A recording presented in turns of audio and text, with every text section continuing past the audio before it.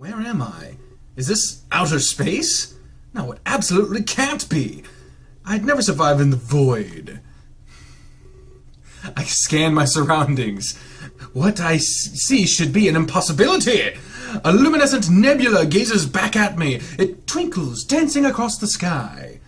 What the fuck am I on? Am I starting this game off as LSD? Yeah, LSD. This acid trips. It's beautiful, but I'm not here to stargaze. As I take in this scenario, I notice some key things. My feet are not on solid ground. I appear suspended. And for some reason, I'm able to hear and breathe. Those are the two things you can't do in space. I count this as a blessing, and focus on breathing. There were exercises I could use to calm myself down. 1, 2, 3, 4, 5. How many fucking... Okay, here we go. Before I can count any higher, though, I'm interrupted. At that moment, I realize I'm not here by myself. I feel a hand rest upon my shoulder, and I shiver. I shiver in my boots. I expect to feel fear, but a rush of calm overtakes me. Holy shit, what are you? Hello, and welcome to the Ark. This is a very special place, you see. Only a select few are allowed to be here. This is home to those touched by fate, and by you very sparkly-looking fella, imbued with a power most would call fiction. Others have come, but now it is your turn. Oh shit, that's important sounding. First and foremost, I require a name. Something to enter into the annals of time. Jesus Christ! Way to start this game off with some gravitas, you know what I'm saying? We must ensure that you aren't forgotten. Also, I should have mentioned this. I think, yeah, Klace did he shared the Twitter poll, but he also sent me a Steam code for the complete edition of this game, which is basically just the game finished. So, fucking thanks! The last one we did for Blackgate was Martin Van Buren. After him was John Tyler. But we've also done a John, so we'll go with Tyler. Tyler, is a nice ring to it. I'm sure you'll be remembered. My name, you ask? I'm afraid that's not important. No one will remember me after this. Oh, what the fuck? Your presence here portends a grand fate. Not just for you, but the universe too. That is the purpose of those who come here. I'm gonna move my mouse way the hell up here so it doesn't get in the way. To that end, what else do they call you? Your surname is just as important. And out of curiosity, I must know. I used John Tyler. No, it wasn't Tyler, wasn't it? Oh, shit. I forgot. The first Whig president was William Henry Harrison. And he died, giving his vice president, John Tyler, the presidency. So I jumped ahead of myself, so it's William Henry Harrison. So William, motherfucker. William, that has a nice ring to it too. I'm glad you like it. Last name is Harrison. Harrison! William Henry Harrison. He was president for a month. Died of fucking William Harrison. Very well. The pleasure is mine. In giving me your name, the deed is done. Your service to me and the Ark is pledged. But do not worry, you're not a slave. Your service rewards you with a power. Something that most would kill to achieve. Well, if only you could explain more, like what the fuck happened to my... I wanted to go to Chick-fil-A, and now I'm out in fucking space? What? Others must bend to the rules of the world, but for you, the opposite rings true. You are no longer a victim of circumstance. When you make a choice, reality will bend. Your every whim will fall to your lap. The universe now accommodates you. This is the power granted to you by the Ark. This is the power granted to you by me. But who the fuck are you? Oh, it appears that you're fading away. Do you long to return to Earth? I understand. There is fear in the unknown. I will find you again soon, and perhaps then we can talk a little more. Don't be scared, William. I mean no harm. So that was the weird dream. I gotta lay off the fucking acid before work. I feel a rush of speed as I am shot back into my body. It was almost as if my spirit momentarily left me. Who was that man? And just what was the Ark? I scratched my head in a state of sheer confusion. It definitely wasn't a dream, I know that for sure. When you wake up from a dream, you know it wasn't real. You laugh it off, continue with your life. That's not the sensation I was feeling right now. I try to ground myself in reality. I take in my surroundings, the noises, the people. I focus on my destination, Tokyo, Japan, because of course it fucking is. I feel myself calm down, slowly but surely. My anxiety starts to replace itself with excitement, though many would argue what the difference is. There's a huge fucking difference between excitement and anxiety. You shitting me? I have anxiety. Clinically diagnosed. I'm not just like WebMD, motherfucker. There's a huge difference! Who didn't dream of going to Tokyo in their lifetime? It had to be on a bucket list of millions of people, including me. And it was the first of many places I'd visit, on what would surely be the best year of my life. Oh, that's a setup! There you go. I sit there holding the armrest with a fierce grip. It wouldn't be long until I figured out how wrong I was. Oh, Chapter 1, The Calm Before the Storm. Hello! You two appear nonplussed. I try my best to maintain my composure. Is there a way to save at any moment? No. Nope, there's just a can of Pop Star. The energy drink, I imagine that's Rockstar. I can't save at any point, so I'm gonna... this one's gonna be a little harder to do a series on. I wasn't going to drink energy drinks so leisurely, but I picked up on what you might call an addiction. For a little bit more of context, I'll say this. Popstar was the leading brand of energy drink. In fact, it was almost as popular as soda. It had full endorsement from a famous pop idol.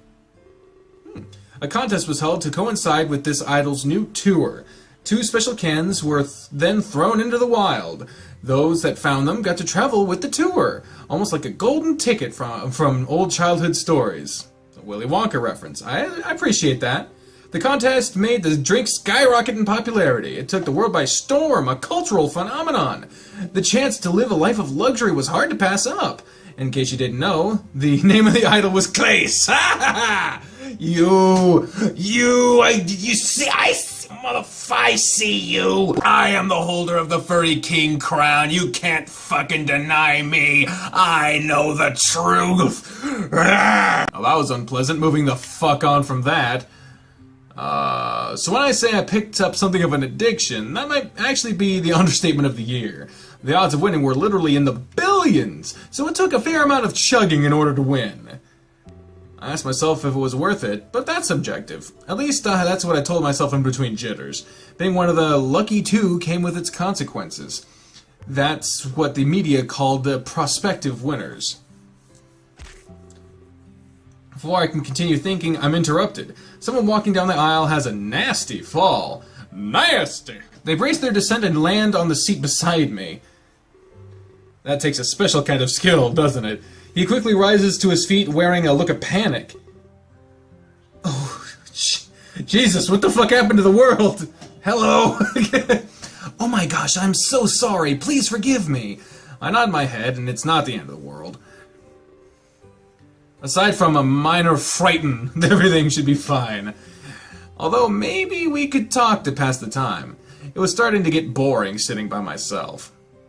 First time on a train. Don't know what came over me. I just got dizzy and then BAM! Sounds like someone has a case of vertigo, which is the achievement I just got for playing the game normally. I apologize again. Sorry for intruding, I really am. I try explaining to him that everything's fine, but he seems to think he's committed an awful crime. Oh shit! Your choices will affect the way you are treated. Before you can respond, however, an alarm sounds. They also continue the flow of the story. Alarm. The train comes to a screeching halt. Remember, it is not possible to please everyone. Thank you, fucking the bottom scroll on the news. I can't read that and listen to the main thing at the same time. Train comes to a screeching halt. Mechanical failure? That's not good. Oh no, what was that? Are we gonna die? I can't help but snicker at that. He's clearly one of those catastrophic thinkers. Good thing I brought a conch. The magic conch shell. A lot of references. A lot of references. Now I can be in power if we're stranded. He goes to rummage through his bag. A bit of a bookworm too, isn't he? I decided to just sit back and wait it out. In situations like this, there was nothing else to do. I try and think of how I could pass the time. It might be a while until we're mobile again. I can't use my phone for anything other than text. The data charges while abroad were a death sentence. Oh no! But everyone back home would already be asleep. There was quite the time difference at play here. My phone vibrates, and I go to look at it, almost as if it knew what I was thinking about it. Someone from Rook asking, "Are you almost there? I can't wait all day, you know." It's Rook, the man I'm meeting at the train station. He's wondering where I am, and I'm not sure what to say. Should I play it cool, or let him know we stalled? Well, I mean, if he's waiting for you, be honest with him. Don't be a douche. If you lie, then you don't know. I chose to be honest. Rook didn't like your response. I'm sorry, I can't fix the fucking train. My bad. I choose to be honest with him.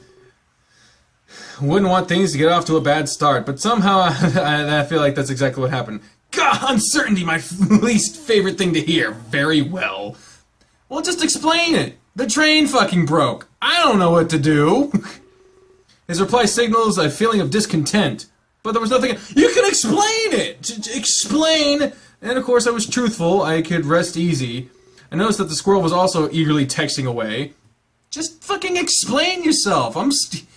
I can't. The plane crashed. What am I supposed to do? I'm not fucking Superman. I put my phone back in my pocket and recline on my seat. I guess you're just not gonna fucking explain your situation. You know, fuck context. I wasn't exactly sure how Rook was related to Klace, but he had to be pretty high up there. I was only given concrete details last week. I thought there'd be limos and media coverage, but I was quickly told that this wasn't the case. Oh, so I guess I was one of the two winners. I was wondering about that, but he didn't say it for certain, so I didn't want to assume. I was getting picked up by a regular guy named Rook. I wonder if he would go full-on cliché with a large piece of cardboard that says William. Oh man, I really hope we'll be okay. My train rides are usually incident-free. Usually? But he has said that this is his first time? It is a little confusing. He seems to contradict himself without realizing it. Well, as fun as awkward silences are, we should probably get to know each other, just in case we're stuck here forever. Oh, how fun would that be? You can call me Kila! I'm here to see some friends. What about you? What brings you to Tokyo? It's nice to meet another English speaker. I only speak Japanese at a preschool level. I'm about to answer, but I stopped myself short. I have flashbacks to when I signed that NDA. Non-disclosure agreement. You can't be saying everything. I wasn't allowed to publicly reveal why I was here. At least not until the media made it official.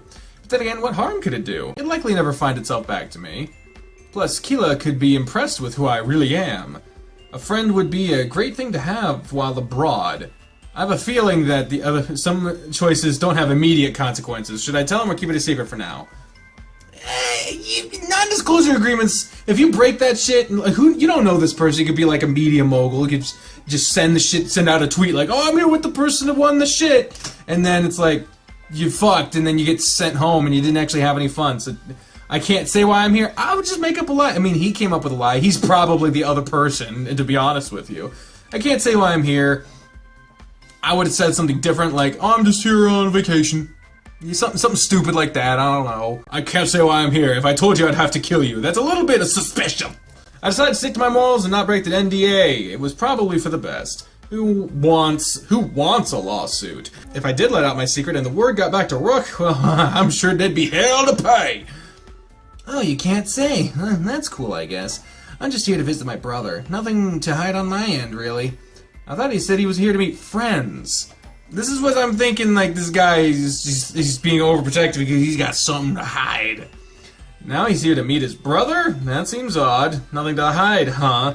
I feel bad that I can't tell him. He clearly realizes that I'm hiding something. I mean, you said that you can't say it, so yeah, you're obviously hiding something.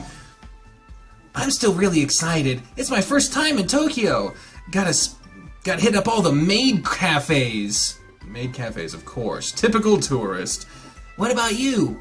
Would you ever go to a maid cafe? I've heard they're just the best! Maid cafes? Those are like the restaurants in Western culture. However, your waitress actually stays at your table.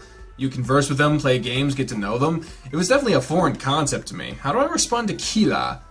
This choice will affect the flow of the story. Apparently every choice does. I don't think you need to keep telling me that shit. I mean, it's different, but sure. Why not? Kila liked your answer. Cool. Cool, we'll have to keep in touch. I have looked online at all the tourist sites. There are some great ones in Akihabara. Before I can continue talking, the train moves again, and the passengers are shaken up by the sudden movement. Kila beams a wide smile, and as if it was a major victory. Wow, I was scared for nothing. That didn't really last long at all. He sure seems like quite the character. If we did end up going to those maid cafes, well, that'd be no shortage of entertainment.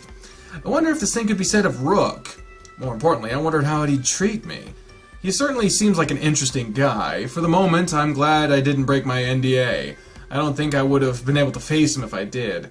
I find it odd that I'm analyzing my previous actions, and as if I could have changed what I said and what I did. Perhaps it was because of the weird vision I had. I can control my own destiny, or something like that. What a ridiculous thing to comprehend. If I could control my destiny, I wouldn't be here. I'd probably be off somewhere living a life of luxury. But there's no use in thinking like that, so I stop. Oh shit! What the fuck? That exact moment of pain attacks my chest. More pain than I've ever felt before. It pulses with my increasingly fast heartbeat. Oh shit, are you having a fucking heart attack? No, you clutch your gut instinctively only to find out that I can't move. Everyone around me seemed to have frozen in place. What the fuck? I start to panic. I go to focus on my breathing like before, but I can't breathe either. Oh shit, what the fuck? I sense someone behind me, and then I feel it. The hand on my shoulder again. Oh god damn it. The pain fades away and I gasp loudly for air. Is there something about his touch? Terribly sorry for earlier. Our meeting seems to have been cut short. Perhaps you desire to return to Earth. After all, the universe bends to you now. Am I that frightening? Either way, I sense conflict within you. You think what happened earlier was a dream. Yet now your dream stands before you. I am real. The Ark is real. And the power that you have? Well, yes, it's real too. I am not here to lecture you anymore. Your words and actions are your own, as is the power that I have given you. However, you will be asked to help me. You are not receiving this power for free, but I will let you run free for today. Thanks! Just interrupt my life, fucking just tell me what to do, goddammit. When I see you again tonight, I will tell you everything, and then your journey will begin. I was immediately shot back into my own reality, or at least the reality I was comfortable with. What the hell? But now I know one thing's for sure. That really happened. The Ark wasn't a dream. He actually gave me some sort of power. I have no idea what to think right now. The confusion inside me intensifies. It's like millions of voices are fighting in my head, trying to make sense of everything that happened. I know that feeling, but that's because I'm schizophrenic. Hey, are you coming? Kila stands before me, his luggage in tow. I notice that I'm also standing up. It appears that my body has moved on its own. Almost like something momentarily took over. Did I say something wrong? Gosh, I need to watch my mouth. Yeah, your mouth with the fucking tongue sticking out of it permanently. You gotta get dry tongue. I tell him he did nothing wrong. I let him know that I was lost in my own train of thought. He seemed to giggle as if that was a pun. Train of thought. Fuck you. I decided to take the credit for it. Perhaps in an attempt to ease my inner turmoil. Very grandiose ways of speaking in this game. At least he waited for me, or I'd be clueless right now. That's the last thing I'd want to be. Alone and confused in Tokyo. Bad combination! I apologize for the delay as we exit the train. Fright looms over me for the rest of the day. Whatever happened tonight would change everything. And we fade away. And earlier that day, in the courtrooms of Terra, a planet far from Earth. Terra is the name of Earth, okay. Yet closer than was known to any. Looks like a normal courtroom. What the fuck is this? Ladies and gentlemen, without further delay, I present to you Lord Player, your current leader in the race for mayor, and with that, your future king. I've been his humble servant for years, and through that I am certain of one thing. He will bring terror to an age of prosperity. Oh, goodness. Come now, Riley, you embarrass me. I'd rather speak for myself. I'm flattered, but they need to hear me. Oh my God. I shall speak of this prosperity on my own. This is something that every Terran must hear. Under our current king, we are doomed. Forgive me, Lord Player. I do not mean to embarrass you, not in front of all these people. I mean you no quarrel, Riley. Have a seat. I'll call you as needed. Yes, my lord. Allow me to ask you all a question. You do not need to answer vocally. Just ponder it as food for thought. If I may paint you an image in your minds, you have a starving family. Your only desire is to feed them. You work harder than you ever have before, but you only have enough food to feed half. The rest of your family will simply starve. Though before you can eat, there's a knock. A violent rapping on the door of your home. You learn that it's someone new to Terra. They fled the destruction of their home, and all they want is a new life on our soil. They beg for your food, almost dying, but if you feed them, your family suffers. In this case, charity is a curse. They live, and your family may die. So what do? Would you help the stranger, even if it goes on to hurt your family? I believe I know what your answer is. Why would I let my family die? Why would I give a stranger my food? I do not blame you if this is your answer. You worked so hard for the sustenance. Why are you expected to just give it away? Why is Terra expected to give it away? This is the portrait painted of our world, a place to be taken advantage of, used. We can barely sustain ourselves, yet we need to care for these immigrants. Your current king is making fatal mistakes. He gives everything away freely, and he calls himself the immortal king. If he truly lived for several millennia, well, you'd think he'd have common sense. Something Terra has been lacking as of late. Every immigrant we accept, they're another stroke on our canvas. One that paints us as lax and lazy. The more we accept into our world, the more we condemn ourselves to accept. This is the power of that word of mouth. At this rate, we will all die. Regardless of our origin, we will starve.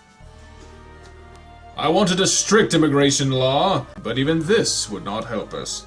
You don't allow a disease to run rampant. We need to cure this blight permanently. A vote for Player will give us severance, a disconnect from all other worlds. No longer will they be able to use us. If elected, I will devote my life to this. I will ensure Terra's independence and our base right to living fulfilling lives. Only then will we be free from immigration. Only then will our resources be our own. That is all. Will there be any questions? I have a question for you, Lord Player. If you are accepting, of course. Please speak, my child. My name is Kalen. Please refrain from calling me child. I'm not one of your blind followers. Oh shit. Dots. The real problem lies with your greed. You're noble, so you have much food. Why do you hoard when, say, we've run short? What? If people like you learned to share, well, we'd all be living happy lives.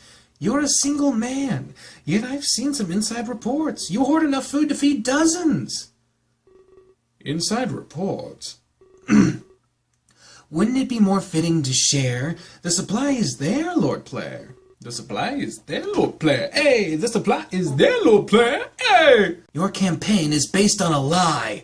And why do you have so much food? You don't look that round to me. Are you calling out fat people? You calling out fat people? Is this why Lord Velasquez wants a tithe? Not on everybody, just the rich. So I don't think you care about our food, or any resources for that matter. You only care about removing foreigners. So my question is, what is the true reason you seek severance? What gives you the right to say this? You're speaking to your future king. Future king, don't make me laugh. You're avoiding the question. Where is your proof? Accusations require evidence, Kalen. Something I'm sure you don't have. I laugh at the notion that I am hoarding, especially enough to feed dozens of people. I know the importance of giving. I would never keep that while others starve. Really? You fooled me. That story you just told everyone? It was about not sharing and giving. I asked why you seek severance, and you go and get this defensive? Your hatred speaks volume, Lord Player. There's no need to discriminate here. Everyone deserves food and shelter, not just those native to Terra. Dots? I seek severance to be independent. I only want to share amongst our own. I don't want a reputation of charity. I want Terra to thrive on its own. And if we keep giving things away, we only give off a bad image of ourselves. Well, even if you did achieve severance, we'd still be full of immigrants. Not only that, but their descendants too. How does this make you feel? Simple. We establish a new Terra. Once we are severed, we will all be natives. We'd unite in one self-sustaining world. Funny you should bring that up now. Rebranding our entire world? You think that'd be part of your campaign? Typical politician making things up. Turning all negatives into positives. I'll give you credit, but I'm not fooled. I ask again for proof, child. Fine. Your servant, Kabu, has all of it. He provided a particular shipping manifest. It should be all that we need to prove this. What? And the evidence substantiates its claims. Claims of hearing immigrant hate speech. A nightly pastime of yours, it seems. I'll let him handle it from here. Oh, shit! I can confirm all that Kalen said. Kabu, you traitor! What have I done to deserve this? At first I thought Player was my friend. I know that I'm not from Terra, but he made me feel wanted like a son. But he started to hate immigrants so much, I realized that I was only being used. He just wanted a cheap servant. And now recently he's been hoarding food, creating nothing but an artificial shortage. One that he can conveniently blame on immigrants. And one that he can use as a cover. He conveniently hides his hatred while supporting his campaign for mayor. The problem isn't those coming to Terra, it's the greed of those that live on it. Our immortal king speaks the truth. A tithe on the upper class. Yes, then everyone would be fed. Vote for Velasquez's continued reign. You know you speak lies. Why are you doing this, Kabu? Dots? Please look at the shipping manifest. I will place it here for all to see, that you may know Player's true nature. Remember, he owns lots of land on Terra. This is but one of many instances. I'm positive he hoards at his other homes. Forged! This evidence is forged! Do not trust such infantile accusations. It was likely created by Velasquez. Riley, have a word with the people. Ensure they realize Kabu's deceit. And gods, please detain those two men!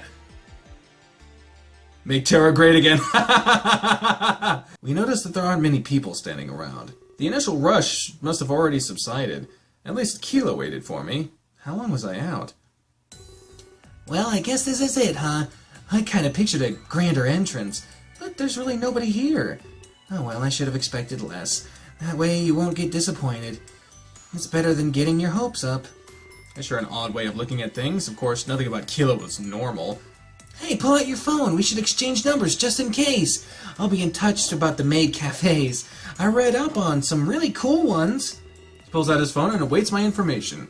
I pull the phone out of my pocket and do the same. After a few moments pass, we exchange our digits. You got Keela's contact information! Hooray! Thanks! It was nice to meet you. I'm always glad to make a new friend. He starts to scurry away. I hope he's a texter. I hate getting phone calls. It just seems so weird. Our generation is definitely hooked on text messages. I wonder where I'm supposed to go. Rook never gave me detailed information. I expected he was going to be right here when I got off. But I don't see anyone at all, actually. I quickly turn a corner and bump into a helpless woman. Hey, watch where you're going, will you?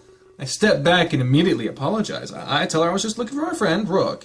I explain the fact that I'm a foreigner and... Foreigner? Oh, so am I. But I'm no concierge. You should probably tell your friend to meet you at the atrium. She points towards a large open area. I guess that's a good enough landmark.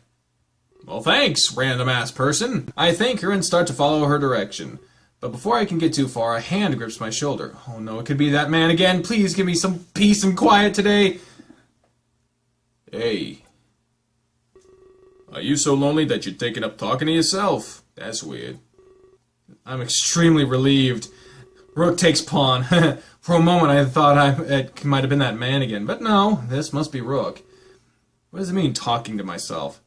Whatever, I'm just glad you're here. The PA speakers mentioned possible delays. That's not something I can tolerate. We're on a strict schedule. S-T-R-I-C-T apostrophe. Not apostrophe. Exclamation point. Shit! He starts typing away on his tablet. Strict. Adjective. Acting in close conformity to requirements or principles. Ever heard of the word before? Wow, and I thought Keela was a character. Although I guess I would be a little upset if he was boring. No one likes a stick in the mud. So where's the other one? I was confused. I wasn't quite sure what he meant. I asked him for clarification. The other contest winner, I mean. You were supposed to be together. Wait, what? Insufferable. I hate being lied to. Drop the act. Seriously, way easy. I tell him I have no idea what he's talking about. I didn't meet anyone on the train except for Keela. Wait, could that mean... No way! Out of the shadows, someone shuffles towards us. Hey, you two. Wait, you were watching us? That's exceedingly creepy. What a group. We have ourselves a stalker, and someone that talks to themselves, too. I really don't get what he means. I was clearly getting directions from that woman. I wasn't watching you. I was just shy. And hold on a second. You're the other contest winner? I knew it. I knew it. He really emphasizes the word "your." I'm unsure if I should take offense to this or not. Although now I'm glad I didn't break the NDA. Rook would have found out for sure. I guess I should have expected it. Both on the same train, both English speakers. It adds up. Well, either way, I have to say I'm really glad it's you. I feel like we got along on the train, even if it was only for a few minutes.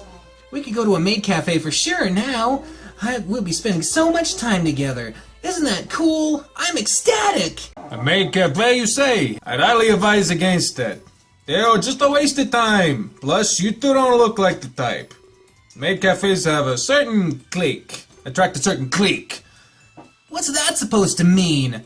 Whatever you want it to mean, I guess. Humph! Thanks for making plans without me, though. It's nice to know my input's valuable. Well, what did you have in mind? Nothing really. I guess that's where you get off lucky. There's been something of a delay. You won't meet Klace for a day or two. So my new task is simple. Waste time! Well, what the fuck are you so upset about? I mean, he was upset about uncertainty, not about the delay. But, I mean, shit! You gotta relax! Just stick out of your ass. Just pull it out. Just pull it out. I'm supposed to take you where you want. That is, until things are back on track. Wait, then why were you mad? We got to choose where to go? You didn't even have any ideas, Rook. I'm changing the subject now. If you want to go to the maid cafe, well, I know a few hot ones to attend. Most of them are in Electric Town. Electric Town! I want to do Electric Avenue. Electric Town? You don't mean... Akihabara, hey, I know that one. Yes, I do. We spend lots of time there. This is a place for tourists. Jesus Christ, I need water. Fuck this. I need a drink. I've been recording for 2 seconds! I already need a drink of water. Because I ate some of those, like, great value, not Cheez-Its. Those shits fucked me up, man. Tastes good, though. That and Klace loves the atmosphere. A lot of these outings are to Akihabara. Wow! We'll get along great then. But you mentioned something came up. Is everything okay? Why the delay? It's fine. Klace got into a fight. Him and his tour manager disagree a lot. But St. Joyce manages to quell him. Oh, I hope it's nothing too serious. It'll be fine. Klace is a hothead. I wonder... Is this an inside reference to all of the infighting between Klace and the developers of this game that I've heard about? I don't really know anything about it, and I kind of refuse to know anything about it, at least directly. I refuse to find out about it, but if you want to fill in the blanks, and if that's a reference to it, or if it's self-deprecation, who knows? I don't fucking know! I think it's funny! It'll be fine after venting and relaxing. Anyway, we better get moving. Won't get anywhere standing here all day. It's high time we ditch the station. Would you like to save your game? I was that close to saving my game again? Shit.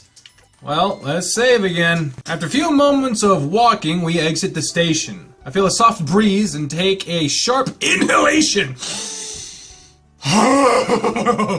nice to feel some fresh air after all that time. The plane and tray ride here were definitely stuffy. Interesting. The air here feels different. It's pollution! It's pollution! Not in a bad way. Oh, I just mean different. Though it's probably expected in a foreign country. The air almost smells cleaner than it does back home. Oh, it's the exact opposite of my joke. Well, that's nice. Whoa, what's that smell? Not what you used to, huh? No worry, you'll get used to it. Just enjoy the fresh air. You deserve it. They did rush you onto that train, right? No time to relax after a long flight. But you're good now. And relax and enjoy it. Well, let's shift the tone. You were all, gotta get there super fast, gotta be on time, no uncertainty. And now you're just like, relax, hey, it's all good, guys. Yeah, I guess you're right. Hey, wait, does that mean we were on the same plane? That's so cool! What are the odds? Actually, it's incredibly probable. We both won the same contest after all. They likely expensed and bought stuff in sets. I don't say this though, I don't want to downplay Keela. Pretty solid actually, you both won the same contest after all. And to Rook, the social assassin! As opposed to me, who is the ass assassin. Oh, why is this one so shouty? Blurting out things we don't care to. I didn't think of it that way, I guess. He looks defeated. Aw, see, that's why I refrained. Well, we shouldn't stand around. We wouldn't want to leave. We didn't leave. Fuck! We didn't leave just to waste time out here. We've got a little bit of a surprise for you. Oh, we've got a little bit of surprise for me. Remember how we said things would be quiet? Well, Klace went and pulled some strings. Kind of strings you to get you a limo. We have a limo, like just for us. That was a pleasant surprise, actually. Rook gives a soft smile as he says the word limo. I guess I can tell he's been waiting to let out that little secret. Yeah, something like that. We'll use it to move you around town. Fucking cord. I'm still using the controller. Not that I think I need it, but, you know, it said that it was the controller support, so I might as well take advantage. It's kind of weird having a controller in my hand doing this shit, actually. It's kind of nice. I haven't played a console game in so long. For anyone who is interested, there is like a fuck ton of Let's Plays that I did back in the day that no one will ever see again. They are gone. And most of them, all of them actually, were console games. The times that have been lost. At least until we leave Tokyo behind. But even then, we'll just rent a new one. The store is going all sorts of places. You'll get to travel the world in style. Mood completely reversed. Thanks, Rook. Should we get going then? Where is it? Actually, it's right here. You just ignored this shit? Rook points to a limo parked just a few feet away. I never expected we'd get to drive in that. Especially after they mentioned the low-key aspect. Well played. Definitely off to a good start now. Driving around a limo in Japan seems like, especially Tokyo, seems a little bit risky. Roads are not exactly expansive. They're expensive, but not expansive. He knocks on the window, calling to someone inside. After a few moments pass, a new face enters the scene. Oh my, so you two are it? Oh, Jesus Christ. You look drunk. What's wrong with you? Yeah, I guess. 2 winners, remember? We're not here to visit the chocolatier. What? Again, another Willy Wonka reference. Not what I meant. Just expect something else. What do you mean by that? Well, you can call me Jade. It's a pleasure to meet both of you. The contest just had a year hype. I built up this weird image in my mind. Expected the winners to be larger than life. I apologize if I offended you in any way. Surely you can understand what I meant. We often get these sorts of preconceptions. I understand what you mean. No offense taken either. Maybe for fucking you! You call me boring? Am I boring? It's nice to meet you too. But speaking of preconceptions, can you tell us a little bit about Klace? I feel like the image in my mind is wrong. You've met him, right? You must have all kinds of inside knowledge. I see him all the time. And yeah, many people get him wrong. He's just a few words I'd use to describe him. Self-absorbed, egotistical, holier than thou. Arrogant, disrespectful. He's the worst. Whoa! If this really is the programmers being dicks to Klace, then this is weird. But if this is Klace doing all this shit, it's like, oh shit! What the fuck happened here, guys? Does this mean something? I need to just play the game and stop worried about this shit. What the fuck am I kicking? Yeah, we're so baller here. We got migraine medicine just on the floor. Dots! Excuse me? That was a joke, Keela. I'm still learning this humor thing, but I guess I have a few more steps to go. That was her definition of a joke. She doesn't need steps, she needs leaps and bounds. That's almost certainly how rumors are started. Someone what the fuck? Someone won't know she's joking and it'll spread. Rook tries to teach me in our off time, but I guess I've far from mastered it. That explains it. Rook taught her. Is the last person in the world I'd say is funny. Well, I appreciate the honest answer, of course. He can be shy and silent, but he can also be loud and outgoing. He can be quiet, polite, and formal, or he can be crude and lax. He's just like any one of us. When you're up on stage, or even when you're doing an interview, he's just putting on an act for the world. I think you'll get along with him just fine, but I don't think you know him yet either. The amount of people who do is very small. Alright, thanks for answering. Sounds like he's under a lot of pressure. It sucked to have an image to maintain. And about the humor thing, you're doing great. Keep learning. Whoa, Keela can lie? Thanks, Keela. It's always fun to learn. Anyway, let's get ourselves into the limo. We'll need to get this adventure started. Then it blows up Vince McMahon style. Oh, shit! Sounds good. I can't wait. My hype level's off the charts! Jesus Christ. Well, this is a change in fucking scenery. Outside the courthouse. Oh, this is going back to Terra, I assume. What the fuck is this BDSM-looking motherfucker? Holy shit. What? This must be a Japanese game, because there's 1,000 belts! So many belts! So do you think that'll ruin Player? And who is this? Only time will tell, Conrad. It was risky, but we succeeded. We now have our inside man. Kalen can operate from within Player's home. So I've got to ask, was the evidence real? It doesn't matter. It helped us. Means to an end, I believe they say. We have everything we need to take him out. I doubt Player will go down without a fight. It won't be pleasant for Kalen or Kaboo. What do you think he'll do? Endymion? What the fuck? Endymion? He'll be put into interrogation, I think. But this doesn't cause me much concern. Kalen has been trained to resist torture! Whoa! The major fact is that he's inside now. We just need to wait for his correspondence. After that, we can formulate a plan. I think he'll plant some Elvites. Something. Ah. I got like a twitch in my brain when I said that wrong. Jesus Christ. I think my head was preempting People yelling at me for saying shit wrong. Something we can find next time we're there. An innocent visit, an incriminating find. So Kalen can resist torture, huh? He looks pretty frail to me. And Kaboo? He'll probably face the brunt of this. It's a worthy sacrifice, isn't it? Kaboo did this willingly. I guess. I can see it now. Assassin's Guild ousts corrupt politician. Assassin's Guild?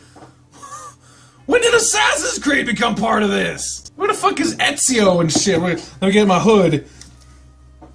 I am Ezio Auditore. I like scary. This is a weird episode. What the fuck's going on with me? It's gotta help our reputation, right? We're the Assassin's Guild. We need to have no reputation. I guess. Just trying to make conversation. Doubt.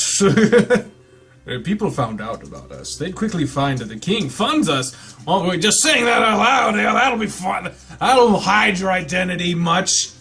Then he'd be the one getting ousted. Fine. So what do we do now? The player situation will remain on standby. We must wait for instructions from Kalen. Or until we have another off-worlder. Player has been more than happy to take them. With that said, the ritual is our goal. It helps us on both fronts, Conrad. The ritual? Again? You sound like you're stuck on a loop. Our track record of failure is demotivating. You know how Velasquez feels about failure. But we get an off-worlder no matter what. If that happens, we'll bring them to player. We gain his trust through these failures. It's symbiotic, Conrad. It's cold.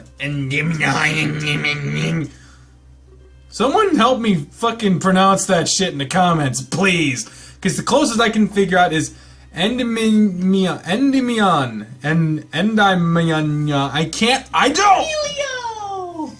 What? Yes. It gives me the chills. He walks away, done with the conversation. Jeez, what a mentor he is. I'll never get anywhere worthwhile. Oh well, a man can dream. Wait for me! What the shit? Oh, look at this limo! Look at this limo! It's so nice! We're led into a massive limo. Actually, emphasis on the massive.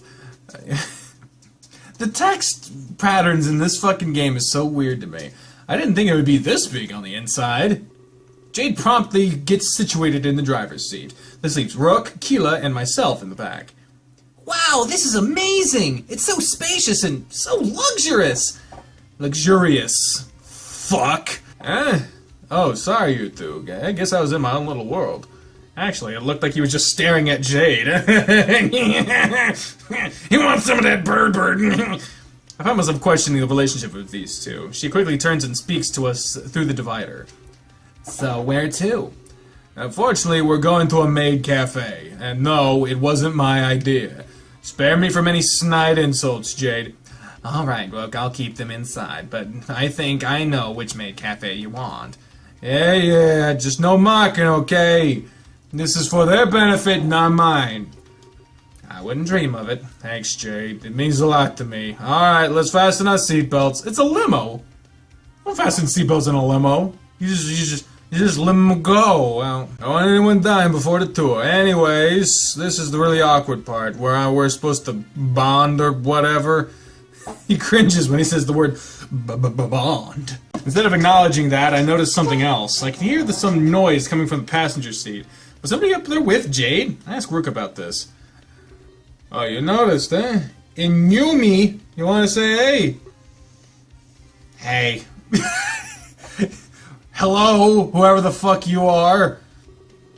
He retreats just as quickly as he appeared. I haven't the faintest idea who that was. I'm sure it doesn't matter.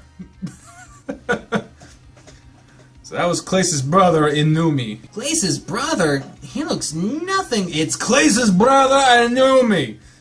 Okay, Keela was right, but Rook cuts him off. He was putting on some sort of act? Adopted, doesn't know he's adopted or some shit? I don't know. If anything, it was for Anumi's benefit. I decided to play along, as does Keela. Oh, I see. Well, that's cool. Very cool indeed. I can't tell if he's sincere or not. Well, moving on. I should go over the basics with you two. Just to know stuff before I let you wander. Make sure you're paying attention, alright? Feel free to take notes if you need to. Keela and I lean forward and listen intently. Here's a book for the both of you to have. It lists common Japanese phrases inside. I'd suggest learning a few common ones. Namely, I don't understand Japanese. I'm probably assuming here, so I'm sorry, but I doubt you two could hold a conversation. Oh, and if the citizens call you Gaijin, well, that's a term of endearment. It's nice to know Rook can be civil and polite. For once, he's actually helping us. I assumed his default mode was condescend everyone. He hands us each a book. I put mine in my pocket. It's definitely travel-sized, so I'm sure it'd help. That was one of the things I was actually worried about. If someone tried to talk to me and I couldn't talk back. Oh, I almost forgot. There's one last thing you should know. It relates to current events in Tokyo. It's mostly superstition, of course, but it's got everyone up in arms. So it's better that you hear it from me. What is it? The midnight deaths. Well, that's a little that's not even vague. Like, ooh, you got a spookiness. It's like the scarer from underwearer. I don't know. But the midnight deaths. People die at midnight. What the fuck? The midnight what? Tokyo's been hit by suicide and murder. Murder is absolute murder. More and more cases with each passing day. But it gets a little weirder than that. All of the cases happen at midnight. Like clockwork, right on the dot. Are you serious? Of course I'm serious. The deaths have been mysterious in nature. No culprit for the murders. No evidence. That's why it has everyone talking. The crime scenes don't add up at all. What happens is physically impossible. But to us, that's not really important. There's something far more noteworthy. That's not important! That's when these deaths first started. What do you mean? I know it's coincidence, but the deaths started a month ago, on the night of our arrival in Tokyo. What the fuck? Some people think the tour is an ill omen. That perhaps being here is the cause of it. What? That's not nice! That's not nice! That's fucked up! Indeed, I hope that explains some things. Especially why our travel, arrival quiet. Christ. We didn't need any more fanfare around us. Restrictions are even being put on Klace, so don't feel singled out in all this. Everyone is being affected equally here. So, to that end, please stay quiet. Bet the neighbors is telling me that, because I'm screaming my ass off. It's only 6 o'clock at night. It's not that bad. Don't let anyone know why you're here, at least not for the next little while. But I know you're both trustworthy, so just continue as you have been. We aren't even doing a press release. At least not until Singe is ready. Who's Singe? He handles these situations with expertise. He's kind of like my boss and teacher. And don't worry about your enjoyment. You still have your fun, I guarantee it. There's just a few precautions to take. Later tonight, we'll get you to your hotel. Everything is there on par for the green. What the fuck? Just don't cause any commotions, okay? Yes, of course. Don't want to make things worse. Klace must be under enough stress as it is. Yeah, I can tell it's affecting him. It's good that you heard this from me. You know how rumors and grapevines can be. It's not really grapevines at fault. It's what the fuck? People are even saying he's the killer. They're connecting totally unrelated events. Our arrival has nothing to do with all this. You're really hammering this shit home. You're really trying to make sure that I believe that you're innocent. I'm not. But you know how that works, right? People always need something to blame. I figure it for all their problems. I suppose that's true, but they should focus on the real culprit. Klace is harmless. He couldn't do that. You're telling me. But it's still odd. Suicides are happening at midnight, too. It's not just the killer, it's something else. And whatever it is, we have no idea. Some people are blaming the supernatural, but I never really believed in that stuff. The limo slowly comes to a stop. This just leaves us all in awkward silence. Well, I guess that means we're here. Thanks for making conversation with me, even if it was in the realm of the macabre. Yeah, it's not really a conversation, that's just you freaking us the fuck out until we get to food. Like, it's not the rite of passage to the meals. Yeah, I could have picked a better time. Was your goal to scare us away, Rook? Because it almost worked, you know! No comment, let's go. Bitch! He leaves the limo without saying another word. For a while there, I was starting to feel free, but now I'm getting bogged down by terms and conditions. Though when I think about it, it's not too bad. I can play along if it's for the citizens' benefit.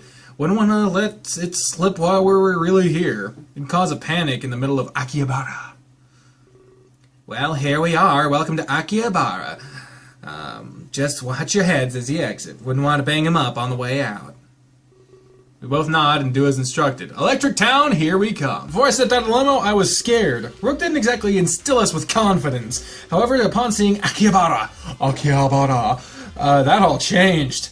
I've looked at pictures before, seen things online, but like with everything else, pictures don't suffice. Well, what do you think? It's stunning! I almost don't believe it! It's prettier than I could have ever imagined! So where's this maid cafe? I've been dreaming about this for years! Don't worry, it's not much farther. And I guess I can open up to you now. No need for secrets between the three of us. We're going to Cafe Chat. It's a popular joint around here, run by a bubbly girl named Eclair.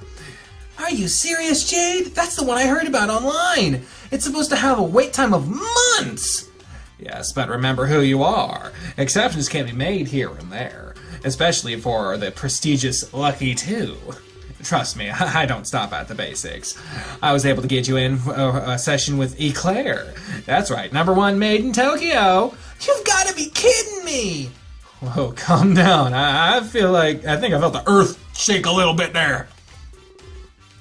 I'm certainly not kidding. You know my humor is top-notch. You'd be able to tell if I was joking. Hey, that's actually a good one, Jade. Even if it wasn't intentional.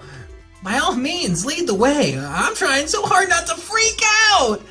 Not so fast, Keela. I have to go. Rook will be taking it from here, alright. He knows the area a little better than me. I have business to attend elsewhere. I need to get Numi back safely as well. Sorry I can't join you. Maybe next time. No apology necessary. Jade retreats back into the limo and slowly drives away. She certainly is a treat. A nice middle ground. Not as spazzy as Keela, but not as insensitive as Rook. I liked her. Hopefully I'll get to see her again. Well, Jade, follow me and stay close. If I lose you here, I won't get you back. Rook starts to lead us down the street. He's staring down, focused on his tablet. I get the idea that he doesn't want to be seen. However, that tablet doesn't make him invisible. I do have to give him credit, though. He's still able to lead us exactly where we need to go. I can never walk and use a tablet at the same time. It takes ability to multitask so effectively. So what is Eclair like? I don't know. I've never been. Well, you know exactly where it is. You sure you're not hiding anything, Rook? I said I've never been. It's called GPS, Keela. Think I'm chatting on here or something? Oh, sorry. And when we get there, I'm not going in. I'll wait outside until you're done. I'll watch paint dry. It'll be more fun. I wouldn't be caught dead in that place. Either way, I hope you enjoy. Jesus, it does take a certain level of immaturity. What the fuck, dude? Hey, that's rude! Damn straight that's rude. Don't talk to me about rude, Keela, especially after deciding where to go. You didn't even ask for my input. Whatever. Jesus Christ. Before the conversation can continue, Rook stops. He points at a colorful shop at just a few steps away. It's over there. Go have fun. Just don't drag me into your business. And don't take forever, alright? We have to go get back to the hotel tonight. I'll be waiting for you two over there. He points to an installation of benches nearby. He really seemed to have a grudge against this place. Oh, and do me one favor, please. Don't mention my name to Eclair. I'll owe you big time if you do this. What, did they used to date or something? Wait a second, Eclair knows you? I'm leaving now. Goodbye. Before a moment passes, Rook is gone, almost as if he vanishes into the shadows. With nothing else to do, oh, fucking hell. Fucking hell. What the fuck? Get this shit out of your damn mouth. You ain't 5. I'm a vampire. You're of my. I'm gonna scrape you. You're gonna suck out my patience. I already do that. Brief cameo, everyone. Fuck you. Maybe I am 5. You don't know. Well, if you are, then I am in trouble. I am a giant fighter. After a pause, we enter the legendary cafe chat. When we enter, I'm shocked at how fancy it is. It seems as if millions of dollars went into this place. Oh my god. Howdy, strangers. Welcome to Cafe Chat. Oh, hey. We're here to see Eclair. He's nervously staring at the floor. It's almost like he's too scared to face the maid cafe. Well, he did say it was one of his dreams. I'm sure he's just a little overwhelmed. Oh, it's you two? I've been waiting for you. It's me, Eclair. Oh my gosh, I can't believe it. I thought Kilo knew all about this place. How did he not immediately recognize Eclair? Quick, come take a seat. No need to delay this any further. You two must be really special. Not many people could just walk in here. Are you celebrities of some sort? Better not tell her the truth, after what Rook told us in the limo. She leads us over to a three-person booth. One side has a chair, the other has 2. She takes a seat on the side with one chair. This leaves Keela and myself able to sit together. She glances at us piercingly, she's trying to figure out what to do with us. Quiz time! Keela's eyes beam with happiness, like all of his dreams are coming true all at once. Let's think of something fun. Oh, I have a good question. Why are there only 3 chairs here? I took a look at Keela in confusion. How are we supposed to know this? Time's up! Now you learn. The number 4 is considered bad luck, like the number 13 in the West. It's usually skipped when it can be, but the explanation lies in Japanese. The number 4 can be pronounced she. It's like the same. It's like the same as saying death. Wow. She smiles and giggles at us after saying death. You have to admire her enthusiasm at almost everything. Well, there's also another reason. From above, the booths look like cat paws, and that's why we call ourselves the Cafe Chat. That's French for cat. Look at you two learning. That's definitely a better explanation. I hope she uses that one in the future. I was worried about that talking about death would scare Keela, but I look at him and he displays pure jubilation. Wow, you're so smart! What else can you tell us? Let's move on to another question. I have so many tricks up my sleeve. Sweet, I'm ready! Oh god, this girl is just unreal. So much energy. She hooked up to a caffeine IV or something. Let's do something a little easier. Do you have any idea why I'm named Eclair? Oh, that's easy! You're really sweet! Just like the pastry you're named after. Wrong! It's because I'm really quick! Before I can even notice, plates appear on the table. Like some sort of magic trick, she's really fast. We didn't even order! How the fuck did she get us food already? Quick like lightning! The true meaning of the word Eclair. It's also French, if you're wondering. Couldn't tell by the fucking accordion in the background. She makes it and points at the plates before her. They're layered with onigiri, or rice balls. Onigiri, yes. Alright, time for a real challenge. I've been holding back this question. Final round, commence! Rook refused to come in, didn't he? Oh, fuck. Fucky, quack. What? Guess he said not to mention him, right? Typical Rook, as stubborn as ever. I know who you two are. Jade told me. So you two do know each other! He didn't even tell you that much. he seemed to hate the idea of maid cafes. He's just so suspicious. No! Well, that wasn't always the case. In fact, we used to be partners, though such a time has long since passed. Whoa, that's heavy. What happened? Why did you two fall out like that?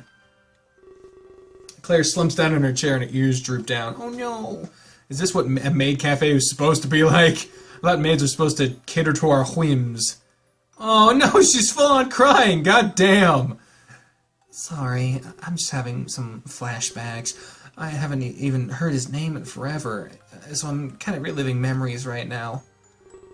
Jesus Christ! What the fuck what happened, man? A tear drips down her cheek. Even the call from Jade was so sudden, it totally threw me off my groove. I tried to remain calm when I saw you two, but I was fighting back tears all along. I guess this all just got the better of me. Please excuse me. I have to go. She runs away with another word covering her face. Without another word covering her face. What just happened? What do we do?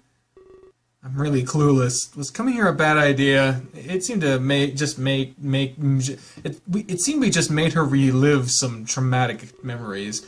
If that's the case, I feel horrible right now. Should we leave? I really don't know what to do. This isn't what I expected at all. The choice will affect the flow of the story. I'll go talk to her, or I think we should leave. I mean, I don't know. I don't understand what I'm supposed to do right now. I mean, let's pursue the plot. Go talk to her, I guess. I'll tell Keela I'll go talk to her. You should go outside and tell Rook I'll be right there. Oh, okay. Seems like nothing today had gone as expected, but I can't just leave her alone like that crying. Alright, I guess that's for the best. Shouldn't leave the either side hanging. I'll see you outside when you're done. Keela runs outside and I quickly look around. When I look where Claire went, I see a big door. There's a cartoon painting of a cat's paw print on it. I'm going to bet that this is her office. I decide to walk over to it and I slowly enter. No knocking on the door? Yeah, that's fucking nice. Just hoping I can fix whatever happened here today. When I enter, I see a Claire slumped over her desk. Her head bobs up and down a little bit. She's crying. After a few moments pass, I try to get her attention. Oh, hey there.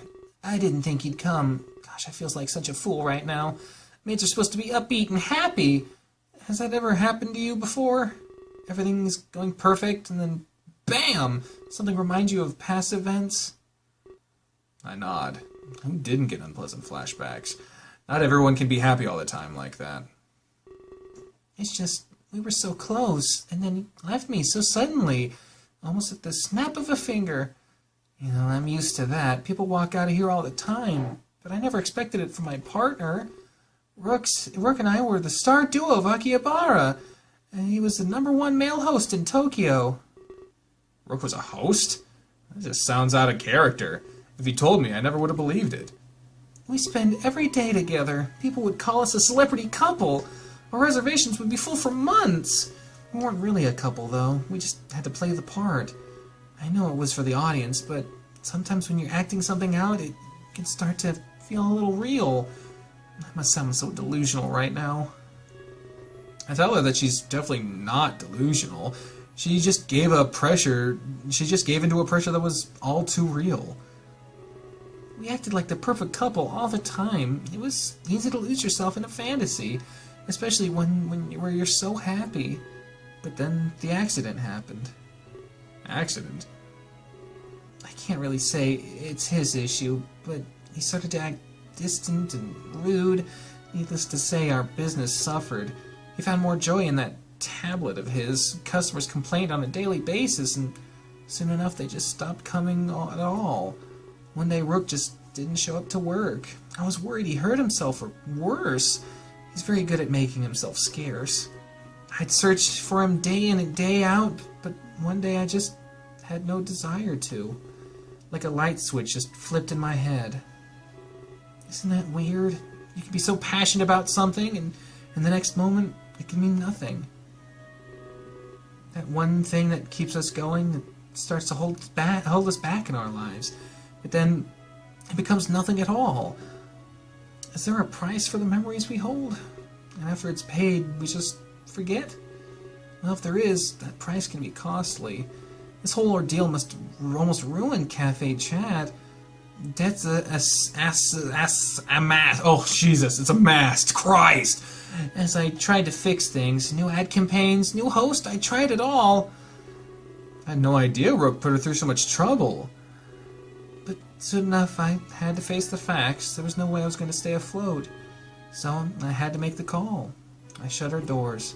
But just before I locked them for good, I noticed an envelope in front of the cafe. Had my name on it with a heart. She sniffles one last time and then shows a smile. It was a check. That is an interesting way to spell check. A check from Rook. It had all the money I needed and more. I'd be able to keep the cafe chat running. It came with a letter from Rook himself. He apologized for running away from me, but he told me he saved up for years. He'd been working alongside a Jade. They were supporting a pop idol's career. It was Jade, I thought. The new me? That's why I'm so conflicted. I was jealous, but we were never together. I hated him for abandoning me, and yet I thanked him for saving me. All those emotions came back today. It started with a call from Jade, to organize your visit. I knew instantly which Jade it was. I saw Rook outside with the both of you, but I could tell he didn't want to come in. That made everything just come flooding back. I hope you can understand what I mean. I'm sorry for botching your visit today. I owe you the real Maid Cafe experience. I wish I knew what Rook was thinking. I assumed he just forgot about me, but then today happened. Sending the both of you to my cafe, even today, he still thinks of me. There are so many cafes in Tokyo, but why would that be? He moved on. I guess there's something I'll never know. I doubt he'll ever set foot in here again. Oh. She takes out her phone and places it on the table. Would you mind exchanging numbers? I owe you and Kilo a real session. I apologize profusely for today. We spend the next few moments exchanging information. I don't object. Kilo would want to come back too. You got Claire's contact information! I'll ask you to leave me be for now, but trust me, I'll be in touch. I owe the both of you big time. I stand up and go to leave. That was heavy, as Kilo would say. But before I can exit, she stops me for a moment. I forgot to tell you one thing. The whole reason there are 3 seats, back in the cafe, I mean. I nod. The side with 2 chairs, it used to be for me and Rook. But when he left, I was alone. I had to switch sides. No longer would we entertain together. Just thought you should know the truth. I guess I'm not as quick as they say. Here I am, totally stuck in the past, on memories from so many years ago. But I have to push forward and work hard until the toll of those memories is paid. On that day, I'll stand tall on my own. She smiles one last time before I exit the room. Welcome to this episode, guys! Jesus Christ! When I go back downstairs, Keela's nowhere to be found. I assume he met up with Rook, so I go outside. Hope I don't get lost. Akihabara is massive. Would you like to save a game? Yes! Yes, I would like to save my game! Moving the fuck on. Huh. It's already dark outside? Just how much time were we wasting in there? Oh well. Akihabara at night was beautiful. It was lit up unlike anything I had ever seen. Did you enjoy your little date? I wouldn't exactly call it a date. I was just joking, Rook. No need to repeat it. Now I'm embarrassed. Kilo was talking about me behind my back? That's new. I made a joke. That's all it was. About you wanting to woo Eclair. Oh, fuck! Fucking fuck. I'm sorry for doing that. It was rude. I accept his apology, but I let him know that it's not in my nature. I never try to win over a crying girl. Regardless, it made me laugh. We bonded, or whatever you want to call it. That is, until something came up. Something came up? I didn't want to interrupt you two. We had no idea what we would have been doing, but I got a call. We're going to the hotel. A call? Wait, that's not so weird. Did I just hear him say he was bonded with Keela? I noticed they're both holding takeout bags. No way, they got food without me! I can't explain the specifics right now, but it involves your safety, both of you, so I need to take you to the hotel. Yeah, it seemed pretty important. We discussed it over some dinner. Without me? Damn, I'm hungry. Good news, though, we're really close. It's just a short walk away. Made sure to book a convenient location. I'll tell you a little more tomorrow, but right now, safety is priority. I take his word for it and try not to object. A lecture from Rook is not something I want right now. He starts to lead us down the street. It didn't take much longer until we get to the hotel. Well, this is it. I hope you enjoy your stay. Your room is 217. Here are your key cards. It shouldn't be too hard to find. He hands us both our key cards. Wow, this place is massive. What kind of amenities does it have? Well, you each have your own beds. There's a hot tub, a bed, and a shower. You'll get your own masseuse. A personal masseuse? Well, I could sure go for a massage. This is crazy. I feel like a millionaire. Wonder who else is staying here. If this is the hotel where contest winners stay, there must be all sorts of celebrities present. I hope you two enjoy it. You have no idea how much it cost. Not too much, I hope. Be up at 9 a.m. sharp. I'll come to get you in the morning. If it's not me, it'll be Jade. You'll get to meet some more of the team. Plus, you'll experience the backstage life. There's lots of food, just so you know. Food? Yes, finally! That's all I wanted to hear. Keela excitedly runs to the hotel doors. I decide to give him chase. I decide to give chase. I wouldn't want to get lost. It doesn't take us long to find our hotel room, but when we do, we're stunned. Would you like to save a game? Yes, I would like to fucking save my game. So, nope. It looks amazing on the inside. It's the biggest hotel room I've ever seen. This place is huge! If you pictured a fancy Japanese hotel, this is exactly what it'd be in your head. It even has a kotatsu. Not that I'm cold or anything, but at least they're prepared for it all. I can't get over how great this place is. It's top tier, that's for sure. Let's turn on the TV and see what's on. I love weird Japanese game shows. He scurries over to the table and grabs the remote. For a moment, he looks confused. I guess the buttons on the remote were on Japanese. I see him find a big red button and press it. Sure enough, TV turns on. I suppose some things are universal between cultures. He sits down on the floor and motions for me to join. It looks like there's some big news report going on. I see crime scene tape. Then I look at the time. Now I know what's going on. Another midnight death? Oh shit, a news reporter appears on the screen. He seems distraught, maybe even scared. Fukumoto here, reporting live from Tokyo. I have some distressing news. Give me a moment here. Confirming. He looks off the screen for a few moments and nods. It's as if he's talking to somebody on the scene. He holds the microphone away from himself. Whatever he's talking about must be unsafe to hear. Sorry, it'll just take a little while longer. I'm sorry for interrupting your program. It'll resume as soon as this is over. He looks away from the camera again, same direction. This Fukumoto wears a face of shock all of a sudden. It's like he's been given horrible news. It's now being confirmed to me, another victim of the midnight deaths. The body was discovered just moments ago. He lets out an audible gulp before continuing. I'm not sure about how to go about saying this, but it's with a heavy heart that I... Heavy heart? Oh no, this must not be an ordinary victim. He gets himself off, taking a gulp before he continues. It's Klace, the pop idol! Oh, shit! Recently in Tokyo to launch his new tour, but now a victim of these senseless deaths. Well, shit! The creator of the game killed himself in the first fucking few episodes. What? Dots. Dot. Motherfucking dot. An unexpected turn. Yeah, no shit, fucking buddy. Jesus. In an earlier time, in the throne room of Velasquez, the immortal king. Holy God! Whoa! History repeats itself. At least that's what they say, right? We make our mistakes and learn from them. I cannot say, my lord. I'm merely mortal. I live a short life with many mistakes. I'll be gone before history can repeat.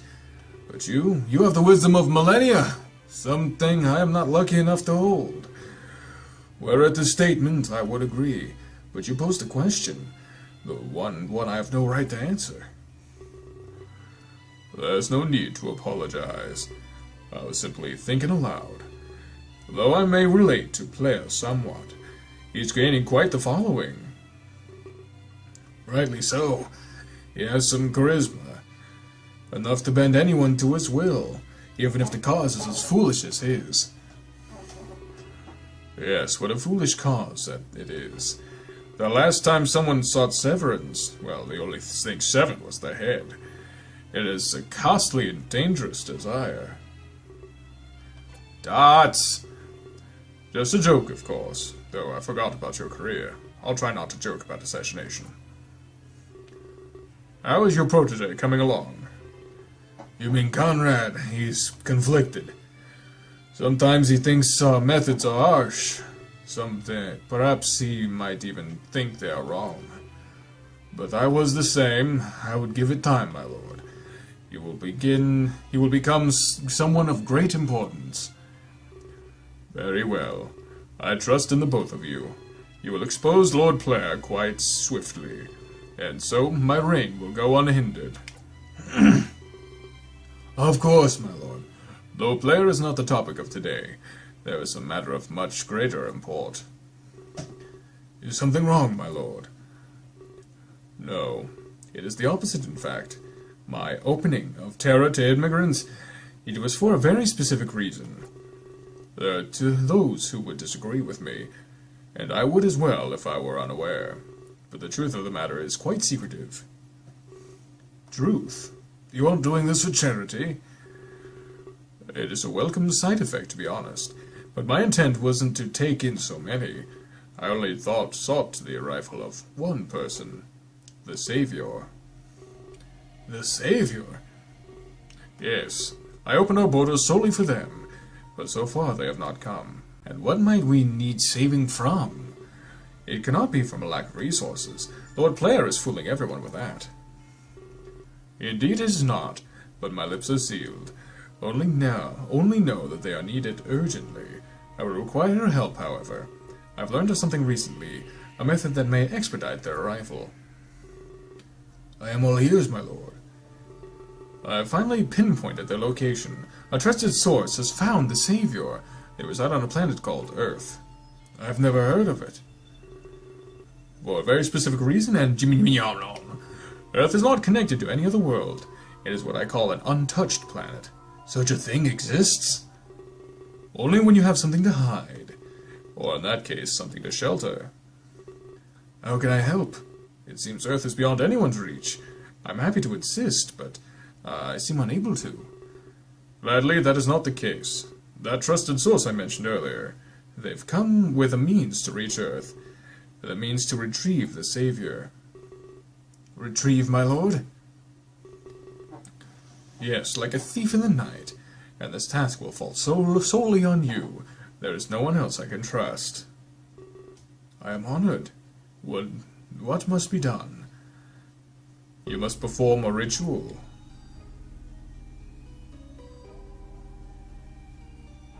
Wah! So they're probably the cause of the midnight deaths, trying to find the person, trying to take him. Oy, oy, oy. Slow-ass transitions. Keelan and I remain frozen in fear. We watch in horror as the TV displays a gruesome image. We see a body bag being loaded into an ambulance. It drives away without its siren wailing. That means, no, it can't be. It just can't! Suddenly everything seems to come crashing down. There would be no more world tour? Would we be sent back home? Would we become some sort of media hotshots? Keela's jaw appears inches from the floor. I can tell he's fighting off tears with fervent effort. But... He seems to be unable to form a coherent sentence. I reach out to comfort him and... I can't move. I know this feeling by now. I've experienced it several times today on the train ride here. Here we go. I'm about to be visited. Now loading by him! Oh, Jesus. Welcome back, asshole! It is an interesting thing, isn't it? Life is such a frail force, while death is infinitely more powerful. Some would hope it's the other way around. To watch your world fade away, like a small fly being swatted on the wall. Just like that, someone can die. No one is above death, just as no one is below life. I've had enough of his cryptic speeches. I deserve some answers, and I make that very clear. Thankfully, I am able to move and speak again. You want answers? What is an answer exactly? A doorway to more questions, perhaps? For fuck's sake, now he's just getting pretentious. But I sense some nervousness. Is he worried about something? It's like he's trying to stall. Well, I did promise you answers, but I cannot suspend this place for long. Please come with me to the Ark. Suspend? You'll have to grab my hand. A connection is required to do this. What about the first time? I spent a moment thinking before acting. Come on now, grab my hand. If this suspension ends, you'll be trapped. You don't want to know what happens then. I don't know what the fuck. I mean, grab his hand. I mean, I don't want to fuck things up. He seems happy at your compliance. Well, I'm glad you're fucking happy. I reach out and grab his hand. I had no idea what he was planning, but I trusted him. I'm not sure if I trust him, but I just don't want to be fucking stretched across the universe high. Especially if he's going to give me some answers. I couldn't disobey him on the verge of the truth. And to give me a powerful like he implied he did, he had to trust me as well. Presumably. This might hurt a little bit. He smirks at me as he snaps his fingers, this time using his free hand. Now loading, and then we're in the Ark. Just like that. First and foremost, allow me to apologize. I feel as though you may be overwhelmed. It's not like me to take things so fast. But recently, matters have become urgent. Furthermore, I will give you answers. I feel like you deserve that much. You were thrust into unusual circumstances. So I welcome you once more to the Ark. A place where you can relax and ponder. A place where you can collect yourself. Only a select few are allowed entry here. Oh God! Those that I trust with my life. Not only that, the lives of many. And you were the first in a very long time.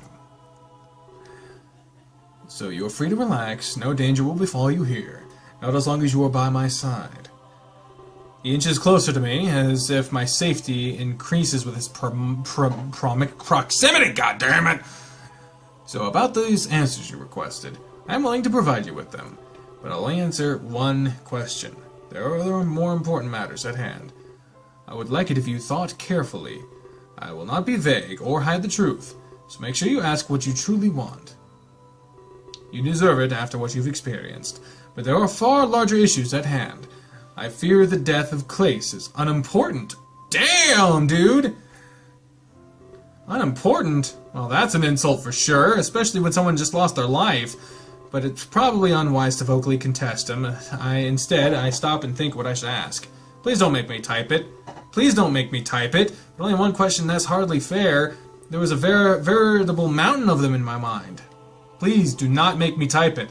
Everything about today was an enigma, and much of it fell into the realm of the supernatural. He can't expect me to find closure from one question, unless that was the point. Please do not make me type it. The ability to bend the reality to my will? He's testing me. There all had to be a way to get all of the answers, but still adhere to his rule of one question. If this power was true, I could easily accomplish that. Please do not make me type the question. Thank God! That did not. You won't always have the ability to ask every question. What is the Ark? Who are you exactly? More about this power. What are the Midnight Deaths? Well, if he said that the death of Klace does not matter, then the Midnight Deaths probably would be wasting the question. The goal is to get multiple answers out of this one question. What is the Ark? Seems just like a nebulous.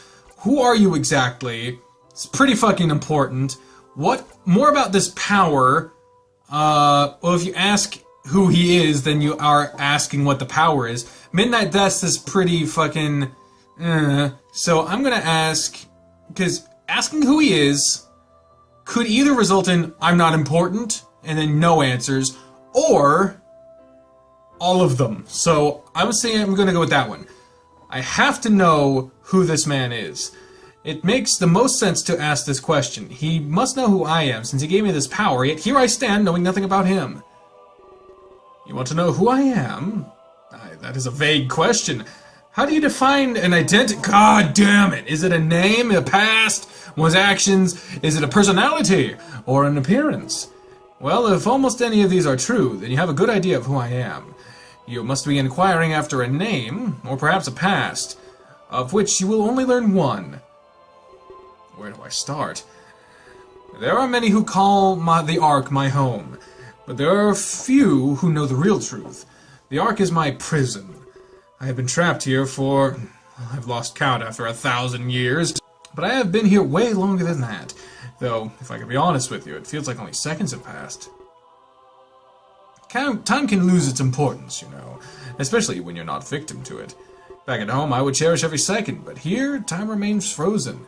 I don't even know what year it is. I can't tell you when it's day, nor can I tell when night has come. Yes, this is a method of torture, temporal deprivation, they called it. I'm able to leave for very short periods, but even this is another method of torture. A small taste of time brutally torn away. I try not to use that power, it only serves to mock what I'm missing. I must be boring you with all this tale of woe. Allow me to explain more relevant things. You might wonder why this is my prison. Well, I inherited substantial power, far more than anyone would call normal. In fact, I'm a threat to the universe. However, you did not ask about this power. I feel I've shared enough about myself. You have the power! I'm asking who you are! God damn it. I'm afraid that's all the time. Fuck you! I'm not satisfied with my answer. I want a refund. In spite of the recent news, I feel relaxed. It was nice to get the honest truth. Before now, he was vague and dodgy. Now that I've answered your question, we have time to discuss the real issue here. The reason I brought you to the Ark. It's quite simple, really. Another world wants to take you, by means of an ominous ritual. They've been trying to summon you for days. I think they can sense the power I've gave you. I've been able to intercept them, however. That's why you've been brought to the Ark. I shift your trajectory and take you there. This is so I can try to learn their intent. We wouldn't want your power to be abused. I've even sent them a few random Earthlings. It takes a lot of power to bring you here. I need to foil them with other methods. I didn't want them to take you, at least not until I knew why. Well, that explains the Midnight Deaths. Does this make sense to you at all? Barely. If you and the power were to be abused, it could throw the universe into disarray. I don't want that to happen again. Last time it happened should be the last. That makes more sense. He takes a look at his surroundings. I see a hint of regret and remorse in his face. But the more I interrupt their ritual, the more I realize I'll never know. I can't figure out why they want you. So this time, I'll let them succeed. I wanted to keep you on Earth, for observation purposes, of course, but now that will not be possible. Many worlds are going to want you. There's a bug in my fucking face. Your power can save them or destroy them. You'll be caught up in many affairs. We must hope that they seek your power for good. Many would use it to nefarious ends. Perhaps after helping this world, we can do good for other worlds as well. Wait, he's sending me to another world? Just like that? That's not right! Am I even able to survive on another planet? His explanation only puts more questions in my head. Do not worry, I'll still watch over you. If anything traumatic happens, just relax. I'll bring you back in the face of danger.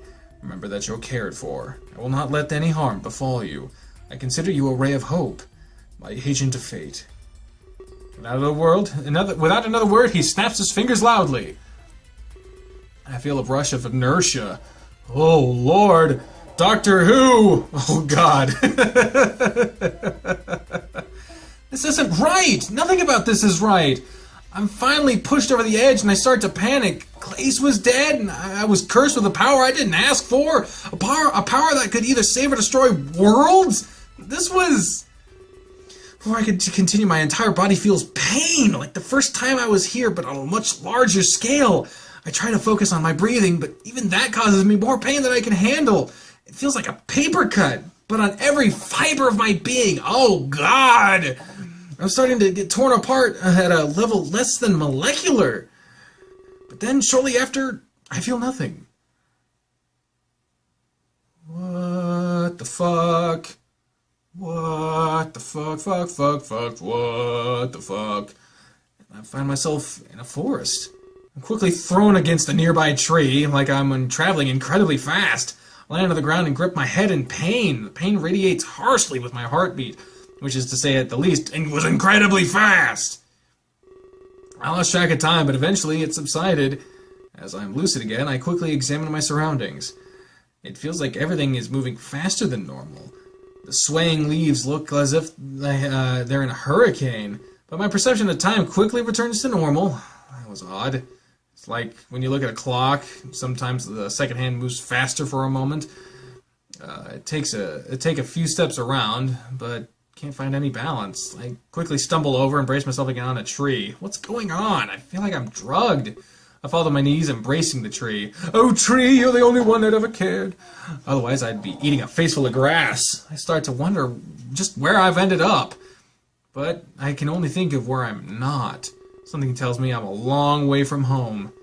The anxiety of that fact completely overpowers me. Any semblance of curiosity I had was utterly destroyed. I sulk in some sort of otherworldly homesickness. Here I am, stuck on the soil of a foreign planet. He said I'd be brought back in the event of trauma. Was this experience not traumatic enough? And what if something traumatic doesn't happen? Will I ever see Earth again? Will I ever experience the aftermath of Klace's death? Those weren't the types of things I wanted to see, but it was definitely my right to see them. I feel like this arc has robbed me blind of my future. But what if I don't want this power? I guess I don't even have a say in the matter. I'm simply forced to help against all my wishes. What else would I be forced to do? Will I ever be truly myself again? Oh, goddamn, dude. You'll get back from where you came from. Oh, Jesus Christ! Not this guy! Huh? I know what it's like to be far from home, and this may be farthest you will ever be, but you'll get back, I know it.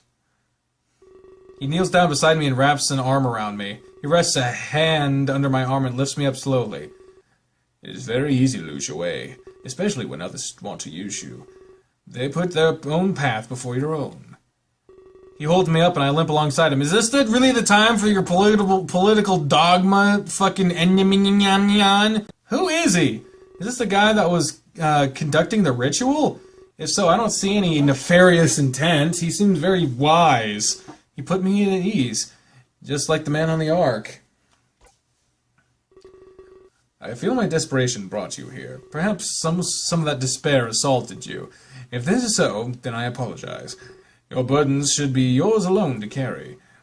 The journey to bring you to Terra, it was not an easy one to complete. It was filled with failure and compromise. Terra? Is that where I am? Conrad, it worked. Is that so? How can you tell? It's not like we had an artist depiction. I know this is the one. And how do you know that? I can feel it. Just trust me. Alright, I'll play along. King Velasquez will be very pleased. I feel like I'm finally able to stand on my own. I'm getting achievements left and fucking right in this game. I gently push aside this endymion in a polite manner. I explain my situation. I don't know why I'm here, I don't know who they are, or who this king is. Very well, you deserve an explanation. At least the best that I'm able to provide. This is Terra. It's a peaceful world. In fact, we haven't... Whoa! We have spontaneous musical numbers out of nowhere!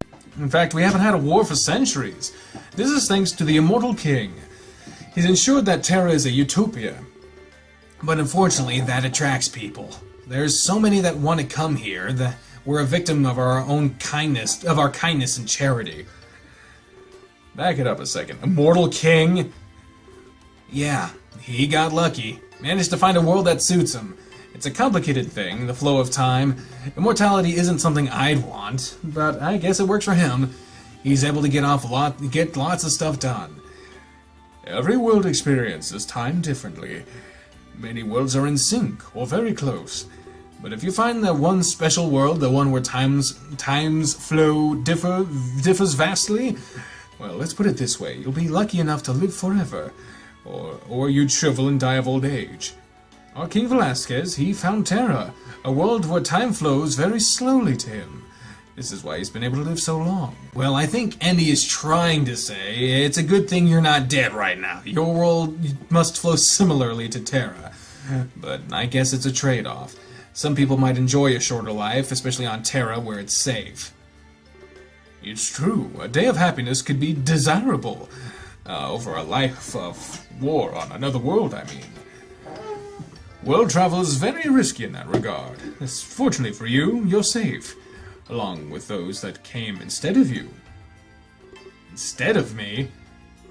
We tried to bring you here many times. We also failed to bring you here many times, meaning we brought over the wrong person. We had to continue trying, though. Velasquez was eager to get you here. Made sure we did the ritual every day. But not just every day, we had to do it at the same time as well. Yep, see, it's the fucking midnight, that sounds familiar. Don't worry, the others are safe. We gave them to one of the local lords. He helped them immigrate to Terra properly. What the fuck? Well, let's not jump to conclusions. The Lord is known as Lord Player. He has an open hatred for immigrants, so we really can't speak to their safety. He could have killed them for all we know. Whoa, dude! Conrad, don't be so daft. Either way, Lord Player has the others. He's running for mayor and winning. And mayor is one step below king.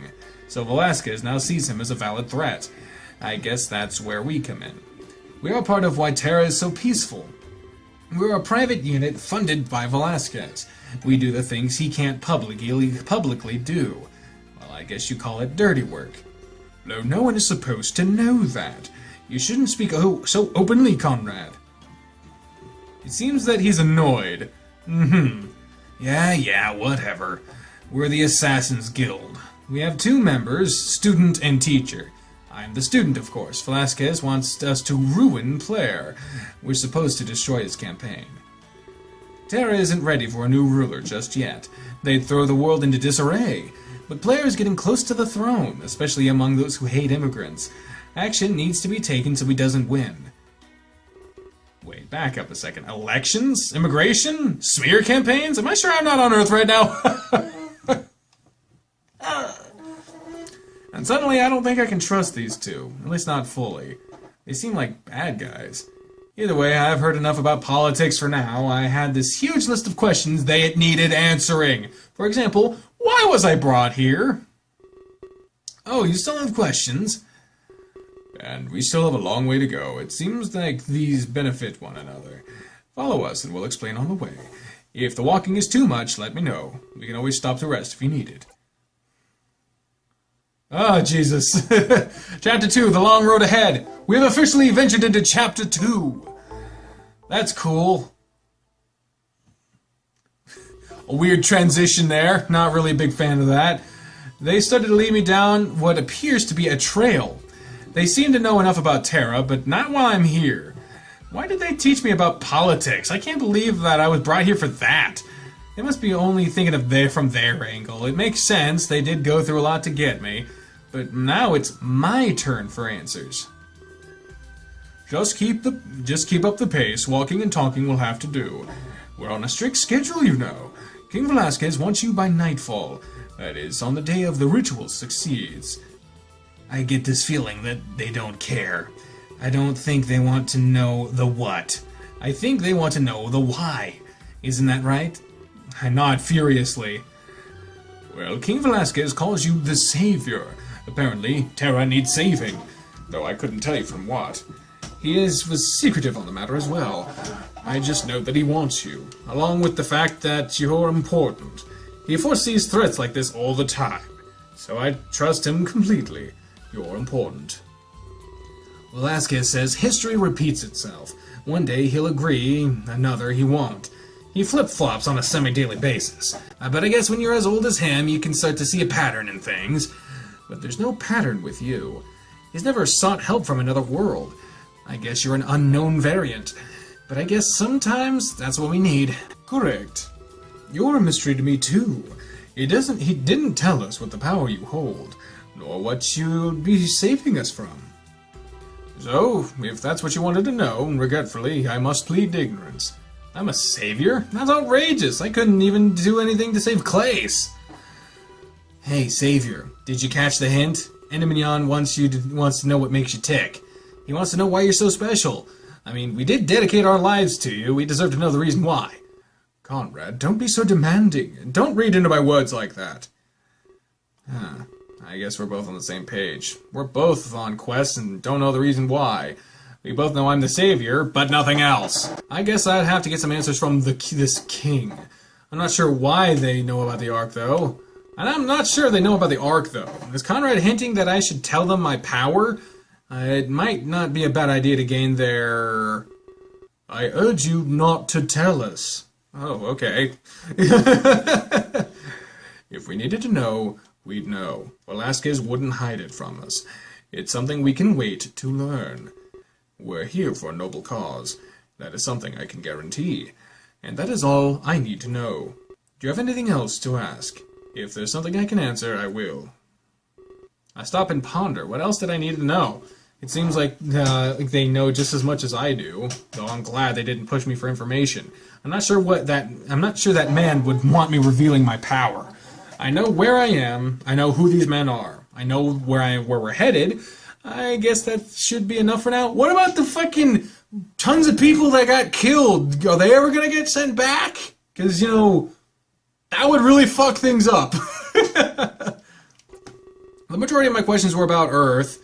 For example, what happened to Klace? And the rest, I would have to personally ask the king. I submit and shake my head. I guess I'll just have to wait. Patience will deliver all the answers It shouldn't be that much farther now. We're making good time. Oh, Endymion. The form. We should probably fill it out now. Right. Form. It's just a standard immigration form. Everyone new to Terra must fill it out. It helps you keep track of numbers, but it also gauges your personality. It can help you find a suitable job. Oh God, is this Blackgate all over again? Not that you'll be needing a job. We know you won't be here permanently. But we can't give you any special treatment. To everyone else, you must be an immigrant. You've come here to start your life anew. We can't advertise who you really are. And if Lord Player wants to see you with us, well, he'd expect the papers immediately. This is starting to feel more and more like Earth. Perhaps I'm not as homesick now as I was earlier. Endymion. I'm gonna go with Endymion. Endymion? I don't fucking know how to say his name! Reaches into the pocket, pull out a paper, and then I assume it's a Terran writing utensil.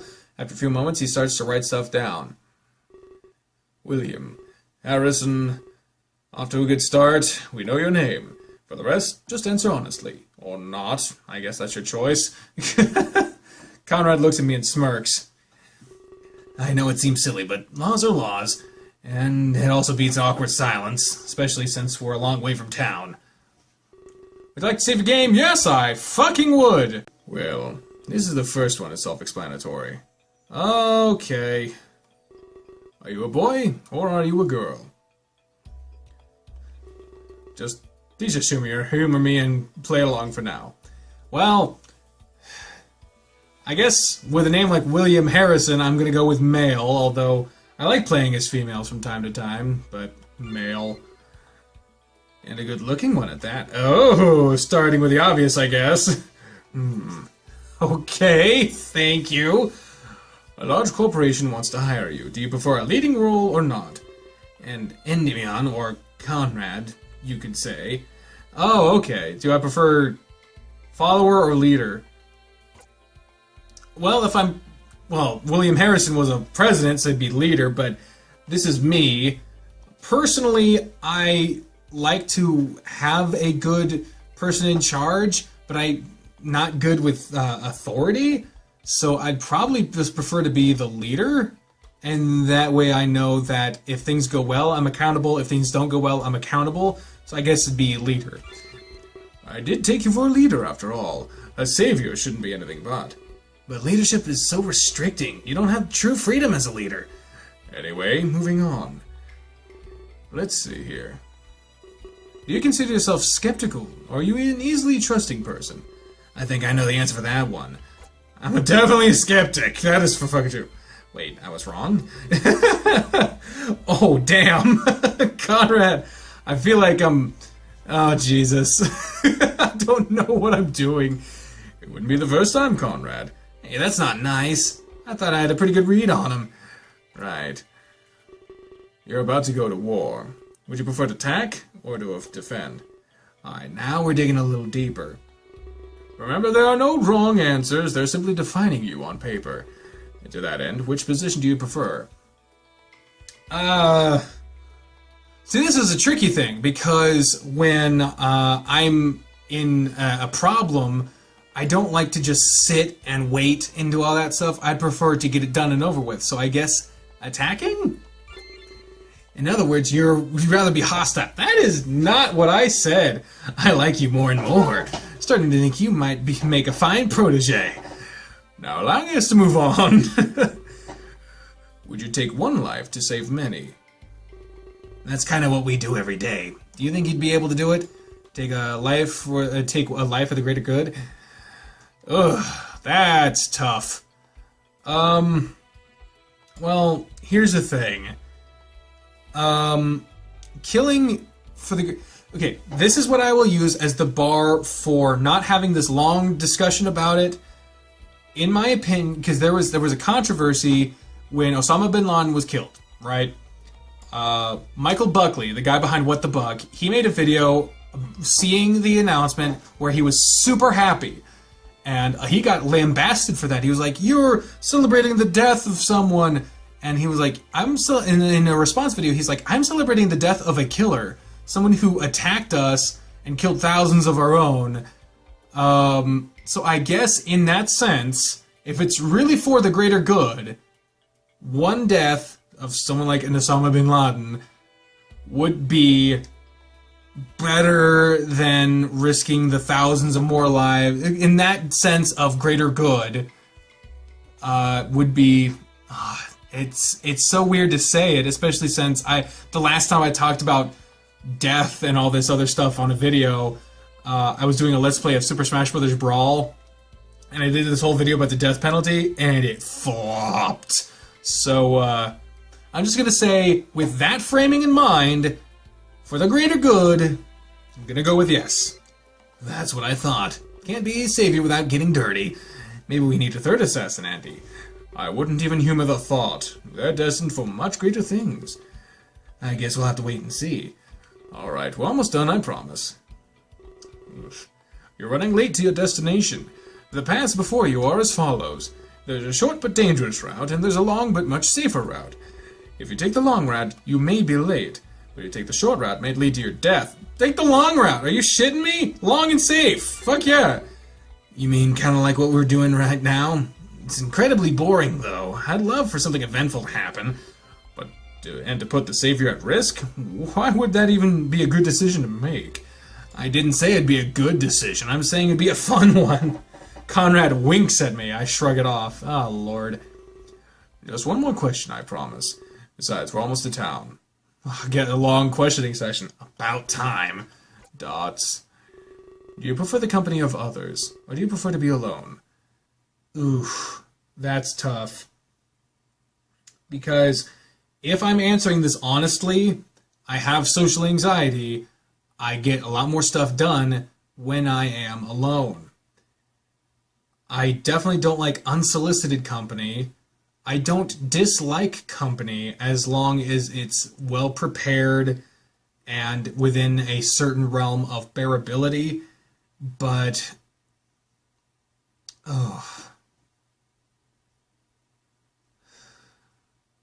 I enjoy the company of others. But physically, I don't know, I can't handle it very much. Being alone, I also know I can't handle. Because when I'm alone, that's when everyone up there starts going nuts. It's really only when I'm distracted that they're even slightly dulled. For some reason, this question rung my bell a little bit. I guess I'd go... A carefully curated company I prefer over an unending solitude. So I go with I like having others around. I let them know that I like the company of others. Glad to hear it. I was starting to think you maybe hated us. I know Endymion can get on people's nerves. That would be pretty lame after all the trouble we went through. Conrad! I apologize for his words. Etiquette is not in his curriculum. However, fortunately, we have concluded. And not a moment too soon either. The town is just a few moments ahead. I know we can't make many detours, but we need to hand in these papers. We'll make a quick stop, that's it. We should probably check our mail, too. That's true. Kaelin may have written. Endymion looks at me and sighs loudly. I guess you're in luck, Savior. You'll get to see the Wayfarer's Tavern. It's the hottest place to be on Terra. He's joking, of course. We just stay there sometimes. And we own one of the poster boxes. They serve drinks too. Conrad likes that. But really, it's an immigration office. They just need to spice it up a bit. True. Nobody likes mail and immigration. Everyone and their mom loves drinking. And if you look ahead, you can see it. And he points ahead, and I see that he's right. A small town was coming into view. A bar that doubles as an immigration office? That sounds weird, but so does everything else of late. At least we can take care of two matters at once, handing in my papers and checking their mail. And maybe, just maybe, I can meet their king. He would definitely have the answers I seek. Ugh, Jesus. Oh, God. I don't know why that question was bothering me so much. Back on Earth, deep into the night of Klace's death.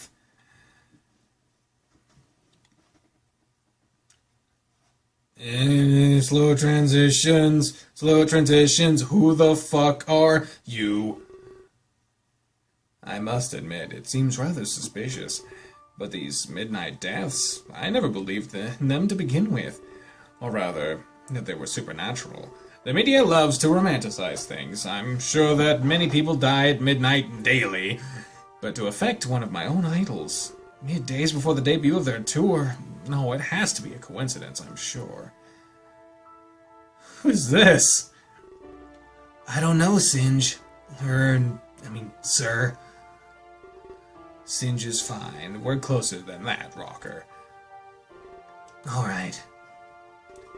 Social media exploded at Klace's death. Good luck playing it off as a hoax.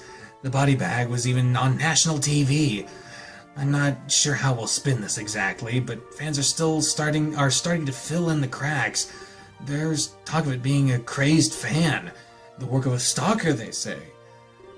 It can't be. I've seen stalkers before. They're much more erratic, not calculated. This is the workings of a serial killer. If it was a murder at all, the stalker wants to possess, not destroy. So their end goal was Klace's murder? Absolutely not. That's self-centered. We must presume the killer will still act. A serial killer doesn't just stop. Boom. I had hoped this was an isolated incident. But the MO matches these midnight deaths. Right down to the method of the murder. It seems their goals become more grandiose. Even if they aren't done, then who's next? That's what chills me the most.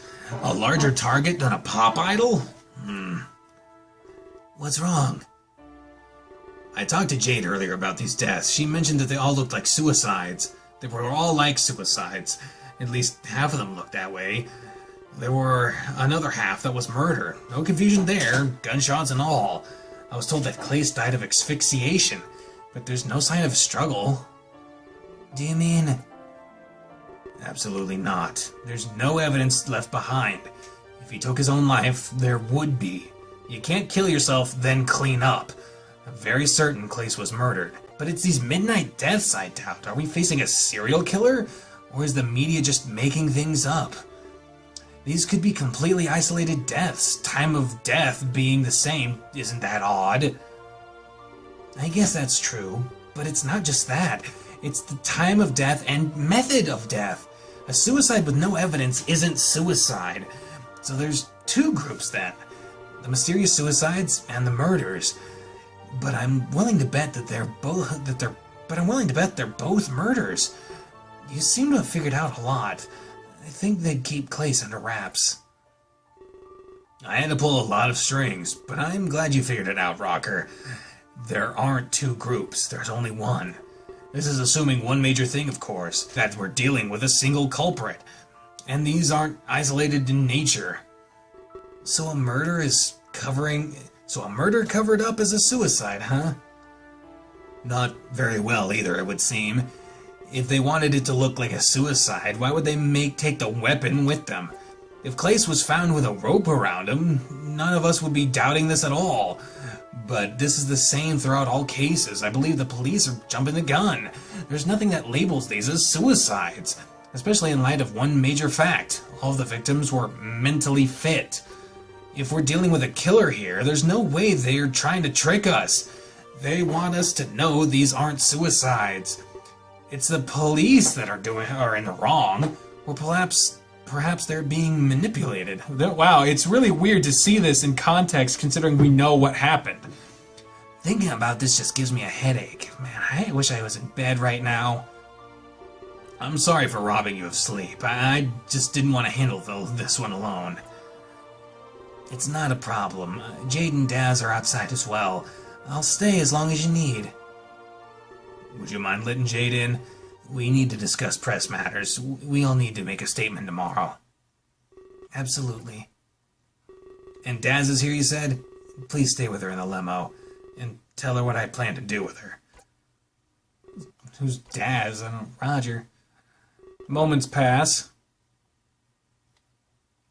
Hello again, Singe. I feel like it's been a while. Too long, I'm afraid. And not under the circumstances I'd prefer. Indeed, I always felt bad for Klace. How people were blaming him for the murders just because the deaths started when we... Sorry, I shouldn't get into superstition. I just never would have guessed. Klace's death would be what absolved him. The people can't blame the victim, I mean. Indeed. And how do you think I feel? I didn't buy into these midnight deaths. I left him vulnerable. Open, even.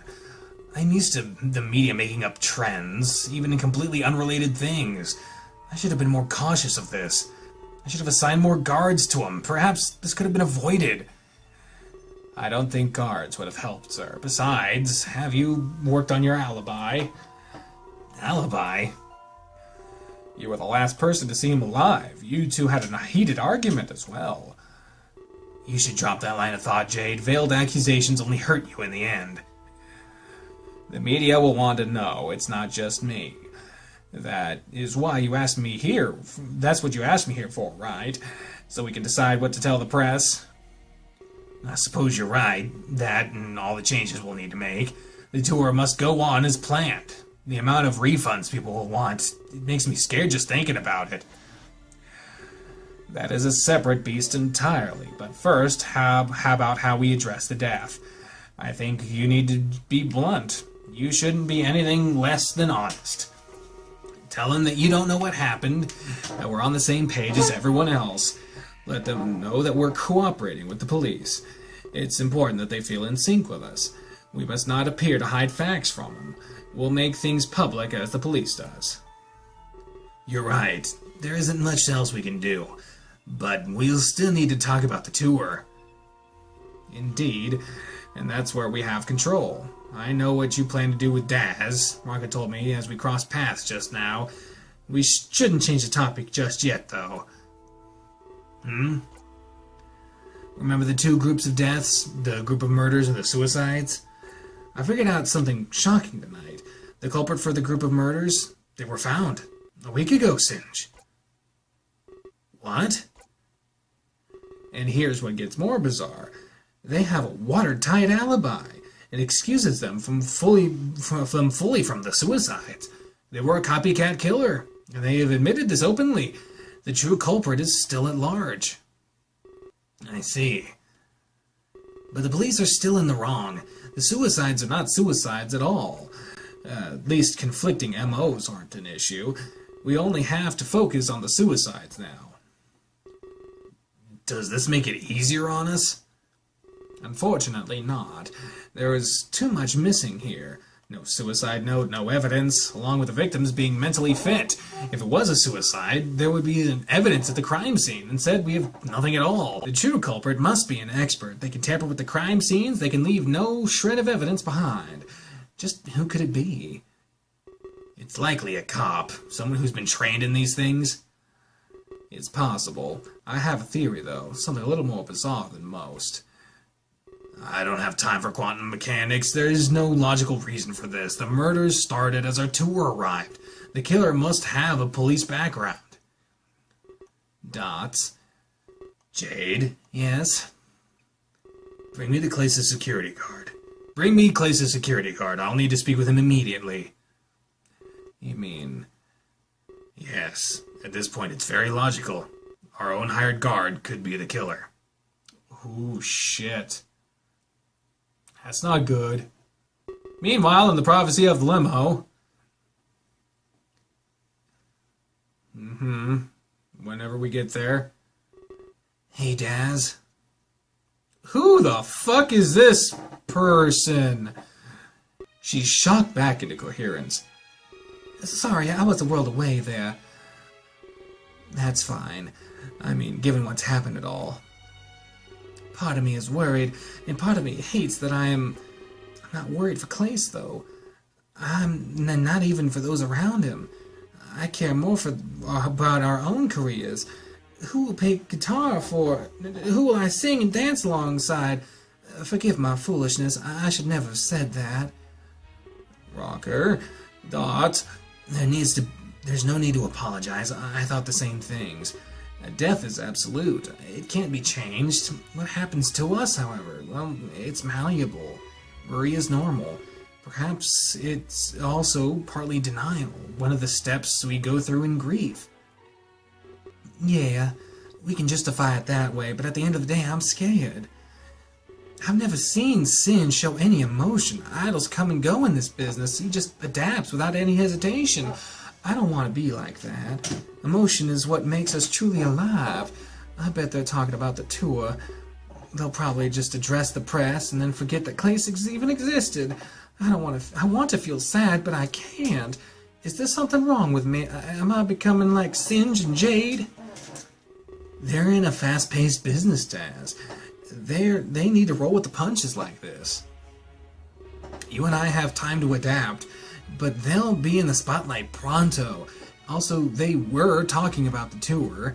I know what's going to happen to us. That's why I'm not worried anymore. Maybe if I tell you, you'll understand. Maybe you can put this worry aside too. Really? Yeah. Singe is engaging in damage control. He needs to minimize any refund requests, so the tour's opening night will change. Instead, it'll be a vigil for Klace, something all his fans would attend. He's definitely playing to their grief, but it's a good way to retain the audience. Dots? That's extremely cold. It's extremely Singe, isn't it? The show must go on, he said. I suppose, so a vigil then. What's going to happen there? Have you heard the story of Japan's birth? Excuse me, is this even relevant right now? If you'll listen, I'd like to think so. Very well. Before the universe, there was nothing. A huddled mass of chaos and total stillness. It lay there forever, not moving an inch. Though one day it flinched, and it started to move like a cloud, and soon after that like a hurricane. It moved and moved, some chaos rose to the top, the light, this created heaven, or that. But some of the chaos was dark in nature, and it wasn't worthy of ascending to heaven. It stayed at the bottom, becoming earth. A kami was born between the light and the dark, a god known as that, or All-Father of the originating hub. I'm sorry, but I have to stop you there. I don't buy into this religion stuff. You said anything about religion. I'm merely spouting myth. Are those not one and the same? Dots. Please allow me to continue. I don't know why, but sure. A large rainbow connected heaven and earth. It acted as a bridge between worlds. That, it was called, or Floating Bridge of Heaven. 2 more gods came into being at this point. Their names were that and that. Earth was still a puddled mass of nothing. Those stood on the bridge. They looked down and at this nothing in awe. Izanagi was gifted a spear from... He thrusted the spear into the dark puddle. Upon pulling it out, it started dripping. As drops stayed on the surface, they formed the islands of Japan. The first landmass on Earth was born. They were tasked with descending the bridge. They went down and finished creating Earth. Izanagi engaged in the purification ritual. He washed away all the impure aspects, and he used them to aid in the creation. Our sun and moon, created by the impurities in his eyes. And the storms were born of those in his nose. All the impurities were used. After that, we were born, with a world to call our own. That's awfully convenient. We're created from impure aspects of God. Sounds like a tragedy if you ask me. How does it relate to the tour, or us? I'd like to fucking know that too. I'm about to get to that. Zinja's altering the entire tour. It'll be a retelling of this story. The set list will symbolize this creation. The souls will be offered to heaven through the Rainbow Bridge, of course. Not just Klace's, but all the victims. Elaborate. I didn't think Singe would do that much. Now I feel bad for assuming that it did. It's okay, you didn't know. So, will we perform covers then, of Klace's hits, or other relevant songs? You got it, but then you come in. The tour will end with a special surprise. A special surprise? Yes, an announcement from you, that you'll be taking over the world tour. You'll be headlining, You'll perform to a sold-out crowd. It'll be your turn in the spotlight. You'll finally become something more. Something more, huh? Yes. We'll be saying goodbye to Klace and welcoming a new idol into the world. I suppose I should be honored. I'll serve as your guitarist. You'll have complete loyalty, Daz. Thanks. But I'm not sure about Shock. Him and Klace are childhood friends. He may take this harder than any of us. Right. Well, if you'll excuse me, this is overwhelming. I need fresh air. Of course. I guess I should join her. It's getting stuffy in here. Is Inumi still in the front seat? The shuffling sound's in the front seat. Yep. Oh, I shouldn't be laughing. Bro is dead. Please tell me you've allocated the funds. Oh, who the hell are you? You look very fabulous, I must say. Of course, my lord. Endymion is the name of a book. Endymion.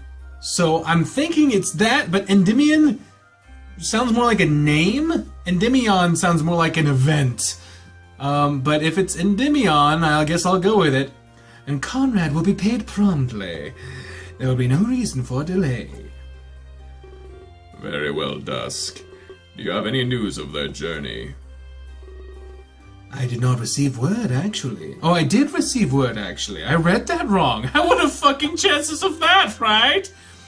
They've stopped at the Wayfarer's Tavern. With the Savior in tow, I might add. This is excellent news. They should be here within the day, unless there are any unforeseen delays. Thank you for informing me. You have done a wonderful job, Dusk. I'm informed, and my treasury is full. I do as any loyal citizen would. Your flattery honors me. Please await their arrival at the gate. I have some matters to attend to in private. I'm gonna jerk off to a picture of your mom, just... What the fuck? Of course. I would too. Oh, what the hell? I suppose it was about that time. I need to prepare myself for what's to come. Rayo, you can come out now. Huh? Oh, gee. Hey! Hey! Hey! Who are you working for? Hello, Velasquez. Sorry, that name just doesn't convince me. Dots, I did not call you here to insult me. Right. I apologize. Master, what? What? What? Wanted to thank you. Thank me. Yes. Things are going as we planned. I don't believe we are under suspicion. It is going well indeed. What? Another wrinkle to this vague and fucking crazy story. But of course it is. You have me. Oh, pshaw. Why to be modest? Why, what's the fucking point of that? Yes, of course. Join me, Rayo. We should have a seat on our throne. Our thrones! For today everything comes to fruition. Long live the king. What the fuck? What the fuck? Whose side? I don't trust anyone anymore! What the hell? It took a little bit longer than I thought. But eventually we reached the town. So this is what, ow, my leg. So this is what society is like on Terra. It's not what I expected at all. I'm taken aback. Well, make sure to put it back when you're done. We're instantly bombarded by beggars. They want our food and money for their own purposes. Like what? Eating and surviving? What other fucking purposes? Why would you say it like whatever? You know what? Fucking whatever. Klace ignores me on Twitter, so now I'm gonna be mean to his game. No, that's not at all what's going on. Oh god, I keep hearing so much shit about Klace that's apparently going on, and I'm like, why the fuck? I'm just playing a game, dude. I don't care about any... I assume people are good in general, unless I am directly proven otherwise. So, I am good with Klace. I don't care what the fuck has happened before. It seems like some sort of third world country, however, Endymion and Conrad seem unfazed. Is this a normal occurrence for them?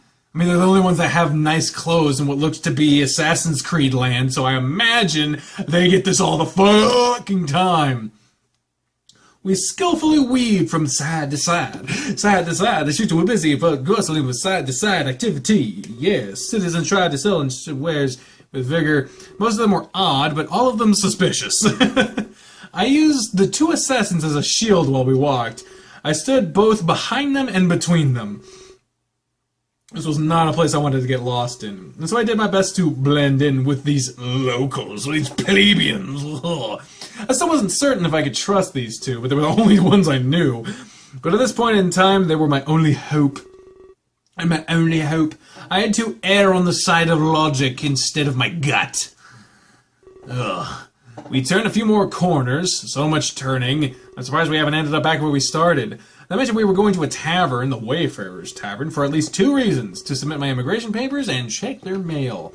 I'm definitely glad to have these 2 men as guides. Were it not for them, I'd definitely be lost.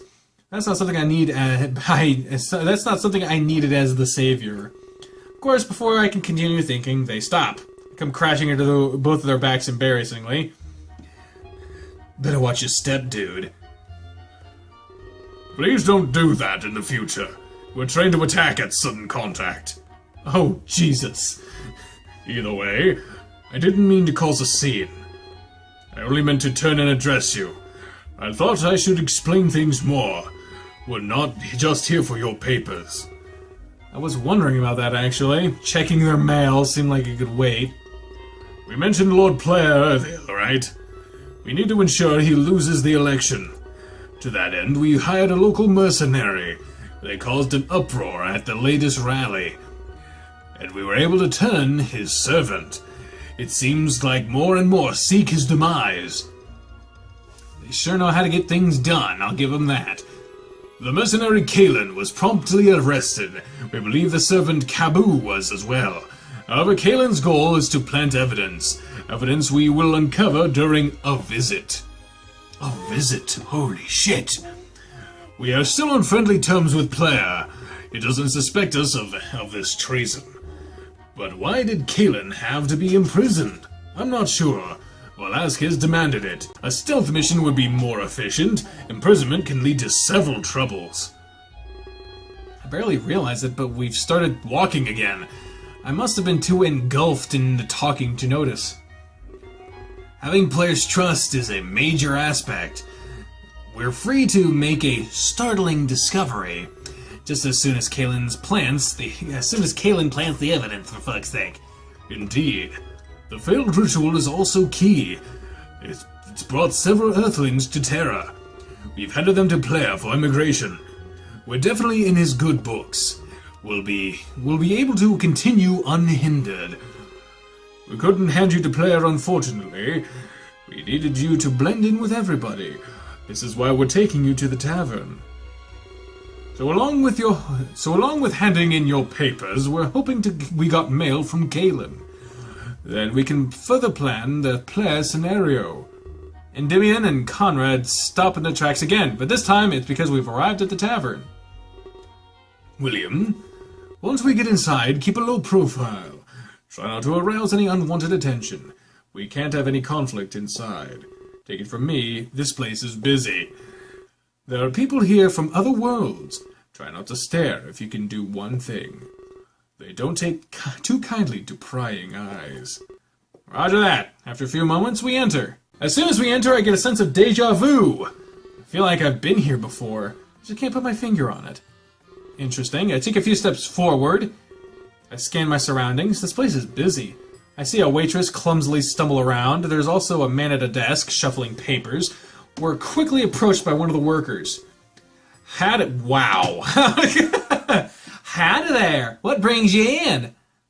I always imagine bunnies to have a southern accent. I blink a couple of times, unsure of what to say.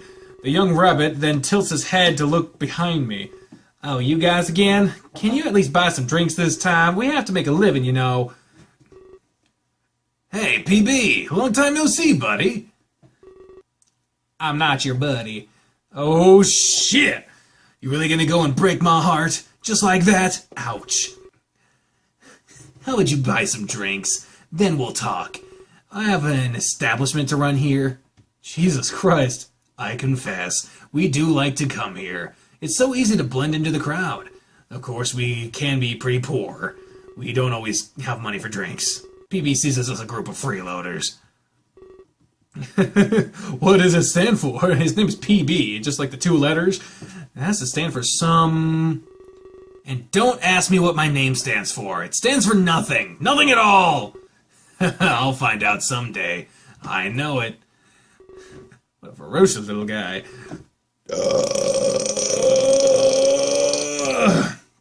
And he runs this place on his own? I doubt it. There's someone shuffling papers. Hey, new guy. He stares at me in the eyes. He stares me in the eyes, a much calmer gaze than Endymion. Allow me to welcome you. This is the Wayfarer's Tavern, my humble home, and... I hate being formal. It's my bar, okay? I run this place. Is he old enough to drink alcohol? What are the laws like on Terra? We opened up about a decade ago. Since then, we exploded in popularity. But we're also the immigration office. Guess after a long journey, you need drinks. Yeah, a man after my own heart.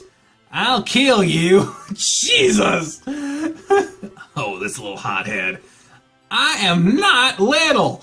Jesus Christ. PB starts fuming. Looks like he's about to get violent. Before he can, someone steps out in front of him. Whoever it is, they keep him in line immediately. Hey, who the fuck are you? And why are you drawn so flatly? Oh, hey, Fidget.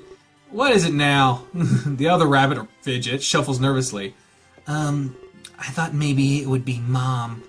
You got so excited at these new guests. Do you think she'll come back today? Oh, God.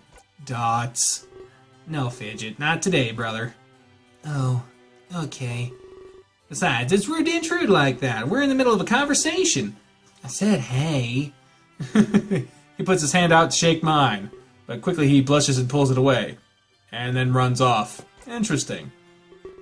Well, sorry about that. That's my brother Fidget. He helps out as much as he can.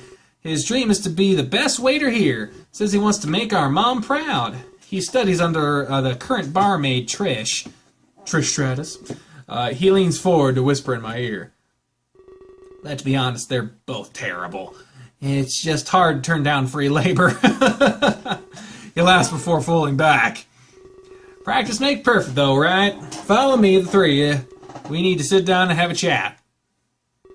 He starts to lead us towards a table. Oh, look, what the fuck? The winds of change. PB doesn't sit down with us. Instead, he hovers over the above the table, looking down. So first, we need to talk about repairs. He slams his fist down on the table. The sound echoes through the tavern, and people stare. Repairs? What are you talking about? Repairs for the damages you two caused. Tavern brawls aren't clean, you know. You two threw a poor guy across the room. You need to pay for that broken glassware. There's a huge dent in the wall, too. Points across the tavern. Sure enough, the wall is damaged. Looks rather fragile, though. That wasn't us. Of course it was. I saw it happen with my own two eyes. His body caused a dent. Oh no, you're not talking your way out. Not like the last 10 times. Your mind games won't work anymore, guys. Cause damage here often? It's like a couple of party guys I didn't even realize. I'm starting to question these two men. Just something expected in our work. I don't care what you have to say. You're paying up, now. But we don't have the money. How convenient. I really mean it. Well, then I guess I'll add on interest. The cost of the damage is tripled. That's not fair, PB. Neither is breaking my house. Tots. We're on an important mission this time. We'll be compensated greatly. Please give us just some more time. Aren't you always on an important mission? Well, yeah. But none of has been important as this. We've been hired by the king himself. That's so. It really is. BB sits down across from the three of us. Alright, start talking. Well, it's kind of confidential. Confidential as in non-existent? You're obviously just buying time. The king would never work with assassins. PB sharply inhales as if he's about to yell, but Endymion quickly cuts him off. Is he scared? No, please, no need to call him here. Fine, you win. I'll tell you. But you have to promise you'll wait. Depends on how good your story is, I suppose. A few moments pass and Endymion stares at me. Savior, feel free to wander while I explain. No need for you to hear all this again. That much was true. There's no reason to stay. I feel like I've heard this a million times by now. I couldn't help but notice PB's ears perk up, especially at the mention of the word savior. I slowly stand up and start to walk away. They're gonna lie. Endymion's gonna lie. They're gonna say like, he hired me they're gonna kill me or something. I don't fucking know. I could hear a few key words before I'm out of earshot. He's definitely telling PB the same story he told me. Okay. I approached the center of the tavern with slight anxiety. All the eyes are upon me, watching me. Normally this would be scary, but it feels different. Was I truly the savior of all these people? What would I do to help them exactly? I only know a little of the power within me. I wasn't quite sure how I would use it to save Terra. There had to be something more to this power, or perhaps something more to the situation. I feel like I haven't been told everything, or at the very least, Endymion and Conrad haven't. It's so secret that they haven't even been told. They were like the left and right hand of the king. I scanned the bar one final time, making eye contact, but the people quickly turn away as if in fright. I see a forlorn look in their eyes. I could tell that life for them is less than stellar. That fills me with a determination to change this world. One day, they would wear faces of true happiness! Yes, you strange random people of a planet I didn't know existed until an hour ago! I will be your savior! How pompous do you have to get? Ay, ay, ay. Once I speak to the king, I'll probably go to the Ark. We'll need to discuss our next move pretty quickly, so I guess the only thing I can do now is wait. I spot Fidget standing at the bar with the barmaid, or perhaps the barmaid, as I haven't seen any others. I decide to approach them for the time being. It's probably better to stick with familiar faces. Oh, good God.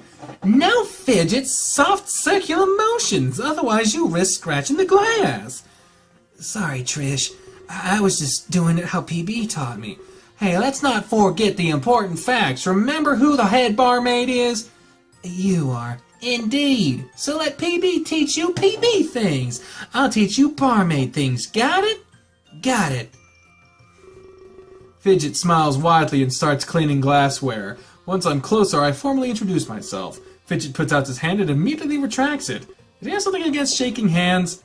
Trish looks at him and then looks at me. She immediately puts her hand out to shake mine. Fortunately, she forgot about she was holding a glass cup. Oh shit. It drops to the ground and shatters loudly. Apparently shaking my hand was more important to her. Hey, I'm Trish, the local master barmaid. But I like to teach my trade on the side. Fidget is my latest student. Master barmaid?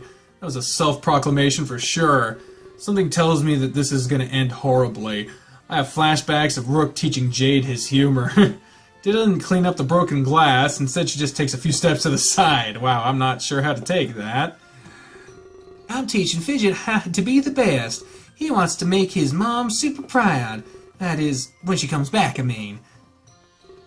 I'm going to be the best barmaid ever.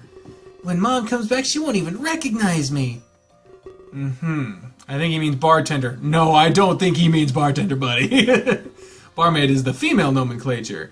What did he mean by comes back? Did PB and Fidget's mother go somewhere? Well, I imagine she would have had to fucking go somewhere if she has to fucking come back from something, you dumb shit. Sorry, that got way out of hand there. Let's just keep going. Trish reaches out and pets the top of his head. He perks up and immediately perks up and looks incredibly happy at this.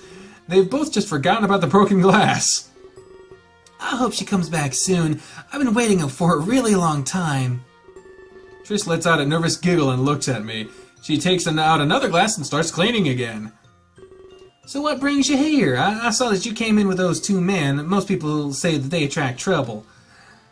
I laugh nervously as well, but for a different reason. I tell her that they're taking me to meet the king. That and check their mail while filing my papers. Wow, you're gonna meet King Velasquez? I'm so jealous. Can I come with you? I haven't seen him since I was a kid. Maybe he'll know where my mom is. Fidget, calm down. Don't be like that. It's rude to impose yourself on others. You should apologize to William. Oh, sorry. I just get a little excited. I thought he might know where my mom is. He's so old, he knows all sorts of things. I feel bad. If it weren't for Trish, I'd say yes. He seems really dedicated to finding his mother. Dedication is something you have to respect nowadays. If the situation were reversed, I'd ask too. So they're checking the mail? I see that involves chatting with PB. She tilts her head in the direction I came from. I see PB yelling and flailing his arms around. It looks like he's lecturing them pretty fiercely. Jesus. It's weird to think of seeing that, like, actually animated all the way out. He gets like that often. He flies off the handle so easily, but you learn to love it, I guess. Endymion and Conrad proceed to wave me over. I cut the conversation with Trish and Fidget short, but I'll let them know we'll continue it later. I had too many questions to just stand them up. Like, where did Fidget's mother go, for example? I also wanted to learn more about the tavern as well. Might as well, since you're here. And it would be best to learn from an unbiased source. I don't believe that Fidget and Trish know my identity. They treat me just like anyone else who came in here. I couldn't say the same for Endymion and Conrad. They're definitely biased to the service of the king. Yet I'm still unsure of how this affects the situation. Sounds good. You know where to find us. Yeah, in this heaping pile of broken glass. Yeah, you might want to clean that shit up. I walk back towards Endymion, Conrad, and PB, but out of the corner of my eye I see someone staring. They scope out my route and quickly intercept me, almost like they didn't want me to get there. Normally I would have been surprised, but not today. I've consistently been bumping into people as of late. I stop on my tracks so I don't come crashing into him. For a moment I'm glad I did. This man is massive. He could probably rip me up in two with his sheer strength. You. Good God. Looks down at me. Suddenly I'm filled with fright. Your friends talk loudly. They want to hide your role as the savior, but their volume contradicts this desire. His voice is very deep, and his accent is thick. I gotta give him an accent, shit. Like what you would expect from a band of tribesmen. Wherever he's from, it's not from around here. Tell them to keep their mouths shut. It could get them into very big trouble. Trouble is otherwise easily avoided. He grips his axe as if to threaten me. If a time like that comes, I will be there. I offer protection in exchange for money, that is, while I'm not babysitting PB. Him and his brother need constant watch, but I sell my services in my spare time. You'll know where to find me, William. Jesus, so he's the guardian of PB and Fidget. So this must be who PB threatened to get involved earlier. If that's the case, I don't blame Endymion's reaction. Oh, sorry for not introducing myself. I feel a little out of place over here. That's better. You can call me Righty. What?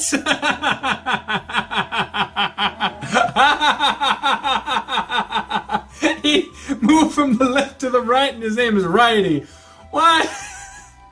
What the fuck kind of meta humor is this shit? I like it, it's funny, but what the fuck? I run the Mercedes Guild here on Terra. He extends his arm to shake mine. I do so in return. He has a grip that's more than firm. If he tried, he could easily break my hand. I'm known here as a protector. My services are costly but worthwhile. I guide people along their paths in life. I'm not sure I heard everything, but your path seems to be quite an arduous one, so I'm sure you'd benefit from my help. You sure you should keep your identity more secret, and Vivian and Conrad have been loud about it. It could attract a certain kind of person, those who would hold you for ransom, or do other unimaginable things. I can't be the only one who overheard you, so you must assume that other people know. To that end, I have a proposition. Meet me in the wine cellar whenever you can, and do make sure to come alone, alright? We need to be away from watchful eyes. Yeah, that's not suspicious at all. Some random person be like, hey, I could bake the shit out of you. Meet me in the wine cellar if you want to survive. What the fuck? Not a word, he walks off. His large steps shake the floor beneath me. And my heart is beating like a drum. I don't think I've ever seen a man so imposing. I continue to walk over to Endymion, Conrad, and PB, but I'm still open to getting interrupted again. I have a habit of bumping into random people lately. So I see you met Righty. Always eager to sell his services, but at least he's able to make money. PB glares at Endymion and Conrad. Hey, you said you'd be okay with waiting, unless you just conned the story out of us. And that wouldn't be cool at all, PB. Oh yeah, the savior. My guarantee for prompt renovations. I hope for your sake that your story is true. If I don't get my money like they promised, I'll get Righty involved here pretty quick. And he's not kind to those who cross me. Hey now, there's no need for that. We have no reason to lie. We mean it. I guess we'll see, won't we? Jesus. PB trots off towards Trish and Fidget. I wouldn't be surprised if he yells at them next, or if he accidentally steps into the broken glass carpet. So, that was Righty. We kind of almost worked with him. He was going to be the third assassin, but as you can tell, it didn't work out. He branched off to form his own unit. I guess you could say he's our rival. We fight against him more often than not. He steals a lot of our business. You know, with us having to kill someone, he'll sell his services to protect them. That's why we haven't killed anyone lately. Velasquez is giving us different work. Kinda like the player scheme. And you. I'm not sure what Righty wants with you. He probably just sees a chance for money. I don't like those types of people. I'll bet that he wants you instead. Velasquez has promised lots of money, an amount that Righty could never deny. Be wary of what he tells you. His lust for gold could mean subterfuge. He will frighten you into feeling vulnerable, then that's when he'll give you his pitch. He's a great salesman, that's for sure. But Conrad and I, on the other hand, we have nothing to hide from you. If he wants to meet you, by all means. I have some mail to check in the meantime, as well as some immigration papers to file. I suppose I'll be seeing you later then. I'll just be here twiddling my thumbs. I don't get to be involved with anything fun. I mean, not that checking mail is fun. Oh, and one more thing though. If Righty wants to team up with us, tell him to go find his own savior. He's always after a huge sum of money, but he'll pretend that that's not the case. I bet he'll want to mend things with us. And at that, I'd laugh in his face. It's business, and we're rivals. I'm not doing anything with that man again. I nod. I wasn't aware that they had a history like this, but suddenly some of their actions made sense. It seems like everyone here was related in some way. They all had pasts that intertwined with one another. I start to walk in the same direction as Righty. I hoped that the cellar would be easy to find, and sure enough, it actually is. I see a large wooden door with a drawing taped to it. It's a cartoon wine bottle with arms and legs. Upon closer inspection, it has a wide, beaming smile. And in the corner it says, "This is my best friend." And underneath that, it's signed by Fidget. That's cute. Perhaps I'll compliment him later. But for now, I was on a mission of importance. I open the wine cellar and begin my descent. My mind is filled with doubts of what Righty could want. The stairs creak heavily as I enter the cellar in a way that would destroy any attempt at stealth. There's no doubt about it, he knew I was here. But at least he'd be able to tell that I came alone. But then, where was he? I finally reached the bottom. The cold floor shivers quickly up my spine. The only heat in his place in the flicker of candles.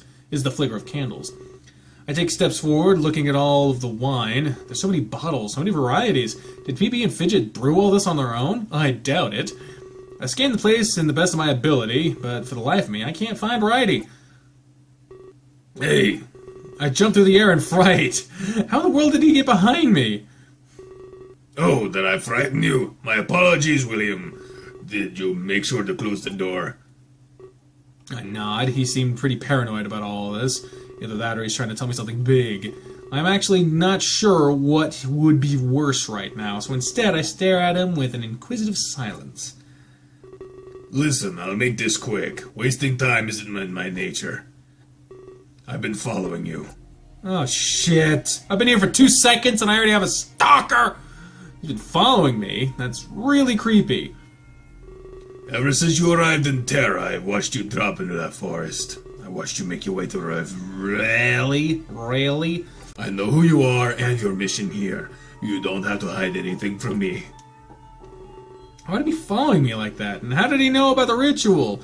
I can't help but shake this feeling. I feel like everyone has been lying to me. I don't think you fully understand things, but then again, neither do the assassins. They are simply being used by the king. Huh? Give me a chance to explain myself first. I assure you that I am not against you. I value your life and your safety. If I wanted to hurt you, I would have. After all, I'm blocking the only exit. It's a pretty terrifying way to reassuring me. But he spoke the truth, as harsh as it was.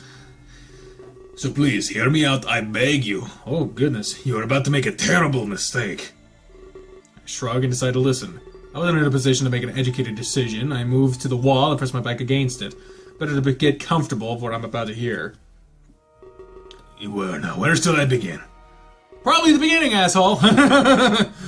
He takes a few moments before speaking, as if he's lost in thought. Let's start with the issue of Velasquez.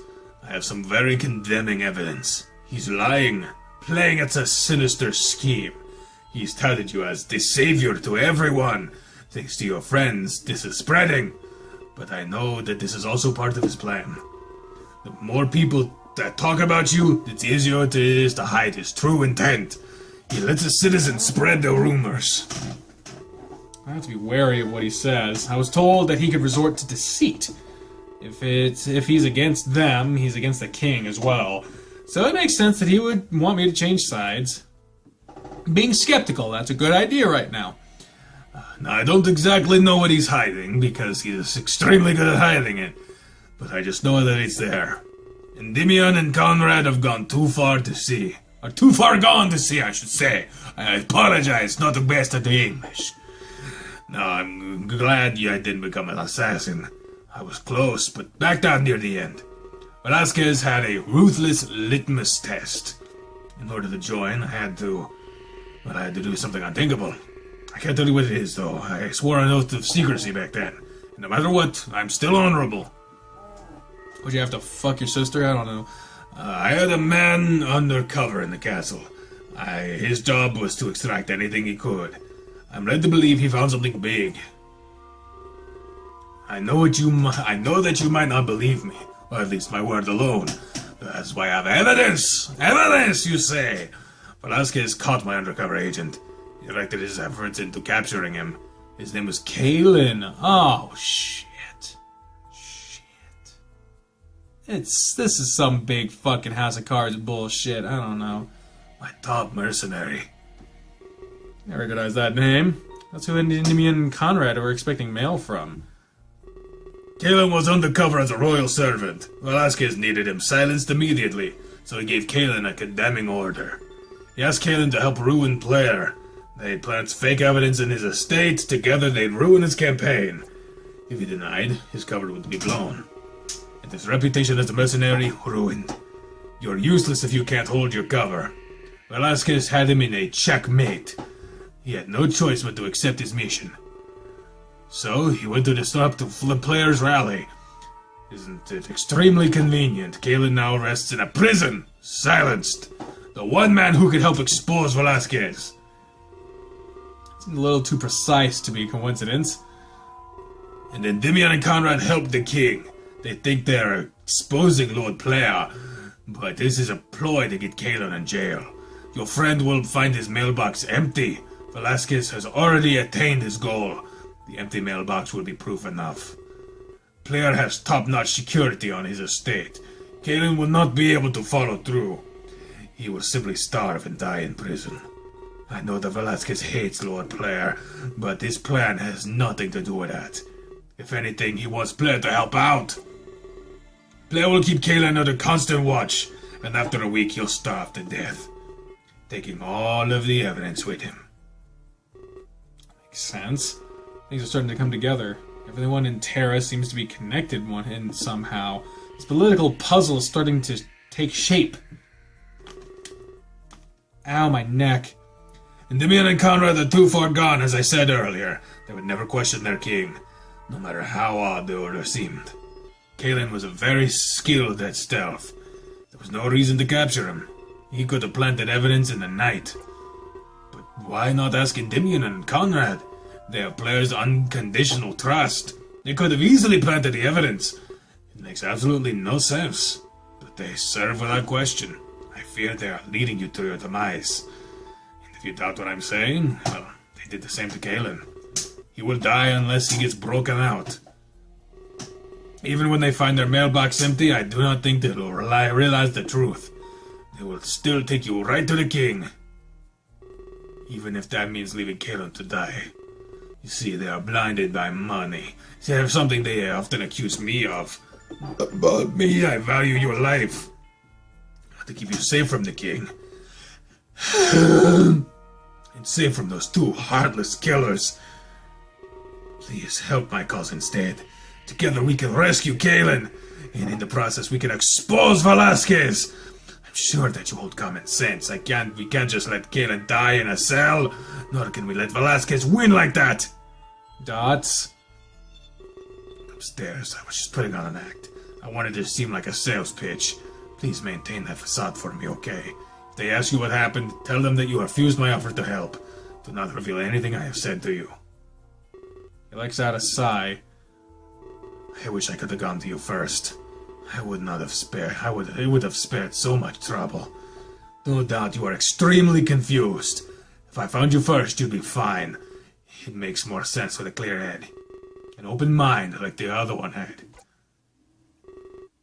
It's all very confusing. What other one? I'm not sure what to do. Lots of information is conflicting right now, but Righty hasn't hurt me yet, so there's that. Wait a minute. Did he just say the other one? Because of Kalen, I knew about the rituals. Today, I was able to intercept it. I was hoping to grab you, but I couldn't. For some reason, the ritual brought two. Oh god, no. It's fucking, what's his fucking, the squirrel guy. What the fuck was his name? I don't remember. Rook? No, that's not Rook. Oh god, I don't remember his name. So instead of you, I got someone else. Perhaps they can convince you as a friend. Turns his head to the darkness of the cellar. You can come out now. A shadow emerges from the darkness. At the moment, I was utterly shocked. I saw the last person I expected to see on Terra. Aha! I knew it! You bastard! Keela, that was his name. I knew it was him. It had to be Kane! It had to be Kane! Back alley! Meanwhile, back on Earth, a shady back alley late into the night. Really, this Earth stuff really seems trivial when compared to the shit on fucking Terra. So, how you holding up? Who are you? I'm tired. You shouldn't have woken me up. Shock, you needed to know. Don't give me any of that nonsense. You and Klace went way back. So? I just wanted to talk to you about this. I know it must be affecting you somehow. You were childhood friends, you know. You should go back to your contest winners. Seems to me that they were more obsessed. Why don't you interrupt their sleep? Don't be stupid. Listen, you know I care about you. If I were in your shoes, I'd need a friend. I'd just doing what's appropriate, Shock. This affects you more than it does them. Who are you to say it affects me or not? Stuff your nose back in that tablet, Rook. It doesn't belong in my personal business. Dots. Sorry for caring. I know why you really called this meeting. You don't care about how I feel at all. You care about whether or not I'm staying. Now, cut to the chase. None of this is about my friend. It's all about how our careers will change. Shock, I really do care. I know that it's what it's like to lose someone. I've been in this exact situation before. Is that so? That's not what I heard. I heard that you like to abandon others. It's like the reverse. It's the reverse, Rook. People lose you. Grrr. Now, I told you to cut to the chase. What's the real reason you called me here? Fine, I guess I'll pretend not to care. There's something you're good at. Oh, shit! Singe decided to restructure the tour. Opening night will be a memorial service, you know, like a vigil in Klace's honor. Really? Singe has sentiment? Well, I guess you could say that, but he did it to minimize refunds. The fans will still want to attend. That makes more sense. Here I thought he might have grown a heart. Dots. He wanted me to ask you something. If you perhaps make a little speech. You know, as a childhood friend of Klace. The fans might want to hear your voice. It could give the vigil more impact. I'll think about it. Really? He was one of your best friends. This is his memorial service, you know. You really have to think about this? Indeed I do. You got a problem with that? No. Also, there will be a big announcement. Daz will take Klace's place on the tour. We would really appreciate it if you stayed. Rocker's going to stay. He pledged his services to Daz. What do you think about that, Shock? I think I'll have to think more about it. Very well. Can I go now? I suppose. But first, about the contest winners. They are not precious to me. The contest was Klace's idea, Shock. I did it for him, and now he's gone. They'll wake up to some horrible news, assuming they haven't heard it already. In fact, we might even send them home. Singe needs to decide what we'll do. I'll have you know that they don't impact me. Good to know you don't give a shit. Got it. And about what you might be feeling, just please do me one favor, Shock. Don't make the same mistake I did. With all due respect, Rook, only you could screw up that bad. Oh, shit! Shock storms off, pushing Rook out of his way. Wow. People think I'm a jerk. Oh my god. Damn, anyway. Well then, what's gotten into him? Oh, there you are, Daz. I think he skipped a few steps. Went right into the anger stage of grief. That's a fact. I could see it on his face. I guess we'll all handle things differently. Yeah, some more harmful than others. Thanks for coming to see me, at least. No problem. Is there anything I can do? If I can't help in any way, please tell me. Fuck, you could stop being so goddamn nice to look at. Well, I know that you were with Singe. Perhaps you have some information to tell for me, aside from your promotion, I mean. Singe told me about that directly. But I don't know much else, other than the changes to opening night. Well, I talked with Walker for a bit. He seemed more interested in mythology, so I tried to get out of there quickly. Sounds like him. It's admirable, though. He's still able to study while abroad. If only he didn't show it off all the time. Yeah, it could be a little troublesome. I could give you a big lecture, though, especially on the creation of Japan. You're implying I couldn't do the same. Remember, I work with him every day. Well, anyway, about the murders. I think there's been a breakthrough there. Really? You think I'd know about that? My mailbox is usually flooded all night. The police are even keeping it a secret, but they found a culprit, at least for half the cases. The person confesses to being a copycat. They were responsible for the gun murders. Interesting. They have a solid alibi for all the other cases, so for now we're left with a bunch of suicides. So the real mystery isn't solved. People are taking their own lives, even if they're completely healthy. So, with no evidence left behind either. It seems as if the bodies are moved. It's the only way this makes sense. So there's another killer out there, Seems to be that way, but the police don't care. They're closing the case this morning. They'll just be labeled as suicides, even though they're physically impossible. Indeed. Anyone could realize that. The crime scenes don't even match the crime. A bit premature to close the case like that. Of course, but there's nothing we can do. If it's closed, we'll never know the truth. This leaves it in the hands of others. So you want to play detective now? I want to know who did this to us, don't you? I want to know who killed him. I'd rather not know. Don't you read? Finding the culprit makes you a target. Just someone else they need to silence. I'd advise you to drop it, Daz. You don't need to lose another idol. We need to work on moving forward together. Dots? You have a point. But Singe didn't back down so easily. He never does. What did he do now? He already has a suspect in mind, Klace's bodyguard. Really? Yeah, and it does kind of make sense. The murders started when we arrived, and the scenes seem expertly tampered with. It makes sense given his background. He worked for the police before Singe. He'd be able to pull strings like that. Seems too simple to me. I thought so at first, but Singe called him in for questioning, and that's where it gets more suspicious. It seems that he's fled Tokyo. Damn. I mean, it's pretty obvious that it was just the fucking thing, whatever, so I don't know. Singe's office earlier that night. It was just the midnight deaths, it was the ritual, so I don't understand why this Earth stuff even matters right now. It really doesn't seem like I should give a shit. What do you mean he's gone? It's just like it sounds. We can't find him anywhere. He might as well have vanished. How convenient. We found a letter in his room, though. It simply reads, "I'm sorry." Another admission, an admission of guilt, perhaps? It doesn't seem that way. If he did this, he wouldn't be sorry. In fact, he wouldn't leave anything behind. It seems to be more of a genuine apology.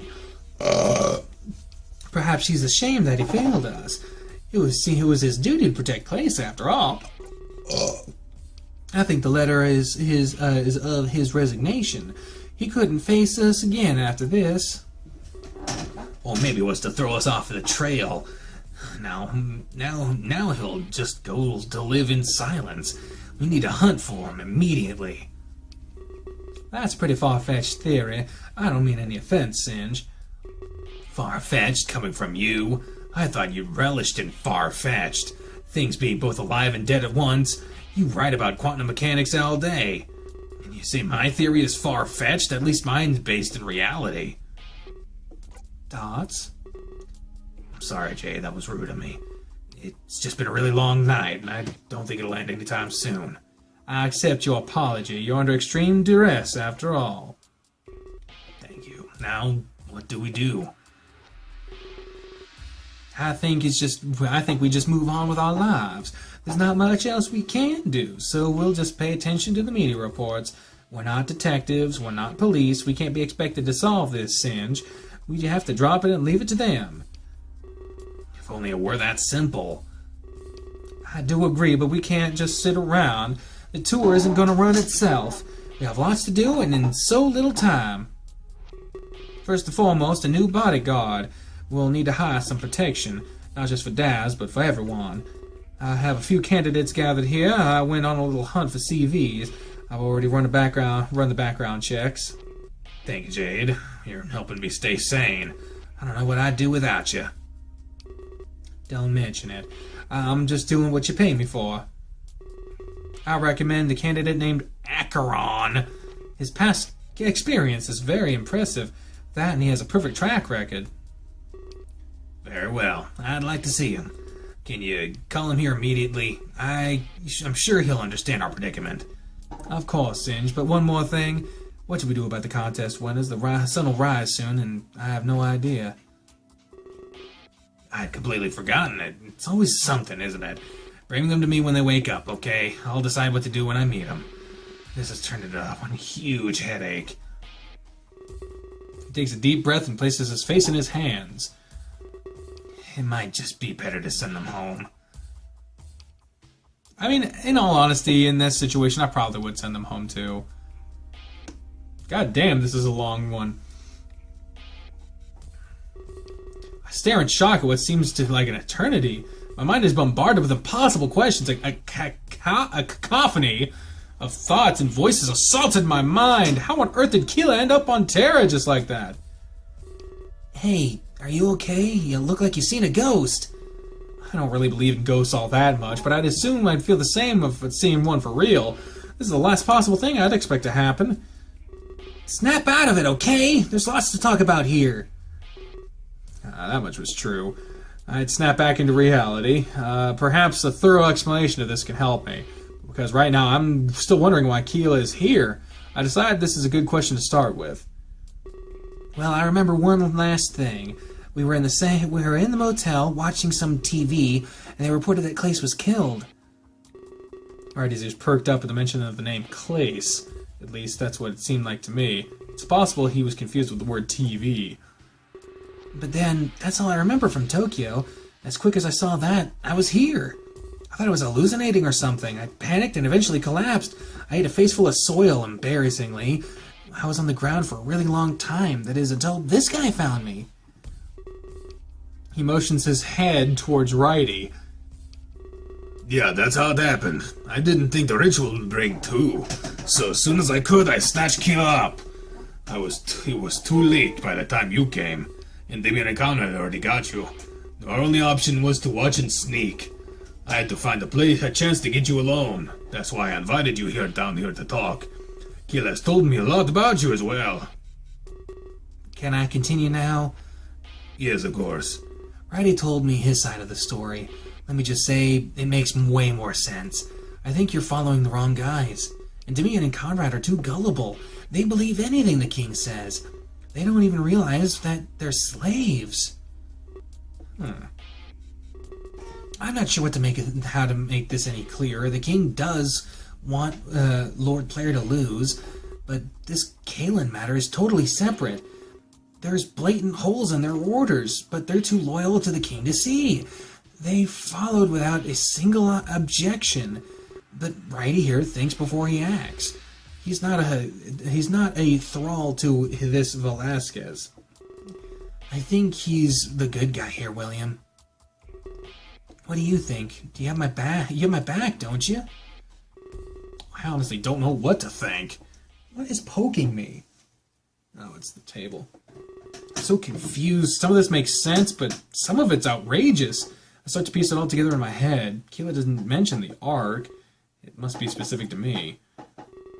It makes sense that he got here before me then. The man in the Ark didn't interrupt Keela's trip. But I still have no idea why Keela was brought here. It was just because he mentioned he was beside me when I was taken? I explained everything to Keela. He had a revelation about the ritual.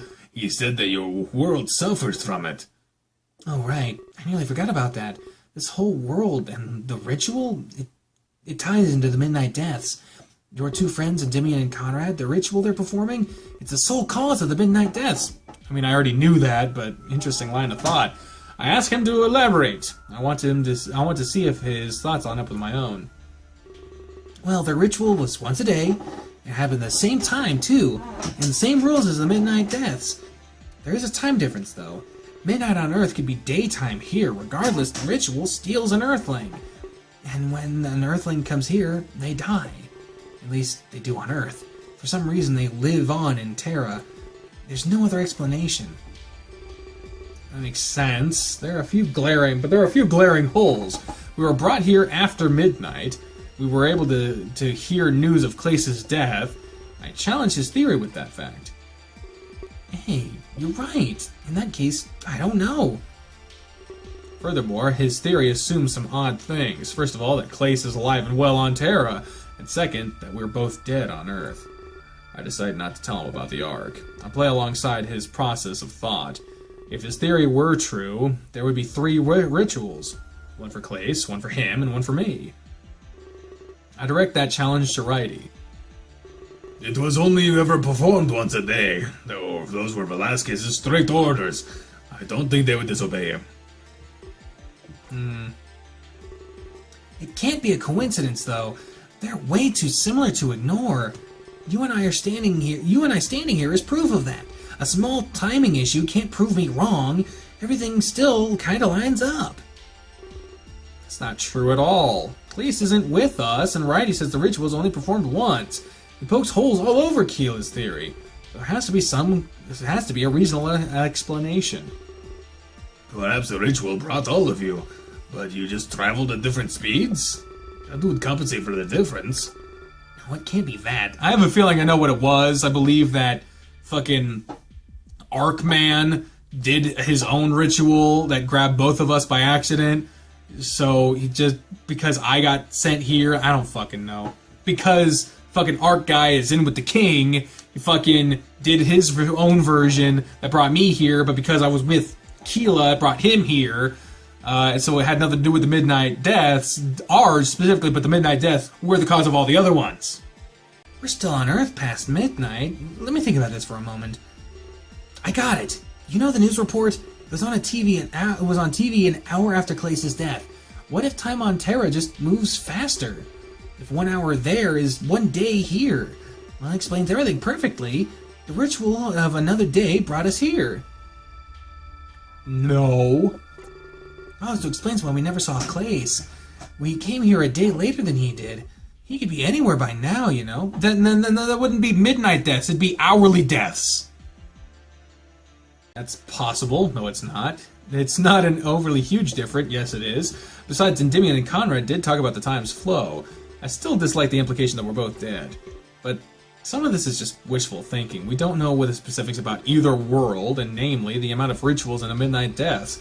If we did, we'd be taking steps in the right direction. But again, there were too many coincidences at play. I'd have to stop considering that the death's a mystery now. We need specifics, and it's clearly involved Terra.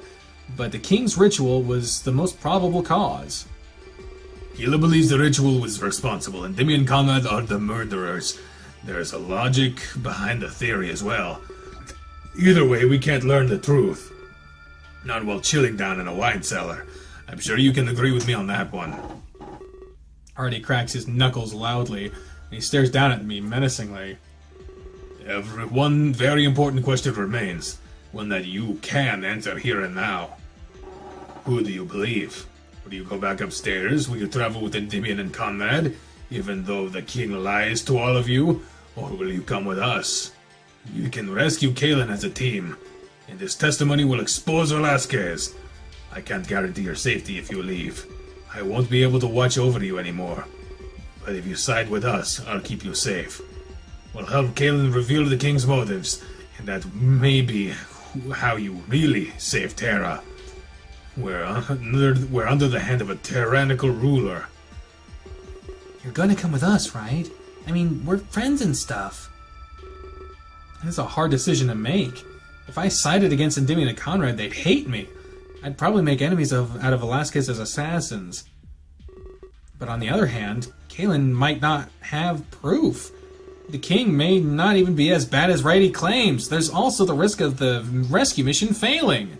That, and I'd have assassins out to get me. Siding with Righty and Keela seems very risky. I may not be able to complete my mission as the savior. However, if I side with Endymion and Conrad, then Keela and Righty might become my enemies. And Endymion and Conrad will bring me right to the king. I'll be able to hear the plan from the man himself. This would be the easiest route for me to take, especially if I wanted to help the man in the Ark. But what if Velasquez did want to use me for evil? There's a chance that meeting him would condemn me. Once we're face to face, he could do anything. And what if Endymion and Conrad have a secret agenda? They're assassins after all, not peacekeepers. That's a huge choice indeed. I wish it was as easy as the choices back in Tokyo. Things were getting far less black and white on Terra. I say in silence, thinking of what to say next. We don't know the innocence of the king or not. We know he's tied to the person with the Ark, and they seem to have some sort of mysterious relationship that involves secret identities. So that implies deceit. Now, the righty here, the big muscly bear that everyone wanted to see more of, he has been, we've been warned not to trust him because he could lie. And one of the reasons why I was thinking of siding with righty was the fact that he has convinced Keela. But the problem is Keela is just as impressionable, if not more so, than I am, because when you're in a strange area and someone says to you, I know how to help you, you're inclined to believe them if you're not naturally paranoid. So I don't know.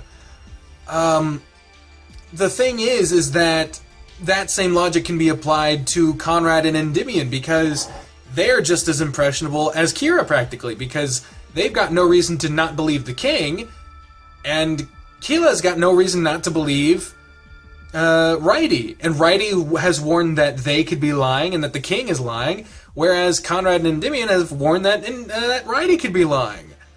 I honestly have no fucking clue. But who do I believe? Who do I side with?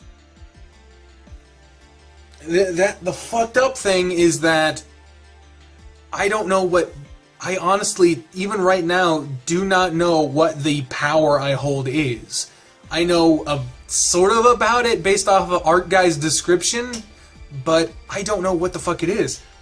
The fact that I get to choose, though, means that one isn't going to be immediately wrong in what I would assume. Because if I get to choose, then it's just a branching path. And from my assessment, what I think would be best, you know, Conrad and Endymion seem to be popular on a physical standpoint with the comments.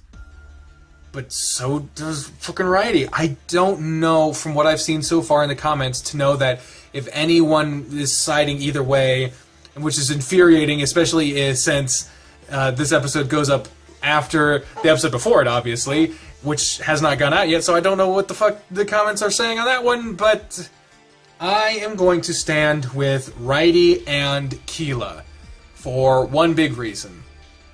I have... The bullshit, if there is bullshit, stops with righty.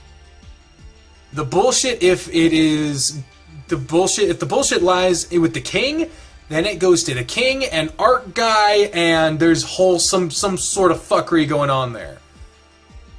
I don't know what that whole shit is, but it makes me think that there's something wrong with that situation. So I'm going to side with righty and Keela,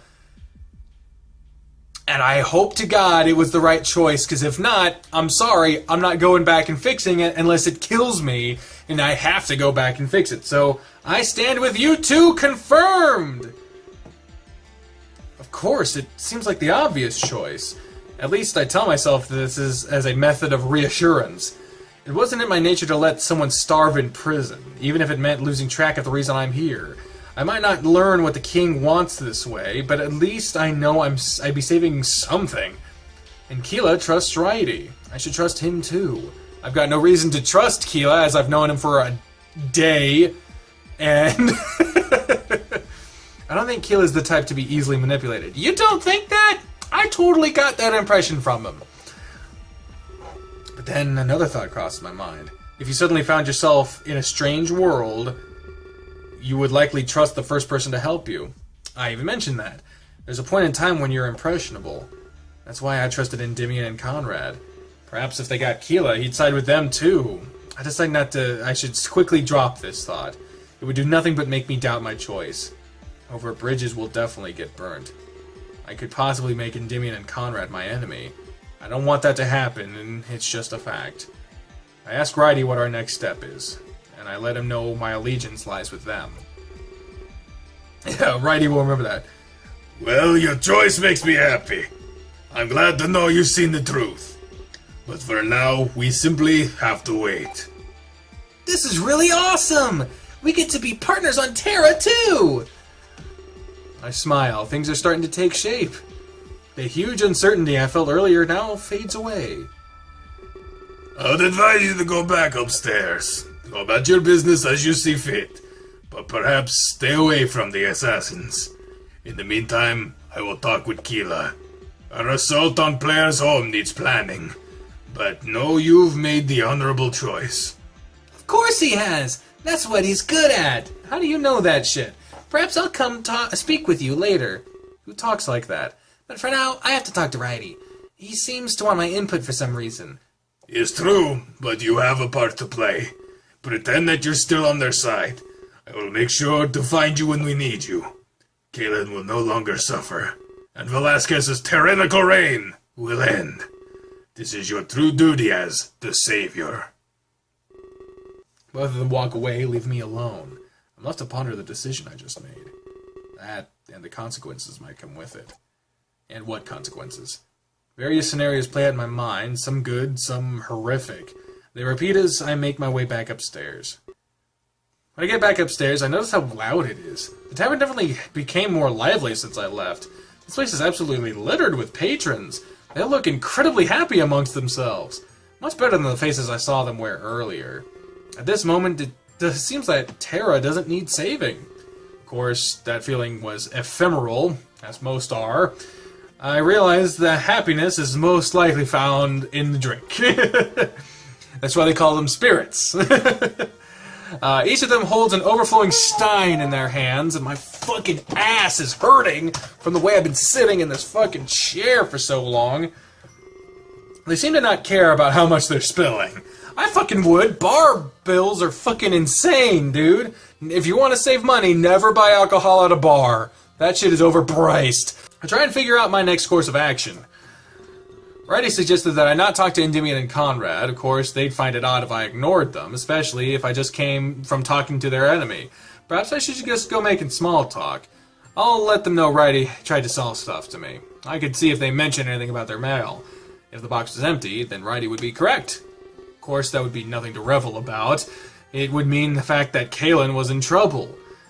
And not the kind of trouble we could ignore. But if anybody was equipped to rescue Kalen, it had to be Righty. He was both strong and smart. I'm just glad his goals align with mine. We wanted to learn the truth about Velasquez. Hey there, surprised to see all the people? I nod. People seem to forget what we are. At night, we turn into a watering hole. No immigration papers to be found. Not that it bothers me, of course. Everyone's on some journey of their own. We cater to every type of person. People who've come a long way to be here, or people who still have a long way to go. Anyways, I saw you go downstairs. You must have had a chat with Righty. I nod once more. He always has something to say, that one. Sometimes I think he's just bored. He sits around all day on his own. You want to come have a drink? Me and Fidget are about to sit down. There's something we should talk about. We have our own special table, so we don't have to wait for any vacancies. Points to a table near the corner of the tavern. I see Fidget sitting down. He's talking to himself. I sure can say sure. I don't have anything to lose.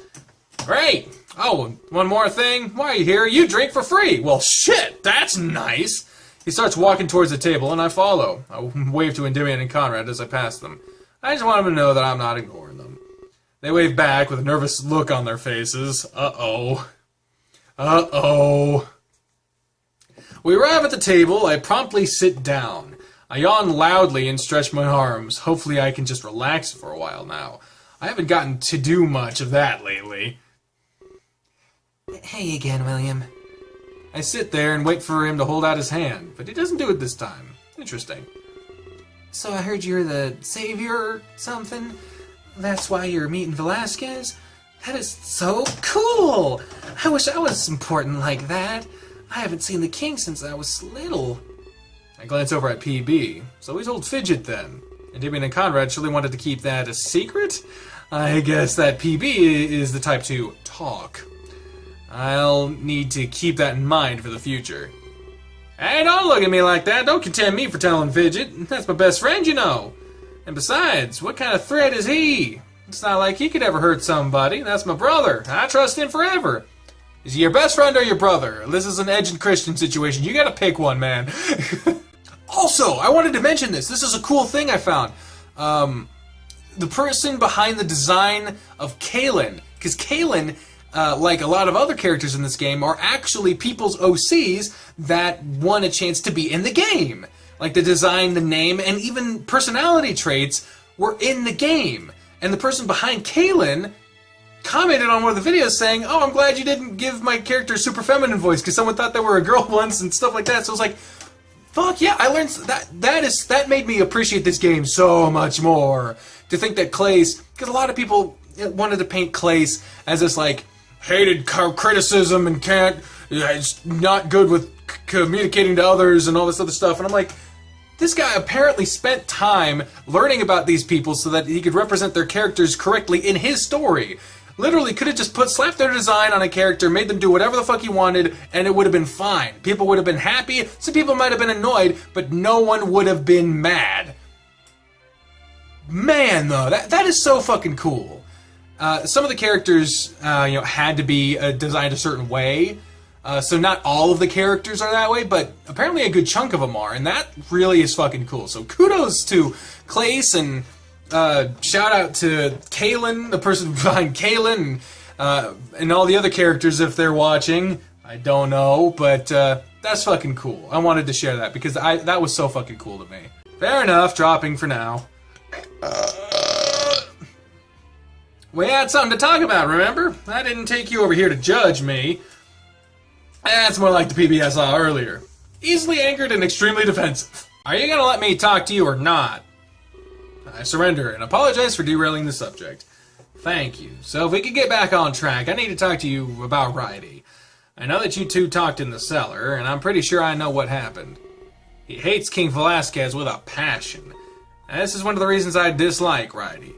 That hatred totally clouds his judgment. Let me guess. Wanted to expose the king? Said he had some sort of evil plan. What? I nod. This was actually an apt summary. I'm gonna lay this right out there. Velasquez has never hurt anybody. We've only known peace under his reign. Well, except for I'll get there, Fidget. Just hold on. History of his rule goes back millennia. He's been nothing but altruistic. Of course, the victors write the history book, so I doubt that assessment. I know that Ridey is strong and smart, but on that matter alone, he's biased. And I really have no idea why. Fidget and I owe Velasquez so much. I don't know why he hired those assassins, but I trust his judgment unconditionally. I guess PB doesn't know they always worked for him.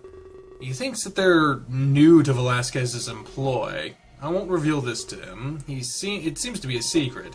I wonder if their relationship had to do with this. And Vivian and Conrad did mention that they were almost a trio. Perhaps Velasquez did something to make him back out. I think Ridey mentioned some sort of litmus test. Hey, you there? Then PB snaps his fingers to jerk me out of a reverie. I'm trying to talk to you here. It's rude to stop paying attention. He's right, and I apologize once more. This whole situation just gets more and more confusing. And I know whose side is the right, but I don't know whose side is the right side. Now, if you'll let me continue, Ridey used to work for Velasquez. What? Really? And I don't mean casually or anything. Ridey was Velasquez's go-to man. That's a surprise to me. I wonder what caused him to turn so drastically. There was an incident about 10 years ago. Me and Fidget were very young. Velasquez called it the Exodus Project. Exodus? Oh, Christ. I got a flashback. I got a flashback to doing audition stuff for Winds of Change. The Blade of Exodus. How many times did I have to fucking say that line? That name seems eerily familiar to me. I guess I need to explain Terra some more, or else the story ain't gonna make much sense. I forgot that you were new here for a bit. Terra is extremely open to immigration. We offer people a second chance on our soil, to start anew or to escape harm. But once they arrive, they're kinda stuck here. Leaving Terra is impossible. Impossible? That what makes it special. We're making something like a one-way street. Shit. Still better than your world, though. I heard that you have no open connections. I'm not sure how you even survive. That's a good question, actually. Anyway, back to the Exodus project. It was an attempt to open our connection. Velasquez wanted to let people leave. If people could come and go as they pleased, Terra would flourish for an eternity. No more overpopulation or famine. That and Velasquez could expand. No more would he just rule over Terra. He could rule over an entire galaxy for sure. Of course, it didn't go as planned. One look around could easily tell you that. It was a huge disaster. People died. Either way, either that or they got stranded in space. Our mother was one of those people. Oh, shit. Velasquez wanted only the smartest on Terra. Unfortunately, they suffered the most. We lost some of our key public figures. Of course you did! But we know our mom's out there. She'll come back one day. She has to. She was so smart. You know, there was a fucking genocide in Cambodia where they were trying to get rid of all the educated people to fucking make the population dumb so that they could fucking follow the leader. What was his fucking name? It was Pol Pot. I knew it was a weird name. So yeah, he targeted like students and teachers and public figures and all kind of the educated were the main people to go. So if the Exodus project was on purpose, very Pol Pot-ish. Is my fucking mouse on? Oh, thank God. Fidget exclaims with pride. She's smart enough to find her way back. I don't care how far she ended up. I'm being patient. I'll even wait forever. Roddy was close to our mom, you could say. He felt responsible for her disappearance, especially since he helped Velasquez out. Velasquez needed to fix his public image. He needed to show people that he cared. There was some heat on him after all this. So he funded the creation of our tavern and tasked Roddy with building it. About around 10 years ago, we weren't here. Wait, so Velasquez is the true owner of this tavern? And he got Roddy to build it from the ground up. That's a really impressive feat. I'm stunned. Velasquez wanted to create a landmark, and one of galactic proportions, I mean, so the people knew how to get back home. He wanted word of Terra to spread. He wanted everyone to know about the tavern, and eventually the lost ones would hear of it. And that's the reason we run this place. We hope that one day Mom will come back, that maybe she'll walk through that door. That's what keeps us going. With every second, she gets closer. She's gonna be so proud of me. I've grown really big since she left, and I'm learning to be good at chores. You're doing a great job, Fidget. That's what I wanted to tell you anyways. I don't think Velasquez is up to anything. At least, nothing like Roddy believes. At first, the scope of this place was clear, but over time, its reason was lost. Now we're just a plain bar and office. As this happened, Roddy changed too. He got less and less interested in waiting. Perhaps he lost hope, assuming Mom was... Hey, don't say that! It's not true! Sorry. So, Roddy has a few reasons to hate, but we don't know what the real one is. I try pressing him for it all the time, but he says he just can't tell me. Something about being a man of honor. But he never leaves the tavern or our side. I think he wants to make it up to us, even though I forgave him long ago. A man of honor, huh? Roddy said that earlier when we were in the cellar. When I asked him why he didn't become an assassin. Could that have something to do with all this? And the more time he spent here at the tavern, the more he hated King Velasquez. It grew and grew over a long period of time. And that's all there is to it, really. His hatred seems to transcend everything, no matter how good Velasquez has done. And that is a lot of good. I'm sure you can agree with me. I mean, just look at this tavern. Indeed, Velasquez seemed to be a very nice ruler. He owned up to and corrected his mistakes. with a tavern that we earlier called shoddily built. Doing something like that is very noble. Definitely a mentality befitting that of a king. But now I'm conflicted even more. One side has an unmatched hatred for Velasquez, and the other has an unwavering loyalty. It seems even more impossible to choose a side now. Were Keelan and I manipulated? Definitely. Was Riley and his gang a group of radicals? Probably. Or were Endymion and Conrad the radicals here? Both are! Both! Undying hatred, undying loyalty. Both are ignorance incarnate. Both are consequences of ignorance. Killing any opposition to Velasquez's twisted reign. I guess I would never know until the right time came. All I can do in my situation is wait and see. Let's put matters of the past aside. I have my own theory on the future. Whatever it takes to make you special, I think I know what Velasquez wants. He wants to helm another Exodus project. Whoa, really? You're being hailed as a savior. I have no doubt in my mind he used that term in the past as well. Before the first Exodus project, he promised that Terra would be saved. I'd say you have a long journey ahead. I guess it's only fitting you came here, the Wayfarer's Tavern, I mean.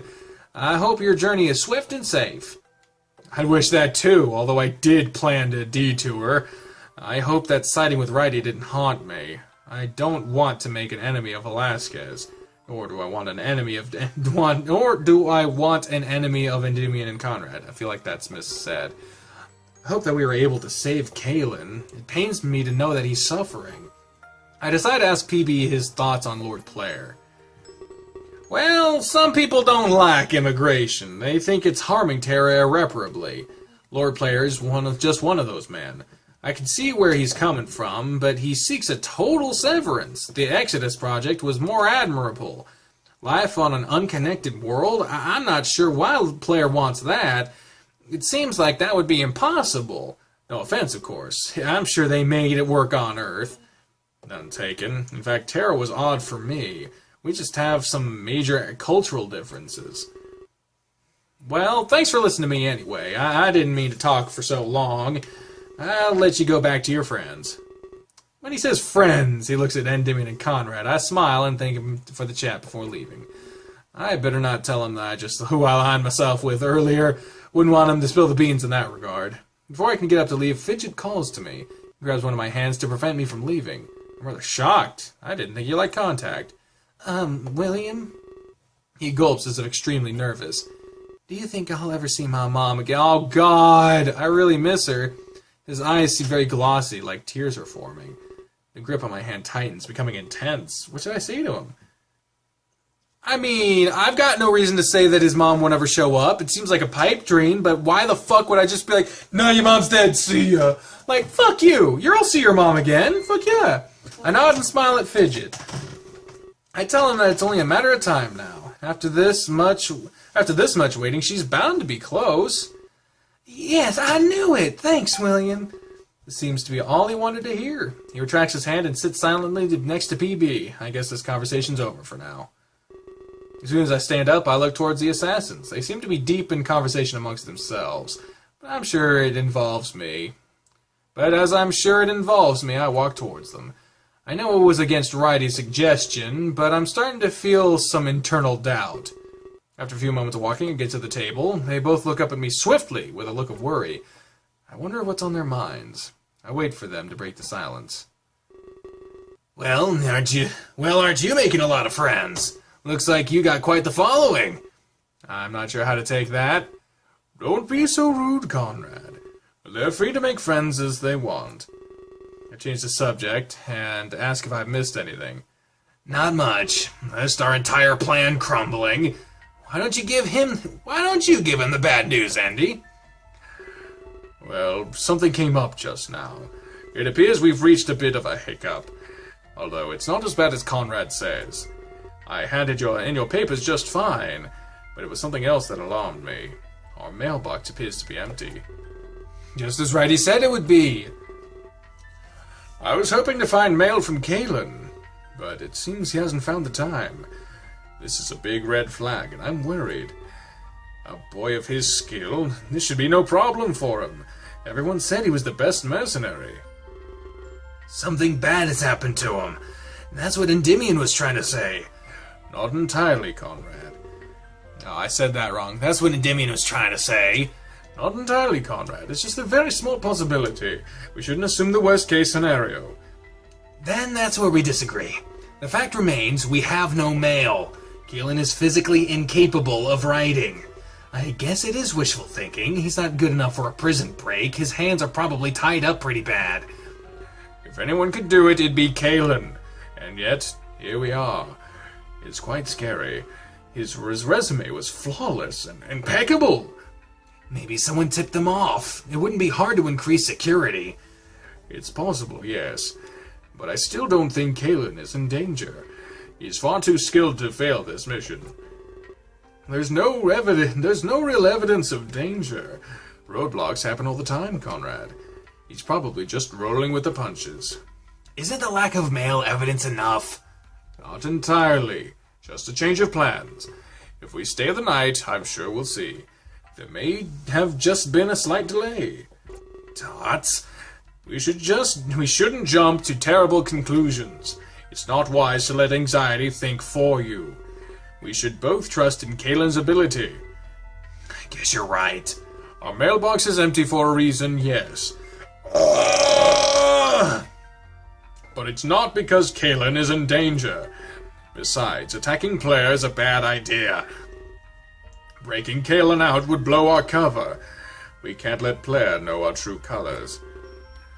You forget that we're undercover. We will fail our mission if we do that. That's true. So you really think Kaelin is fine? I'd bet the entirety of our next pay on it. I'm sure we'll hear from him soon. I don't think he's failed a mission yet. They continue to debate while I listen. Some of their points are valid, but probably untrue. Of course, I can't say that in front of them. I have to remain as ambiguous as possible for now. The mailbox being empty, that was a huge sign. It solidifies the fact that Righty was correct. I take a huge sigh of relief. I made the right choice. It seems they don't know Kaelin was spying on them. Or the king either, for that matter. That's how he got involved in all this to begin with. I doubt he'd disrupt the player rally otherwise. Well, what do you think, William? If you were in our shoes, I mean. Would you stand back and wait? Or would you try to rescue Kaelin? This was an extremely complicated situation, even more so given the nature of my allegiance to Righty. I feel like I'm a double agent or something like that. I'm not sure what to say without exposing myself. I tried to discern the easiest course of action. Conrad was asking me for my opinion on what I would do, but I was drawing something less than a blank. I really can't talk about what Righty told me, nor can I tell them that I plan to go with him. I have to answer this in a way that fits my personality. Perhaps I could use the questionnaire to take my advantage? This would seem less suspicious to them. It would fit the answer if they were expecting internally. I said I was an attacker, didn't I? Yeah, I guess I did, yeah. That means I would be supportive of a rescue mission. As I actually was, of course, after talking to Righty.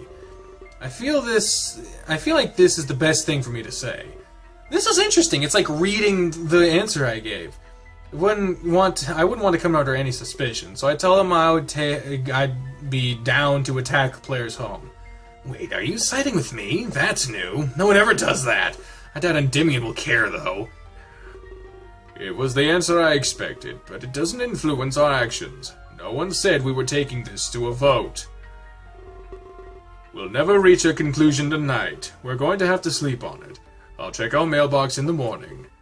I guess you're right. Where are we gonna sleep? We can't rent a room. We're flat broke. I took care of that earlier. PB added some rooms to our tab. But we'll be making more than enough. It'll be a pocket change after the Savior. As soon as we get them to Velasquez, I mean. Fair enough. Endymion pulls out a key from his pocket. He holds it out to me and smiles. Here, take this. Your room is number 23. I grab the key and put it in my pocket. My room number is 24. Conrad's is 22. We will both be the same distance away. Please call out for us if anything happens, or if you have any concerns at all. But for now, I would suggest you just relax. I'll stay up a little while longer myself. I'm sure Conrad will do the same. We will resume our planning tomorrow. I'll check on the mail as soon as I get up.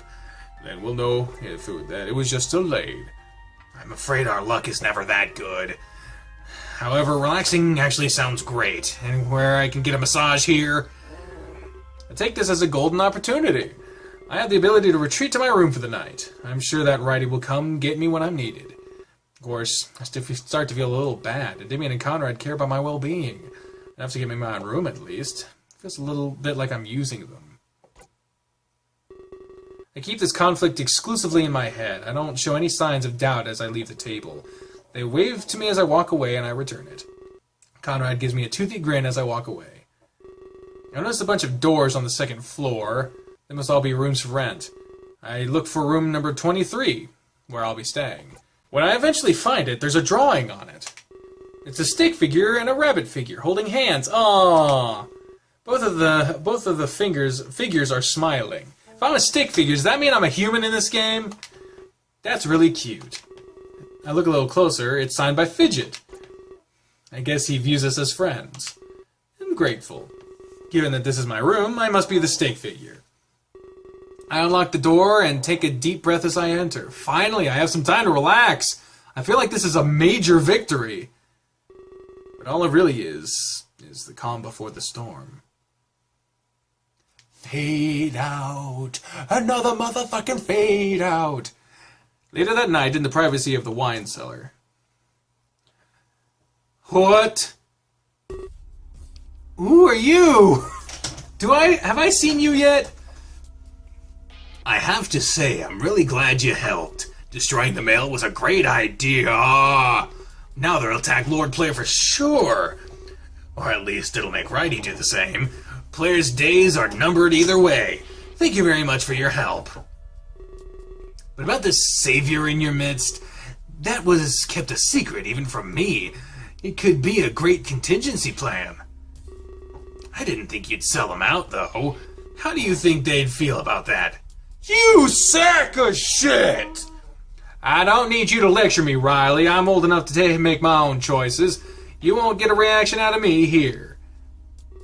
Very well. You'll get your money soon.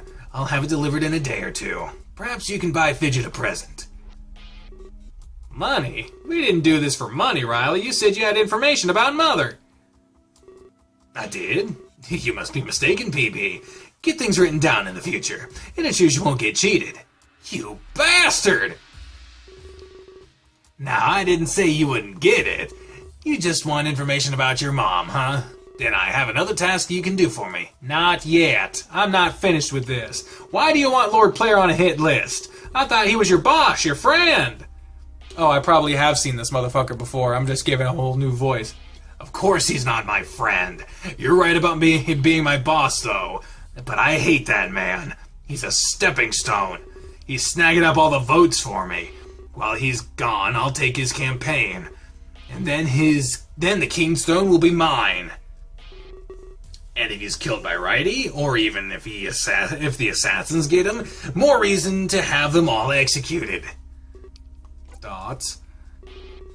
What's the next task in order to learn about my mother? I'll tell you soon enough, PB. As I mentioned, I have a contingency plan. So if you'll excuse me, I'll be in touch. Dots? I don't like this at all. He lied to us, PB. Yeah, he did. He probably doesn't know anything about Mom. I bet he was just using us for his benefit. Yeah, he was. Don't worry, Fidget. He'll get what's coming to him. Really? You think so? Yeah, evil men always do. What the fuck is going on? We have double crosses and shit going. I'm so confused. Meanwhile, in the comfort of your tavern room. It took a few hours before the tavern came to a lull. I'm assuming it was last call or something like that. I heard many doors open and close as things got quiet, including the rooms of Endymion and Conrad. Were they going to sleep, or were they going to listen in case something happens? I'm suddenly a little paranoid that I'm being watched. Oh well, it's not like how I was doing anything illicit. I made myself comfortable in the luxurious bed. I mean, it looks like a nice apartment room, a nice room, It looks like a cottage almost. I'm not sure if I dozed off or fell asleep. Those are practically, literally, the same thing. But before I knew it, I was jerked into coherence. There was a loud knocking at my door, a loud rapping at my chamber door. I took crooked steps toward it, utterly groggy. I rubbed my eyes in an effort to make my vision clearer. The knocking starts to get more vigorous in nature. I can hear someone panting on the other side. It sounds like somebody's panicking. This kicks me into high gear and I rush to the door, but when I open it, I'm not sure who it is. Oh, thank goodness you opened the door! Another moment longer, and... He pants heavily as he closes the door behind him. He locks it as well. That's a little concerning. Sorry, I promise you no harm. I can explain. Please listen. He presses his back against the door. I'm assuming so nobody can open it with him in place. He holds up a piece of torn fabric. It's stained with blood. What? My master went insane. He attacked me and tried to kill me. I ran to the nearest place I could find. I open my mouth to call for Endymion and Conrad. He gasps and steps forward, urging me to keep quiet. He says he doesn't want anyone to know where he is. He steps towards the middle of the room. He places his hands on his head in confusion. Why? Why would he do this to me? Blair has always been a kind master. Blair. That's the one Endymion and Conrad wanted to oust. He attacked his servant? I doubt it. Why would he do that? Suddenly I realize the urgency of the situation. If anything, this man's testimony could be invaluable. I ask him his name and give him mine in return. Of course, my name is Riley. Thank you for your shelter, William. I nod. I start to feel uncomfortable near the door. I move away and place him between the door and myself. I stand against the wall, my back pressed against it. I won't be here long, I promise. I just need to gather my bearings. It was just a shocking thing, you know. It all just thrown me for a loop. You never expect these things to happen. It's so sudden, and I'm just scared. And I notice his demeanor suddenly changed. Almost like his panic vanished in an instant. Like it was fake! Fake hedgehog! He seemed to calm down rather quickly. He places the blood-stained fabric on the floor. Why in the world would he do that? I decided to ask him what he's doing. Sorry, it's just making me relive this. I gotta get this. I gotta get it out of my hands for good, or else I'll keep dwelling on what happened. He stands up and looks me in the eye. And it needs to look like you struggled. Oh, hell! Why the fuck? You'll have to forgive me for this. In that moment, in an instant, he is upon me. He pins me against the wall, squeezing my throat. I start to panic and try kicking him off, but I can't. He uses his feet to keep mine in place. I try to pry his hands off my throat, but he is strong.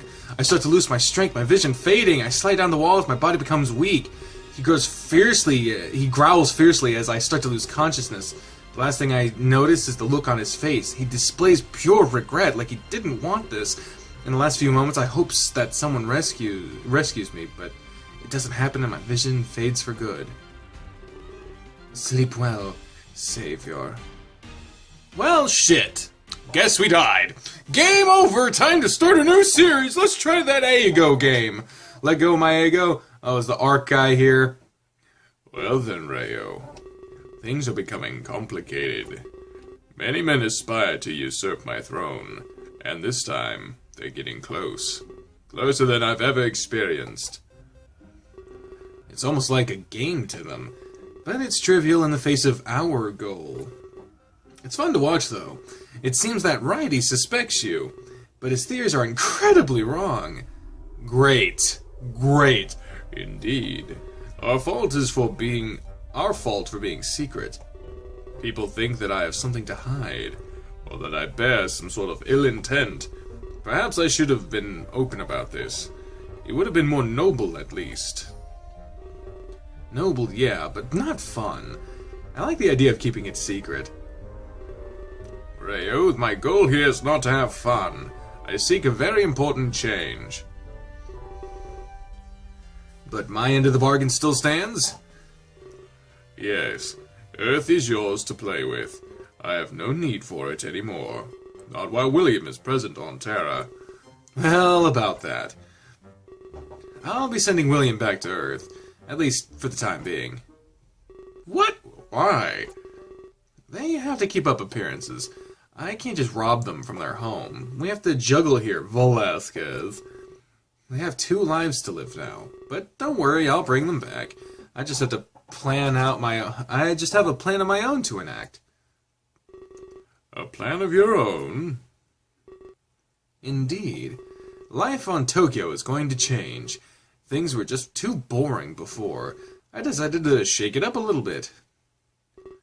I see. You'll find out what I mean soon enough. Things will get harder for William, but it will help them realize their role. God damn it! It's gonna get harder for you. Let's just fucking just shake in the back. Just. Being the savior isn't all fun and games. A great danger will soon befall Tokyo, and it will claim the lives of many more. What the fuck? God damn it, dude! Everyone sucks. There's like I like one person, and that's Keela, and that's because I honestly don't think he could do anything wrong at this point. Where am I? What's going on? I remember getting choked unconscious by Riley, but then why am I still conscious? I feel awake and disconnected. It's like my spirit left my body or something. I'm still fully aware of my surroundings, or at least the lack thereof. Even so, I feel disconnected from my body. What does that fucking feel like, exactly? Because that is not a common thing for you just... this is what I feel like. What the fuck does it feel like? This is a visual novel, goddammit. Is this death? I feel a large rush of speed, much like the first time I was sent to Terra. Do you have to get killed every time you have to go back between this? God damn, that is the worst fucking teleportation system I've ever fucking... Shank, shank. Oh, now I'm back here again. Shank, shank. God damn it, will you just leave me alone? Shank, shank. What if you get mugged one day and you just fucking cross the galaxy? Like, god damn. This time I am able to bear the pain more easily. And as it subsides, I hit solid ground with a thud. First, my sense of touch returns. I'm face down on some sort of carpet. Wait, the hotel room carpet! Back on Earth? As my sense of sight returns, this fact is confirmed. Yay! We're back on Earth! Well, I'm glad they kept us fucking informed of what was going on Earth, because Lord knows they couldn't have just told us that shit once we got here, instead making it seem entirely trivial every time they would go back, because I had no idea that I'd be going back to this place until right now. God damn it. My instincts want me to rise to my feet, but as it stands, that's currently impossible. I try to move my hands, but they're frozen stiff. And I mean that in a literal sense. I'm so cold. Stone cold! How long was I lying here? Did the hotel not have any heating? After strenuous effort, I'm able to move one finger. And then soon after I can move another, and then another. I focus on this until I can move all of my digits. When this is through, I have control of my hands. I use them to push myself up, and soon after I can move my feet as well. I bring myself up to a standing position. That was odd, almost like I had to defrost. I scan the room and notice Keela is lying on the floor. We're in the same spots as we were before, like we hadn't moved since the news report came on. But sun enters the room through a nearby window. It's not night anymore. Day has broken. I rush over to his body and kneel down beside him. I give him gentle shakes while I call out his name. He's frozen stiff, just like I was before. He's cold to the touch, like a lifeless corpse. I start to panic and shake him even more, my voice becoming more desperate as I call out to him. After a few straight minutes of this, he starts to move. Oh, someone killed him too? He follows the same procedure as myself. First the fingers, and the hands, and so on. Moments pass, and he stands up in confusion. Huh? What happened? Did I just... He rubs his eyes like he's waking up after a long sleep. He lets out a yawn and a stretch, utterly confused. My body is so stiff. This is a clean game, guys. Relax. Mine is as well, but I brush that fact aside. Brush that fact side. It's a finished game, so I can't say it's in a work in development. You fucked up! I'm kidding. It's a typo. Oh my god. There are more important matters at hand. I asked Keela what he remembers about last night. Klace, What? I must have passed out in shock. I think it's all a blur. Please tell me that it isn't true. If he died, then what happens to us? I don't want to go home, William. I must have been dreaming. Please tell me I was dreaming. He grips my shoulder and shakes me a few times. It's like he's demanding something he knows isn't real. I can't let him live in some sort of fantasy world. He has to know the truth of what happened. And so I let him know that it was true. Klace passed away last night. He was murdered. No! I want him to come back! We have to bring him back! I'm not sure how to respond to him. It's very clear that he's in denial. He starts to pace around the room, talking to himself. Soon enough, it seems like he's forgotten that I'm here.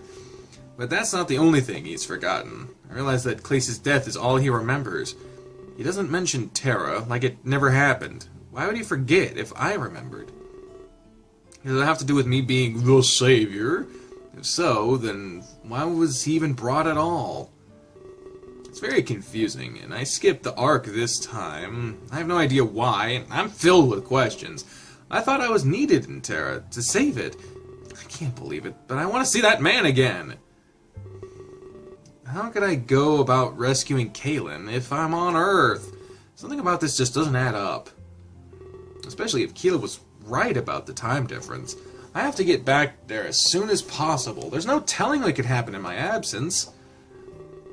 I could have sworn that they said it was impossible to leave. That Tara was a one-way street and I'd be stuck. Christ. Before I can get too deep into the thought, my phone rings. I pick it up instinctively and greet the other end. The ringing seems to shoot Keela back into reality. I know he zones out, but that was something else. Hello. Hello, boy.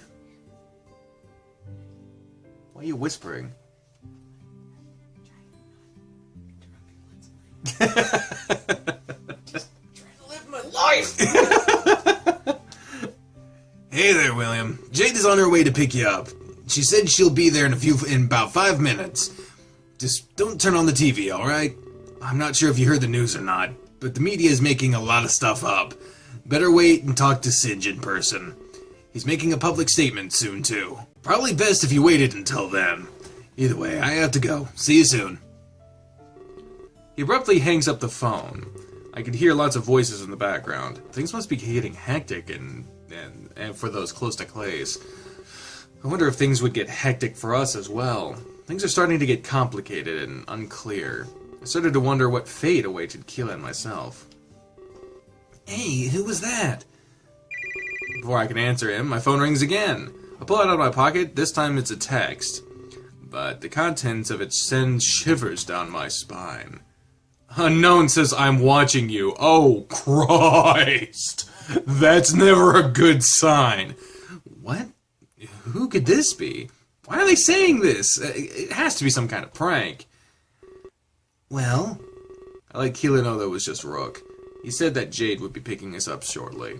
Singe will be telling us the full story. Okay, we go downstairs. Alright, see you down there then. Why can't we walk together? Fucking weirdo. He runs off as fast as he can. I can tell that he's in denial. He clearly doesn't want to talk about this, but after all that's happened, I can't blame him. Before leaving, I close all the blinds. I guess that text message got the better of me. Even if it was a joke, it would leave anyone scared. I leave the room with paranoia eating away at me. I make my way down to the lobby. As soon as I get there, I see Keela exiting the hotel. He seems to be in a hurry, scurrying away. He can run, of course, but he can't run forever. I start to follow, but quickly bump into someone. Take a step back and apologize to the woman. Then I realize I've seen them before. Under the exact same circumstances as well. God damn... You? Oh, my apologies. That was rude. I was just surprised to see you here. Tokyo must be smaller than we think. So, you're staying here too? I nod, remembering that Rook said it was expensive. If she could afford it, just who was this woman? I notice she has the fucking gear on her necklace. You can call me Max. It's short for Maxine, but don't say that. It sounds strange in this day and age. I'm here for business, and let's just say my company isn't cheap. It's only the best when it comes to travel. Why are you saying all this? I literally just like... Oh, whoops, sorry. That's it. You don't have to go anymore fucking... Oh, I'm rich and I'm sorry. I didn't mean to bump into you with all these sacks of money I have. Fucking weirdo. The way she says this implies that she owns a company. That's definitely impressive, as she seems very young. I see that you were on your way out. I'll let you get on with your busy day. I didn't mean to hold you up or anything. Perhaps if I see you again, we'll talk. It would be nice to get more acquainted. Not just anybody can stay in this hotel. I'm sure you have a story to tell, and I have all the time in the world. The fucking weirdo, man! She walks away from me with a smile. As she does so, she plays with the gear on her necklace. I feel like I've seen that before. It stands out to me. It stands out to me too, because in order to make the logo that I've used in the fucking thumbnail of this game, I found the exact picture of the gear that's used in the actual logo. I made the logo that's used in the thumbnails of these videos. I found a standalone picture of the gear that was used in the actual logo by itself, and amongst a picture of a bunch of stock photos of gears. And I had to make the major minor text myself, that's why the font is different. But I found that gear by itself, and I'm proud of myself for doing that, because that shit was not easy to find. I changed my course back to the exit, but before I can get there... God damn it! Keela's just run off God knows where. We need to catch up to him, man. My phone rings again. It's a text message, as the tone doesn't repeat. I'm extremely hesitant, given what happened before, but unlike Keela, it wasn't in my nature to avoid things. God damn it. This time the universe will not sway in your favor, but mine. God damn, this doesn't make any sense. I can't believe it. It seems to be written with a knowledge of my power, but I've never told anybody about my situation. Does someone on Earth know what's going on with me? I can no longer hope that this is a joke. There's more at play here than I know. Someone somewhere isn't being honest with me. I exit the hotel, I meet up with Keela, and we enter the limo together. We enter it together in the limo, I don't know. I do all of this knowing that I'm being watched, and that is much harder than it sounds. Chapter 4! Stages of Grief. Ow, my throbbing temples.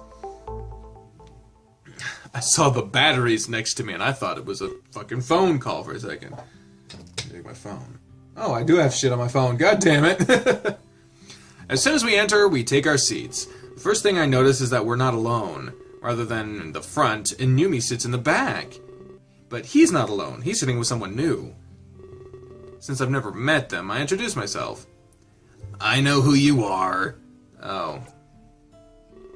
I contemplate whether or not to offer him my hand, but at first glance he doesn't seem like the type. As I've learned, not everybody is into handshaking. You're the lucky two. That requires a lot of dedication, you know. But that is the trait I admire most. He gives a wide smile to Keela and myself. Okay. He offers me his hand. I guess I was wrong. I accept, and he leads it with a firm grip. Keela, however, does not and remains seated. Huh. I let the man know that Keela was in shock, especially after the events of what happened last night. I understand. It must not be easy. By the way, you can call me Acheron. I guess that's his Acheron. Akron? Akron, Alaska? No. I was hired to ensure your safety. I'm told that you will learn more shortly. I'll refrain from giving anything away. I don't want to spoil the surprise! Leaking information would be irresponsible. Okay. He reclines back in his chair with a relieving sigh. So we have someone to protect us now. That's awesome. Suddenly I'm not as worried about those text messages. I would still be nervous because the Earth doesn't seem to know about your steez with the power, but the text message does, so why the fuck would you believe that Blue Hair Magoo would fucking protect you against text message from the cosmic whoever the fuck? Those were words. He looks equipped enough to take on any trouble, but I still feel sorry for Keela. He's acting odd. I'm sure that given time, he'd come around. At this point, Jade starts the limo up and drives away. I'm not sure how long it'll be until we arrive. But I need to sort all of this out in my head. It's crazy. So from what I can tell, I'm now being watched, but this person seems to know about my power as well. That perplexes me, because I thought it was a secret. In fact, I've never told a single soul about the Ark. Maybe I wasn't the only one who's been to the Ark. There was more to this, I just needed to know. Hopefully I would learn more as the day progressed, and with Akron to protect us, I'd be safe. I take a deep breath and close my eyes. At this point, Inumi breaks the silence. Hey, I have a question, William.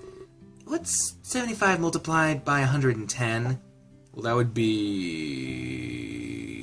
that would be 750 plus... what? Well, 75 times 100 is 750. And then times 10, that'd just be... fuck it. I just woke up. I don't want to do mental math. 8,250. Okay, so apparently I was way fucking off. A woman asked me earlier. I didn't know. Whoa, I'm not in a state good for mental math. And no matter what, that was just an odd thing to ask. Maybe you found the silence and the limit to be a little awkward? It's 8,250, Inumi. Really? Yeah, absolutely. That's so cool. You're smart. My big brother used to help me with this. But he's just so busy all the time. That's quite nice of your brother. I'd like to meet him, Inumi. Oh, God. Oh, God. The denial is everywhere. It was Klace. Dots. Ow, my foot! Christ! I'm sorry. My apologies. Oh, I have an idea. Oh, fuck. I really fucked up my toe. You could take over and teach me math. The teachers always said it was important. It could save your life, they told me. I suppose that's true. We'll have to see what happens. There's a lot on the table now. I'm looking forward to Sinja's speech. The silence will be broken by an official. He's the most qualified to speak about this. My fucking toe, dude. Oh, Jesus. Sinja's really smart. He knows what to say to make people happy. Maybe he can make me happy again. Oh, Jesus. Yeah, it's never easy losing a loved one. But I'll make sure it doesn't happen again. Not while you're by my side, Inumi. God damn. He reaches over and rubs the top of Inumi's head. His hair gets messed up, but he enjoys it. A wide smile appears on his previously sad face. Okay, now that makes me happy. I was scared for all of our safety. I was worried we'd be next or something. Not on my watch, okay? Everyone will be fine. He smiles again, like everything is completely fine. Akron is really nice through his cold exterior.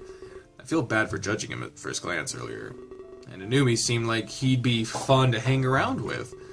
Before we can continue talking, the limo stops. But it wasn't as long of a ride as I expected. Inumi gets up to leave, but Akron quickly interjects. Now, Inumi. Please let me go first. It'd be rude to expose you to danger. Rude? I'm not sure it'd be rude as much as it would be dangerous. I'll make sure the coast is clear, okay? Wow, what a gentleman. He's definitely good at what he does.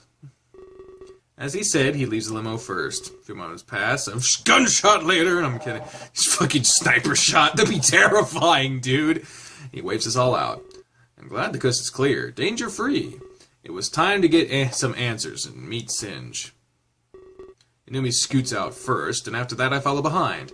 Keela seems like he's still lost in his own little world, but eventually he follows, as expressionless as a ghost. Outside, we're greeted about the site of our home base. I guess this is where we'd spend most of our time. It looks beautiful with a complex modern design. But as soon as they take some steps, the media is upon us. They're countless in their numbers. It appears as if they are trying to block our entry. They hold their microphones out, wanting answers. It's the Lucky Two! Hey, that news report, that's the news report from last night. He's the one who reported the death of Klace.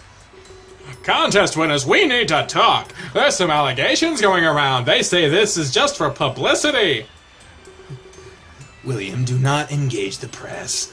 They will try to scare you into talking. But legally, they can't get in our way. Just keep walking and they'll move. That is, if they want to keep their careers. Oh, damn! He glares at Fukumoto as he says the last few words. Perhaps I'll ask again later. God damn! He slowly backs away and blends into the crowd. Akron must have intimidated him into submission. But it was for the best, and I'm thankful. I wouldn't have known what to do on my own. Follow me and do not engage. Singe will tell you the truth of things. And you don't want to say anything stupid. Okay. I nod as I find that his counsel invaluable. We keep walking, and I make sure Keela is in tow. Inumi is following us as well, completely unfazed. He must be used to the limelight by now. Being Klace's brother, he gets lots of attention, I'm sure. That would make sense. I look back at the limo. A large crowd blocks Jade's attempts to leave. I feel sorry for her. She's stuck with the press. Ugh. Guess she's depressed. Not used to all these eyes on you, eh? Yeah, not at all. As soon as he says that, it hits me, and a sense of anxiety starts to rise within me. If I was being watched, it could be anybody here. I ask him if we can walk faster, and then I get another text message. I pull out my phone with extreme apprehension. I'm unable to display a calm composure. I'm sure I could play it off as fear of the crowd. Akron has no idea what's happening on my end. Oh, God! Worried, aren't you good? God damn! Okay, now it's very clear that I'm being followed. And they're close enough to see my worry as well. I scan my surroundings, but everyone is watching me. They certainly picked the perfect time to watch. I'd never be able to tell who it was from this crowd. I start to panic and cling even closer to Akron. I give him a gentle nudge, pushing him to move faster. He seems to take my signal and thankfully obeys. It isn't much longer until we get inside. We're promptly greeted with the illusion of safety. I take a large breath as soon as we get inside. For some reason, it feels like I'm safe. It is odd how one door can make such a difference. Inumi scurries away as soon as we get inside. The windows are dimmed, so it's not too bright, but this bodes well for someone in my situation. If I'm being watched, they couldn't do it now. I stand relieved in the lobby with Akron and Keela. You did a good job out there. You were overwhelmed, but that's normal. You handled yourselves admirably. Thanks. If only he knew why I was actually worried. Actually, perhaps I should tell him. He'd be the last person I want to hide this from, and he'd probably know exactly how to respond. I wait until I can talk to him in private. You don't want to freak out, Keela. I want you two to wait right here. I'll go find out where Singe is. Do me a favor and don't wander. Oh, great. Leave us alone. No, that's right. That's fine. It's fine. He walks... Nice bodyguarding, by the way, asshole. He walks towards what I assume is the reception desk. I turn to Keela and ask him if he's okay. As so far, it's been impossible to get a read on him. I know he's prone to zoning out, but this is unreal. I'm good, just overwhelmed. I mean, what are the odds of this? Nothing has gone our way since we got here. We'll get involved with the media now, and they'll probably even dig up our pasts. I'm not really cool with that, William. Luck is definitely not on our side. He's right. This was supposed to be luxurious. Our every dream was expected to become a reality. Saying that this hasn't happened is an understatement. It went south in almost every way imaginable. Well, you didn't die yet. I'll tell Keela that everything will be okay, although I don't know who I'm trying to convince. There's a lot more on my plate with the fate of Terra, so I simply say we should wait until we talk to Singe. Yeah, you're right. He turns away and starts to inspect the lobby. It's rather massive, and it doesn't look like it's really foreign at all. In fact, it makes me feel at home. Very modern. I don't stray away at Akron's behest. Instead, I look at the TVs attached to the wall. They're all playing a news report recorded earlier. It must be the story of interest to Tokyo's citizens. A few moments pass and I realize that's true. But it happens to be of great interest to me as well. Hello, Fukumoto here. I've been lucky enough to snag an interview right here on the streets of Akihabara. Really? This is very spontaneous, people. Sorry for any background noise, but I think you'll enjoy our guests. Oh, who should it be? This guy seems to get around. Are there no other news reporters in Japan? She arrived in Tokyo a few weeks ago, but she's been under scrutiny ever since. Well, we're here for the real story. And we'll get it from the woman herself. Everybody, welcome Maxine Armstrong, the CEO of Armstrong Incorporated. Hey! Hey, you're the lady that no one could see earlier, but now people see you, and you got the gear on you. And wondrous tits. Sorry. It's my pleasure to be here, Fukumoto-san. It's that woman I've run into multiple times. Didn't think she'd be special enough for her own report. For those not in the know, Maxine came... Please, call me Max. Okay. Very well, Max. You came here from the United States, but nobody knows the real reason why. This has made a lot of people uneasy, given the nature of your business, chemical and explosive weaponry, right? Some would say that you deal in war. That's actually incorrect, Fukumoto. Fukamoto. Fuck you, Moto! Armstrong Incorporated desires protection. We sell an item that is useless on its own. Our products are a security measure. Any other use is the buyer's fault. We provide a means, not anything else. We have a very thorough selection process. Clients are all given mental health exams. We ensure that the client is fit, you see. The tabloids always exaggerate things, but you're no stranger to that yourself. I want protection for everyone, not war. Many of our clients are government suits, but celebrities are within our realm too. If a weapon goes off, it is only to protect. It is easy to make it sound like I'm bad, but the weapons I sell guarantee safety. It is not my fault if they are misused. Oh, I see. Thanks for explaining. That is an admirable mission statement. Your parents would be proud of you, Max. But you can understand the unease. But can you understand the unease? Some people are scared of your presence, especially since you're keeping secrets. But now Japan is your audience. Do you have anything to say? Something that put us at ease? Unfortunately, I do not. My purpose here is confidential. However, no harm will come to your citizens. My presence here should put you at ease. I offer the most advanced products possible. I could even stop these midnight deaths. Oh God, why would you make that promise? There you have it, folks. Max is here to stop the murders. God damn it! An amazing goal. Bravo, Max. That's not what I said. That's all we have time for today, but rest easy, we're all safe. Armstrong is here for a noble purpose. They're nailing the nail on the head with the news shit here. This is Fukumoto signing off. Strong in arm. Whoa, that was pretty heavy. I've heard of Armstrong Incorporated before, but this is my first time hearing about its owner. I never would have thought that it was her. I'll have to talk with. I'll have to talk to her about it if I see her again. She did express interest at getting to know me better for some unknown reason. I see that Akron is on his way back. Hopefully, we'd get to meet with Singe. I was dying to hear an official statement about this. I await our next move as I walk towards my friends. Hey, thanks for staying put, you two. The conference won't start for a while yet, so we can go and pass some time upstairs. Renting this place must be expensive. Singe's pockets go pretty deep, it seems. Well, anyway, I guess we should go. Those people outside are pretty loud. A headache's the last thing I want. It should be more quiet upstairs. He starts walking towards the stairs. Me and Keela follow him without question. I guess it was almost instinctual. If he was our protection, we'd need to stay close. And that's what we did as we ascended the stairs. We'd leave the frenzy of the media behind us, but unfortunately not for good.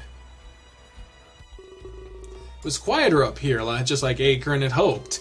He pressed his back against the wall and watches us. Then he scouts around looking from left to right. He definitely has a good vantage point from there. Keela leaves my side as well and tries to find a seat. Eventually he situates himself in a nice leather chair. I see a lot of familiar faces around this room. Rook is using his tablet and Anumi is pacing around. Then I see some not so familiar faces, although I feel like I recognize them from TV.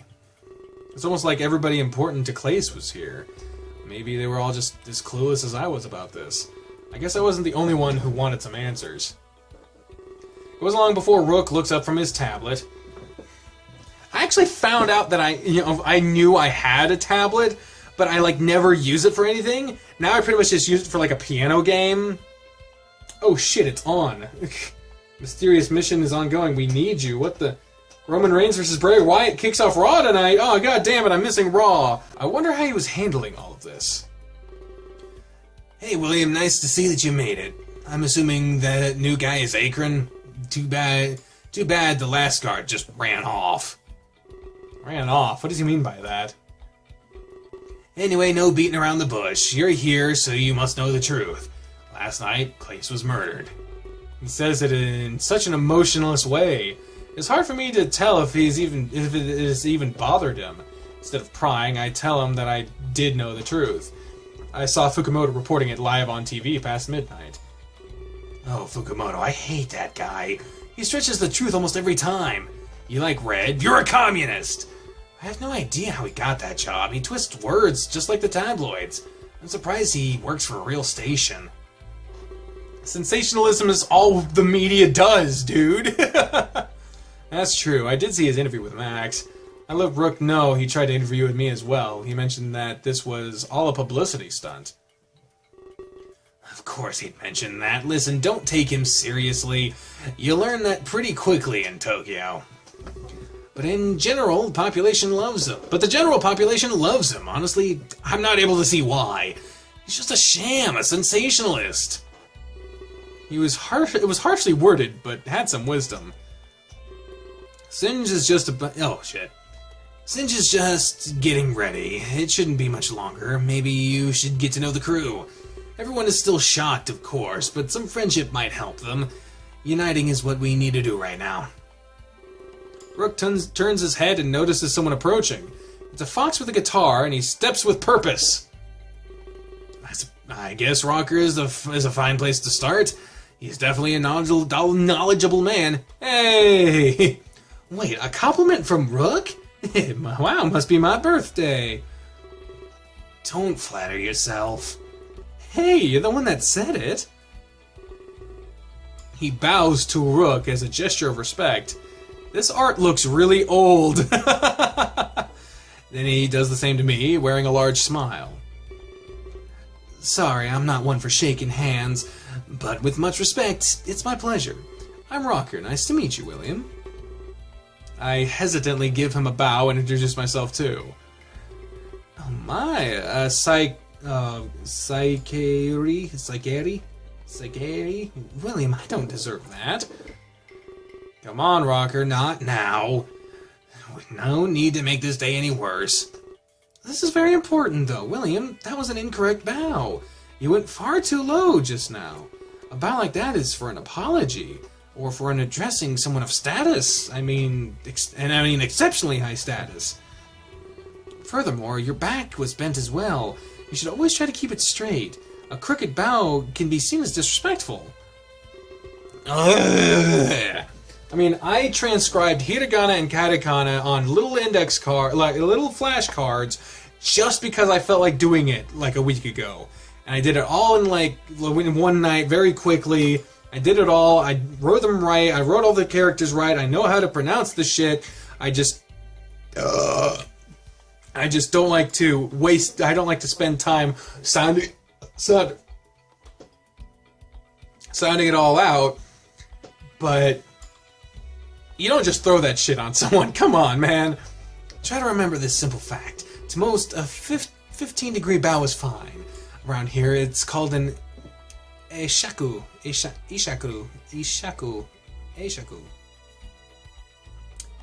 I'm still working on the pronunciation, okay? I'm sorry. Pronunciation.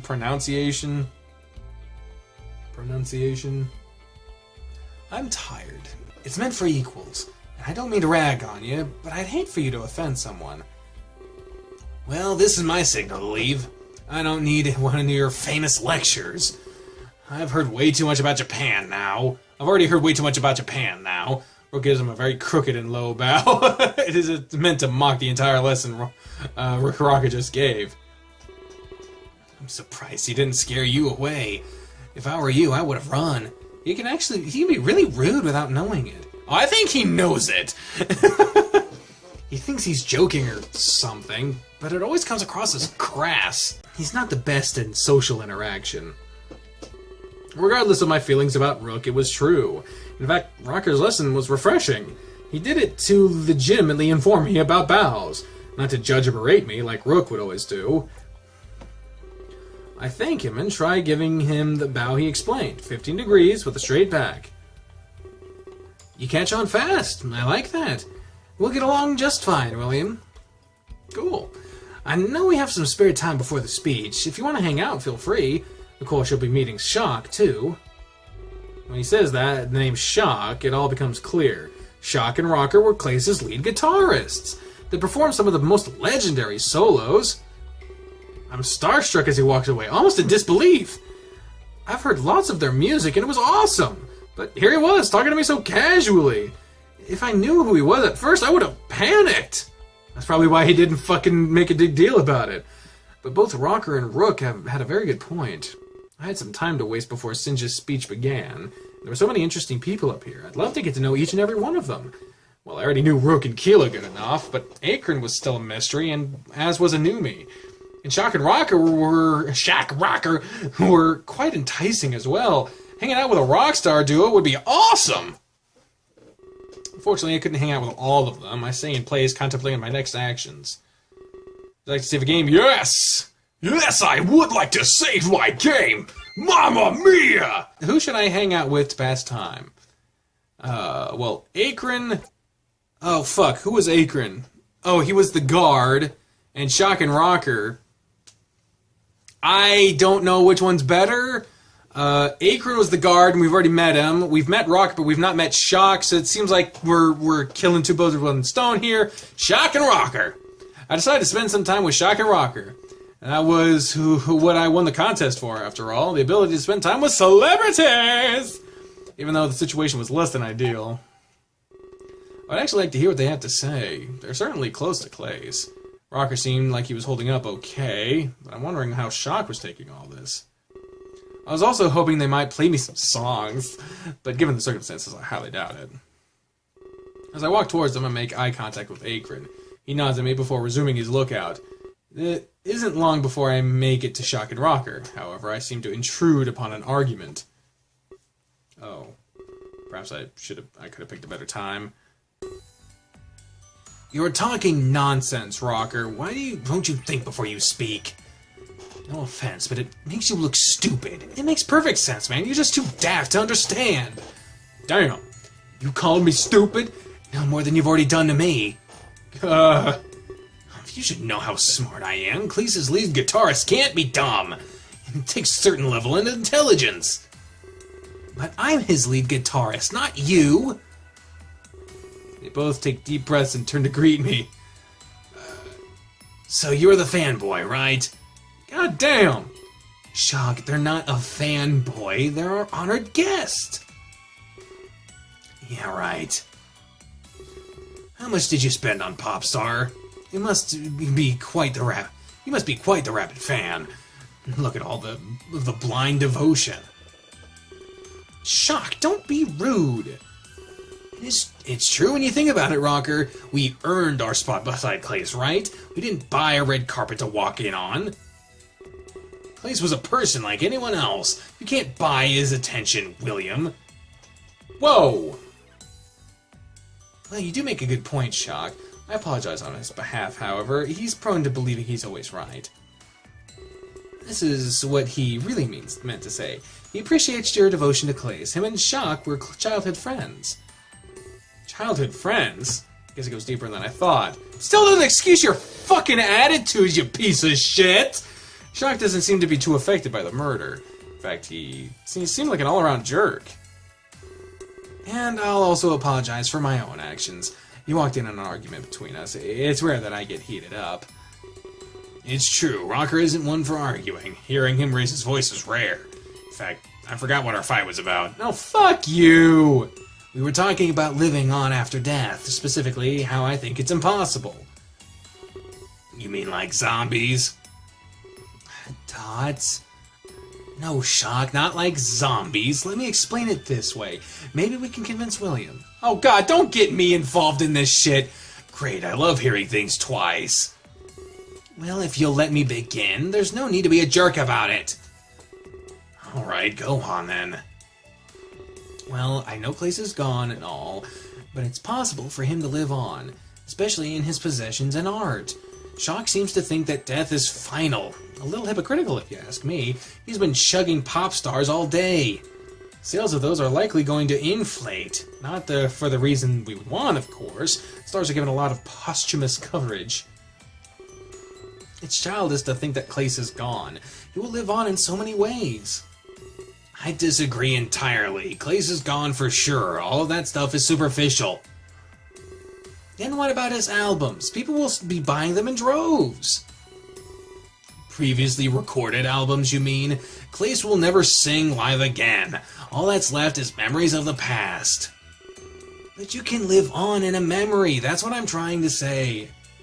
No, you can't. That's stupid, Rocker. A memory will never replace his voice. It's a mockery of what we've lost.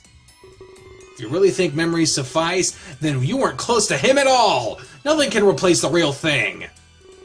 That's not what I meant at all. I didn't say it would have to replace him. Just keep his memory intact, you know? No, I don't really know. All I know is Klace is dead. He's not coming back, and that's final. You can sugarcoat it any way you want, but that's what they call denial. He's outlived by commercial trash. I didn't mean to strike a nerve, but musicians like that tend to live on. Sometimes even after centuries pass. I don't see Klace as being any different. He has fans that will would carry his legacy. Come on, William, you gotta back me up here, right? No one is gone if we can remember them. At least, that's what I like to believe. How can you side with that? Dead is dead, and that's a fact. Legacy is not an apt replacement. It'll just make the company more money. They'll milk his death for more profit. That's what happens when anyone dies. You're with me on this one, right? Well, Rocker is saying something that I honestly believe to be true. So, I think Rocker is right. Wait, which one's Shock? I think Rocker's the one I've already met before, so I think Rocker is right. Okay. I feel a little odd being put on the spot like this, but I have to side with Rocker. It best projects my personal views on the matter. I don't want to be anything but honest with these two. People are often outlived by their contributions. Klace would be immortalized in his music and merch. More importantly, the memory that he shared with his friends, for fuck's sake. I doubt anyone would forget about this anytime soon. Shock was being far too emotional about all of this. That's not a bad thing, however. He was close to Klace, so he has every right to be. Guess I should have expected that. He's always been a loner in that. I've always been a loner in that regard. Nobody shares my opinions anymore. Maybe you should fucking enlighten yourself, you piece of shit. You can never expect unanimous support, especially not in this business. People flip-flop all the time, Shock. I hope you don't think less of us, Shock. We're not teaming up on you or anything. We just happen to share an opinion. No, I've never thought you were. I never expected William to side with me. I mean, nobody knew Klace like I did. I'm not hurt or offended. It was the expected outcome. I just wish there was someone like me, someone that knew the real him, that his legacy would his legacy would be honored correctly. Correctly. There's no correct way to do that, you motherfucker. Either way, we shouldn't waste time arguing. For once, I'm choosing to end the fight. Don't act all surprised, though. I am a little surprised, actually. You usually fight until you're winded. I don't think Klace would approve of this. He wouldn't want us to see us fighting at all. I mean, we're on the topic of honoring him, so we should think about what he'd want. He hated when we fought, after all. Fair enough, actually. If he were here, he'd stop us both. Just like he usually did. Maybe that's why it went on for so long. He wasn't here to get in the way. I guess he did keep us in line, especially during our most popular fight. Like who Klace's lead guitarist was? I know, right? It's pretty clear that it's me. Oh, for fuck's sake. Hey, that's not true! I laugh softly and turn away. It isn't long until they act as if I'm not there. It seems to be cyclical with the two of them. Arguing, making up, and then arguing again. It's almost like a sibling dynamic. I wasn't about to take sides in their current fight. They were both extremely talented guitarists. It was like arguing was their way to showing affection. If they hated each other, they wouldn't hang out. They clearly find some enjoyment out of this. Perhaps I'll learn more about them after. At least I'll have to split them up first. I don't think I could get anything out of them both. They'd probably get caught up in some fight first. I walk back to the center of the room and look around. It appears that everyone is anxious and restless. It must have been a long night for them all, but answers are so close, and so we all hold out together. I scan the room a few times over. An eerie silence fills the area. Will someone tell it to the fucking synth band behind the background? Oh, she heard me. Thank you for turning the air conditioner off. Don't just turn it to heat either, just turn it off. Thank you kindly. I feel like perhaps I should break it. But before I can do anything, the large doors open. Someone walks out and exchanges glances with everyone. This must be Singe and the conference room entrance. Thank you all for coming here today, even though we've all had no sleep. I'm honored that you chose to be here. He bows to us, much like Rocker. In a few minutes, the press will come. The doors will be unlocked for everyone. I'd be honored if you came in first. I'd like for us all to be on stage. I want us to appear united in this crisis, as a team with nothing between us. We've endured a tragedy. We need to show the world our strength. We are a family, even in grief. Our public image is very important now. We must remain as resolute as possible.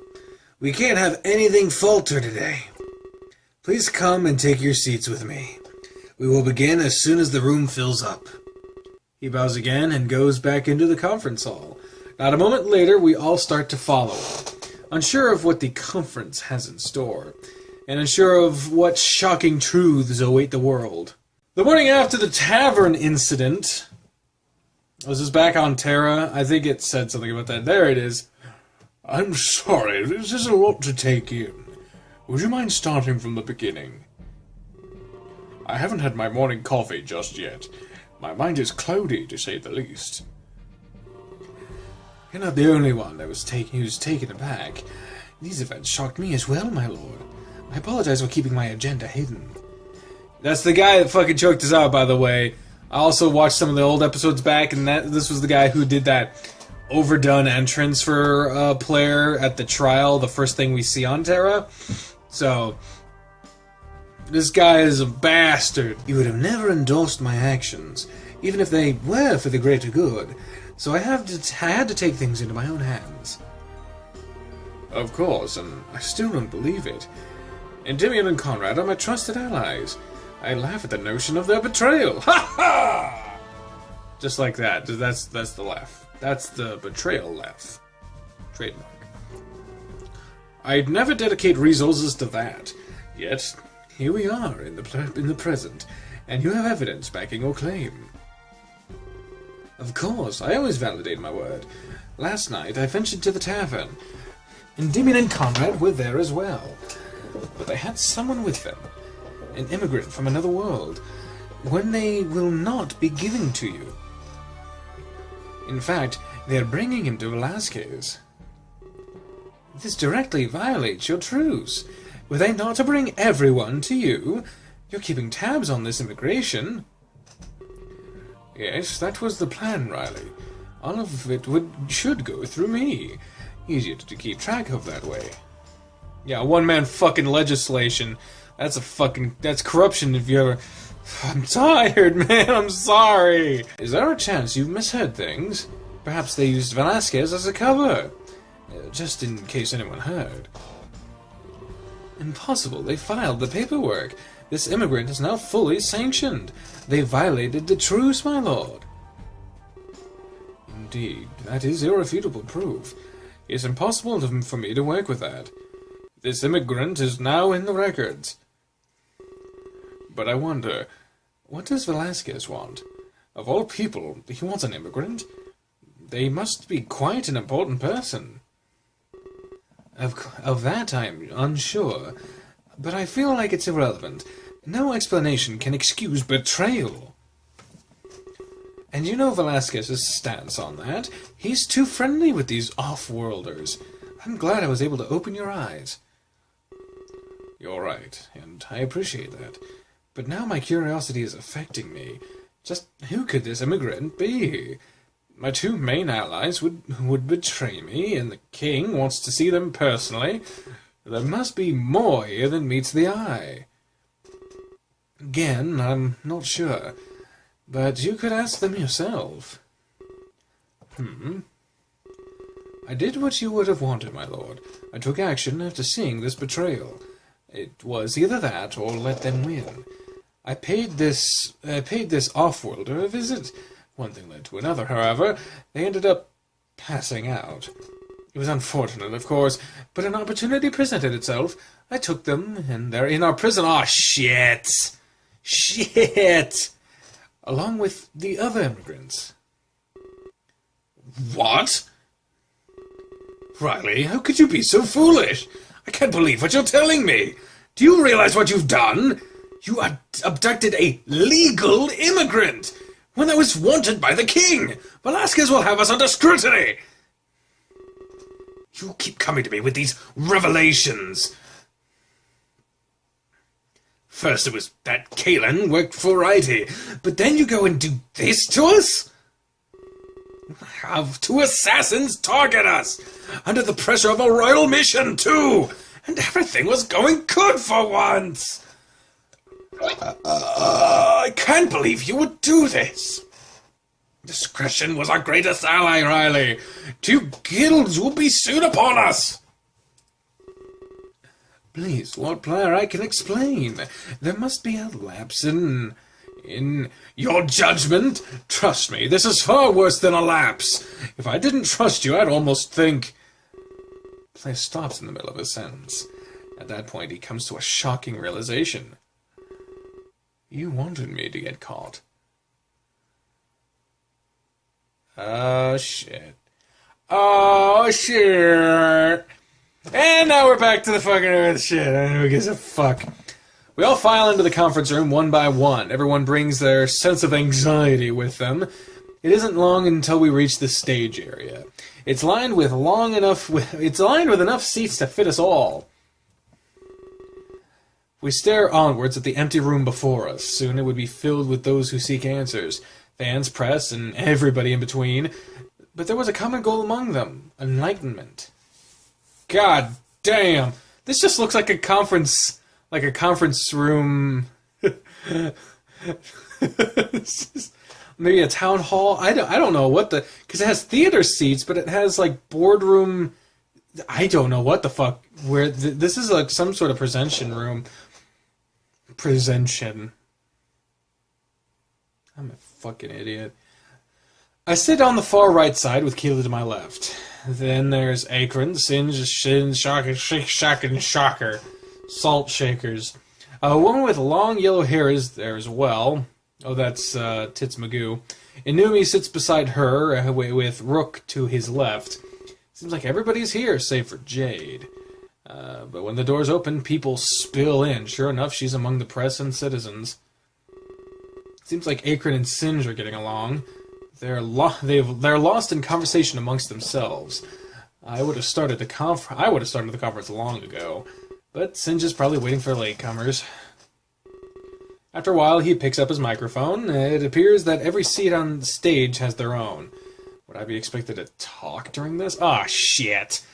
The moment Singe speaks, the crowd becomes silent. That's not how a crowd works.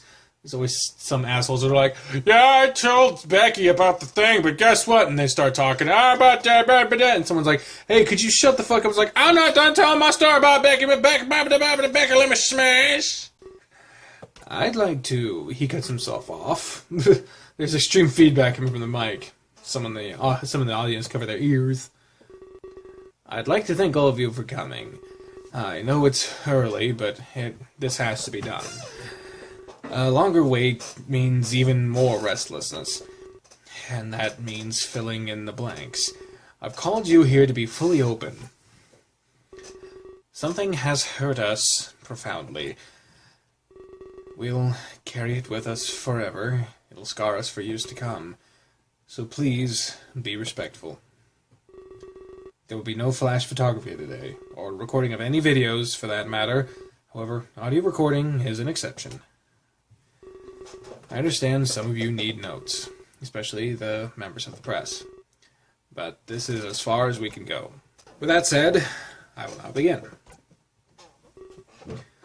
I relay this news with a heavy heart.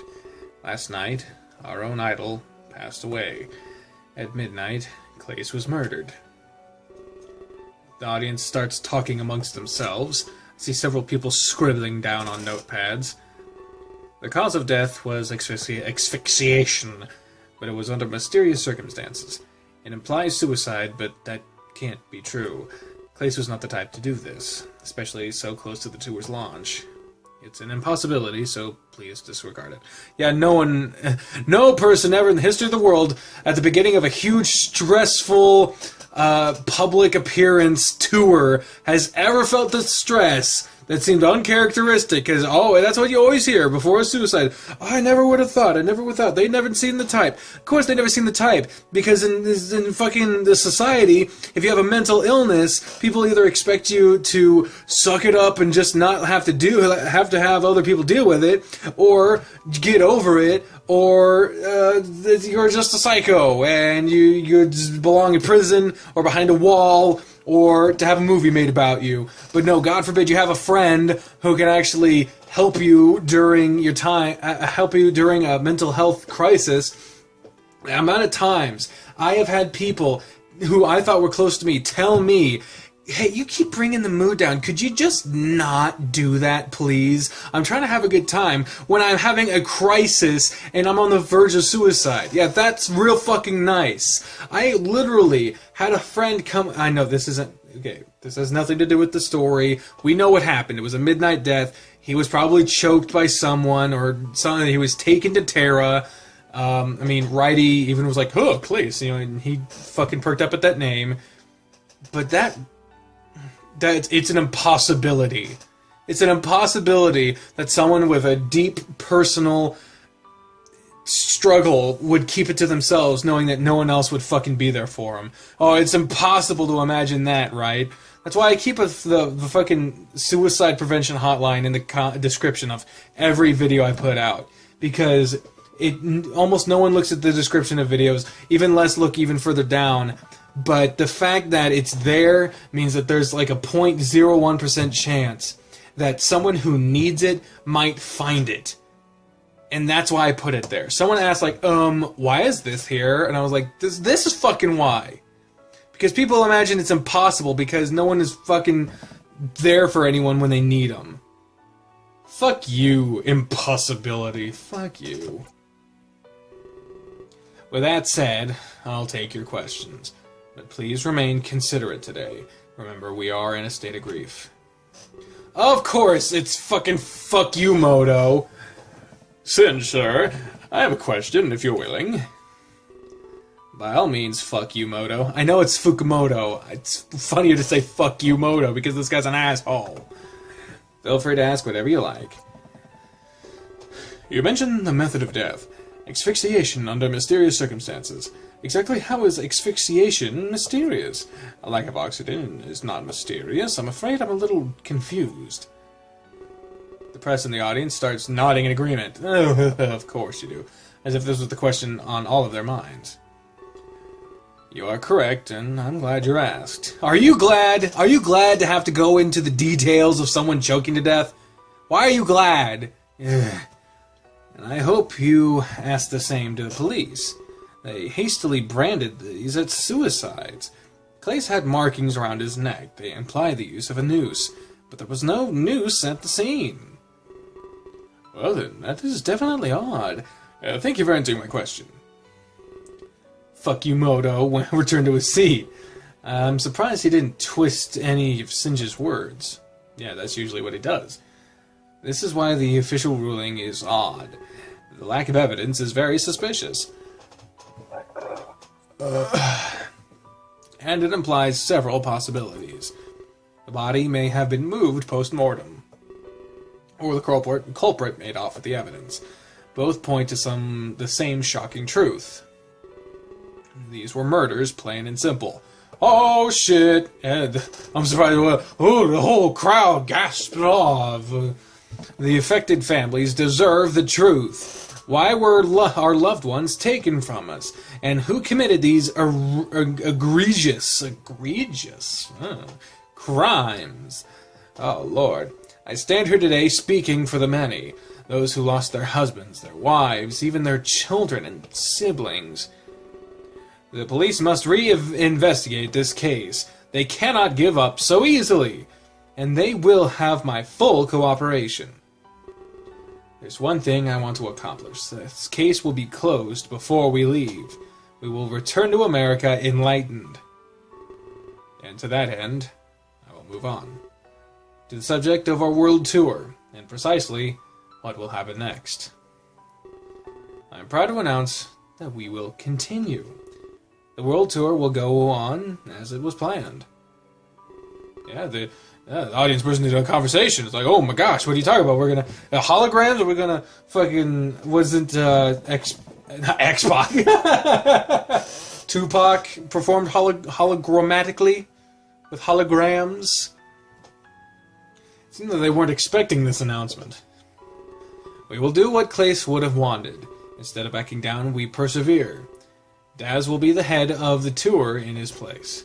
She has graciously agreed to this burden. I cannot thank her enough. Surely, it is a monumental undertaking. He motions to the woman with the yellow hair. Oh, interesting. So that's who she was. It's not a good sign for your new idol to be someone that the person who won the contest of being the biggest fan doesn't even know. Like, if fucking the Beatles were still together, and then that's when John Lennon was don't fucking bring up the glasses. And that's when John Lennon would have been shot. If Paul McCartney became the #1 singer, people would know who Paul McCartney was. Am I really comparing Klace's fictional band to the Beatles? Yes! Yes, I fucking am! The launch will turn into a memorial. Not just for Klace, but for everyone. Did I really not bring my water over here? I didn't. I'm an idiot. Every person affected by these deaths. A series of his hits will be performed, but Daz will sing some new songs as well. Shock and Rocker will stay to help out. We as a family will honor the lost, as well as launch Daz's new career. Trust me, she's very talented. I bet she fucking is. You fucking shirtless dude. Fucking. It was definitely a lot to take in. I guess they have a steady supply of idols. Well, I bet the cue to be the next. What is that? I don't even remember what song that is. My battery's about to die. Oh, fuck me. She must be talented to follow in Klace's shadow. I will open for questions one more time. Of course, fuck you, Moto. This will be my last question, Singe, but I'm asking this as a friend. Are you worried for the safety of Daz? And of the Lucky Two? What if this culprit strikes again? What precautions have you taken? Actually, I'm not worried about this at all. There is no evidence of us being targeted, but there is a little more to explain. In fact, I have one last announcement, and I have full clearance to reveal this. Please do not assume I am leaking any info. But have a seat while I continue. Very well. Now, this information is known only to me. I haven't revealed it to anybody, not even those involved with the tour. What could it be? I noticed Akron shifts uncomfortably in his seat. Looks like he's annoyed at hearing this. Of course, he's hearing something he's not been told. I will be keeping everybody in here. I won't allow them to leave this building. But this is for a very specific reason. And it involves Armstrong Incorporated. Wait, he's keeping us in here? But what does this have to do with Armstrong? Akron's ears perk up. He looks visibly angry. I know back seeing Armstrong piqued curiosity. Her arrival in Tokyo was quite mysterious. But today, we will reveal the truth. Oh, fuck! She gave me an offer when she arrived, and I wanted protection for everybody here. Both by hired guards and technology. This is the sole reason she's in Tokyo. She offered us the best of her services, so we are safe now, by so many means. It was all our doing. Unfortunately, we couldn't protect Klace. I feel somewhat at fault. Okay, so I feel somewhat at fault for his death. I caved in under some pressure. I initially had him on a tight leash. I didn't want him getting into trouble, but people said I was being too harsh. I decided to give him some freedom. And then, look what it caused. I should have stuck to my gut feeling. I remember hearing somewhat about that yesterday, that Klace was being kept on a really tight leash. They said it was because of the public was scared of him, because of the deaths started as soon as he arrived. You can see now that this was not the real reason. Singe was just trying to keep him safe from harm. I'm ashamed for not realizing that sooner. The expectations I heard earlier must have been lies. I didn't think the public was scared of Klace at all. I don't think the public was scared of Klace at all. It seems that it was Singe who was scared all along. I apologize for getting off track there, but it was my answer to your question. That is why I'm not worrying anymore. This time I will keep the leash tight. Nobody will be allowed to leave on my watch. We'll be under constant surveillance. Further harm will be impossible. Everybody will now be protected. This time, I will stick to my instinct. I will trust in the guard that I have hired, and I will trust in Armstrong Incorporated. Akron jumps out of his chair at hearing this. I can hear loud growls coming from his mouth. He's fuming, unable to contain his anger. He must have been holding this in for a while. Singe, are you insane? What? Singe is definitely surprised at this interjection. The audience is as well, and they watch it fright. Explain yourself at once, Akron. Think about what you're saying. You want to keep everybody in... Ah, shit. No. You want to keep everybody inside? After you've lined this place with weapons, you've turned us all into sitting ducks! Hey, Christ. My computer fucking crashed because it refuses to tell me when the battery's getting too low. It just fucking turned off. Fortunately, it didn't turn all the way off. I don't know how the fuck it works like that, but whatever. Armstrong's weapons can be hacked. They are not as foolproof as you think. Real manpower can never be replicated. You can't be serious about this, Singe. Everybody important to Klace is in here. And now they're surrounded by weapons. How could you be so foolish? Akron pushes Singe back against the wall. Oh shit. He holds him in place by his white coat. But Singe remains calm and collected. The audience gasps and watches on in awe. Of course, I read your psych evaluation. A seething hatred for Maxine Armstrong. I should have expected this outburst. What? Akron, I advise that you back down. You're only compromising your position. If I fire you, then she wins, right? Compromise, you say? You're the one compromising everything! You just told the world how to kill us all! Hack some weapons, set them off, we'll need to evacuate immediately! Think logically, Akron. These weapons are extremely high-tech. They can't be hacked as easily as you think. They need authorization codes to set off. Only myself and Maxine know the codes. We both desire protection, Akron. I will only use them if we are in danger. You believe I didn't think this through, but I'm not as stupid as you think. I know exactly what I'm doing here. These weapons are a last resort, in case your expertise fell through. And it looks like it might be starting to. I'd suggest that you let go of me. Return to your seat immediately, Akron. You're only making a fool of yourself. You don't understand it like I do, Singe. Weapons cannot keep people safe. People are supposed to keep each other safe. You seem to be very worried, Akron. You're scared of an infinitely small thing. A thing with almost impossible chances. Why do you hate Armstrong so much? What did they take away from you? Akron releases his grip, but not calmly. He lets out a sharp growl in Singe's direction, and then he returns to his seat with a look of shame. Singe dusts off his lab coat with his hands, as if the altercation had made him dirty. I am terribly sorry for that, folks. As you can see, we're all under duress. Part of why we said no photography.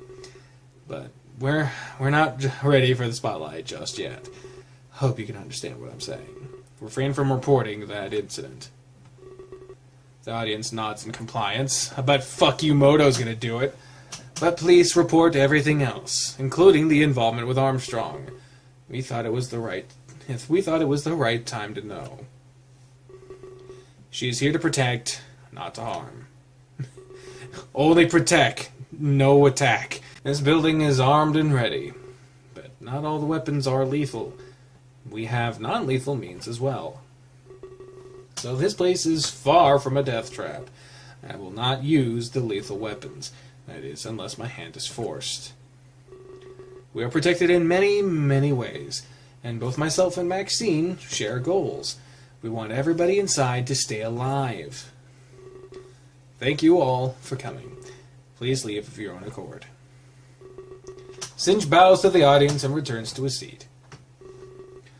They start to file out of the room. This was all a lot to take in. I don't really know how I should feel. I mean, am I a prisoner here now? I'm not allowed to leave? That's not really cool at all. And we're surrounded by weapons? That does make me feel a little uneasy. Was Singe certain they couldn't be hacked or set off? Akron has been extremely smart and knowledgeable. Was his outburst as incorrect as Singe lets on? Or were we potentially all in a dangerous situation? I take a deep breath and try to relax. By the time I'm calm, the room is empty, save for those who are involved with the tour. After a few moments pass, Singe turns to me. This is the first time he's addressed me directly. Well, he tries to address Keela as well, but it seems like he's lost in thought again. Well, that was a rather eventful conference. Never a shortage of quality entertainment. He smiles at us, seeming a lot more calm. Or perhaps it's like he's less professional. I guess he can relax a little after a speech like that. Being professional all the time would get tiring fast. That's why I'm the trained unprofessional. So I can relax. I have a lot of anxiety. I'm sorry about a meeting like this. The circumstances are less than ideal. I was really looking forward to this. So, you're the leader then? The one in charge of all this? I guess you could say that, but delegation is my expertise. It's why I have people like Rook and Jade. I could never do all this by myself. I'd cave under the pressure pretty quick. Managerial duties are less than forgiving. I have to ask, why lock us up? Do you really think that's a good idea? At first, I thought it was, but now I feel like it won't be easy. At least, not while Akron's here. Are you gonna get rid of him then? He's right there! No, of course not. He's acclaimed the entire world over. What kind of bodyguard is acclaimed the world over? I honestly don't get that. That seems like a huge contradiction. There's no better candidate for this. Whether we agree with each other, though, it doesn't matter. He'll get the job done. He'd never risk his flawless resume. But I'd love to talk more personally. Would you two stop by my office? It's better with less prying ears. We have so much to discuss together, and I'm sure you have many questions. I definitely do, like... Not here, Keela. But I'll be happy to answer them in my office. For your reference, it's 2A. Keela nods, and I do as well. It was definitely cool to be talking to the ringleader. I feel like he'd be able to answer a lot of our questions. There was more going on behind the scenes for sure. I wonder, would he be sending us home? Or would we just tour with Daz instead? He gives us another smile before walking away. Well, I guess I know where we're going, but I still have stuff to think about. Meet me in front of 2A when you're ready. Keela walks away and exits the room. Everyone else must have left while we were talking. Oh, okay. Because now the room is completely empty. I wonder what's bothering him so much. He's taken an interesting turn in the last little bit.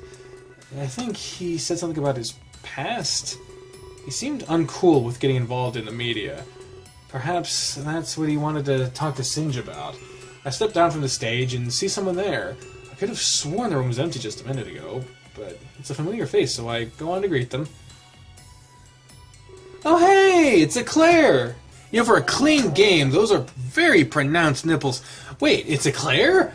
What is she doing here? Oh, I hope you did. I hope you didn't see me. Hi, William. Her shoulders are slouched down, her posture poor.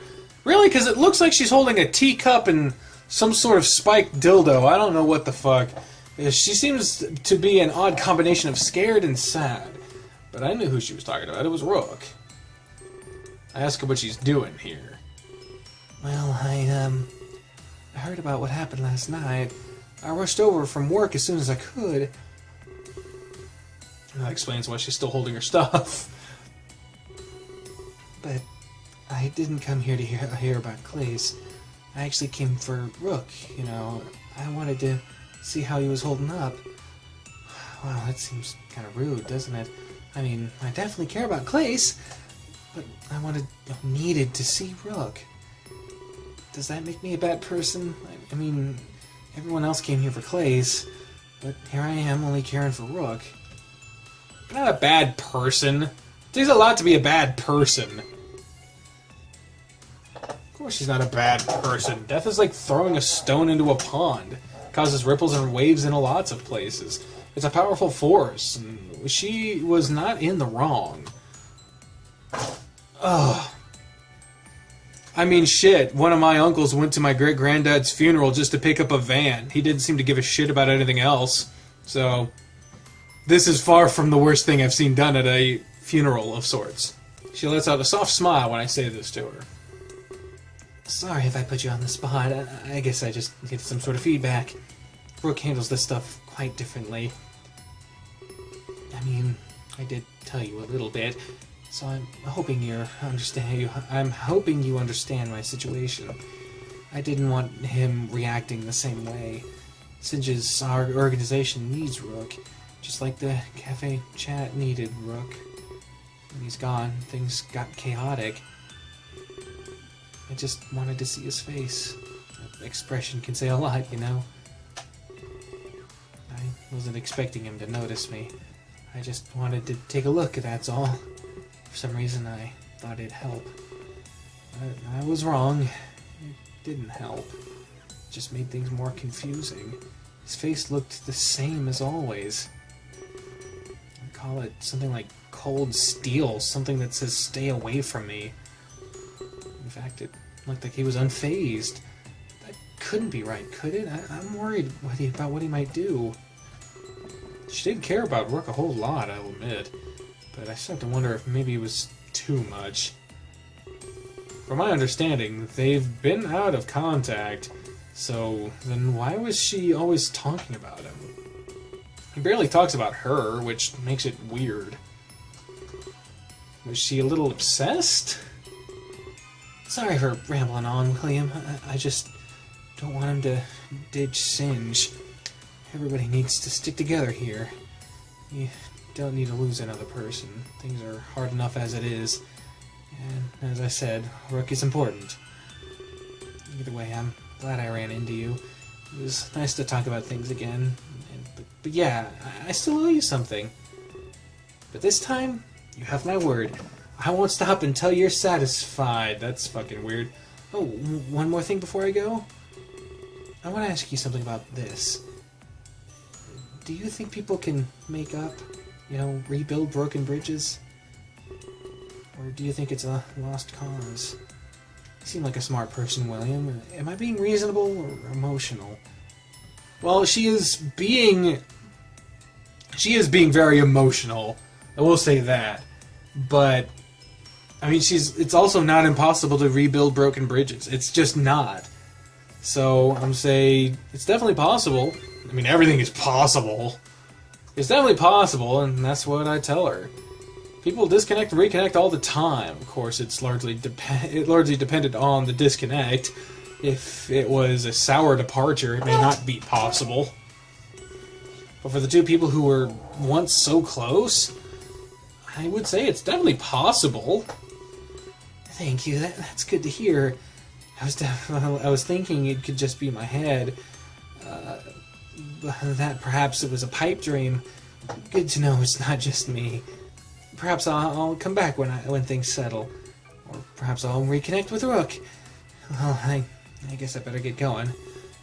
I'm sure you have important stuff to do, contests to win, stuff like that.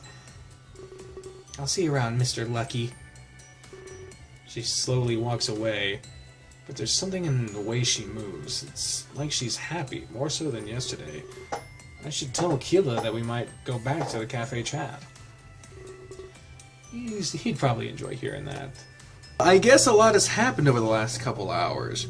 Life in this business moves pretty darn fast. I hope I can keep up with all of this. My next step was Singe's office. He wanted to have a conversation with me and Keela, but I wonder what it was about. I hoped that he'd let us stay on tour with Daz. I'd rather all of my work not be for nothing, and I'd get to spend lots of time with everybody, especially if we weren't able to leave the building. I doubt it would be as bad as Akron thought. Only Max and Singe could set off the weapons, and at the moment they were on the same side. They were both in this to protect all of us. I feel at ease. But it was very short-lived. Oh, fuck. The tone of my phone echoes through the empty hall. I hesitantly check my text messages. I'm completely unaware of what awaits me. But after reading what I was about to, I knew that things would never be normal again. And we'll find out what it is on the next. I'm kidding. One of your friends will die today.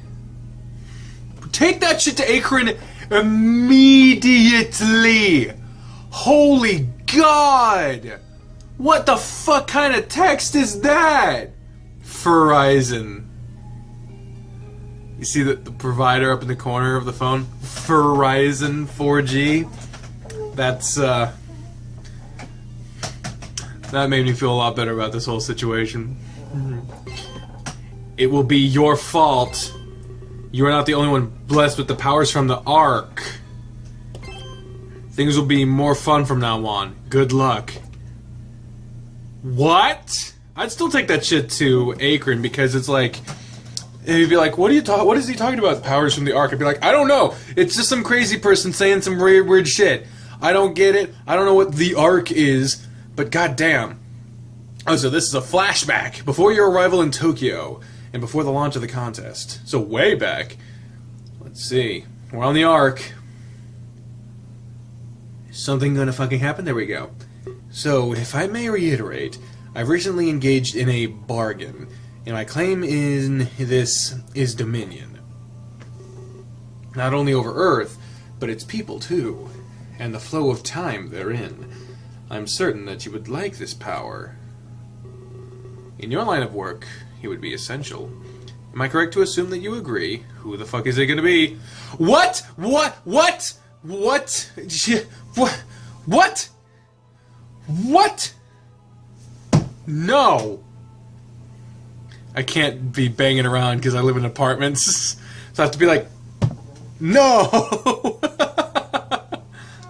This is bullshit! This is fucked up! This is not cool! This is all the way fucked up! This explains a lot, really. But no! No! Fuck you! Fuck both of you! Fuck you! Fuck your tits! Fuck your scarf! Fuck your jacket/corset? What the fuck? Yeah, but all of that is contained in this? It's such a fragile looking necklace. The gear! The gear! I noticed the gear like one of the first things I noticed. Well, it was like the third thing. 1, 2, and then the thing right above them was the necklace. Fragile? The gears of fate are anything but. They spin in spite of defiance. Like a drill moving forward in revolution. Time is not easily stopped. It is fickle and moves with vigor. Vigor. Vigor. So what, I can control time? In a way. What has happened cannot be changed, but you can stop it and slow it down. Like a river, it can flow or be still. The gear gives you the power to do this. So let's say I believe you, which I am inclined to. I mean, just look where I'm standing. I imagine all of the people I could save, those that are struggling or in danger. But I sense you want something in return. You wouldn't just hand out this power. I'm glad you're as smart as they say. The truth is, I grow tired of this place. The Ark is fun for a time, but my ambitions have grown larger. I seek a worthy successor, someone to rule in my stead. However, there is more than just time. The power of the Ark runs deeper. So this gear is just a test, hmm? Indeed. The Ark governs life and death as well. This renders the dweller immortal. Governs life and death? You mean you can bring back the dead? Yes. Or I can cause the living to die. Something I fear I'll be doing more of. But you said you couldn't reverse time. It's true, I can't. But time and life are separate entities. I'm not sure how to explain the difference. It's a concept hard to put into words, but it's easily understood in practice. If you become my successor, you'll see. You mean there's a chance I might not be? I didn't realize this was a gamble. I thought you were making me an offer. Of course this is a gamble, Max. You're not the only one who will be chosen. There will be a few contestants, along with a goal and an objective. I can't just give the Ark away. Not without finding a worthy owner. Oh, so this is the fucking Willy Wonka of the fucking space and time. Fucking bullshit. Duh. It is your goal to prove that... Oh, now I remember that Gene Wilder's dead. Can you imagine what it's going to be like when Johnny Depp finally dies? It's going to suck. Then we're going through a lot of this. It is your goal to prove that worth, and there will be others in your way. Dots. Very well then. What are your terms? Righto lets out a sinister smirk. How do you let out a smirk? I don't understand a lot of this game. Is that why I'm not allowed to be in Winds of Change? It's because I'm kidding. I know I'm like bottom of the barrel when it comes to potential voice actors. For those of you who don't know, I did audition to be in the new Klace game, Winds of Change. But I not only put in my audition way late in the month, it was like for the month of May they were accepting submissions, but pretty much everyone got their shit in immediately, and I was like really late. So I was like, damn it. And every time I ask about whether or not I submitted my shit right, I don't get a response. No one gives a shit about me. My terms are simple. Pay very close attention. Chapter 5, a brief reprieve. We're in Chapter 5 now. I don't know how many fucking chapters there are, but I hope it's like 5. Present day! How are you holding up? Thirsty or hungry? Neither. Just feeling lonely. With me right beside you, I'm not sure if I should be offended. I thought I was pretty good company. Oh, I didn't mean it like that. Of course you're good company, Kaylin. It's just, I'm missing lots of people. That, and it's wet and dark. Wet is good. Humidity helps. You don't want to dry out in a cell. Trust me, it's an awful experience. I know you say you're not hungry, but I've been monitoring your eating. You'll starve if you don't have some more. Just ration this bread, Kaboo. Not a chance. That's yours. Not really. I can survive on little food. Your body isn't used to that, though. I can tell this situation is foreign to you. It seems to be the opposite for you. Spent a lot of time in prison, Kaylin? More than I'd like to admit. But being in prison isn't all bad. Excuse me? I always seem to find a way out. This time will be no different. We're alive, so that means one thing. They want us alive. If they didn't, we'd be dead by now. Only you could find that reassuring. I'm afraid I don't share that sentiment. Player would never keep someone alive, not unless they were important to him. So for now, we get free food and shelter. With the side of torture, you mean? Your optimism is an inspiration. It's just who I am. Think of it like this.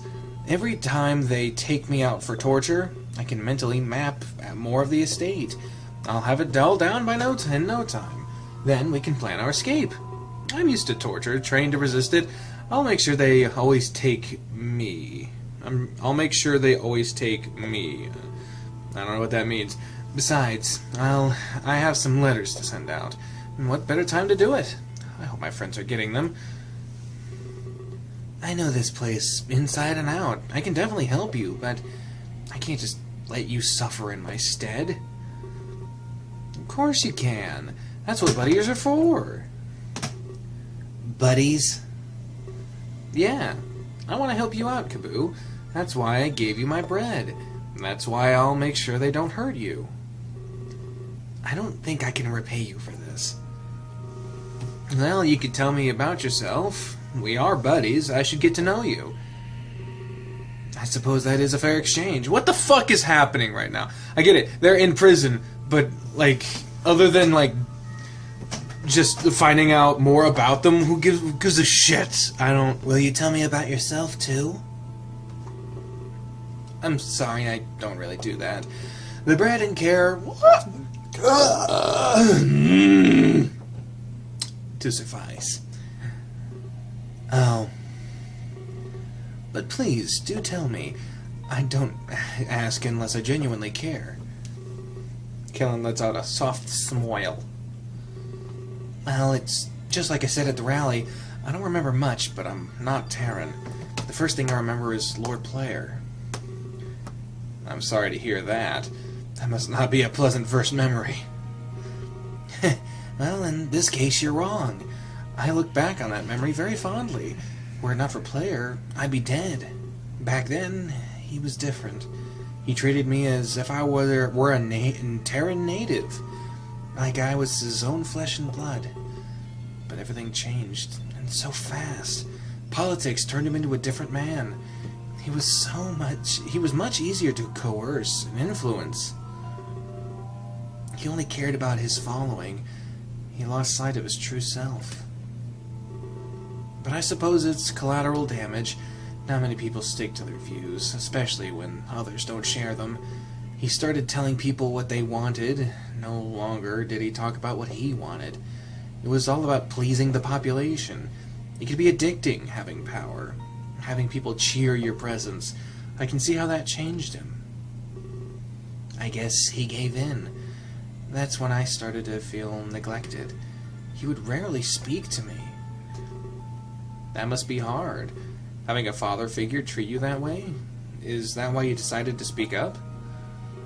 No, that's a different matter entirely. A lot changed when Riley came on board. He was supposed to be Player's advisor, but it was more like he owned Lord Player. Suddenly, Riley was the one in charge.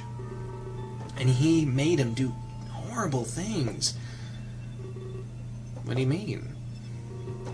This isn't the only cell down here. There are others, filled with people.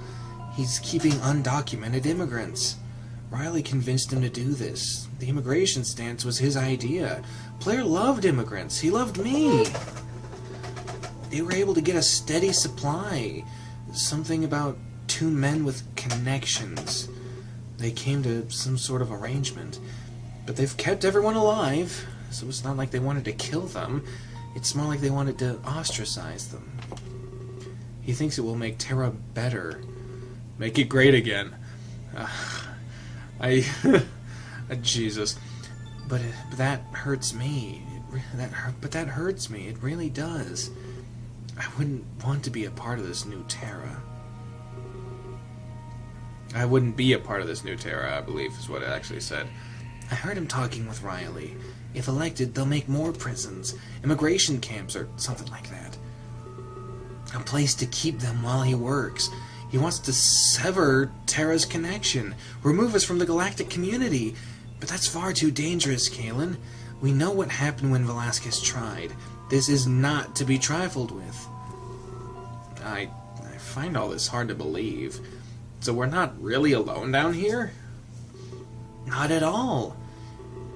But getting back on topic, all of this is Riley's doing. He makes Player do these awful things. But it's still Player himself that does them. His hands have gotten so dirty, Kalen. While Riley's remains clean as ever. Wait, you don't mean... Yes, he's setting Player up. He wants to remove Player from the picture. Then he'll be free to usurp the campaign. Okay, now I'm a little concerned. You say it's Riley behind all of this? Then why did you frame Player at the rally? Riley must believe Riley must believe that he's winning. That way he can let down his guard. I got help from an assassin, Endymion. Together we created a fake manifest. That's what I submitted at the rally. And that's what started all of this. You must have thought I was stupid, turning against Lord Player so easily, especially with evidence forged in haste. It did seem a little odd, but now I understand why. So, what's the next step? Hopefully, Player can realize the truth. After this, he'll want to escape blame. Maybe he'll place the pieces together. Hopefully in doing this, he'll realize. That's when the both of us came in, assuming he learns of your guild heritage. He'll realize he can't escape the storm. At that point, he'll seek protection, and that's exactly what you can offer. He should come down here to talk, and that's when we can barter. Use your services to gain freedom. Dots. You thought all of this through? I did. Sorry if it's complicated. But if we protect Player, we can use him. His testimony will help expose Riley. Of course, they'll lose all validity. No one will vote for these two men. It'll secure the election for Velasquez. I misjudged you. I'm impressed. Most do, and that makes it easier. I could avoid suspicion and detection. Wow, you live like a mercenary. Except for the fact that he fucking says everything he's doing. Mercenaries don't do that. I have a feeling it's gonna come back to bite you in the ass. You'd be a great addition, Kaboo. Maybe the guild life would suit you. At least that's the way I think. Always be steps ahead of the enemy. Then you'll be able to counter them. It's one of the first things I learned. I guess I wasn't lucky enough to learn it. All of this just came to me by instinct. Sounds lucky to me. So what do? Just wait? It's all we can do, really. Wait for player to come to his senses, or perhaps wait for him to get caught.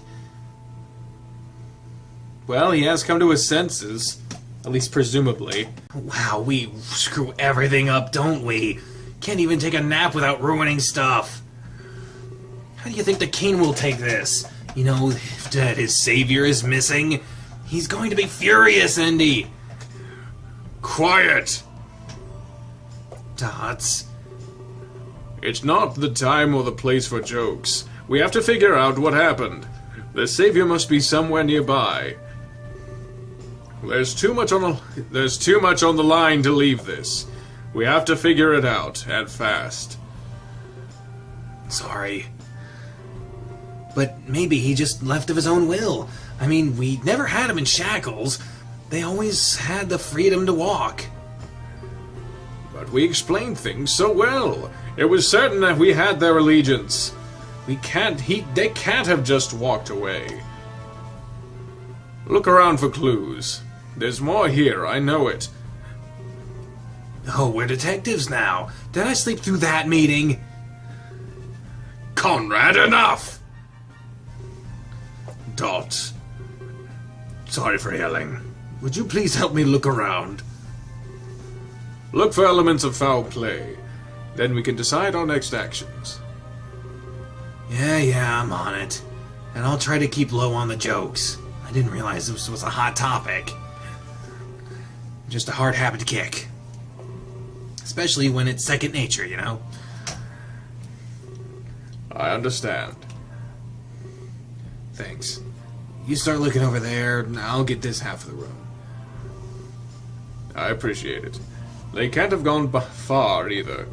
So the faster we find a lead, the better. Spent a few moments scouting the room. After a few moments pass, Endymion makes a discovery. Conrad. Yeah? Come here. I found something. What is it? It's blood. Wait, the Savior's blood? I don't know, but this tattered piece of clothing, I'd recognize it anywhere, Conrad. Lord Player was here. That's impossible! We're still on good terms with him! Endymion holds up the piece of fabric. The blood has long since dried. Well, who else would wear this? There's no other explanation. I've seen him wear this many times. That's purely conjecture. We should look around a little more. He knew all about Lord Player. There's no way he'd leave willingly. And there are no signs of a struggle. Fabric was torn and blood drawn. That doesn't happen without a fight. There'd have to be something left behind. But everything is in pristine condition. Perhaps we're falling into a trap, being tricked into thinking this way. This could be what the assailant wants. We were just next door, Endymion. We would have heard if anything happened. Think about this logically, no assuming. I'm not assuming anything, Conrad. The evidence is right before me. There's no mistaking what I'm seeing. Lord Player must have abducted the Savior. We must make haste to his residence. Our guise has been broken. We can attack head on. We would have heard an abduction, Endymion. Think about this, I'm begging you. They could have spiked our wine, Conrad. I know I slipped longer than usual. Now you're being paranoid. Conrad, just stop it! Dots. We had someone capable of saving Terra, and now they're missing, with evidence. This is a perfectly logical conclusion. I suppose at first glance... Exactly, and there's a chance I'm right. We have to act on that, no matter how small. If we don't, the Savior could be killed. There's too much in the balance to debate. We need to take action before anything else. At least meet me halfway, Yendi. We can't afford to be so reckless. What do you have in mind? Let's just pay him a visit. We can gauge how he treats us. We'll be able to tell pretty quickly. If he tries anything funny, then we act. But right now, it's not right to assume. We could be heading right into a trap, you know. If we attacked first, we'd blow our cover. Then everything would just fall apart. That could easily be someone's true goal. Dots. Very well. Endymion places a hand on Conrad's shoulder. But if he's holding the Savior, or if he gives off the slightest suspicion, I will show him no mercy, I promise. Well, it's kind of weird knowing what happened, seeing that. It's like, oh shit. It's kind of cool seeing Conrad get, like, the upper hand in terms of knowing what's going on. Oh shit, all these voices are happening all at once. What was right? You see how this is important to me. Normally, I wouldn't go to such extremes, but Kaelin's life is on the line here. Holy God! Holy Jesus!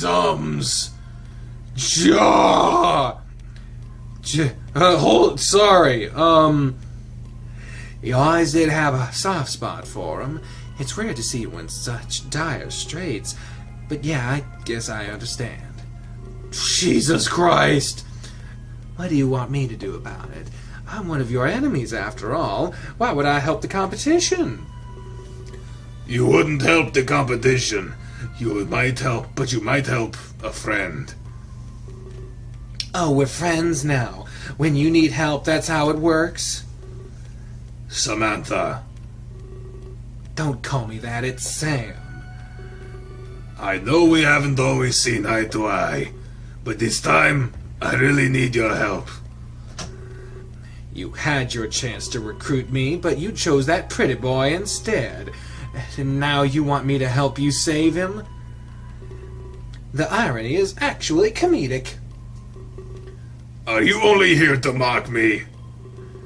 Well, I needed to check in on things. My boss needs all kinds of information. And who is your boss, exactly? Sorry, lips are sealed.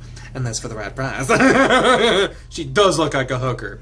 But you're asking me to sway allegiance. Only coin could get me to do that, righty.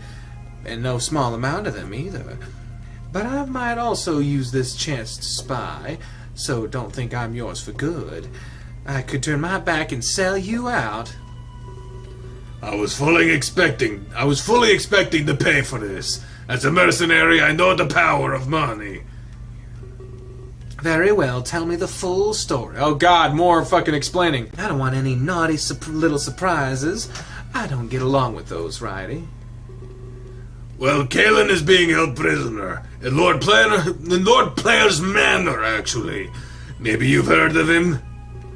Of course I have, and you're crazy. The security on his estate is massive. That's why I've come to you.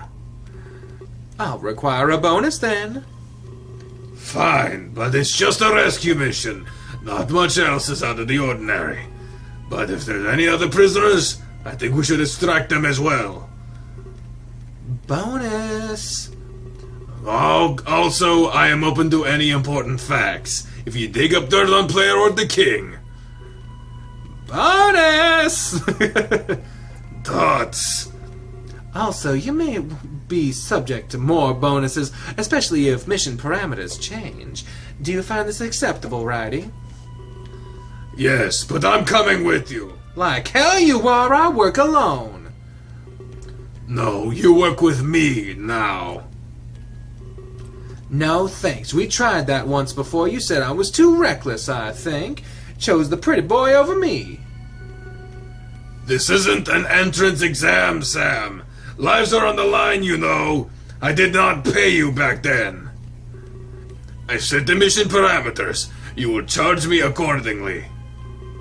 Fine, but I doubt you can afford me, especially not when you meet in a cellar. Headquarters under a tavern, that's rich. Actually, it's the other way around. The tavern was built over my HQ. These tunnels are deep, lots of secrets. Remember, Velasquez funded this place. The royal treasury is nearly limitless. Trust me, I'm aware. Of course you fucking are. So what do you think? Can we work together, Sam? Sure, let's talk numbers. I wish I knew what to do. Honestly, Dusk, I'm conflicted. I can understand, given your situation. I fear my allies are turning against me. I'm just trying to help everybody, Dusk. You've done a fine job of that, my lord. You definitely have my allegiance. For that, I am honored. But they don't appreciate my secrecy. I haven't really been transparent. I've been very quiet about my plans. And that means one important thing. People fill the cracks with imagination. Their own thoughts make me a villain. People tend to do that, especially under such grim circumstances. Many citizens think worst-case scenario. They don't have this life of luxury. I think you should visit the people. Work in public relations would be great. I'm not sure about public relations. No amount of that could fix what's coming. Tell me, Dusk. If you could do something truly amazing, would you do it without hesitation? Without a doubt. What if the world hated you for it? They wouldn't see the good right away, no matter how beautiful things ended up. I'm not sure, my lord. If it was good, it would be obvious. I don't see why people would hate. See, I can sense hesitance, Dusk. But don't worry, I feel the same way. Especially when the time is finally here. And now, I'm just not sure. Don't let your resolve falter, my king. Especially not based on others' opinions. There are always those who would oppose you. I'm afraid that is the only advice I have. It is not bad advice. I'm glad I sought your counsel. You must think me foolish. The immortal king doubting his actions. I'm supposed to know everything, aren't I? Again, that's just something that people say. Don't become who they think you are. You'll only end up losing your true self. And that is something we cannot lose. You are wise beyond your years, especially as numerous as they've been. Yes, they've been many, but I fear this may be my last. Oh shit! Oh shit! Oh pissity pops! Again, at a much earlier time.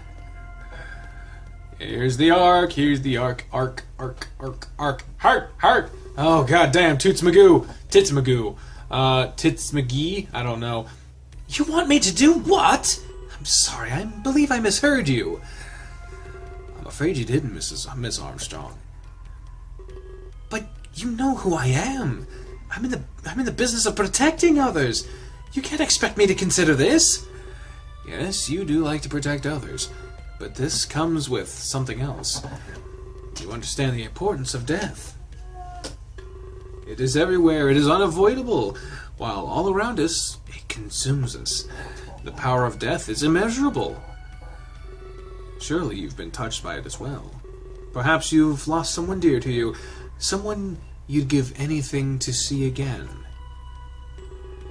Even the lives of others, perhaps. Yes, I have. But you can't just... Think of it this way, Max. You know what the Ark is capable of. You could bring an end to death as a whole. That's what you want, isn't it? That's what your company is dedicated to? Protecting others, saving them from death. Nobody would have to lose a loved one again. No one would experience the pain, the grief. Surely this is worth what I'm asking. You're asking me to kill! But think of the loved ones you've lost. Wouldn't you like to see them again? Bring them back? Have them full of life? There has to be some other way. I'm afraid there isn't.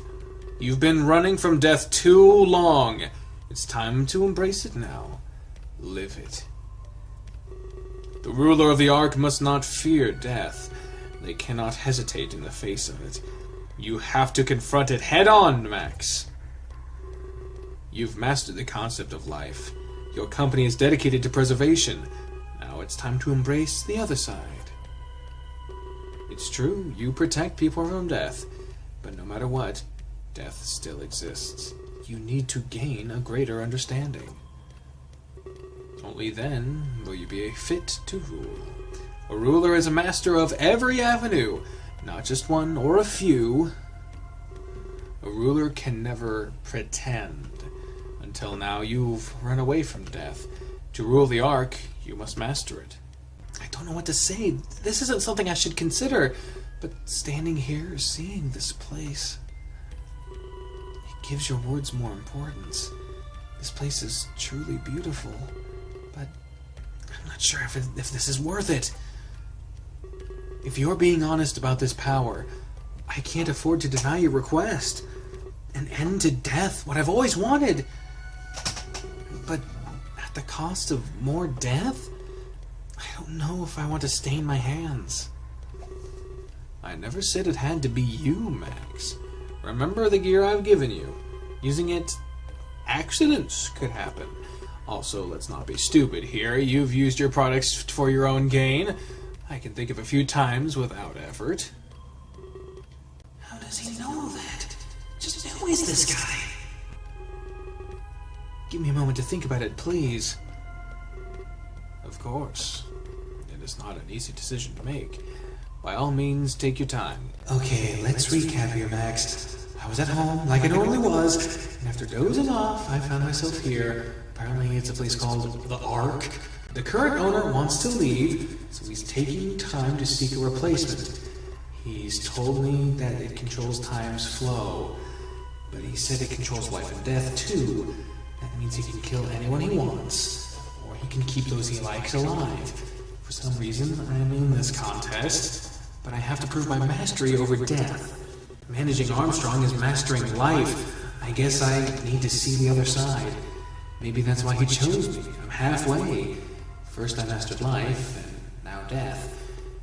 But I need to kill people to do that. But I don't know, I usually do the opposite. I usually do the opposite. However, he hinted I could use weapons. So that part is somewhat appealing. Wait a minute. If what he said about the Ark is true, I could just resurrect those I've killed. In this case, it is just symbolic. My actions wouldn't be permanent. Unless I lose, of course. But with all this power, I couldn't. Control of time, company assets, I don't think it's possible for me to lose. I have all the time in the world. You're a genius, Max. You can play him. Do what he wants, then reverse it all. All right, I'm in. Can you give me more specifics? Yes, of course. A world tour is about to launch in Tokyo. I suggest buying a plane ticket. You'll be needed there right away. Maybe, it looks like I'm cross-eyed, maybe she's the cause of the midnight deaths. Or maybe, I don't know! We're gonna find out. But there's possibilities. What the fuck is going on in this crazy town? I don't understand it. Present time! It's a gift. That's why they call it the present. That was dumb. There was a dumb line from a dumb... I don't remember what it's from, actually. I gazed at my phone for what seemed like an eternity. I simply couldn't process what I was seeing.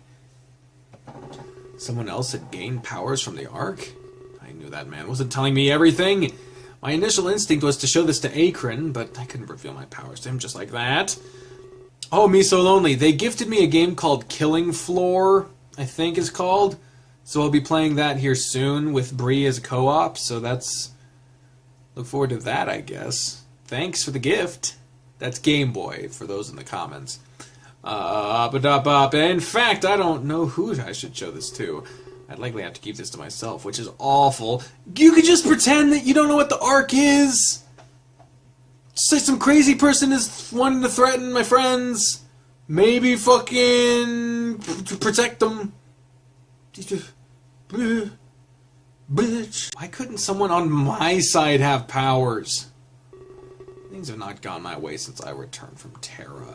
I suddenly long for simpler times of yesterday. The simpler times of yesterday, back where my biggest worries were Rook and Keela. I longed for the peace of what I had experienced. I don't know if I said that last sentence right. It feels like I didn't, now that I'm thinking about it. Especially with the fact that there are weapons here. Even after what Singe said, I was still scared. But I guess Akron was here to protect us at least. So I guess I should pay him another visit and keep him close. Then I remembered Singe wants to see me. Perhaps he could shed some more light on all of this. Because as of now, I feel like a prisoner here. And that was definitely not in the contest terms. I take a deep breath, and as I go to leave the room. Out of the corner of my eye, I see a box on the floor. It has a small blinking light on it, and it's red. Run, motherfucker! I don't remember seeing that before the conference. But that has to be one of the weapons.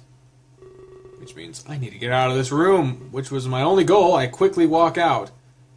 Why would you not run, motherfucker? Yes, I'm going to save this game. As soon as I step out, I see the same room as before, yet this time it feels different. When I was in here before, I sensed grief and apprehension, but now I sense fright and anxiety. It's palpable. I'm sure that after the conference, the press left.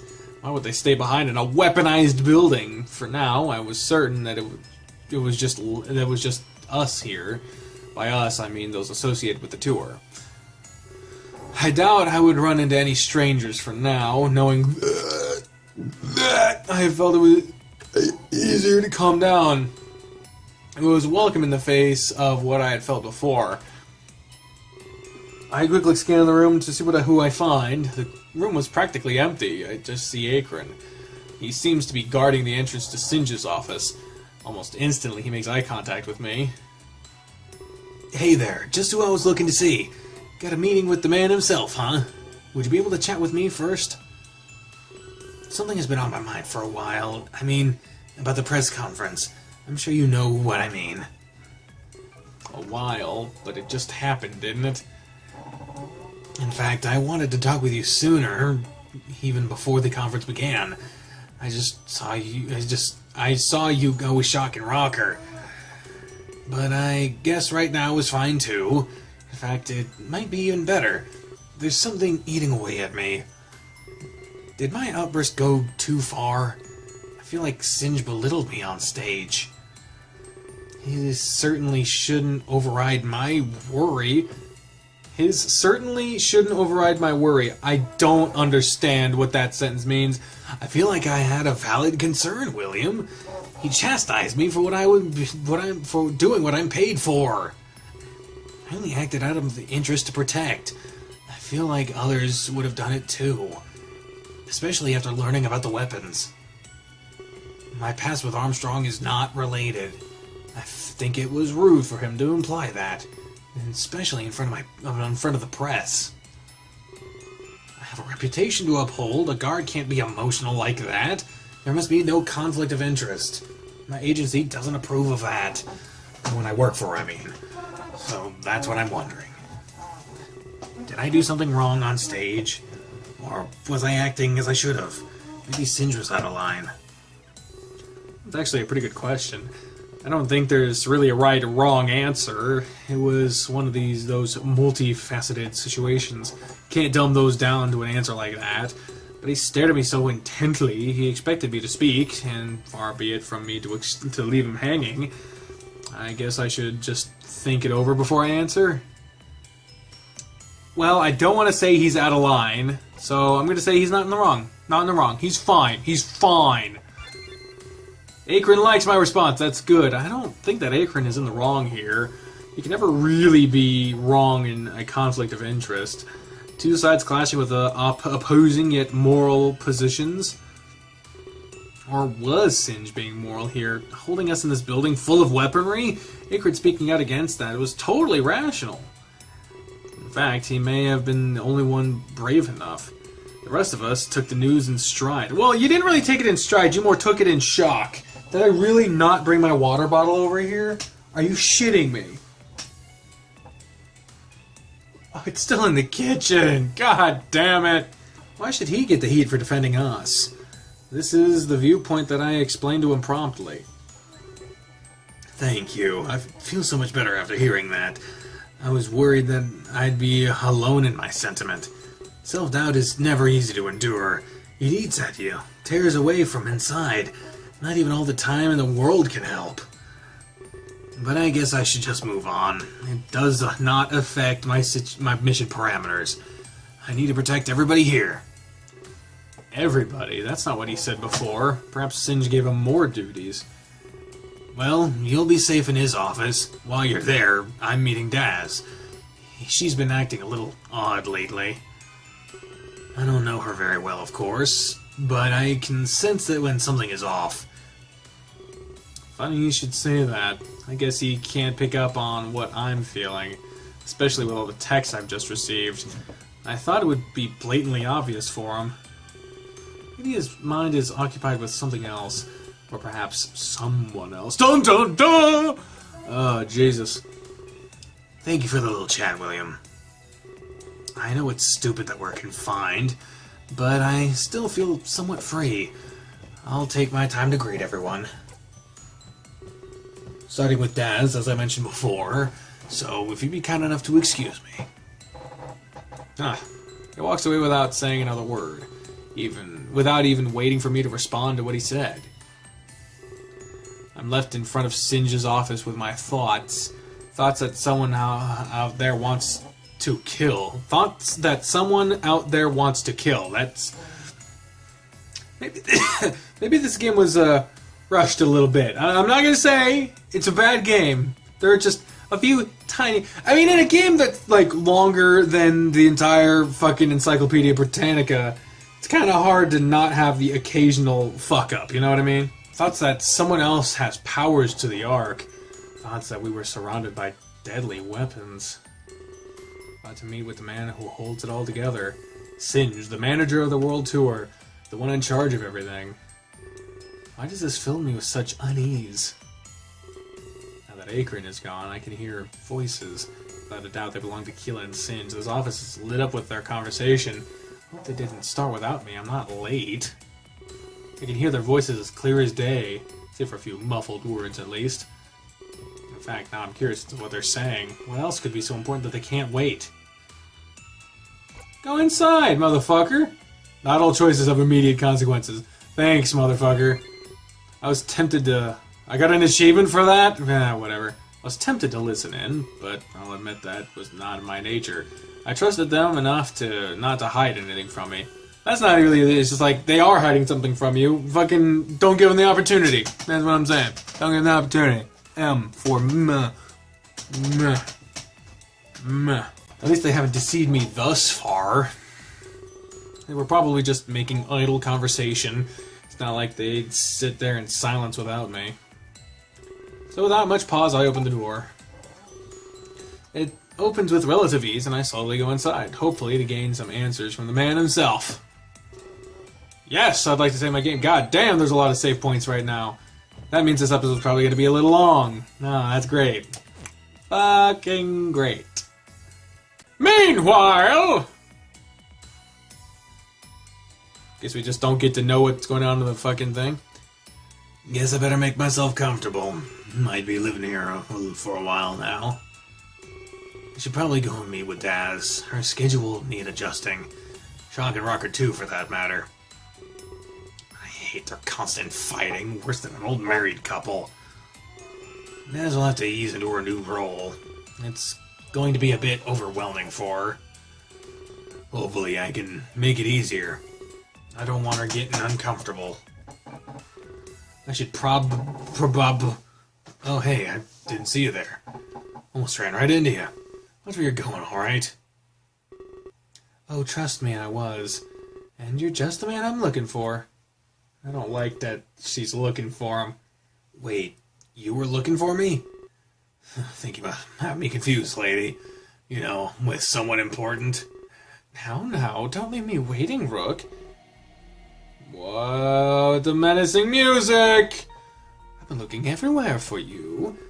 There's no need to be rude about this. I have prior engagements. However, would you like an appointment? I'm open to rescheduling this. Just let me know what time you're free. An appointment? I can work with that. You know, the press conference room? Yeah, that's like my second home. Since sure has a flair for the dramatic. Holds a conference for almost everything. Would you be able to meet me there later? I'm asking you to come alone, of course. Dots? What is the nature of this appointment? Business, of course. You're Singe's assistant, right? He's hard to reach, so I'll take you. You'll have to be a little less vague.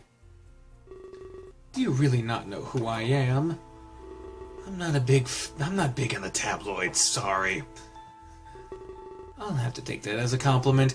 Either way, call me Maxine Armstrong. Now, that's weird. All the women in this game seem to only want the first part of their name. Everyone has to have a masculine name for some fucking reason. Sam did the same thing. Max does that. Maxine Armstrong. I'm the CEO of Armstrong Incorporated. Oh, so that's who you are.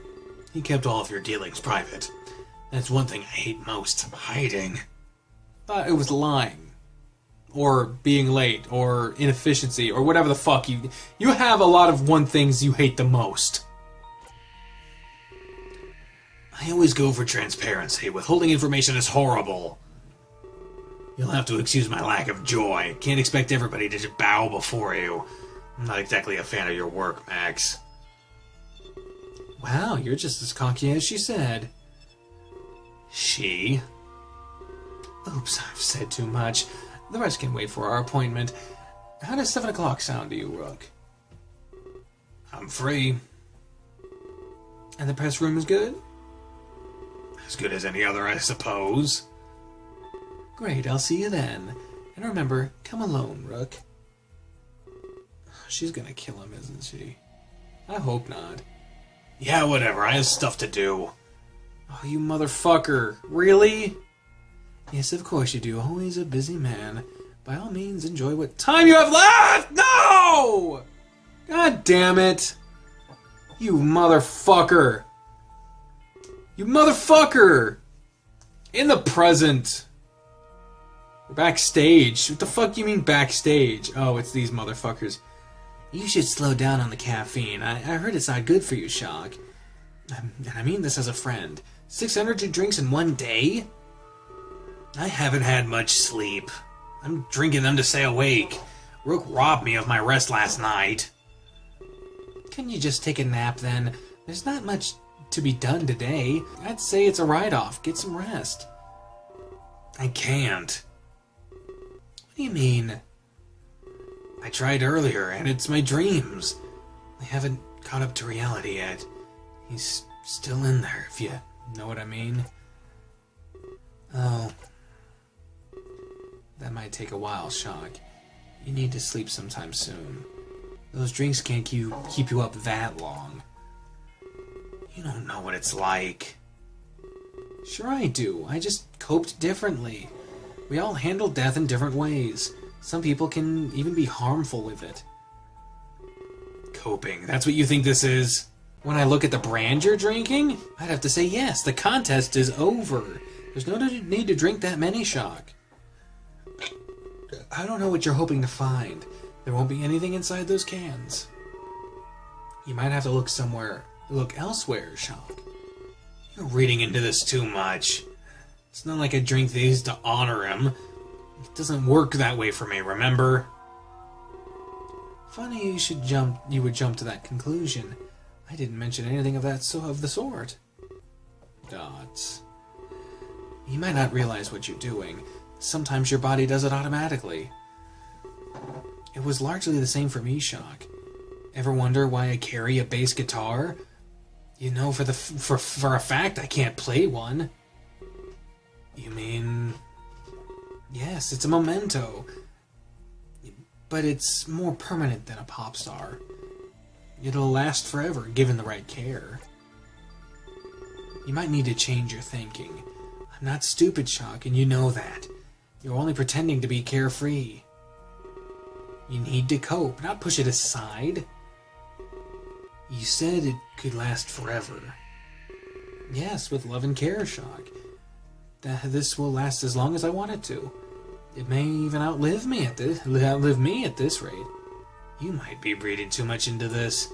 I'm strong enough. I don't need a crutch. A memento would just flood me with memories.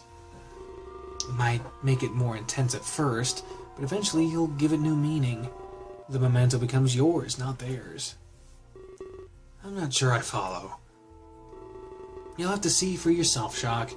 I'm not going to force anything on you, but at least tell me you'll consider it. And promise you'll lay off Popstar. I don't need you anxious and jittery. Fine. If you have any bad experiences, call me. Night terrors or anything in between. I'm your friend, Shock. I'm here for you. I know you're strong enough to do this. Don't play the proud guy and go at it alone. That's the worst possible idea, man. It ensures that the problem never goes away. You bottle it up and eventually explode. We don't want any exploding happening here. Well, this time you're right. Thank you for the advice. No problem. You know, everyone says we fight a lot, but I always say we're really good friends. And I think we just proved that. Yeah. Anyways, I was just going to say, I have a meeting here in a little bit. You can go ahead. I'll stay backstage. Feel free to go do whatever you want. Just don't try to leave the building. Wouldn't want to make Singe upset. Can't make any promises. I seem to make him angry at every turn. He's not the only one. I hate you. No, you don't, Shock. They laugh and give wide smiles to one another. He slowly walks away, leaving Rocker behind. No one ever asked me to meet up with them, let alone someone as influential as... Oh God, no! I wonder if it's something special. Continuing their prior conversation, this is Major Minor. We're back on the Ark. Between... Remember, Max, if you win, you can undo all the damage. You're not actually down for killing. You're just playing a part, fooling him. Take deep, concentrated breaths. Do not let the anxiety overtake you. None of this will be permanent. You can bring them back, even her. Tokyo, huh? Can't say as I've ever been there. Aside from Africa, I've stayed in America. Another person of interest will arrive too. They are secondary to your objective. You must ensure that they stay alive. But everyone else in the tour must die. God damn, all of them? How many are there? I will give you a list. However, you have to wait before acting. The game doesn't start until the bell tolls. And what exactly is this bell? The death of Klace, of course. Let me explain this in an easier manner. As I said, there's a special guest. I have to keep my eyes on them as well, so your test is happening close by. Other people are competing with you, Max. We need one large event to start this. Something that everybody will know of. I can think of nothing more fitting. The death of their figurehead star. I see. Well, shit! I will give you a specific date and time. It will be up to you to kill him then. After that, you have 24 hours. Alright, that makes perfect sense. Kill Klace, and then kill the others. I'll have 24 hours from that point. Yes, but you will have time to practice, and lots of time to set things up, too. You can use your company as cover. Practice murder? Yes, I have the perfect opportunity. I'll give you free reign of Tokyo's people, but this is under one condition. The deaths must happen exactly at midnight. So it was them and not the sacrifices that was taking people. That seems rather specific. It benefits another venture of mine. Oh, maybe it is the sacrifices. What the fuck? I can't say much more than that, Max. I understand. This is an all or nothing game. If anyone is left alive, you lose. You must deliver death to all of them.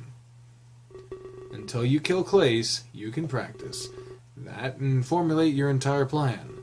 You have a world tour to infiltrate. But with the power to stop time, I don't see this as much of an issue. I'm looking forward to your results. Just make sure that the VIP stays alive. They are present, but not on the list. You can't afford to be reckless, Max. I'm certain that you won't disappoint, especially given this generous time frame. I hope to see you stand in my place. Dots. I'll do my best. So, about this list. Of course, take notes on your phone. You'll be using it a lot from now on. Would you like to save a game? Jeez, I'm only fucking 4 minutes in. They're already asking me to save my game.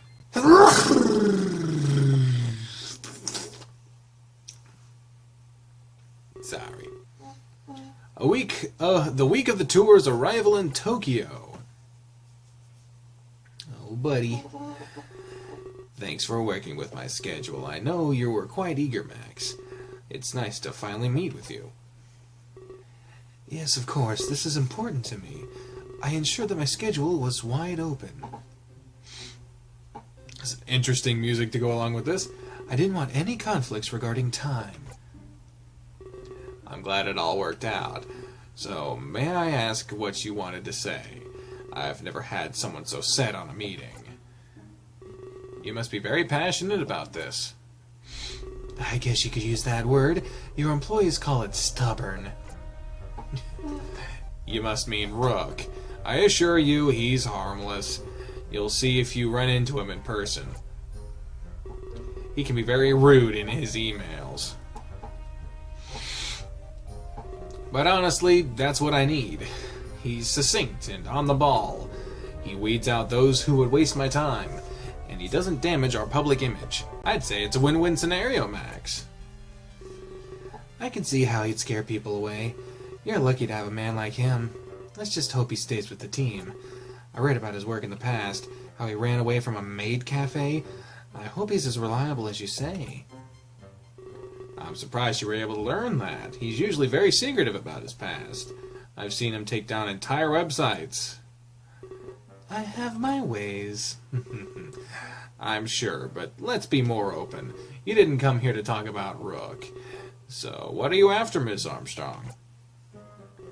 Don't say it like that, Singe. It makes me sound shallow.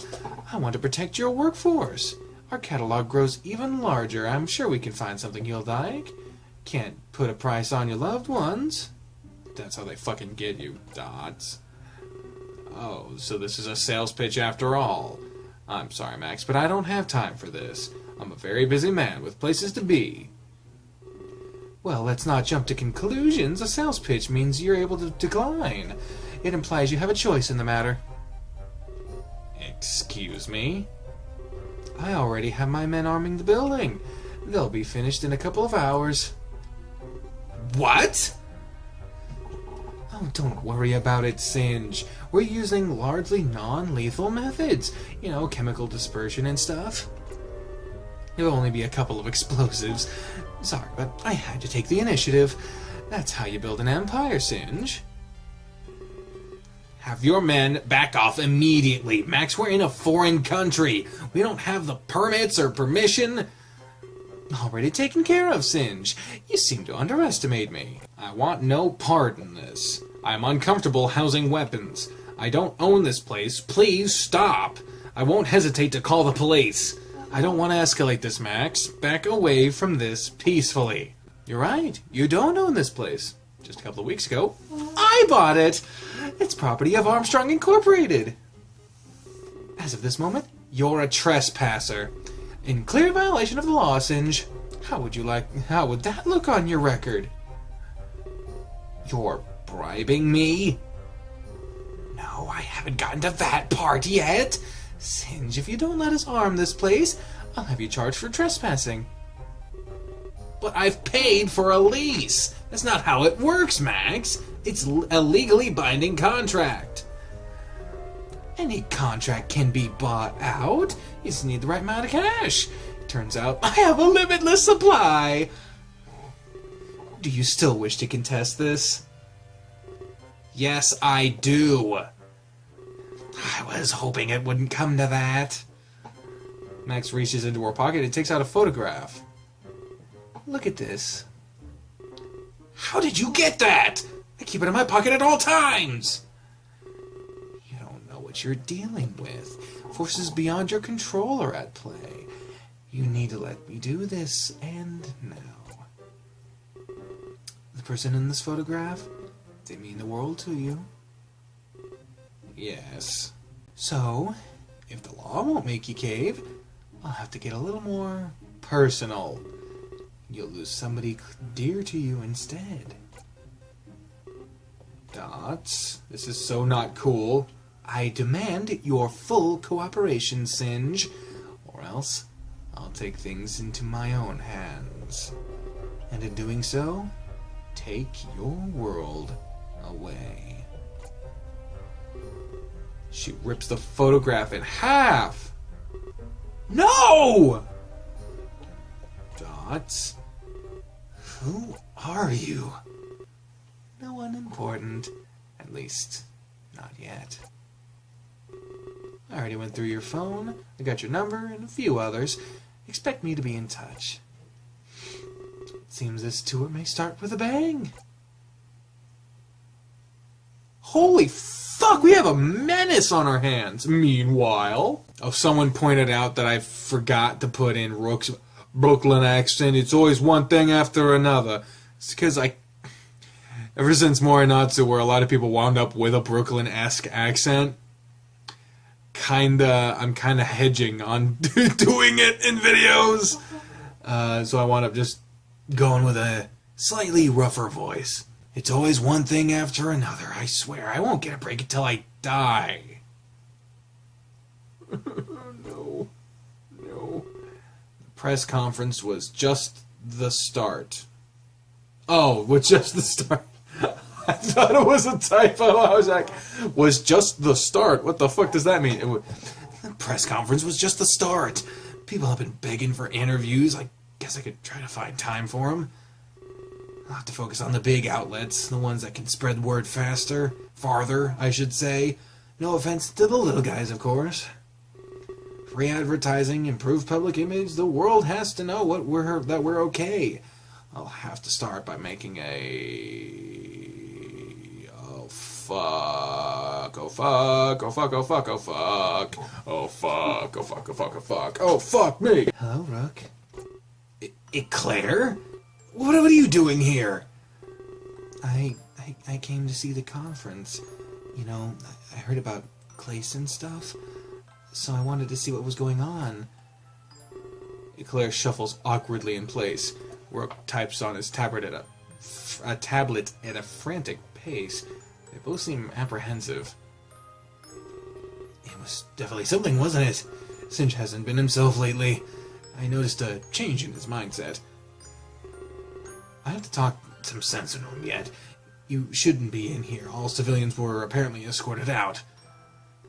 Just stating the facts. It's not that I'm unhappy to see you again. So, how is business back at the cafe? Better than ever. Things have been great. Not to say that it's better without you. It's just... things are alright. I'm glad to hear that. I hope you put my check into good use. I know it's check. I'm the guy who types CZECH just to fuck with people. So I was like, how do you mess up a word that bad? Of course, we were bankrupt. You sent it at the perfect time, Rook. I was just about to shut the doors for good. Your check saved the business. But it also showed that you still cared. I guess that's why I came here. You're still in my thoughts, too. What perfect timing. I heard you were going through some trouble. I didn't know it was that bad, Eclair. It was the least I could do. I mean, I put you through so much trouble. I just ran away like a coward. It's okay, Rook. I know you had your reasons. Have you been able to move on? Dots. In a way. He stares at the screen of his tablet. I'm glad to hear. I needed to see how you were holding up. I mean, since Klace passed on, I didn't want you to react the same way. I was able to I was able to bounce back, Singe, but...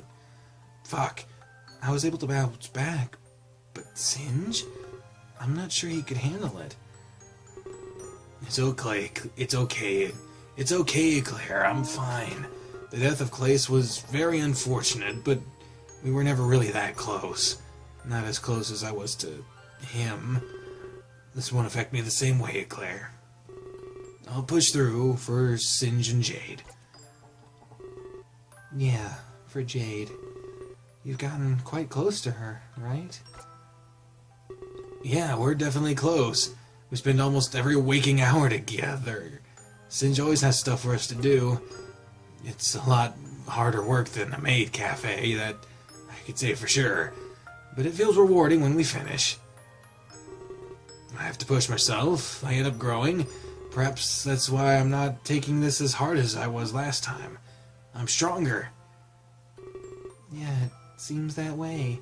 I wish you were like this back at the cafe. It was so much fun to work with you, Rook. But this newfound strength, it changed your personality, too. You can say that again. I don't think I'd be a good host anymore. I think about it sometimes and laugh. But people change. It's unavoidable. I think I found my calling here.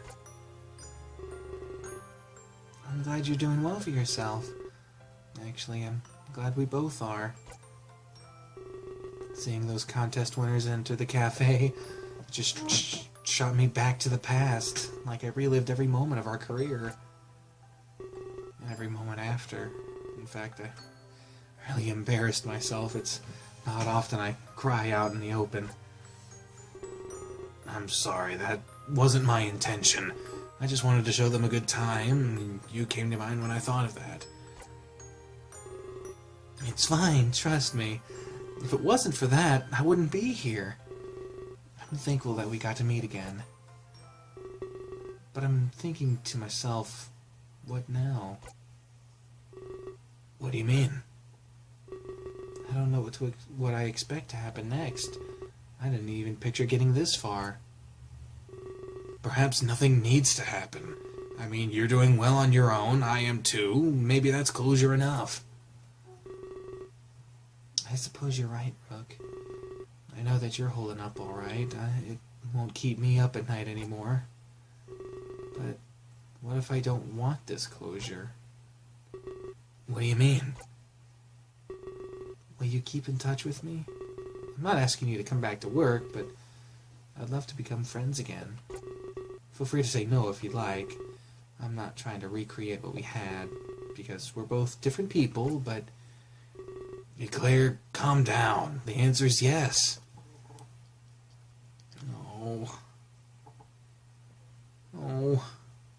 Oh. There's Rucker. She sure is taking her sweet time. She seemed like the punctual type. I wonder what's keeping her. Oh no. Oh, I'm scared now because all the people have to die. If she doesn't make it, I'm leaving. I could spend my time much better. I don't like standing around. He starts to walk away. Oh, fuck. God damn it. No! I don't know why. Normally I'd be freaking out a bit more. For some reason I have the faint hope that something will stop her, but I have no reason to believe that that'll happen. Hello, Rocker. Sorry if I'm a little late. I have a lot on my agenda today. I bet you fucking do, you bitch. Oh, hey there. It's okay. I know what it's like to be busy. Thankfully, I have lots of free time now. Sorry for almost bumping into you. I didn't see you there. There's been a lot on my mind lately. Yeah, I heard what happened, Rocker. This whole enterprise has been thrown for a loop. But I heard the news Singe broke earlier. He plans to get you back on your feet. Daz is a fine replacement, in my opinion. I agree, she's very talented. We're not close, but that'll change. We have to get along for touring. Of course. The closer you are, the better your on-stage chemistry is. This is so fucked up for her to talk about, knowing that she has to kill everyone. Unless he's the MVP and I think I've already died. I don't know. I don't know. That's how it works, right? Like yourself in shock? You could say that, yeah. A lot of people fake their onstage chemistry in this world. Many bands just end up hating each other. And I guess then when you get along, it shows in the way you perform. People feel the connection too and get more involved. That sounds right. You're pretty good at this stuff, Max. Thank you, Rocker. Max fidgets awkwardly, rubbing a rope on her arm. The rope on her arm. Oh yeah, there is a rope on her arm. So, can I ask why you wanted to meet me? Of course. Oh, no, because oh, no. Motherfucker. Of course. Well, we're all stuck here. I thought I would get to know everybody, but there is another reason. I have a list of very important people. You're actually at the top of it. Wait, like an award ceremony? I haven't been nominated in a long time. No, not an award ceremony, but it's definitely an exclusive list. Its numbers are very few. That sounds pretty cool. Do you think I could take a look at it? Absolutely, be my guest. Max hands Rocker a piece of paper. He reads it. She fiddles with the rope once more. Rocker, Shock, Rook, Keela, Singe, Inumi, Akron, Daz, Klace, Jade. Wow, we're all on here. Save for William, of course. Oh, I noticed one of the names is scratched out. Would that happen to be the previous guard? Akron was a rather late addition, yes. So, what do you think about the list? It's a list of everybody here. I mean, all of us in this building. I can't think of anything else. Well, you'd be absolutely right. It's a list of those under this roof. Glad to know that that's correct. Oh, you didn't make this yourself? No, I didn't. Someone made it for me. Someone with way more power than I have. I just took notes while he spoke. Nice. So, who made it? His name is Ryo. He would very much like to meet you. He's waiting if you have the time. Sure. That sounds really cool. I don't have much to do right now. Sure thing, just follow my lead. No. Max removes the rope from her arm, gripping it tightly. Oh, no, he's so happy. When I arrive at the office, they stare at me intently. I quickly apologize for any tardiness I have displayed. I explain that Akron held me up in order to chat. This seems to be enough to sate their curiosity. No worries, we had no schedule. Besides, Keela kept me company. We had quite a lot to chat about. Yeah, Singe is really cool. He's smart and well-spoken. I could learn a lot from him. Oh, that's... Would you fuck or something? You flatter me, Keela. But please, have a seat. There's much to discuss. I do as instructed and sit beside Keela. I expected the atmosphere in the room to be happy, but for some reason I feel a sense of dread. Singe also looks like he's at his wit's end. At the press conference, they seemed so calm and carefree, but that must have been an act for the public. I have to wonder, is this how he truly feels?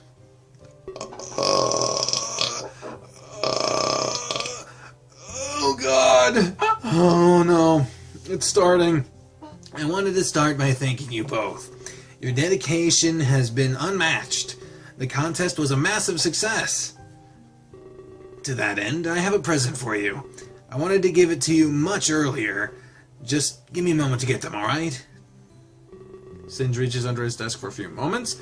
He opens and closes the doors, looking for something. After a few moments, he smiles and lets out a sigh, almost like he was afraid he had lost it for a moment. I know you had to give away the cans. The ones that won your spot, I mean. To be honest, I found that silly. So I decided to have some replicas made. Something you can keep as a souvenir. Is that how you really spell souvenir? That looks wrong. They are exactly the same as you knew. Yes, I am a man of sentiment. The contest clearly meant a lot to you, so I thought this would be a nice gift. Well, that's nice. He places 2 cans of Popstar on his desk. Me and Keela exchange glances with one another. Wow, Singe, that's really awesome. I was sad I had to give mine away, but now everything is A-OK. Keela happily grabs his can and places it in his pocket. This sure was interesting. I didn't expect it. The can on my desk reminds me of those simpler times. It was an exact replica of the one that got me here. But now it seems a little different, doesn't it? After all that's happened, was it really so prestigious? It seems that it won us lots of pain and suffering. I hoped to myself that things would resolve happily. But still, I don't seem rude. I accept the offering. I rest it in my lap, noticing that it's full. I'm assuming Singe wants it to stay that way. I had to guard over these cans with my life. I didn't want them to get stolen or leaked. Then there could be more than 2 winners. This is a personal present for myself. Please treat them with love and care. With that said, we have to move on. A lot has happened since we arrived here, and especially since you 2 arrived. I'm sorry that it's come to this, but I no longer feel safe keeping you here.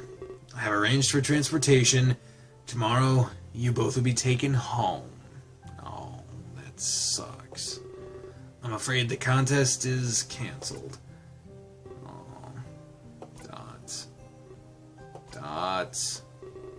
Trust me, it's not what I want here, and I truly wish I had better news. But we have to move on from this. You 2 are exempt from my previous rule of having to stay inside the building. You're both free, but that's not all. You'll be receiving compensation, of course. We had a lot of money set aside for you 2. Instead, we'll just be giving it to you. Well, shit! Okay! You'll get a check before you leave. Check we. God damn it. For about $100,000. I hope these terms are accepted. God damn! Yeah, ... exclamation point indeed. Your flight home will be... Oh my god. I hope that we can be mature here. Will you agree to these terms? Fuck yeah! I will. Give me the money. Give me the money. God damn, dude. $100,000. $100 would change my life. $1,000 forever would change my... $100,000. Oh my god. I nod in acceptance. I can't exactly say no, but I knew I was still needed in Terra, so I'd have to play the rest of this by ear. This money isn't much, but when Worlds are at stake, you could have just had a weird dream, bitch. How have you not just started to think about that? Maybe it was just a weird dream. Maybe they've been drugging you the whole time. You've had too much pop star. You've been hallucinating and shit. I don't know. I don't fucking know. I mean, you've been on Earth for a while now, to the point where I'm not even sure what the fuck is going on Terra anymore. But goddamn. With that said, I have one last gift. Singe reaches into his pocket and pulls out 2 cards. Interesting, they appear to be credit cards. There's one for each of you. They have a few $1,000 on them. God damn, dude. It will help you help until you cash the check. This is my own personal money too. Another gift directly from me. There's lots of amenities on site. I trust you will enjoy your final day. Your flight will leave it by noon. I have a feeling we're not going to be on that fucking plane. I got a strange fucking feeling. Meet me in the lobby at 7 o'clock. Okay. Keeler grabs one of the cards and puts it in his pocket. I follow suit and do the same thing. This is eerie. It's almost like this wasn't happening. It was surreal.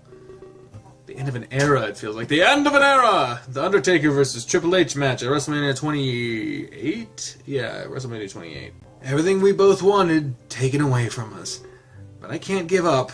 There's still lots to solve. Just then, Singe's phone rings. He puts a finger up, ordering us to wait a moment. Yes, Singe speaking. I see. Are you certain? I understand. Please call for help. Singe hangs up his phone.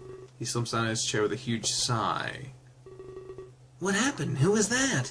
Bit nosy. I'm afraid I've got some bad news. Huh? Is that to me?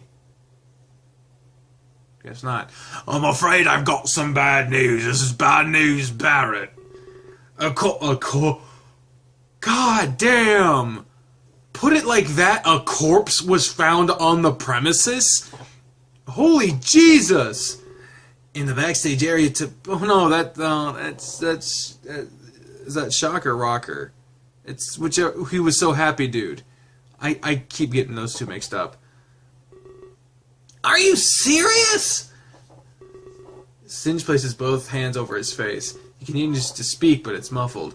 It's unclear what emotion is worn underneath. God damn. God damn! Again at a much earlier time. With these fucking flashbacks and shit, I swear to Christ. So I guess that's all I need to say. The list, these people, and William. Not to mention the power I've given you. Any questions before I send you back? Remember, this may be your only chance. I don't want you leaving with any regrets. What? What?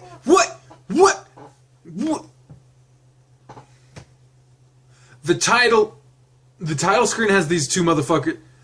What? What the fuck? What the fuck? What the fuck? It's midnight. I don't want to scream, but why? What the fuck is going on? None. It was all very clear. It might be hard to find a way in. The tour already has a guard, you know. It shouldn't be an issue. And after that, your opposition. Their goal is to kill. Yours is to protect. Well, he's fucking failing, because she has killed 2 people now. I remember at one point, I mentioned, first death was fucking Rocker, but no. I completely neglected to state the fact that Klace died. I entitled an episode, Klace is Dead. I'm a fucking idiot. You should know this by now. Again, it shouldn't be an issue. I've never failed any of my clients. I have no need to treat this differently. Perfect track record. Well, there is some leeway here. You just need to leave one person alive. For your competition, it's all or nothing. It'll be interesting to see who wins. Life and death, fighting each other. The spot is as good as mine. I have no intention of ruining my record. I have never let a client down before. Very well. I have one final request, however, regarding the one called William. What is it? I'll be making up a big story. Something about parallel worlds. They'll think they have a... You fucker! So, why me? Why? Why are you fucking with me like this? If they tell you this, humor them. You son of a bitch! Really? So I'm just Joe Schmo after all? So Tara's depending on me for nothing? Oh, this sucks! Oh, you fucking slant-mouthed looking motherfucker! Where's your gear? You don't have a fucking gear on your neck. They mustn't know the truth of things. They are the key to my other venture. Very well.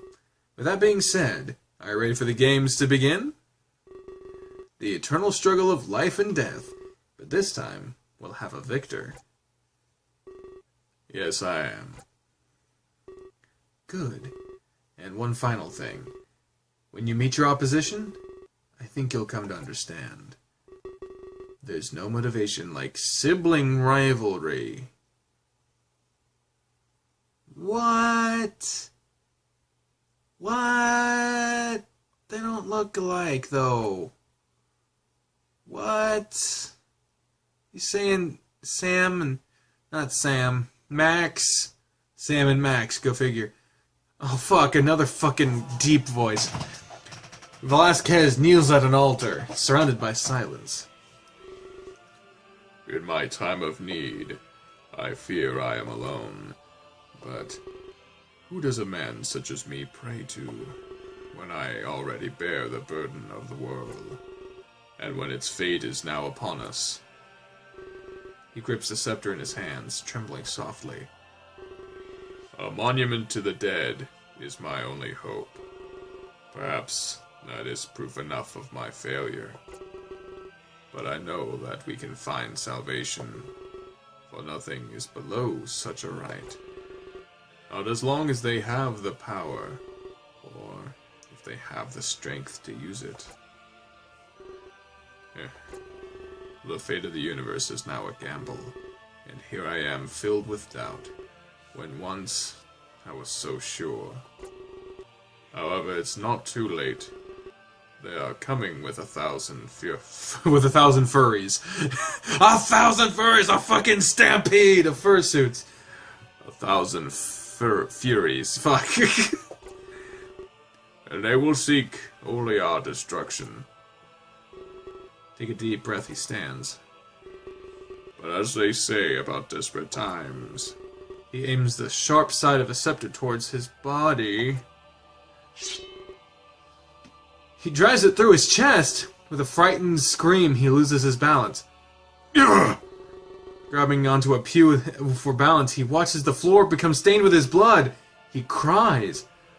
For Terra and the immortal king.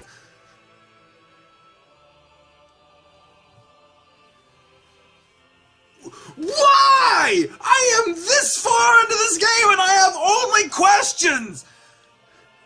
I don't understand anything! We sit in silence for far too long. Singe rests his face in his hands in utter defeat. Keela and I exchange glances, unsure of what to do. Was Rocker truly dead? And aligning perfectly with those mysterious texts. Wait, I have to use my brain here. The message said a friend of mine would die today. I can't say I'd consider Rocker a friend. We've had next to no contact since I arrived. The only people I've had real contact with, Keela and Rook. But they're safe and sound. I have to make eye contact with Keela. I shrug. Perhaps it would be best for us to leave Singe alone. Perhaps leave this place altogether. We shouldn't have to wait until morning. Not with danger like this lurking about. Especially not since we have those credit cards. Singe, are you okay? I am conflicted. Rocker was a prodigy. This loss is profound. Not just for me and my endeavors, but for the music industry as a whole. Takes out his phone and starts texting. I must confer with Akron, but I know we all know what this means. Huh? The killer is among... Oh my... Jesus, the killer is among us!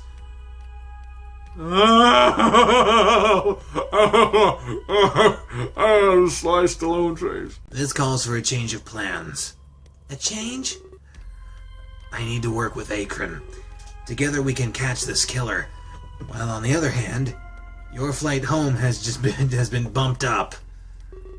I'll make sure you're home later tonight. I'm sure you understand.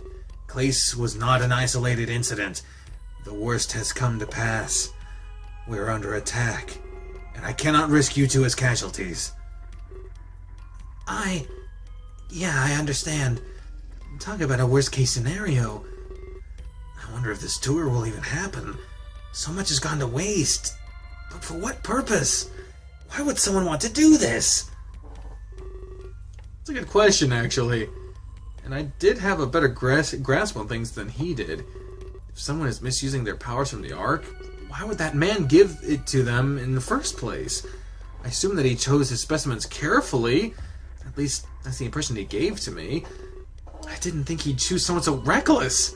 In fact, I thought I was the only one chosen. Do I really want to leave? I feel like I have a part to play in this mystery, and for now, it seems like this ends tonight. That's all the time I have before I'm sent home. That's a tall order. Catch a murderer and save Tara all in one night? I feel like I'm a bit off. I bit off more than I can chew. So what do we do in the meantime? I would suggest sticking together, or at least be around those you trust. Shock and Rocker rarely parted ways.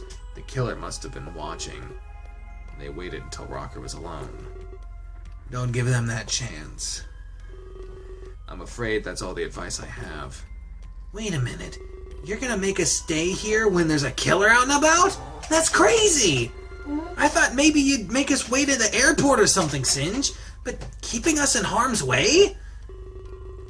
That's a very pessimistic way of looking at things, Keela. You should rethink this. This is basically a hostage situation. We might as well have guns to our heads. And what's the one thing you must never do when someone has a gun pointed at you? Just tell them to shoot you? Make sudden movements.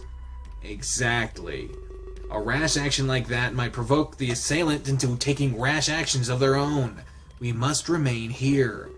I think it's best if we let them assume their plan is coming to fruition. That way we can catch them off their guard later on. We will discuss the best course of action with Akron. If I'm not mistaken, this is far from his first brush with a killer. As it stands, I think the best course of action is to not give off the impression that we fear the killer. That we're running. I guess that makes sense. I don't know. Truth be told, I don't know either. But Akron will. If the plan changes, I'll let you know. You got Singe's contact information! Alright. Singe leans back in a chair with a sigh. At first, I thought I was responsible for Klace's death. That maybe allowing him to leave this place put him in danger. But now I know we've been targeted. Honestly, I think that Klace would have been attacked no matter where he was. I don't know if that's scary or if it's reassuring. But now the burden of responsibility is one easily discarded. I feel as if my mind has become more clear. I will use this newfound resolve to find and restrain the killer. Give them justice. And Akron and myself will do it swiftly. He slams a fist down on his table, goddamn! You're free to go. Please heed the advice I gave earlier. And I will be in contact about your flight. I can understand where he's coming from. Guilt can be a devastating force. To be free from it, it's truly liberating, especially if it wasn't your fault. William, you can go. I need to have a few words with Singe. I'll run into you later, I'm sure. Keela reclines in his chair, clearly displaying that he's here to stay. Very well. Be safe, William. I nod. Why would you leave? You told you to stick with people you trust. Why would you leave?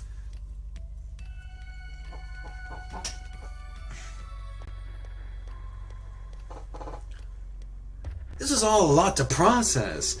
I guess we're expected to act like rats in a cage, moving as the mastermind expects. Hopefully none of us wants to rattle that cage. I take a deep breath as I close the door behind me. I press my back against it, resting for a moment. So Singe was relieved that he's not responsible.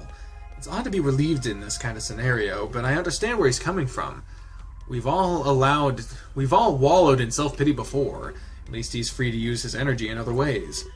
In this case, plotting with Akron.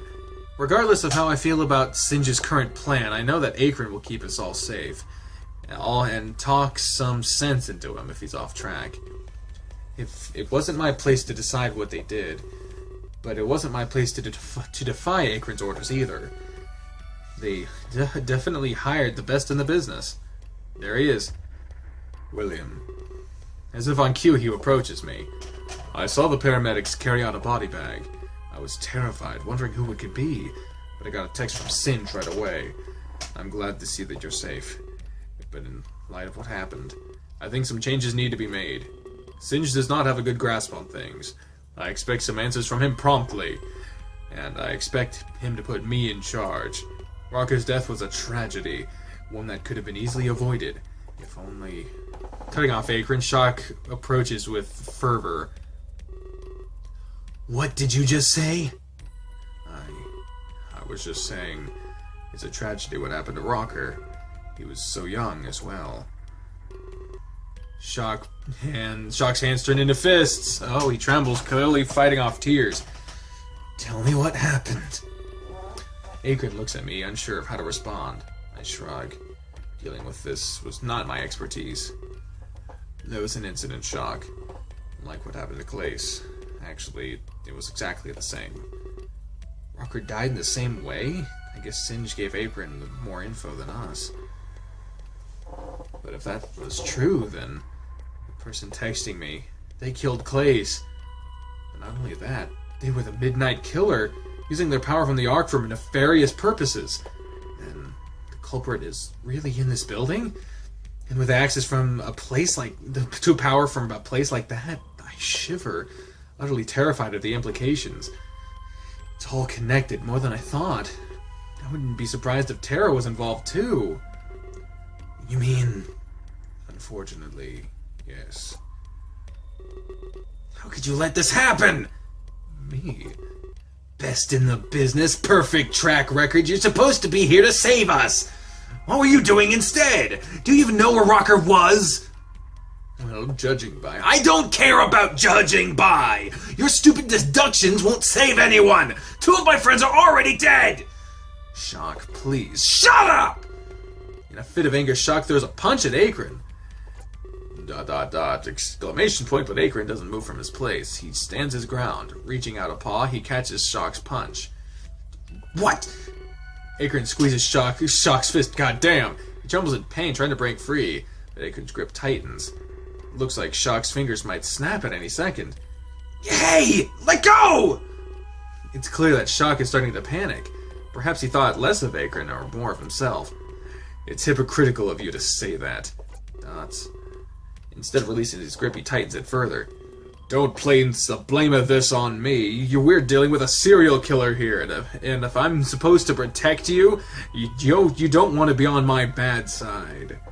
He releases his grip. Shock flies back and lands on the floor. The momentum of his attempts to escape used against him. He quickly pushes himself up and runs away. He covers his face as if in shame. After a few moments pass, Akron turns back to me. Terribly sorry about that scene. I have little patience for men like him. Quick to anger. Irrational, you know.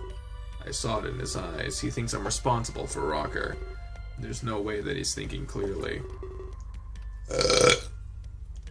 I know that this is my job to protect, but I can't be everywhere all at once. It's not fair for him to blame me. I'm afraid now that I'm self-conscious. I must not let his thinking dissuade me. He rests his paw on his chin in deep thought. Perhaps it would be best if you followed after him. I think in his situation he might do something we consider stupid. People can do that when they've lost everything. When they've have nothing left to lose. It could put us all in danger. I'm only suggesting this because I saw you hang out with him and Rocker earlier. I think it's best that you do this. Especially with what just happened. I don't want him to do that again. Of course, I'm sure he'll find a way to twist my actions against me. I'm only one man. We're not gods. We're limited. You fucking fuck. You know what happened. Piece of shit. Can we truly be responsible for something we never had the power to stop in the first place? You fucker, you did! This, I'm not sure. Either way, you should get going. I have a meeting with Singe as well. I promise to change for the better. I'll be in touch as soon as I'm out. You got Akron's contact information. Yeah, I'm just getting all the fucking numbers now, aren't I? He gives me a nod and slowly walks away. I suppose he's right. I should check up on Shock. I guess Keela is. I noticed Keela exiting Singe's office. He runs downstairs without even seeing me. I wonder what's on his mind. He's been acting a little off lately. Akron shrugs as he enters the office. I do the same as I follow after Shock.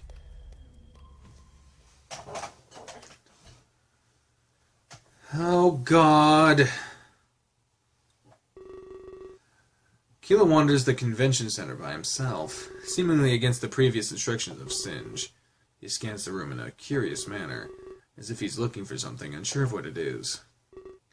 I really hope I'm not late. Singe sure likes the sound of his own voice. He nervously presses his back against a wall. To pass the time, he uses his phone for a few moments. Then out of the corner of his eye, he notices something. A figure slowly approaches him. This is confirmation enough that he's not too late. He lets out a sigh of relief as his worry washes away. No! You stay the fuck away from my blue dude! What the fuck is this music? This is weird. Oddly catchy, but I don't like it! I don't like this! Hello, Keela. I'm glad you can make it. Me too, actually. I didn't think Singe would ever shut up. He's really determined to catch this killer.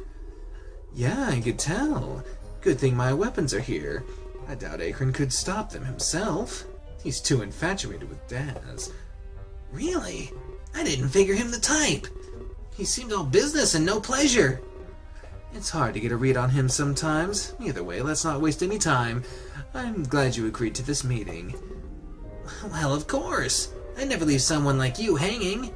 It's not every day that a billionaire... Just call me Max, Keela. My money does not define me. Oh, of course. I didn't mean to offend you, Max. It's okay, Keela. You didn't know, but I'm here as Max, not as the CEO of Armstrong Incorporated. Fair enough. Well, I'm here as Keela, so we're on even playing ground. What did you want to talk to me about? About everything that's going on right now. Sorry for just assuming moments ago, but are you thankful for the weapons here? I'm not sure. I know Akron isn't, but he's also not doing his job. I mean, if he was, Rocker would be alive, right? Glad you see it my way. But your weapons didn't help either, so I can't say for sure. Sorry, Max. Wow, what a sharp wit you have. If that wasn't funny, I'd be offended. Dots.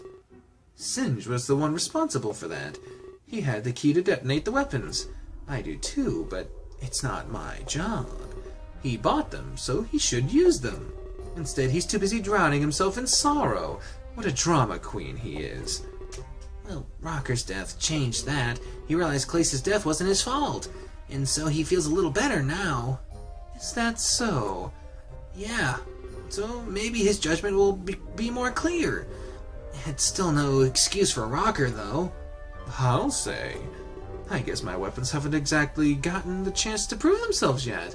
I hope that you give them the proper chance. I guess. I'm not going to be here for much longer anyways. I'm flying home later, but Singe wants to keep that a secret. He says that if the killer knows that we're plotting, they might take some rash action. Oh, really? Max smirks softly. Thank you for sharing that with me. Wouldn't want you to get caught in the fray.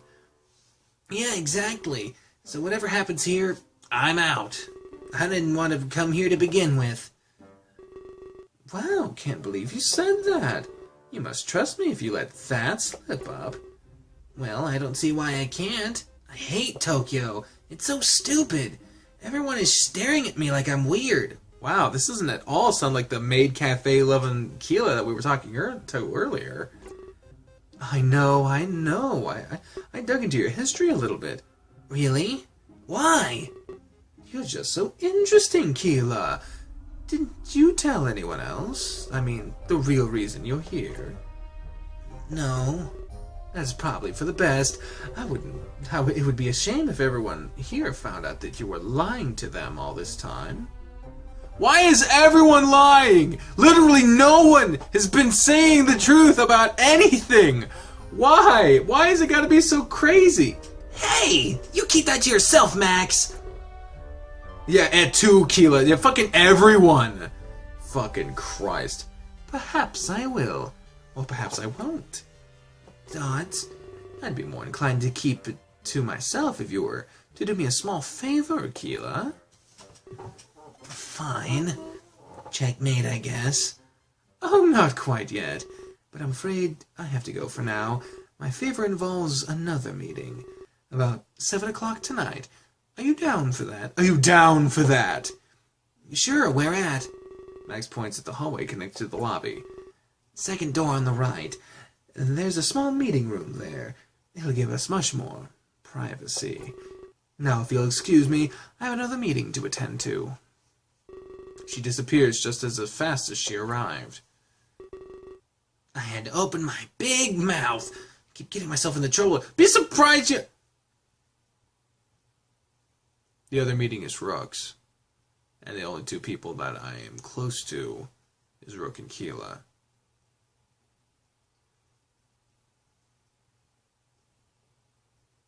She said one of my friends are going to die tonight. She's going to make me choose. Dusk. I've been thinking. You've mentioned a visit to the people. That this may help my public relations. Of course, Velasquez. Your public image is very important, especially if you wish to dispel rumors. Yes, but I've thought of something else. Oh? And what is that, my king? A visit to the people might be wrong. If I parade over them with my lavish outfit, rife with luxury, they would feel hurt. This would be like a pompous display of ownership. In that way, I don't intend. In the way I don't intend. Would you like me to prepare a new outfit? I could allocate funds from the treasury. Something more rustic, perhaps? Maybe not fully intact, with holes. That look seems to be all the rage. No, Dusk. I must not disguise myself. Hiding who I am also gives off a bad image. I'm afraid I don't follow. What else could you be planning, my king? It may be risky, but I want to open the doors of my castle. I want the people to come to me. They will be able to walk these halls as if they were in their own home. This will give off the image I intend. That Terra truly belongs to its people. And that I don't hold back from them. Really? I would advise against that. We may be subject to massive theft. Not to mention your enemies may use this opening to plan an attack. Trust me, I've considered all avenues. Let me describe my plan in more detail. Of course, my lord. I did not mean to be crass. When everyone has arrived, I will have them gather in the atrium. At this point, I will address all of them at once. I apologize if the reading is a little choppy in this episode. I'm trying to get into the thing, and so every once in a while, it's a throbbing pain, and I'm waiting for some ice, and I got some Neosporin on it, so I'm gonna be fine. Hopefully. But, I gotta fucking... I gotta get into it before it can really be a distraction. All it is until this point is a nuisance. But I'm trying. I will be fully forthcoming. This is where they will learn what I have planned for myself, and the future for Terra. At this point, we will open our grand hall. We will have a feast for the ages, a ball that will be etched in time. And I will close by ending my reign. Oh, you can't be serious, Velasquez. It needs to be done, Dusk. If my enemies still wish to attack me after hearing everything I have to say, then I will accept my appointed fate. While the repercussions of my death will be negligible compared to what comes next. And this twisted monarchy will end, succeeded by what the people decide. However, if my plan comes to fruition, I will leave to them a beautiful world in much better shape than it is right now. The mumblings of this new terror, perhaps they are not as far off as they think. We can only hope that. Velasquez groans in pain, grasping at his chest. My lord, are you okay? He removes his hand from his chest, stained with blood. Yes, I'm fine. Sir, you're bleeding! Please do not be alarmed. An old wound must have reopened. I'm capable of tending to it myself. You are dismissed. Yes, of course. Please call on me if you need any aid. If it gets worse, we must take action. Moments later, Velasquez leans against a wall. He grips the scepter in his hands, panting heavily. Has it stopped working? Oh no! I can only imagine what in the fuck that means. It doesn't take long for me to pick up Shock's trail. After following it closely, it leads backstage. Not all the lights are on, it's somewhat dark. I'm still able to make out everything important. By the time I reach Shock, my eyes have adjusted. I see him standing there, his face in his paws. An extra large can of Popstar rests beside him. It looks chilled, about half full. Beads of condensation drip down its side. Why did you follow me? Guess he doesn't want to beat around the bush. I think for a moment before I answer him. I want to know how he's feeling, because I want to make sure that...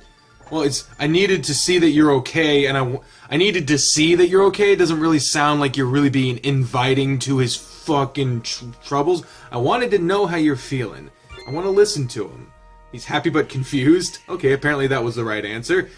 He looks at me confusingly, like he didn't expect me to ask about his feelings. I don't know, honestly. You know what's going on around here. Oh shit! It's my alarm clock. It's got Windy Days on it. You might have recognized that if you heard it. If I kept this, I probably kept it in. That was Windy Days about to play on the... Ow, my thumb! Ow, it hurts so bad. And Klace and Rocker were my best friends. When you tour with people, you grow so close to them. You become inseparable. You become more than just friends. When you perform on stage, it's almost like you're one entity. Seamless and perfect. To have it taken away? I've lost a part of me I'll never get back. I can't perform like that again, because I won't have them by my side. He turns to the side and starts chugging the Popstar. The half-full can quickly becomes empty. No replacement will ever fill that void. So what can I do? If I can never perform like I want to? That's what I've been struggling with. And I've finally decided. I'm going to resign. Quit the business. It's really my only course of action. Oh no, only course of action? I'm not sure about that. But extreme course of action, that sounds about right.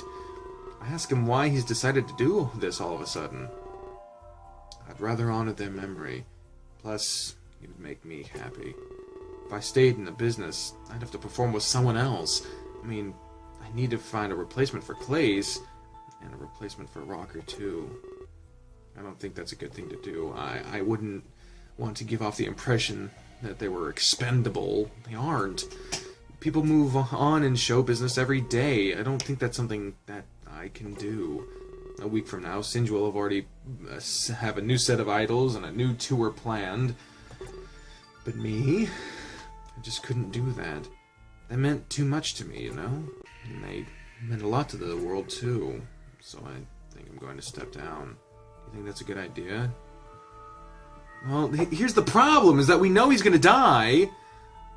And so keeping him around, if you say do what makes you happy, you might have a chance to get away. So do what makes you happy, man. And if you shouldn't torture yourself to pursue your passion. If your passion is destroying yourself, maybe your passion is misplaced. If he doesn't want to do it, you should do what makes him happy. He smiles at me slightly. Okay, so that was also a good response. That's good. He smiles at me slightly. I was thinking about my next career choice, something like a philanthropist. Okay, that's good. I've only ever wanted the best for others. And I'd have the time and money for it. I make more than enough with my royalties. In fact, I could retire and do nothing.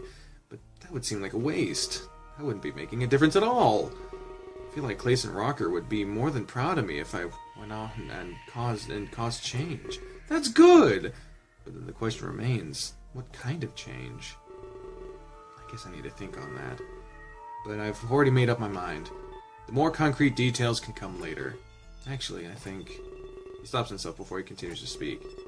Sorry, I just got a little excited. I didn't mean to ramble on like that. No need to apologize. I have to say, this whole situation is odd. I expected Shock to be hostile and angry, or at the very least hateful towards Akron. But to see him planning his future, is he trying to move on, or is this just escapism? It's hard to tell when you're dealing with grief. He could be making an actual effort to move on, or he could be pushing it aside in denial. I think I know what it is, though. It hasn't even been 24 hours since Klace's death. I don't think it's possible to move on that fast. Hey, you there? He waves at me, trying to get my attention. You must have zoned out. I wanted to talk to you about Akron. Oh, he does want to talk about Akron. Perhaps I spoke too early beforehand. He still must be mad about what happened. Let me get this out of the way first. This isn't because he overpowered me. I have some genuine concerns. I've just kept them quiet so far. Hope that I can trust you with this. I can trust you, right? I nod affirmingly, of course. Affirmatively. He doesn't have to worry about me betraying his trust. Whatever he told me will stay between us, because I expected the same courtesy of him. He's a very suspicious man, you know? Some things just don't add up to me. The old security guard disappears, Klace dies, a new guard appears, Rocker dies. It's too convenient. The killer also has to be somebody here. Rocker's death proved that fact. I don't know how you feel, but it felt like he gave me a death threat. Back in front of Singe's office, I mean. He hinted that he'd let me die if I didn't stay on his good side, which is horrible. Well, it did have... I don't know if it was a death threat, but he just... I mean, if you were in that position, don't piss me off. I'm trying to help you. The problem is us as the player know more about him, but us as the character don't. I don't... Ow! Yeah, my thumb. I'm sorry if it gets old, me complaining about my thumb. I'm trying to cut out all the moments, but it interrupts me when I'm talking sometimes, because it keeps throbbing. Throbbing. I don't think Akron is the killer. He's always been truthful as far as I can tell. He keeps mentioning this perfect track record of his, too. Turns out it's not so perfect, but not because of Rocker's death. What? I was looking up his name online. There seems to be hints here and there that is of an operation he was part of in Africa, but he refuses to talk about it publicly.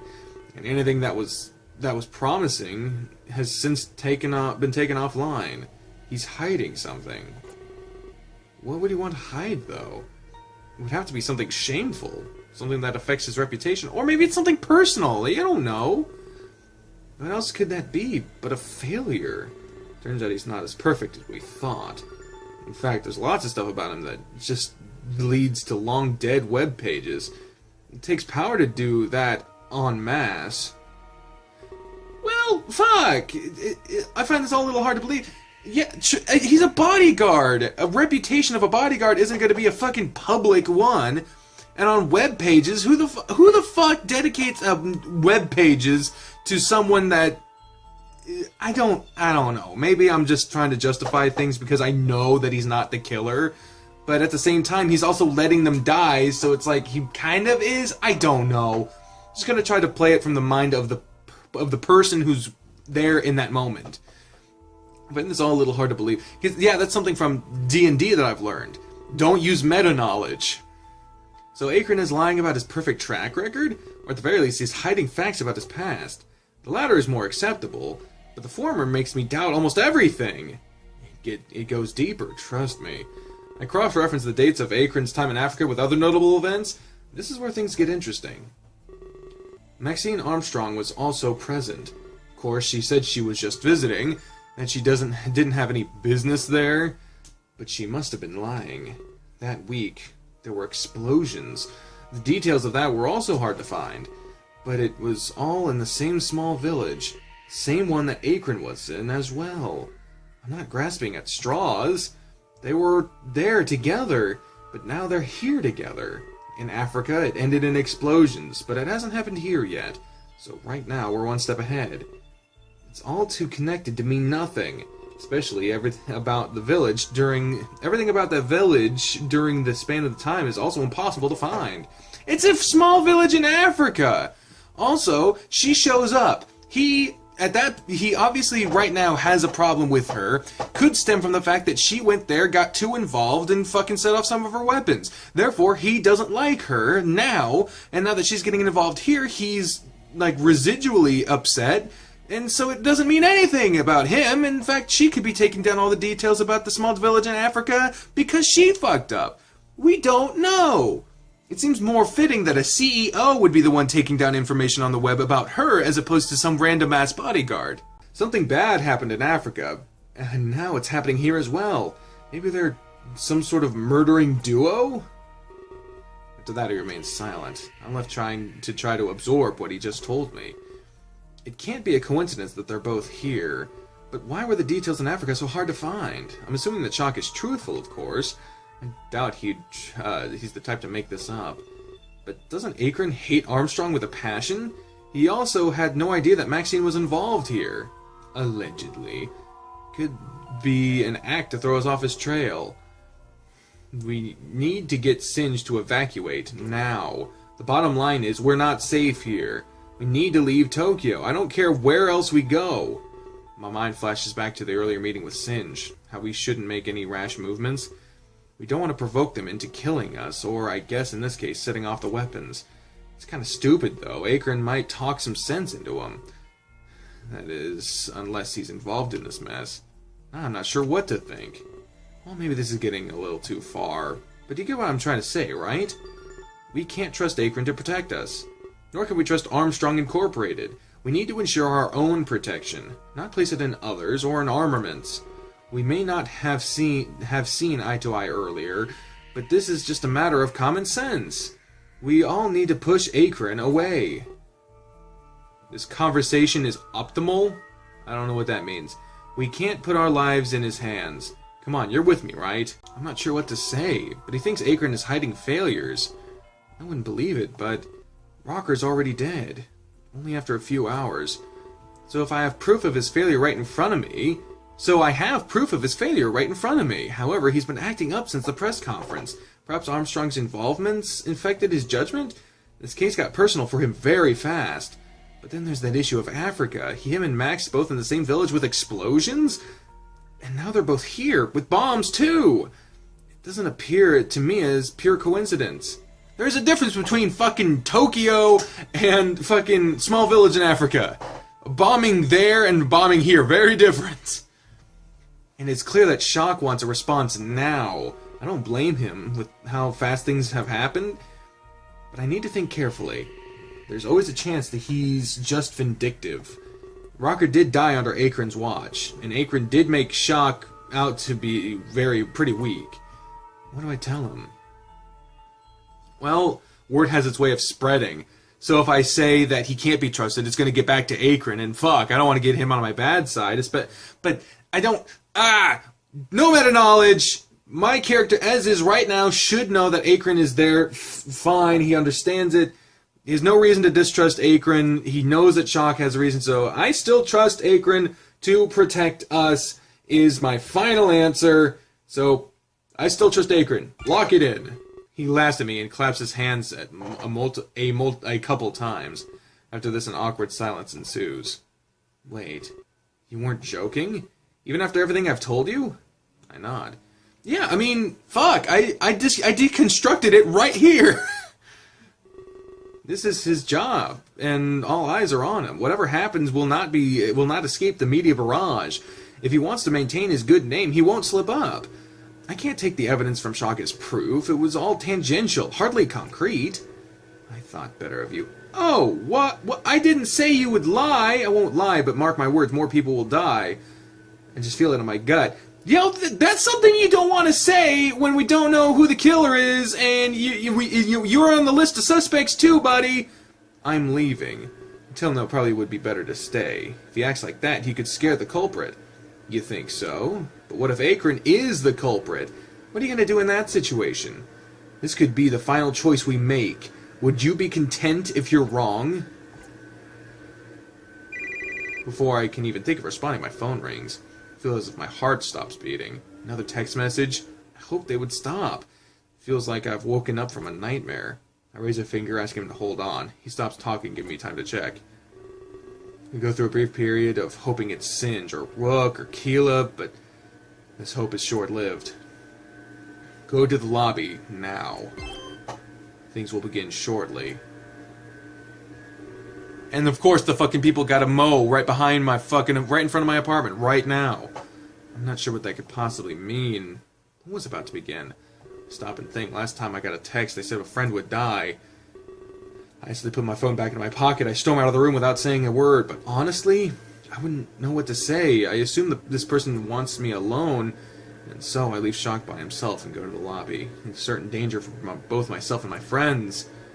Oh God. Why do you gotta mow right outside my apartment right now? They're not even mowing, they're just fucking blowing the grass clippings. Why? Why would you blow the grass clippings? Who gives a shit?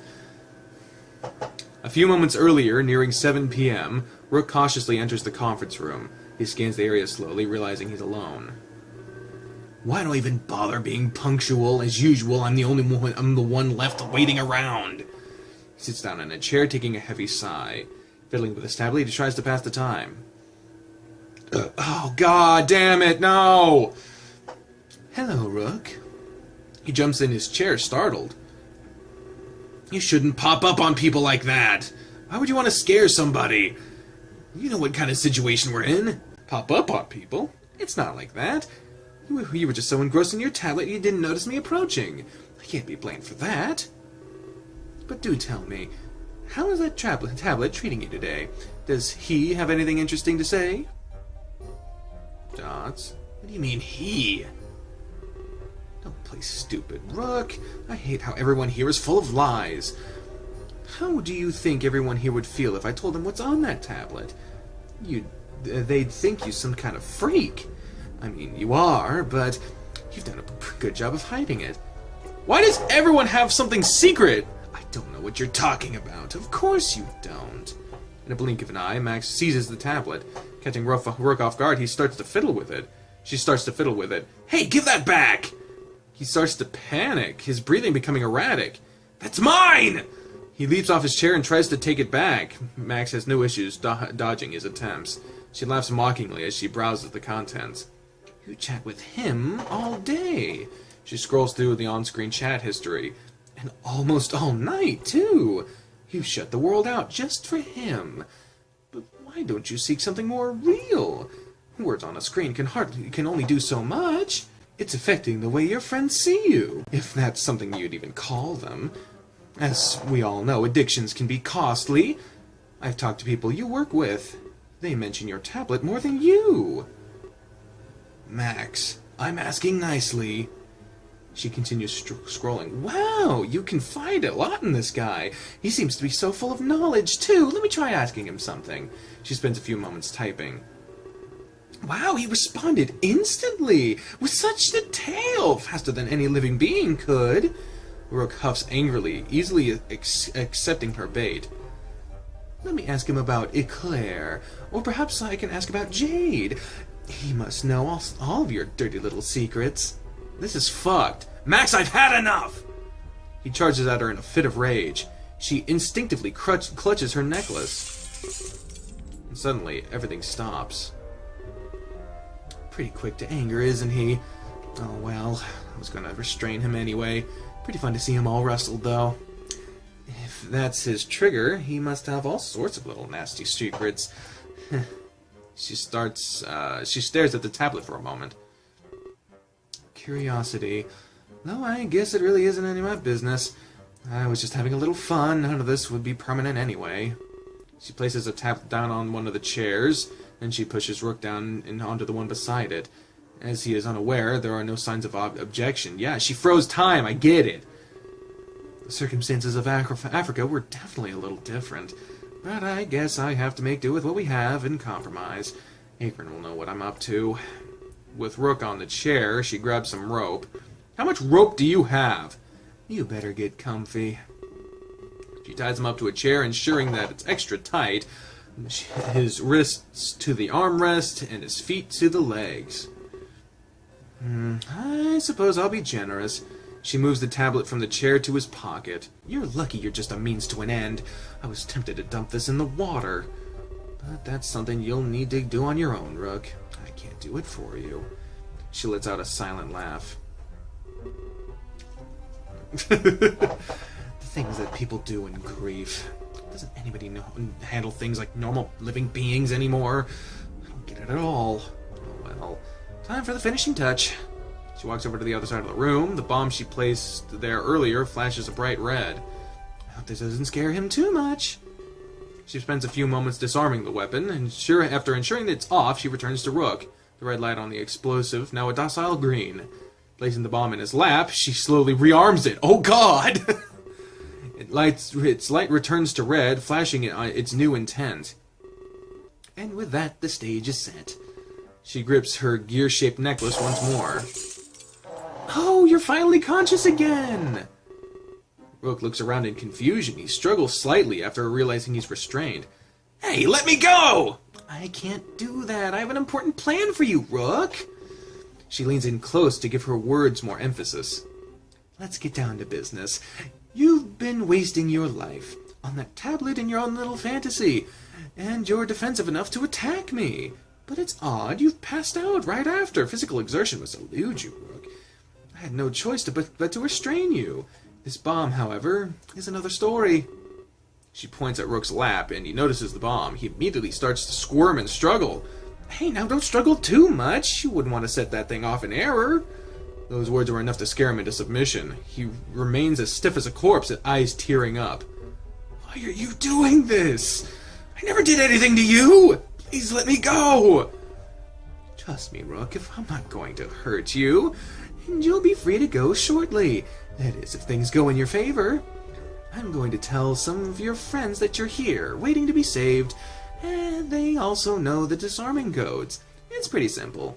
They can come and save you if they want to. She takes a brief pause.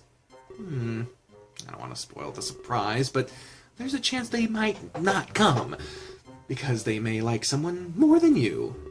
And that is why your tablet is so This is why your tablet is so important. You've spent so long immersed in that silly little thing, ignoring those around you. Perhaps now they will ignore you. I'm a firm believer that we set our own bombs in life, and our errors and lapses in judgment set mines for us to step on later.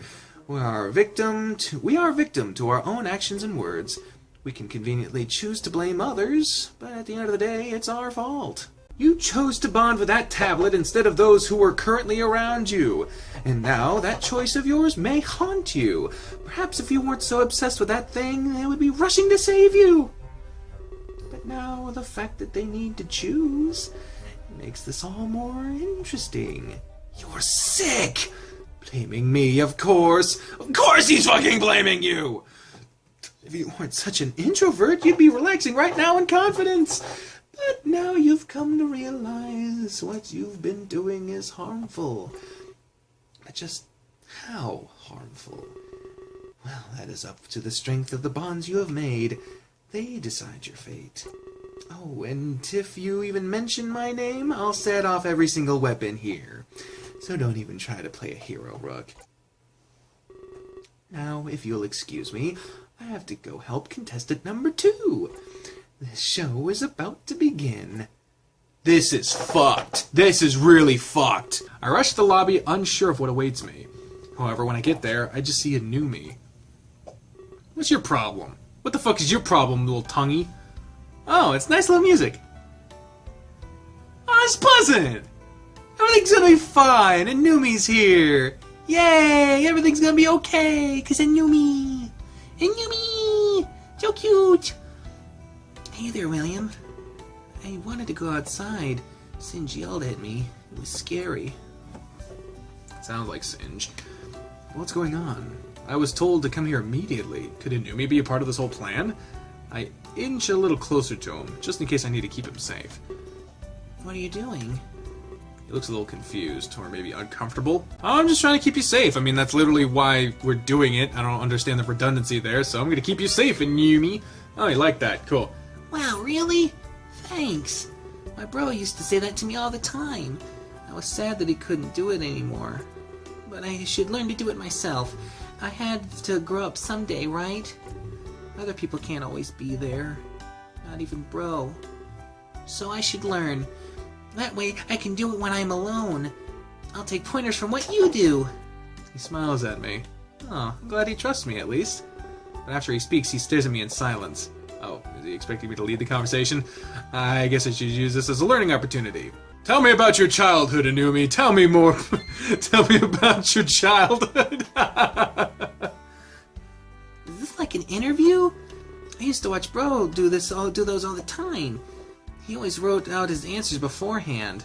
Sorry about all the cuts.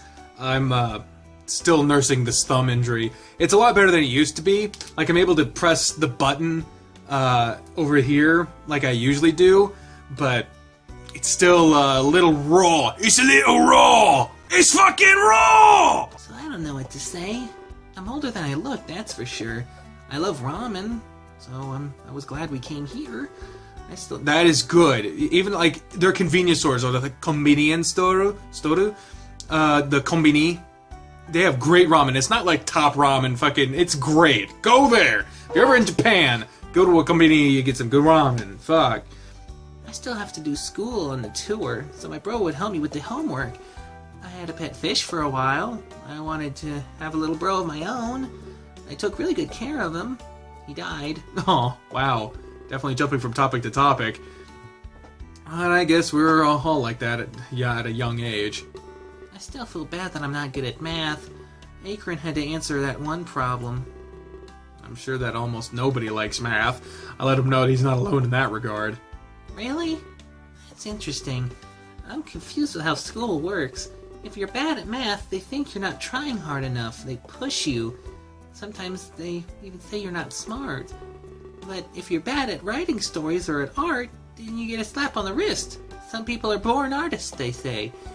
What if I was born to be bad at math? He's got a good point. He's got a good fucking point. I shrug. I guess he has a point. Like I just said, hey. Different subjects are treated in different ways. Anyway, I guess. Before he can continue, he's promptly interrupted. Akron descends the stairs into the lobby. Again, optimal. I don't understand what that means. He notices the both of us and quickly approaches. Hey, you two. Glad you're both safe. I was just about to make more rounds.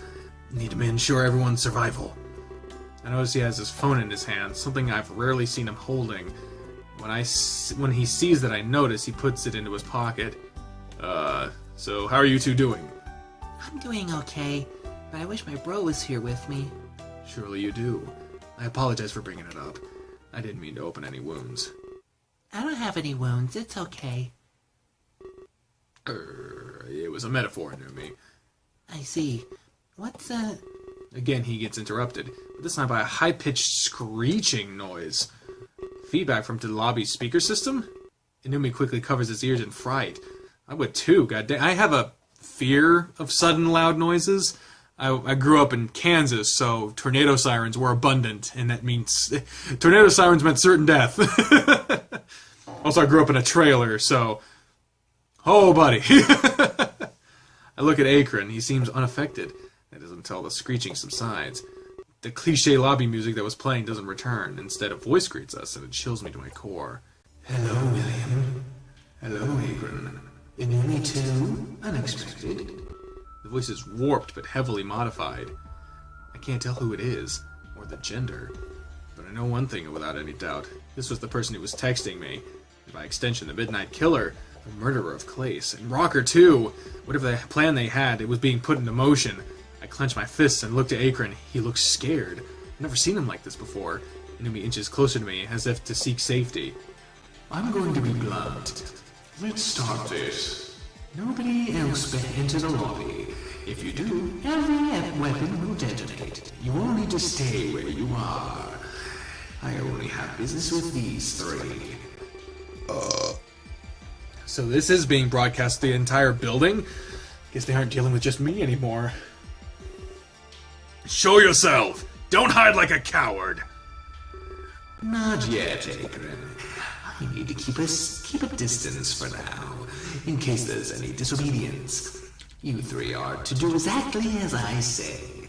Any deviation from my course will result in a detonation of every weapon here. And if you don't believe me, just try me. I don't think it's worth it. A gamble shouldn't decide your fates today, nor the fate of everybody in the building. I'm scared. Numi is shivering in fright. I look at Akron. He must know what to do. This situation can't be foreign to someone like him. You have our compliance. Please state your terms. We wish for no more death today.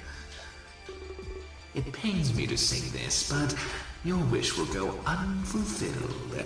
You only have the ability to mitigate. Damages will still be caused, so I advise that you listen carefully. Don't. Very well. Akron looks at me, showing signs of regret. He's failed to stop this from happening. I give him a look of confidence. We can take this head on. We won't let them win. I need to talk with William. This situation pertains to him the most. I stand tall and strong. As soon as you arrived in Tokyo, you met two people, Rook and Keela. You spent the day getting to know them. That is, until things went to hell. Not unsure of where this may be going, but filled with the fright of possible scenarios.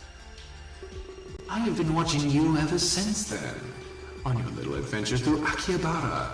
It made me sick, too joyful and campy. You need to learn about consequence. Something you haven't yet faced. And something you must come to understand. Especially if you wish to save anything. You'll never do that without sacrifice. This is the first rule I will teach you. I don't understand. Is this some kind of test for me?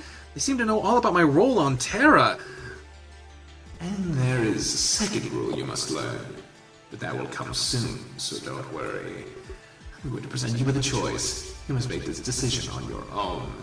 Akron and Anumi cannot influence you. In fact, they must remain silent. If they speak, I'm sure you know the drill. I look at Akron, and then Anumi. They both give me a nod. I gulp audibly. I ask them to continue, to tell me what they want. It's not about what I want. It's about what you want. So please listen very carefully. Rook is currently in the conference room. And Keela is currently in the boardroom. They both have bombs strapped to them. Oh no! Ready to detonate at a moment's notice. What? No, that can't be! I said to listen carefully. I'll let you say one of them!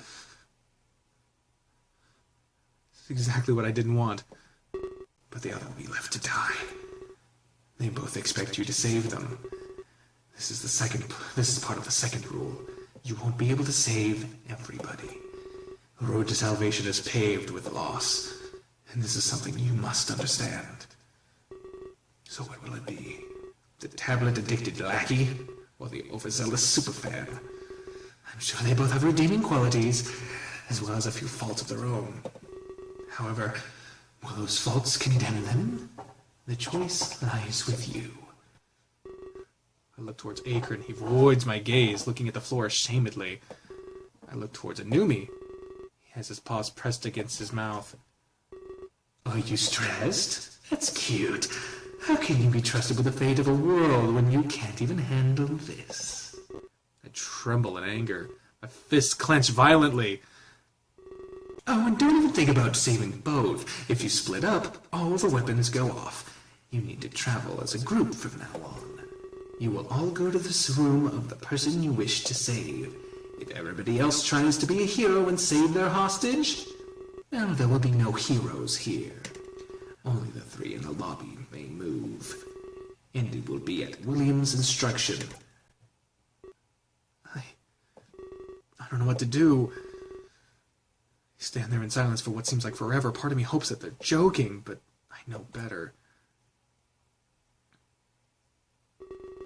Okay, now I'm getting bored. Give me a name, and now. Remember, it's one of them or all of you. I take deep breaths. I close my eyes. They have us in a checkmate. I have to choose. But how can I possibly be expected to choose who dies? I tremble in the face of this impossible decision. And I think very carefully before I say anything else. For they could be the hardest words I've ever speak.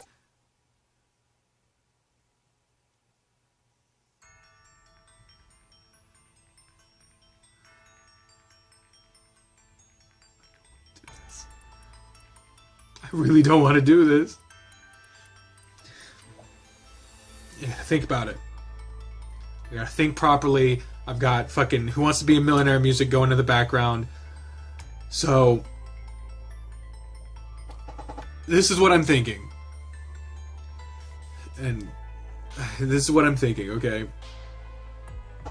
Keela has been to Terra. We know that if you die, you go to Terra. Keela might already have a pass. Rook, I don't know about. If I save Keela, I might be permanently killing Rook, or not, I don't know.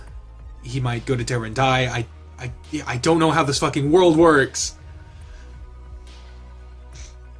But I know Keela has allies on Terra, so if he does die and go to Terra, if that's how it works, if that is how it works, which I don't know for sure, then at least he'll have it easier.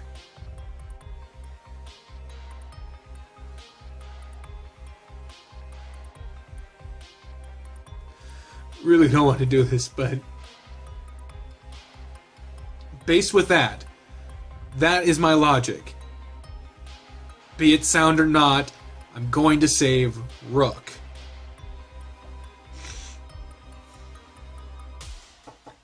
People are trying to call me right now? Are you shitting me? I'll save Rook.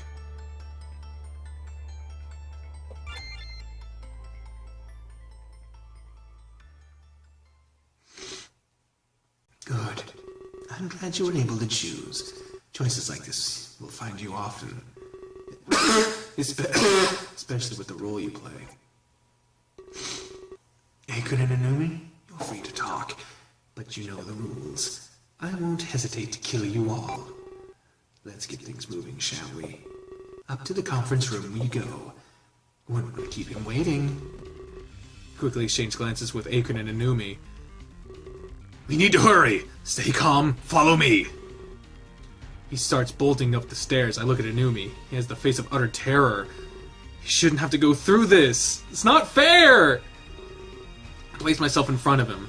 I tell him that I'm going to keep him safe. After a brief pause, he nods. Strong boy. We both chase after Akron with one goal in mind. Look, don't worry. We're coming to save you. Oh God, what have I done? The first thing we see is Akron kicking in the doors. Are they locked? How are we supposed to get in? I've been locked from the other side. I don't think I can break them in. He kicks them several more times. They don't budge. Oh, silly me. I forgot to mention the bomb has a timer. You all have 5 minutes to disarm Rook's bomb. We're here. I'm gonna see Singe. He has to know how we can get through. He starts to run away, but Anumi interjects. Akron, stop! Didn't you pay attention to the rules? We have to stick together as a group. But if you run upstairs by yourself, then no one is allowed to intervene. But don't you...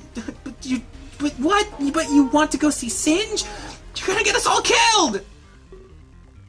Of course. I apologize. I'm used to thinking on my feet. I'm not used to working within restrictions. You'll have to forgive me, Renumi. Not the time for this long-ass dialogue! He quickly draws his pistol, having no other option. This must be the only way. Please cover your ears, both of you! We do as instructed. Anumi stares down in awe. Akron assumes a firing stance and aims at the door. He doesn't fire right away. He readjusts his aim calmly and carefully. He's trying to figure out the one perfect spot. Fires once, then kicks the door. Nothing happens. Fires again, then kicks the door. Nothing happens. Come on! Takes a deep breath before adjusting his arm again. Fires for a third time and kicks the door, opens slightly, and he beams with pride. My ears ring loudly, even though they were covered. William, come here quickly! I look back at Inumi before following his order. When I get to him, he points to my feet. I need your help. Listen carefully. Heel first, to the side of the lock. That's the weakest part of the door. Kick it with me on the count of 3, but follow those instructions precisely. I nod. We almost have it. Just a few times should go. It will hurt, but we can't let Rook die. He turns and faces the door. I do the same. He looks at me with confidence. 3, 2, 1. I bring my foot crashing into the door. Pain shoots up my leg, but the door opens more. I lose my balance, my shin on fire with pain. We have it now! Just one more time! I push past the pain and assume the stance once more. 3, 2, 1! The door comes crashing down. Inumi claps at us both, and we all enter the room. Limping from the pain, I fight it back for Rook. We see Rook almost immediately. He's strapped to a chair. I noticed a flashing red light on his lap. That must be the bomb! I quickly rush to inspect it. Overlock gazes with him first. His eyes are red and wet. Was he crying? You came for me? Why? I honestly don't know how to respond. I look down to inspect the bomb. They were right about having 5 minutes. I let Akron know that the timer is counting down. Let me see. He comes and stands beside me.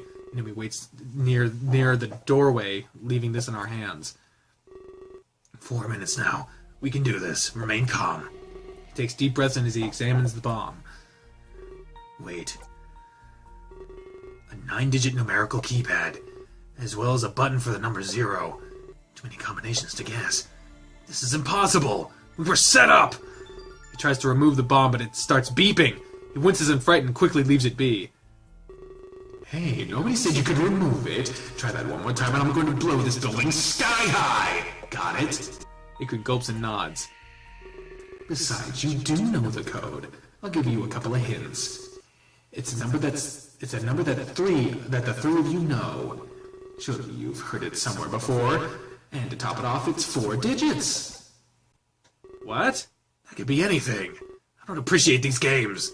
It's not too difficult, Akron. You're good at solving problems. This one is no different. Dots. 4 digits? How many attempts do we get before it detonates on its own? Just 3. And you get no more hints. Other than that, you heard the number today. Good luck. I'll be in touch if you win. They commence radio silence. 3 minutes left. What could it be? Think, Akron, think! I try to think as well, but I draw blanks. I still have to worry that this game was rigged, too. Akron, Inumi, and myself all know this number? It's 4 digits as well. What could it be? Or did they mean Akron, Rook, and myself? There's variations to the term with the 3 of us. They should have been more specific. It's almost like they're doing this on purpose. I trace my steps back to when I first met Akron. If we heard it today, we would have heard it as a group. We took the limo here together, we got escorted inside, we went upstairs, wasted time until the conference. We were all together then. That makes the most sense. Could it have been something said during the briefing? I don't recall any numbers mentioned at that time. I stop and think we're playing the conference in my head. 2 minutes remaining. Akron quickly leaps forward and enters some numbers. But they're incorrect. Fuck! He growls and punches the floor. Damn it! I was almost certain! Rook is panting heavily, his eyes watering again. He looks terrified. I feel so sorry for him. He stares at me, his body is still as a corpse. Perhaps he's terrified he might set the bomb off. Try 2020. It's Klace's birth year. We should all know it, being here. That makes sense. We are all here as part of Klace's tour. It's definitely implied that we should know about him. I look at Akron, he nods. I lean forward and look at the bomb. Hesitantly, I type the numbers 2020 on the keypad. Shit! It's not correct! Damn it! 1 more minute. I don't think we can do this. The timer decreases in double digits. Is this how it ends? Because we forgot? Akron starts breathing heavily in a state of panic. Even if we give up, we couldn't flee now. We wouldn't be able to make it out of here in time.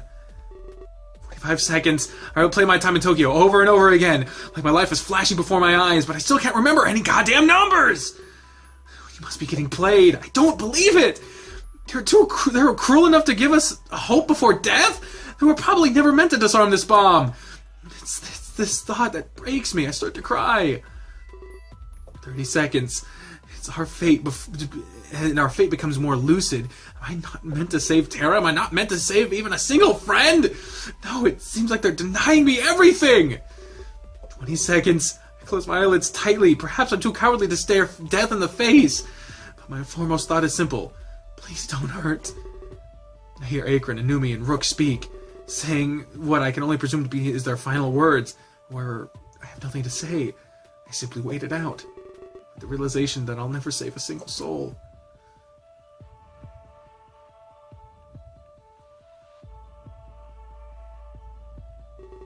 Wait! My eyes shoot open and look towards Anumi. 8250! Enter it now! Without even a single thought, I rise to action. I look at the keypad and locate the numbers. As fast as I can, I type 8250.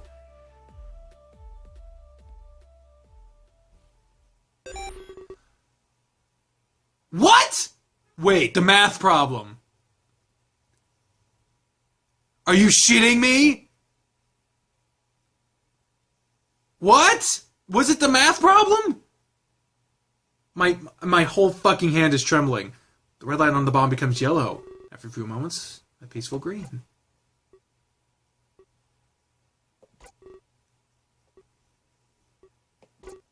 Lots of dots. Before we can rejoice at our survival, our worst fears come true, sounding from below.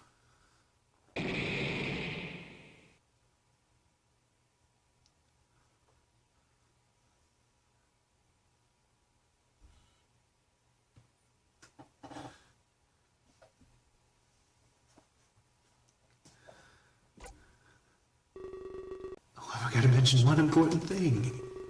Voice on a loudspeaker starts laughing loudly, the warping effect on the voice sounding near demonic. The code to disarm this bomb Actually sets the off. Sets the other one off as well. I disconnected it using a subroutine. You just killed Kilo, Willie.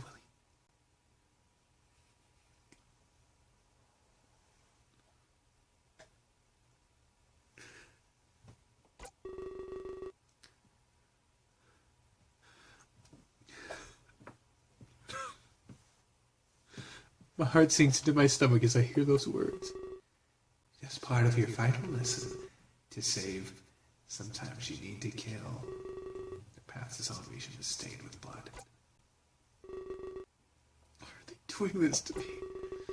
I know I told Vivian and Conrad I could kill. But that was for the greater good. How could I possibly justify the death of Keela? Whatever you're thinking now is irrelevant. They're already dead. By your hand.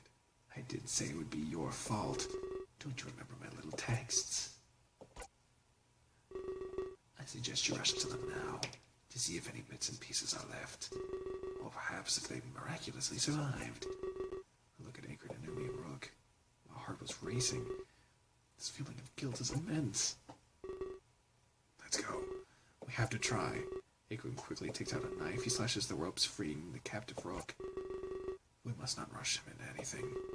He'll return to his senses on his own. I nod, and we dash out of the room. We quickly head to the boardroom where Keela was. But Rook stayed behind, letting the events settle in. It'll be a long time before he was okay again. As soon as we get downstairs, we seek the boardroom. None of us had ever been there before. The smoking rubble marked the location. It was immediately apparent that Keela did not survive. Anumi bursts into tears and starts crying loudly. Akron clenches his fists in anger. And I can only think, I'm the one who did this. I wish that wasn't the case, but I can't deny it. I'm at a total loss for words. I don't know what to do. Is Akron angry with me? Is Anumi crying because of what I did? Furthermore, how am I supposed to handle this? All he wanted to do was spend some time with Klace. And I stole his life. He devoted all that time to this contest just to die. There has to be a way to bring him back. With this power that I have, which we know is fucking fake. All these parallel realities, there just had to be some way to undo this.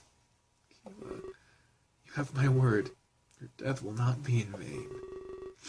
It has sparked the flame of revolution within me. I will save Terra. Well, you fucking can't. You don't have fucking power. We all know that now. You don't, but we do.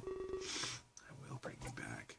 And those who oppose me will fall. I walked towards Anumi. His eyes were streaming, still streaming tears. He looks up at me, trying to tell me something. I know.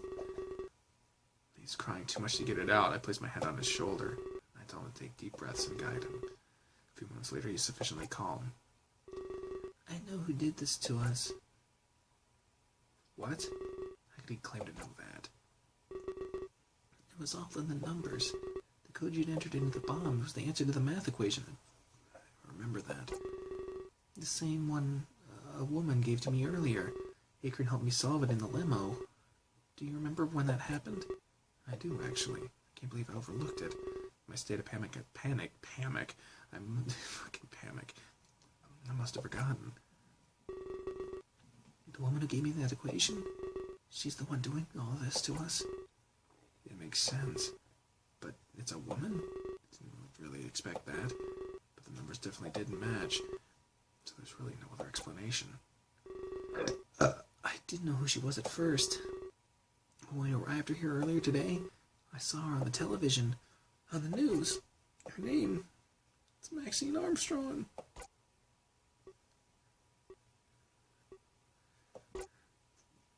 What?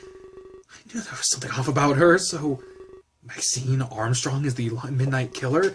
She killed Klace, she killed Rocker, and she was given powers by the man in the Ark? I don't know what to think. Can I trust no one? I try to piece this together in my mind. The more I do, the more it makes sense. She planted the weapons here as part of a plan, and this then Singe is aware? And what about Akron?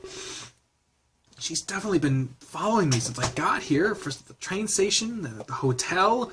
Plus she has the codes to activate all the weapons, but there's still a few burning questions in my mind. Was she given powers from the man in the Ark? Was this all to teach me some sort of lesson? She kept telling me about these rules. Things I'd experienced in my efforts to save Terra. But that couldn't be it. No one should have to die just to prove a point. There's something going on behind the scenes here. An explanation for all these murders. It can't just be for my sake. That would make me partly responsible for the death of Klace and Rocker, too. No! There must be some other factors at play. I'm satisfied, now that the culprit is revealed. I quickly turn around. Akron has to know this. But as I start walking towards him, a pain assaults me like an arrow to the chest. It stops me in my tracks. No, I need to tell Akron and Singe too! The fate of everybody depends on it! Immediately, I fall against a nearby wall for support. I cry out in agony, but my pleas for help are unheard. Akron and Umi seem to be frozen in place. I recognize this sensation. The Ark. He lied to me! He gave powers to Maxine Armstrong?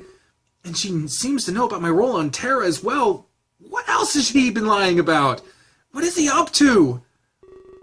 It gets harder to think clearly. My breath is short. I slide down the wall, collapsing on the floor. Why did he give her powers? Why did he make her kill? What is my true role? Why did Keela have to die? I'm sick of being his pawn. I'm sick of lies. This time, I will fight for the truth. When my vision returns, I find myself in the Ark. However, something seems different. I feel scared, lonely, helpless.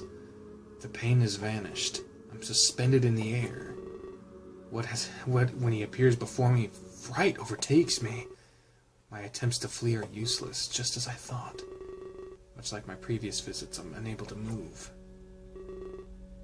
You cannot escape fate. Please stop struggling. You must have many questions to ask. And for that, you should be relaxed. Relaxed? Yeah, right. Not this time. I immediately demand an explanation. Why did he give Maxine Armstrong powers from the Ark?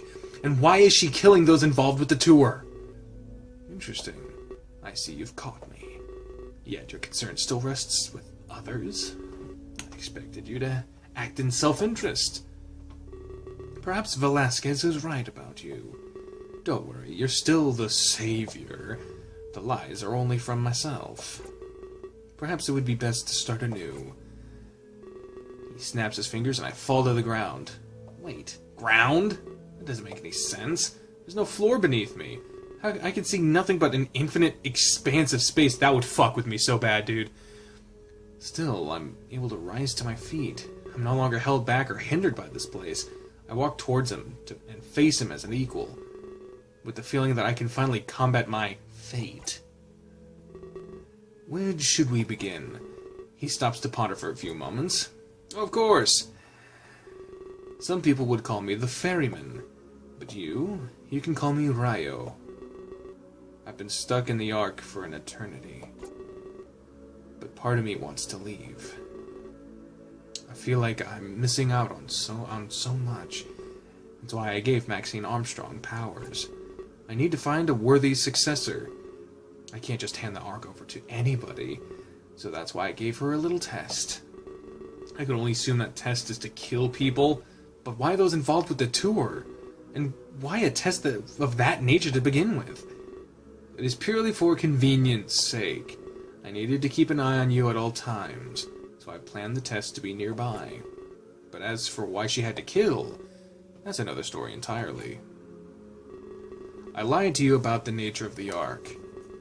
I stand here in watch over Earth and Terra, governing the forces of life and death. I can give the gift of life, or take it away as I see fit. That's my laundry kicking in the background.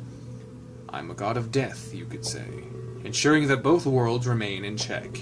A disaster here, a death there. There's lots to take into consideration. That is why I ordered her to kill. It's something I do many, many times a day. My replacement will have to do it too, but with no hesitation. A test was necessary. It's unfortunate that I have to keep her nearby, but please do not take this as a personal thing. It just had to be done. If I could, I would have ordered her to kill people in an entirely different country, but I must keep everyone together.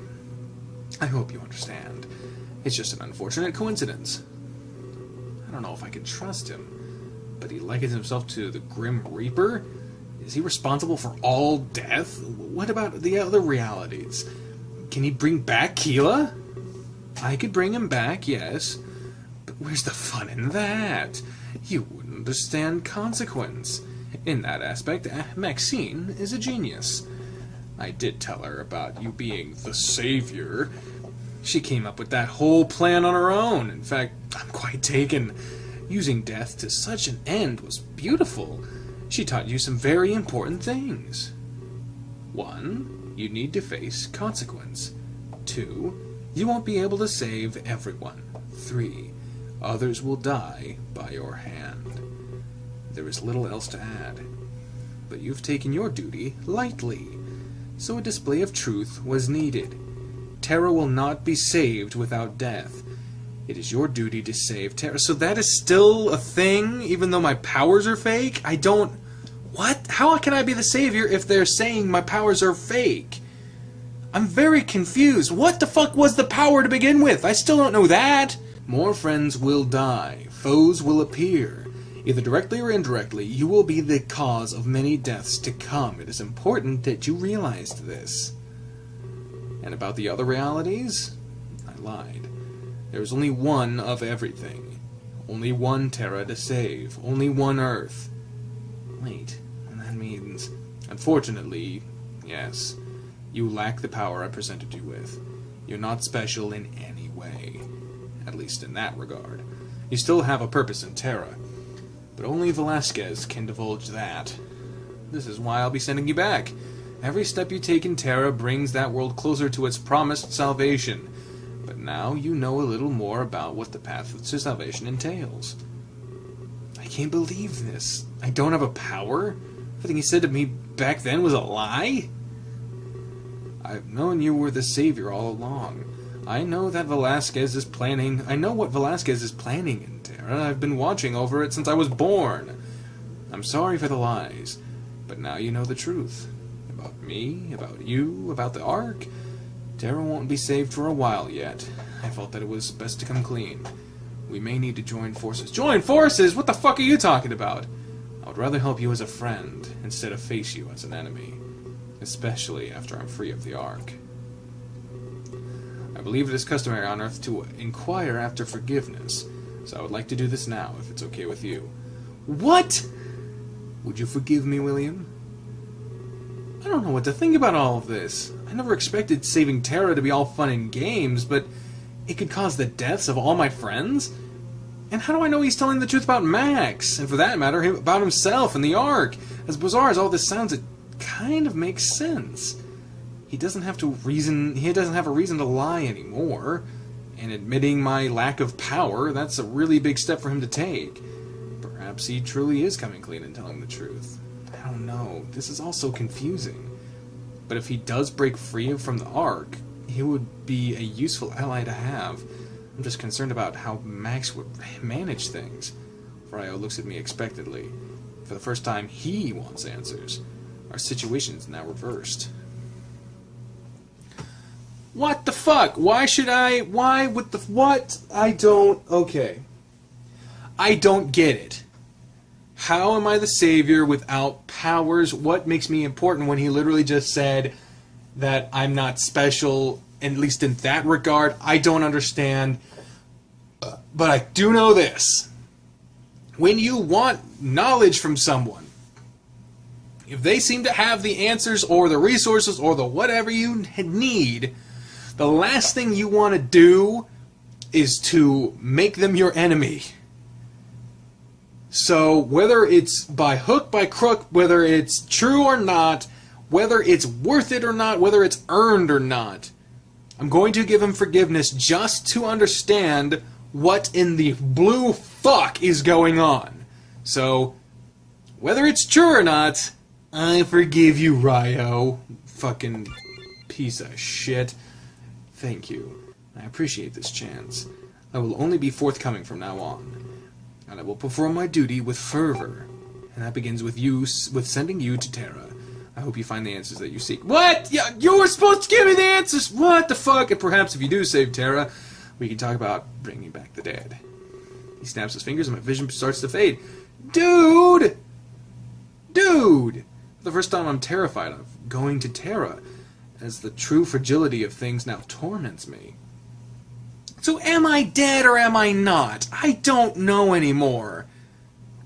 Convention Center. Okay, so now we're going to see how things are unfolding on Earth. A secret meeting unfolds shortly after. Akron leaves Anumi under the protection of Singe. So, do you have anything to say? About what? About what happened today. Didn't it seem familiar to you? Dots. Did you do this just to prove a point? Max, I relive those events every day, just silently in the back of my mind. There's no need to remind me.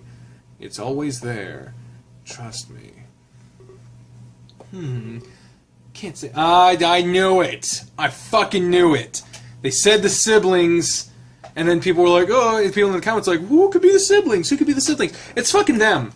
Even though they don't look anything alike, they look like they're completely different species. I don't know. I don't see any similarities between the two, really, other than that they seem to be both caninical. I know that's not a word, fuck. I'm wearing a polo. Ugh. Don't call me that, Max. Ever again. I renounced the Armstrong name years ago. Oh, don't be so dramatic. You know you can't hide from a birthright. Besides, that's why you were chosen too. Because we're brother and sister. This wouldn't be any fun otherwise. This is fun for you? That's sick. You're killing innocent people. And you're letting it happen. Can't keep your eyes off Daz, can you? It lets me do all sorts of cunning things. Normally you have everything in your sight. That is, until you see a pretty girl. Mocking me? Some things never change. What's the quickest way under your fur? And it's so amusing for me to watch. But there are more pressing matters at hand. I wanted to talk to you about this game. I'm listening. You know you can't win, right? Especially after what I pulled today. I have more in store, trust me. That is just the tip of the iceberg. What makes you think I don't have plans? You should stop assuming things, Max. Funny, if you had plans, no one would be dead. I'll give you an A for effort, though. This game is going purely in my favor. However, it doesn't have to stay that way. What do you mean? The rules. They didn't ban teamwork.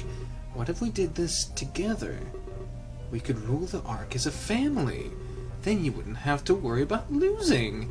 You can't deny it, I used the power better. I haven't really used it at all. I don't need a power to win. I've always been able to outsmart you. Heh, so confident for someone who's losing. But look at everything I've done so far. You really think you can beat me, Akron? You've only killed 3 people. We're not even halfway done. Just 3? Not at all. I've been in Tokyo for a while now. The Midnight Deaths, you mean? I forgot about this for a moment. Klace wasn't the first one you killed. Of course not. He was one of many. And they were just all practice kills. I have this down to a science. I'm winning. I've anticipated every possible move. There's nothing you can do to stop me. And so in the face of loss, why not team up? I don't know. Why would you want to team up with someone who's losing? Unless you fear that you fucking are losing or you have something to gain from this. So either it's to sabotage or it's personal gain. Either way, your talk is conflicting. I was raised to prefer an honorable loss. A dishonorable win is not in my nature. That's something I wish you were taught. The stakes are too large to stick to values. Remember what we're still capable of. Sometimes you need to discard your views, especially in the face of the greater good. You can achieve honor through dishonor. It's a paradox, Max. You can justify this any way you wish, but I want to win by my parameters. However, things haven't really been going my way. So let me speak hypothetically for a moment. If we team up, could we still play to my objective, ensuring that nobody else here dies? No, because then you'd be the winner. I want to be the victor in this. I've been practicing so hard, Akron. I don't know if I can agree to that. That's a shame. Your pride always was your worst feature. It's going to get you killed. There's such an easy exit inside, yet you're too blind to take it. I wouldn't go that far. Can you just let me think about this? Give me a few seconds without an insult. Sure. I think we both have a common goal. After we win, we want to bring her back. That's why you're doing this, right? Exactly. This isn't just for my benefit. I owe you lots, Akron, for the past. This is my way of making it up to you. It's not my fault I need to kill. I would have done anything that man wanted. I need to play with the hand I'm dealt. Besides, if we end up in control, we can undo the deaths. We could do. God damn it!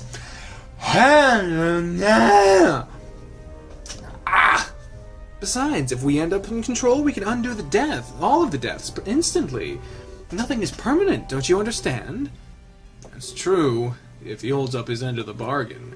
He doesn't have any reason not to. He got bored and lonely. We will too. Then we can hold a contest of our own. Let loose and live a little, brother. That's a great stress relief, too. We should put aside our differences. We have the chance to fix everything. I don't think we should squander it.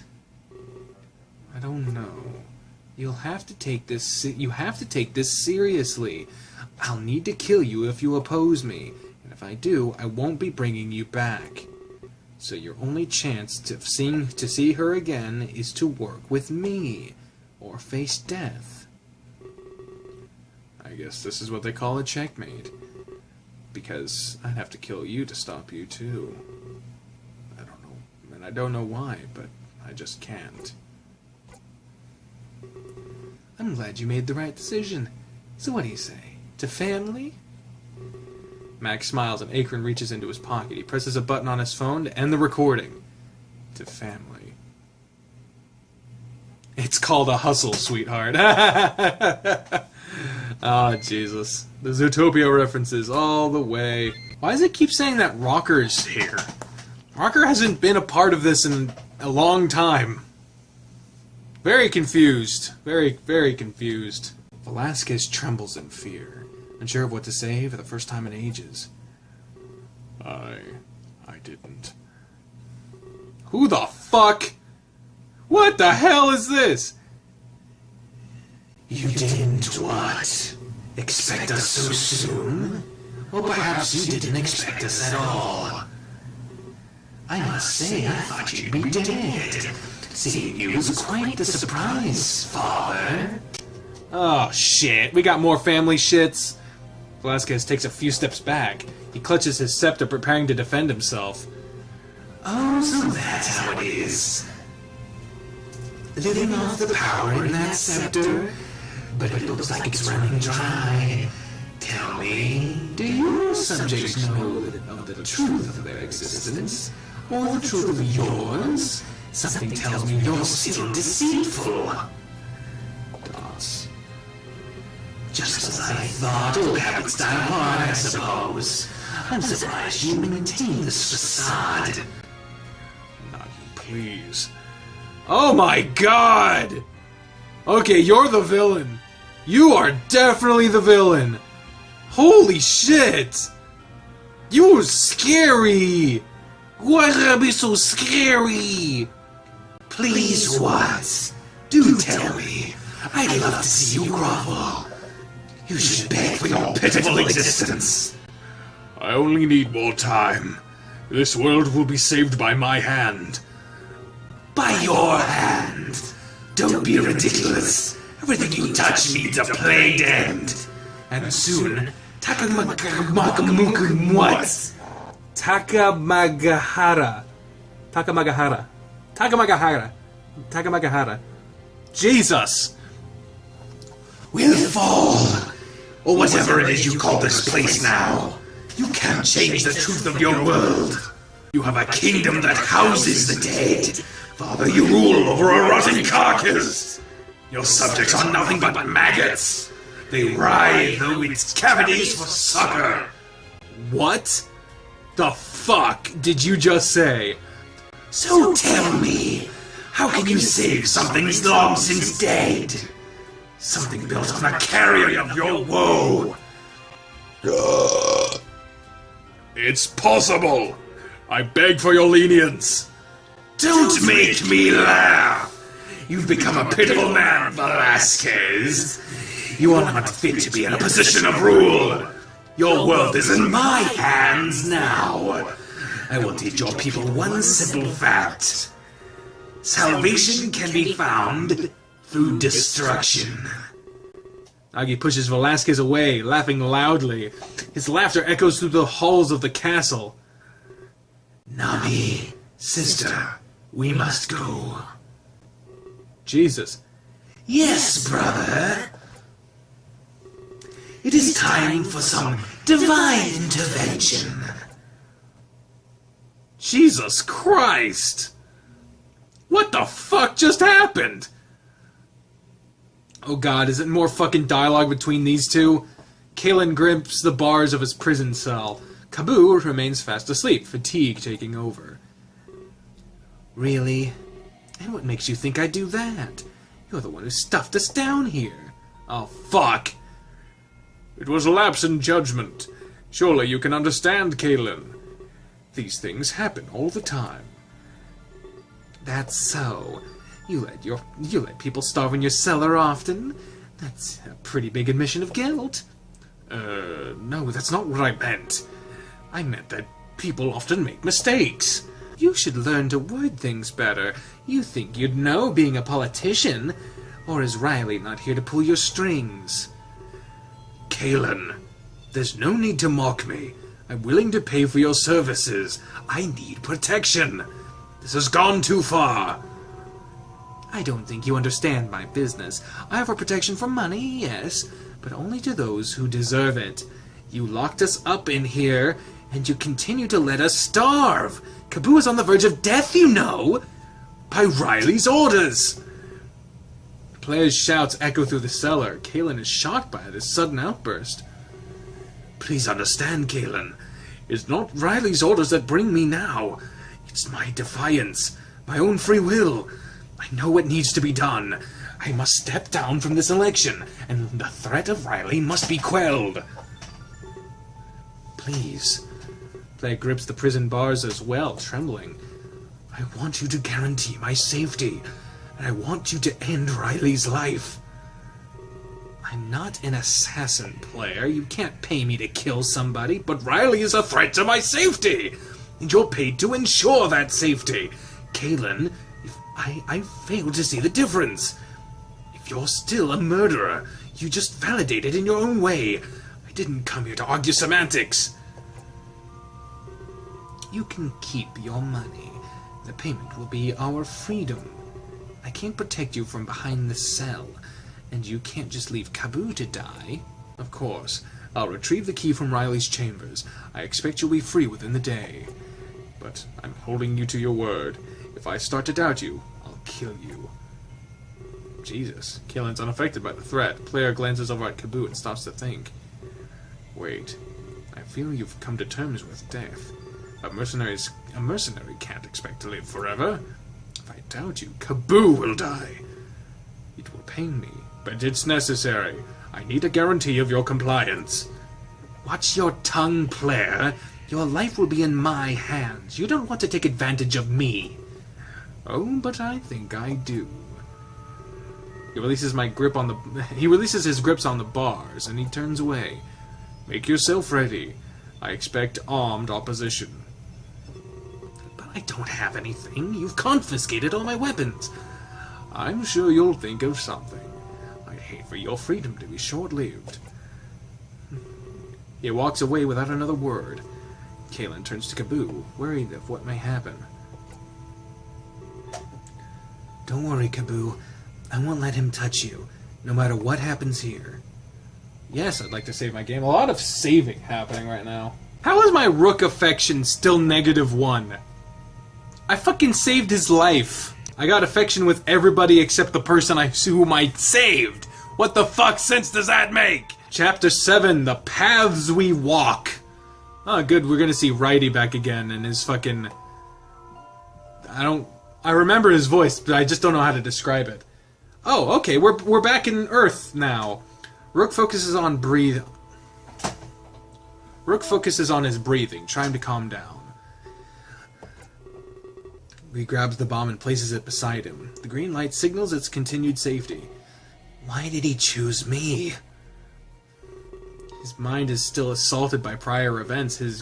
He grips the sides of his chair, trembling. I don't understand. Everything Max said was right. The choice should have been obvious. His shout echoes softly through the conference room. He jerks in fright as he hears the reverberation. For a moment he thought it was someone else. Now you're scared of nothing. Good job. He laughs softly in relief. After a few moments pass, he attempts to stand up, but his knees buckle and he falls back into the chair. Damn, Rook, you're a mess. He starts to type away on his tablet, but suddenly Max's words strike fear in his heart. No, that would only prove her right. Putting his tablet away, he attempts to stand once more. This time he uses strength to overcome the buckling. His knees are weak, but he still feels confident. Got it. Just no running any marathons. I should see who's up and about. He takes his time with slow, heavy steps. Eventually he arrives at the conference room doors. He notices they're broken in and heavily damaged. They sure went through a lot to save me. I guess I can't let that go to waste. He takes a deep breath before leaving the room.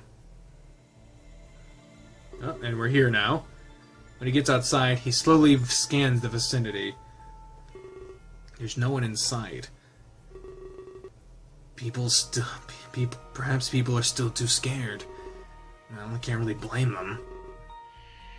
His eyes find their way to Singe's office. The door is firmly shut. I hope he's okay. I probably should go see what he's up to. We're going to have to take drastic action. He slowly approaches the office doors, but before he can open them, someone calls his name. Look! He quickly turns around. It's Claire. He can see the aftermath of tears in her eyes. Hey. Without another word, she runs into his arms. Letting out a scream of fright, he pushes her away. Ah! Huh? He pants heavily, backing up against a wall. Sorry, I didn't mean to. It's just a sudden movement. He shows signs of fright, looking around frantically. Visions of Max's swift movements assault his mind. Oh my gosh, I'm so sorry, Rook. I should have thought before acting. It's okay. Please, Claire. Just let me have a couple moments. He focuses on his breathing and attempts to calm down. After a few moments pass, he re-enters the conversation. I didn't mean to react that way. I think I'm just a little on edge. I mean, a lot has happened. I understand. I apologize as well. I was just scared I'd never see you again. I was scared of that too. Honestly, I didn't expect to be chosen. I really thought I was gonna die.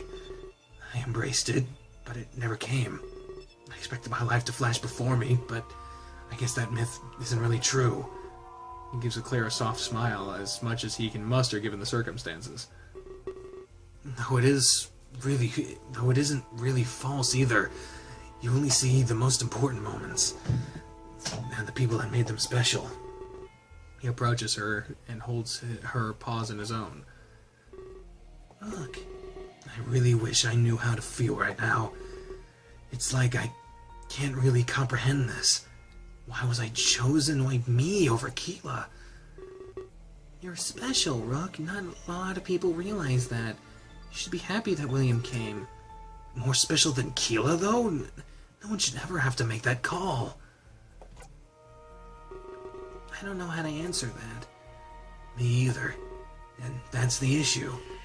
You can't just weigh the value of two lives. How did he make his decision? I don't think we'll ever know. And we should probably be grateful for that. I guess you're right. That's the norm with you. You're never short on advice or wisdom. Comes with the territory. No boring maids ever got anywhere. That's true. I know the game all too well. What should I do then? Honestly, I can't think of anything. You need to make it up to William. You owe your life to him, Rook. And how do you pay for a life? Well, I think you do it with more life. It's your turn to protect everybody here. Take matters into your own hands. Ensure that his choice was the right one. I suppose I can do that. I was just about to talk to Singe anyway. Really? About what? Well, after all the stuff that's happened, I've never been more certain of one thing.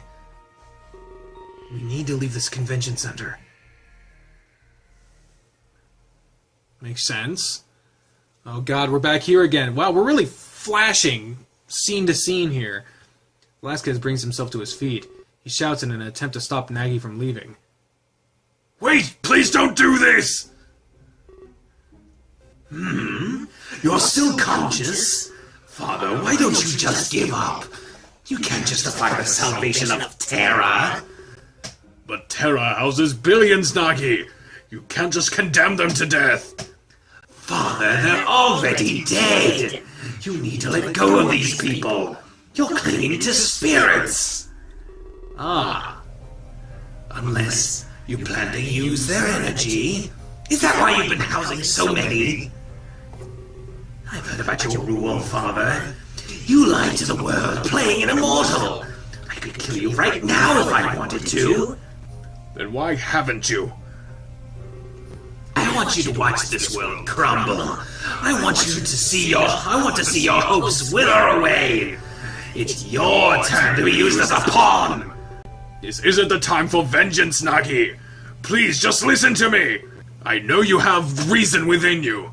Reason? I can't say that I do, but I will hear what you have to say. I'm curious how you've justified this. You know how many worlds are out there, each living a solitary existence. What if they could all be united? You mean the Exodus Project? I've heard of your failure, Father. Why would this time be any different? Failure? I'm not so sure about that. And nobody knew my true intent. I assure you the project succeeded. What? Yes, and now it is time for me to re-app. Re-app? I don't know what that means. I've waited so long for this day, Nagi. Oh, Reap! It's fucking Reap! Fucking idiot! The galaxy can finally unite as one entity. So you really want to open connections? Unleash your specters across the galaxy. Father, that would be devastating. I'm more inclined to side with Lord Player. No one should come into contact with Terra. You've created a truly disgusting world. But at the same time, you have power. Is that what you've been doing, Father? Collecting souls from Earth to harvest? That's twisted even for you. I can feel the energy growing within Terra. Means to an end, Nagi. Our thinking isn't so different after all. If they're already dead, what do we lose? Their final act would be our salvation. A grand way to go, I'd say. I'm not sure how I feel about that. I would use this power for other means. Nagi laughs, once again echoing through the halls. Thanks for telling me, Father. Didn't think you'd be such an easy target. So it's a race then, to see who can unleash this power first. I have to say, I'm glad it's come to this. Yes, I suppose you're right. But I know exactly who will win, and I've placed all my hope on it. Oh, shit. He's betting on me, isn't he? Fuck! Oh, God! Where am I? What's going on? Wasn't I supposed to be in Terra by now? Last time this happened, it was almost instant. But I don't feel the rush of inertia either. It's almost as if I'm not moving at all. That's certainly counterproductive, especially if I was needed on Terra. I hear a voice and I feel my feet touch the ground. Was someone calling out to me? I quickly face the direction that it came from. It sounds like someone panicking, calling for help. But as I chase after it, it gets worse. Suddenly that one voice multiplies. This is long until I can't even hear my own thoughts. I can tell because I fucking can't hear what I'm saying. It's as if millions of voices are bombarding me at once. The sheer volume brings me to my knees. I cover my ears, but this does next to nothing. It's almost as if the voices were in my own head. Are these the voices of the people I have to save? Or could it be something else? What's going on?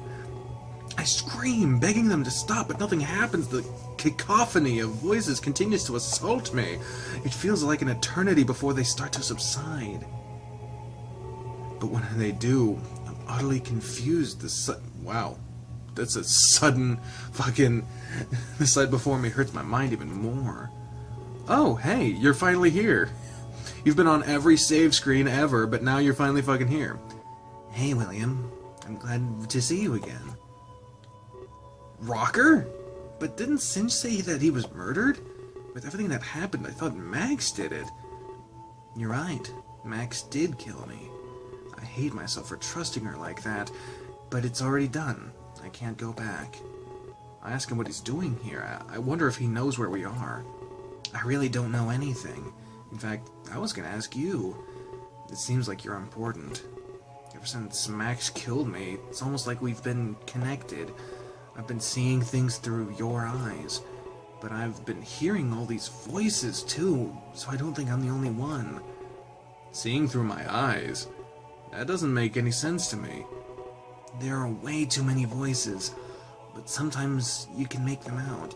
They're definitely watching you as well. It's one of the reasons I'm not scared. I don't feel like I'm really dead. Like, perhaps I can get out of here. Do you know anything about that? I would really like to go back home. A lot of people miss me right now. I have to give him bad news. In fact, I was just as confused as he was. That's unfortunate. I was hoping you'd have some information, but I guess that was too much to ask for. He starts to fade away. Well, I keep thinking one thing. If this is really if this really is the afterlife, then maybe I'll get to meet him again. Hey, don't go! We still need to talk! I shout as loud as I can. I would too if Bree wasn't... Oh, no. Your bond with Rocker was not strong enough. Oh, it was? Oh, okay. It seems like my desire was enough to bring him back. He looks around confusingly. I guess we both don't know what happened. That's odd. It felt like you were fading away. Another moment and I would have lost you. But I'm glad... Is this what the affection points are for? So the one person I don't have an affection point with is going to be the person I didn't fucking let get blown up. Don't you think an affection point should go out for that? I'd even accept Keela not having an affection point for me after, you know, not choosing him, but... Isn't that a little fucking weird? But I'm glad to have you back. I wasn't ready to end that conversation. There's just so much to talk about. From my viewpoint, he was the one fading away. Oh, is that so? Well, we probably shouldn't question it. I think that's barking up the wrong tree. I agree. Everything about this was impossible. One question would lead to an infinite amount of them. It was best to stick to things we know as fact. Well, I saw what happened. It seemed that Max didn't stop at me. I can't imagine what you must have felt. Being forced to make a choice like that? I had to close my eyes, to be honest. Nobody should be put through that.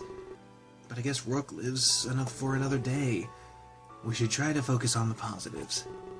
I smile and admire his optimism, but things were a little more complicated for me, and the bomb scenario was likely just the beginning. Did you know that Max has a list? At first I didn't know what it was, but it's clear that it's her hit list. A hit list? So she did plan every aspect of this.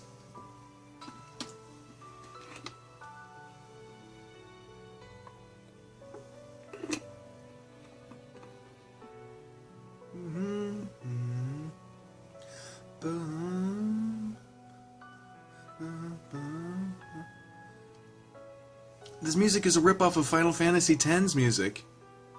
I can't believe it. I can't believe it. Klace, you ripped off Final Fantasy. I don't know if... Not everyone has played Final Fantasy X. So if you got a piece of music that you didn't know was a ripoff of Final Fantasy X's music, like the piano music that's at the beginning of it, this music is incredibly similar to that. Even at some point having the same exact fucking bits. I can't let that go. I hope it wasn't intentional stealing. Whoever made this music had to have done it intentionally as a ripoff of Final Fantasy X. That is kind of fucked. I asked Rocker who else was on that list. Perhaps I could use this information to my advantage. She showed it to me before I died, but honestly, it's all a blur. Let me think about it for a moment. It's exactly like Final Fantasy X's music. Holy shit. He rests his paw on his chin and starts to ponder. Several moments pass before he starts to speak. When he does, he lists the name of my friends. Everybody under the roof of the convention center. Except for me, though. My name is mysteriously absent. I ask him why that is, assuming that maybe he forgot. No, it definitely wasn't there. I remember that part vividly. Maybe you are special. Special enough to be spared, at least. I'm not sure if that was meant to be reassuring. Nevertheless, I thank him before moving on. Do you think you'll remember all of that? It's probably best to tell Akron. Maybe he can make more of that information. It won't be hard for me to remember. Everybody but me is all I have to say. But I wonder why I wasn't on her little list. Did it have to do with me being the savior? I shrug my shoulders and assume that I'm correct. She said she wanted to teach me some lessons. I doubt that taking my life was part of the equation. At this point in time, Rocker stood there in silence. I feel bad for getting lost in my own thoughts. I should probably capitalize on the time we have. While he was fading away, he mentioned him. I assumed that he meant Klace, but I decided to ask. Oh no, not at all. It was somebody far more important. No offense to Klace, of course. I shrug. I doubt he'd be hearing us in here. I listen intently and ask for him to continue. Well, it's kind of a long story. I don't know if we have the time. For some reason, I think we have more than enough. I tell him there's nothing to worry about. That is, unless he's too shy to continue. No, it's not that I'm shy. Oh, it's partly because I'm shy. He rubs his arm nervously, looking at the floor for whatever passes for the floor at this place. Would you promise not to repeat anything? I just feel like I should tell somebody. You might be the last person I see. I'd have no reason to repeat anything. And oddly enough, what he said was true. I have no idea how or why I'm seeing him right now. After this, we may never see each other again.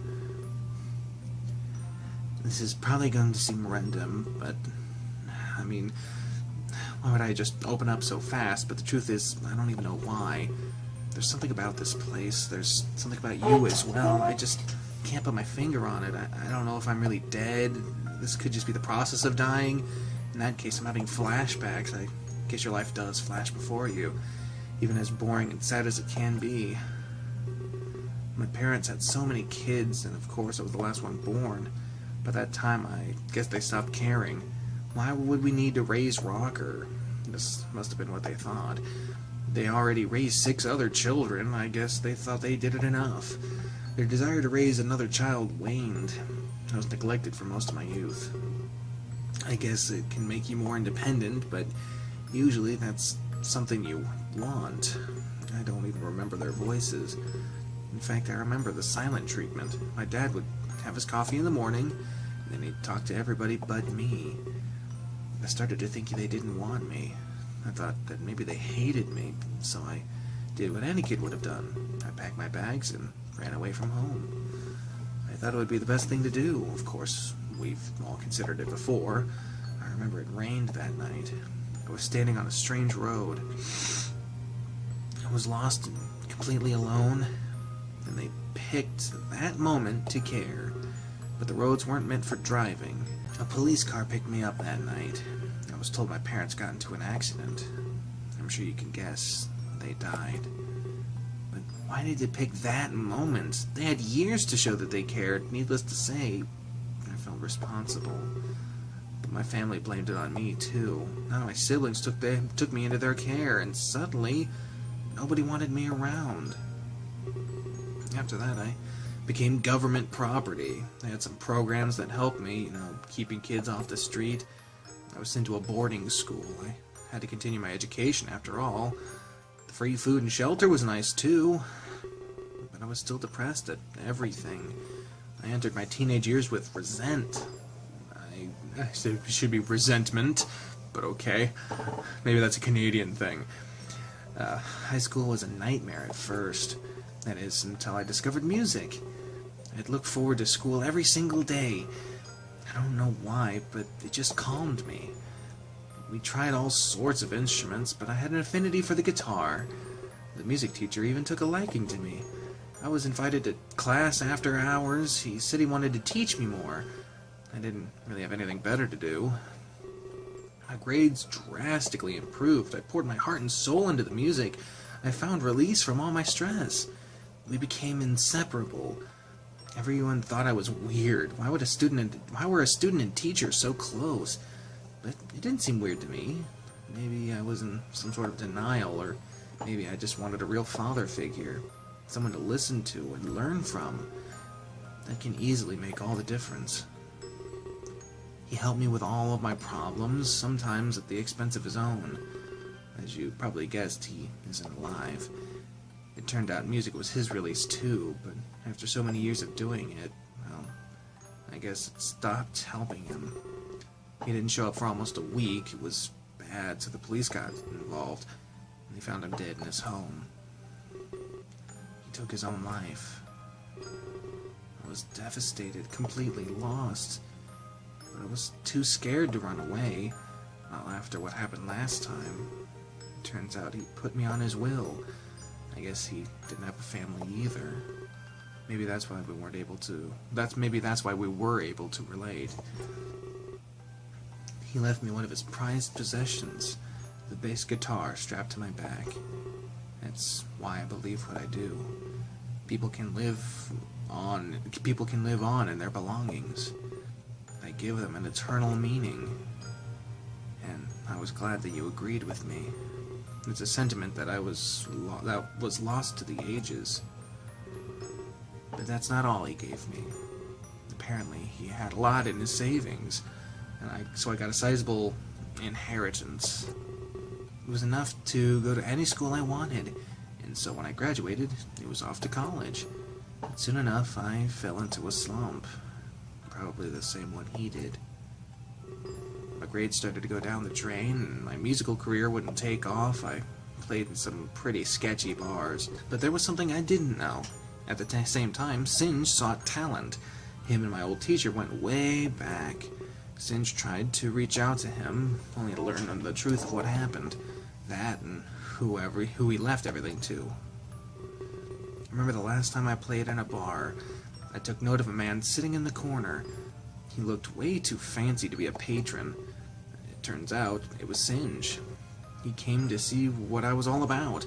After the show, he offered me a job. I guess the student surpassed the teacher. But isn't that the way it usually is? I went to the dean at my college. I told her that I had to leave. I found my calling in the world of music. But she gave me a firm no. Not because she wouldn't let me go, but because she wouldn't let me study while abroad. It seemed like everything was good again. My grades in school dramatically increased, and I gained... Oh. I guess I read that wrong. Maybe it was that did let him study abroad, because he's talking about his grades increasing, so he was studying abroad. Okay. Sorry. And I gained fame as a talented guitarist. But to be honest, that's not what I liked. I got gratification from something else. I was finally part of a loving family. For the first time in my life, I was valued.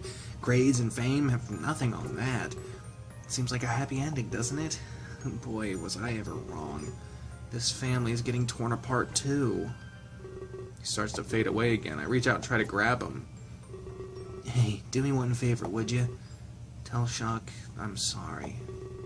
I shouldn't have been so hard on him. And make sure he never gives up. I know exactly what he's feeling right now. Help him stay strong with music. And with that, Rocker's gone. My attempts to grab him weren't vain. And soon enough, I feel that familiar rush of inertia. I guess Tara waited for me to finish with Rocker. I have no idea how to explain it, but I'm thankful. If Rocker wasn't really gone, perhaps I could save everybody else too. I entered Tara with a renewed hope. Damn. Player's residence, oh god. So, you had a chat with Kalen. I assume that everything went as planned? Yes, Riley. He believes that I will set him free. Oh god damn it, again with the double crossing. Everyone double crosses everyone, god damn. He believes that I will set them free in exchange for protection from you. Excellent. The trap has sprung. I have to say I'll relish in their deaths. Kalen and Kalu have been a major thorn. But it gets even better than that, player. Righty is en route as we speak. Same goes for Endymion and Conrad. All of the opposition in one place. It won't be too hard to take them out. And you think I wanted you to get caught. And you think I wanted you to get caught. I'm sorry for that, Riley. The evidence just lined up. I see now that you only wanted to help. Today, all of my enemies will perish. You are a master strategist. I couldn't have done this alone. And to think I had you all wrong. God damn it, really? You will actually save me in the end. I'm grateful to have you by my side. And I'm grateful to serve. But we can't just stop it then. Your entire prison is full, remember? Right. All of those immigrants. We must ensure that none of them are freed. If they get out, they would testify. What would you advise? We can't have them talking. I'm glad that you asked. And I've come up with a great solution. You're going to burn down the house. The flames will ensure that nobody talks. I'll move Kalen's corpse to the front yard. It won't be hard to plant some evidence. Evidence that will frame King Velasquez. People will quickly desire his death, and this time he won't have any protection. Not from Righty or Endymion and Conrad. Why, when he is murdered, the throne is yours. You'll be king before the week is out. I can't believe you planned all of this. Now I know why you're being so secretive. You couldn't have afforded any objections. Precisely. It required some very careful planning, but everybody has a weakness of some sort. Righty has a weakness for Kalen. Kalen has a weakness for Kaboo. And that special earthling in our cell, well, that's Endymion and Conrad's weakness. It didn't take much to line everything up. So with that, there are no more obstacles. Why don't you join me for a drink? To the reign of our new king, player. Yes, to the reign of our new king. Really, Yeah, Rocker's still on there. Yeah, it still says Rook affection -1, but everyone else. What the fuck kind of sense does that make? Singe, you have to listen to me. We'll die if we stay here any longer. Rook, it's not that simple. You don't run with a gun pointed at you. I don't know how many times I can say this. They'll take it as a provocation. We must remain docile and obey them. Remember what William did, Rook? If he didn't obey, we'd all be dead. I guess you're right. Speaking of which, where is William? Resting. The ordeal was very trying. I'm afraid they pass out soon after. But they'll be safe from now on. It's true what the culprit said. It's up to us to mitigate the damage. Trying to run away would kill us all. Knowing that, would you still run away? If you do it, you could kill us all. Is that how you want to repay Keela? His sacrifice gave us our lives. We can't squander this gift. Gift, huh? Man, this is going to be a PR nightmare. Keela didn't even get to sign the waivers. Things haven't exactly gone as planned. But Rook, I have to tell you something. Something that can never leave this room. What is it? I started to dig a little deeper, into Keela's history. I wanted to notify his next of kin. But I couldn't find any. And he didn't get to fill out any forms, so we don't have emergency contact info. I guess his family stayed under the radar. That's hard to do in this day and age, to be honest. It was the same with Akron. Looking him up gave me next to nothing. It's like we have ghosts on the tour.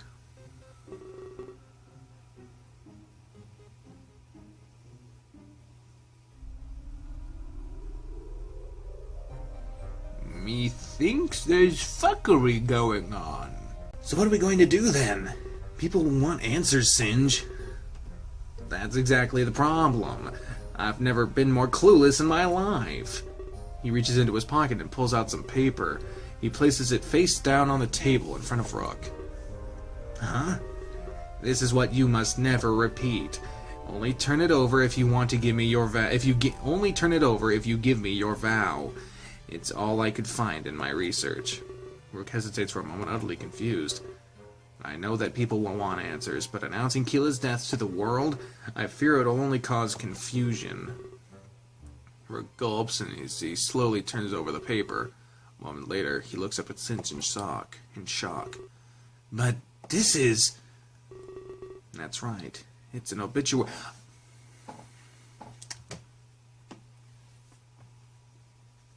Motherfuck, I knew some shit. I don't know who we lost to that bomb, but the real Keela has been dead for months. You mother... I knew some shit was going on. My vision slowly returns, along with the sense of touch. I'm greeted to a damp floor beneath me. My hands rest in a puddle of moisture, and I shiver. Much colder than when I returned to the hotel room. I concentrate, trying to remember what happened. And that's when the unpleasant memories assault me, attacked by the servant of Lord Player.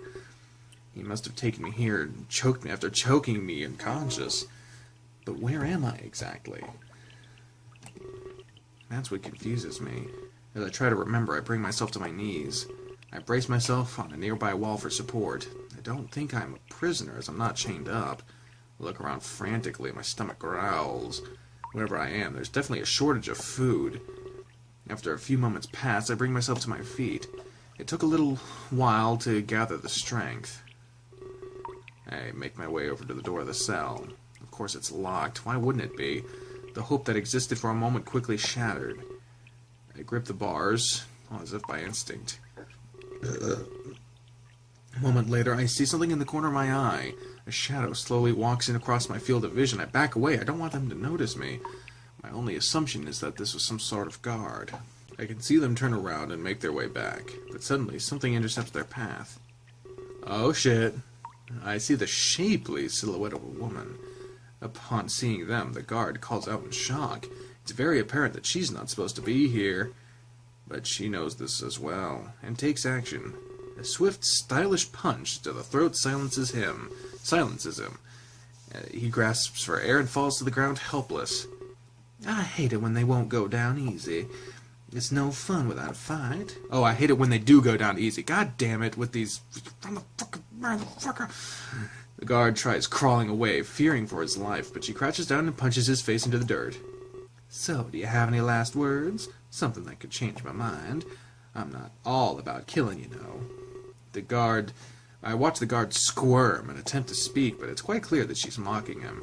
She pulls out a blade and quickly slits his throat. The floor becomes stained with a fountain of blood. I hope you can find peace in death. At this point, my back is against the wall. I see her fiddle with his pocket and find some keys. After inspecting them closely, she turns to me. What are you doing all the way back there? Do you not want to get out or something? Come a little closer. Let me see that pretty face of yours. After a brief pause, she looks back at the guard. Oh, don't worry. You're not going to end up like him. I'm being paid handsomely to keep you alive. She fiddles with the lock, and I become more relaxed. At a few moments pass, the cell door swings open. There we go. Jesus Christ. Gosh, there's so much blood. And people wonder why I wear red. Get up, love. You're coming with me. She smiles at me and helps me get on my feet. But this is all too confusing to take in stride. Goddamn, dude. What, is something wrong? Don't go getting cold feet, dear. Not when we're so close to the end. I'm not scared, I'm just confused. I have no idea who she is or who's paying her. I decide that these are good questions to open with. Well, you can call me Sam. But your other question has a longer answer, so let's move. I hate wasting time. She immediately runs off, expecting me to follow. I guess she didn't have a choice in the matter. I just have to hope that she is forthcoming with the rest, so I follow her in search of answers and freedom. And the first thing I notice is more cell doors, like we're in some sort of prison block. Could this really be Lord Player's residence? I notice Sam isn't too far away, so I inch towards her. Took you long enough. Not like our lives are on the line. She crosses her arms and taps her foot. Excuse me for not giving her my unconditional trust. There are some questions I'd like to have answered. I already told you, my name is Sam. Just stick to my side and you won't die. I'm being paid to keep you alive, remember? We can part ways when I deliver you. Trust me, I'm not enjoying this either. But I couldn't turn down a bonus like that. That was one of my main questions, actually. Who was paying her to secure my safety? And did she end up rescuing Kaylin from these cells? Sorry, Kaylin was nowhere to be found. And you mean you don't know who paid me? You must be more oblivious than I thought. Does the name Righty ring a bell? He gave me quite a generous offer. Normally I'd refuse, but not this time. I got offers from other people as well. Endymion and Conrad, their names were. You seem quite popular on Terra, William. But money talks, and they were too quiet. I had to take Righty's offer in the end.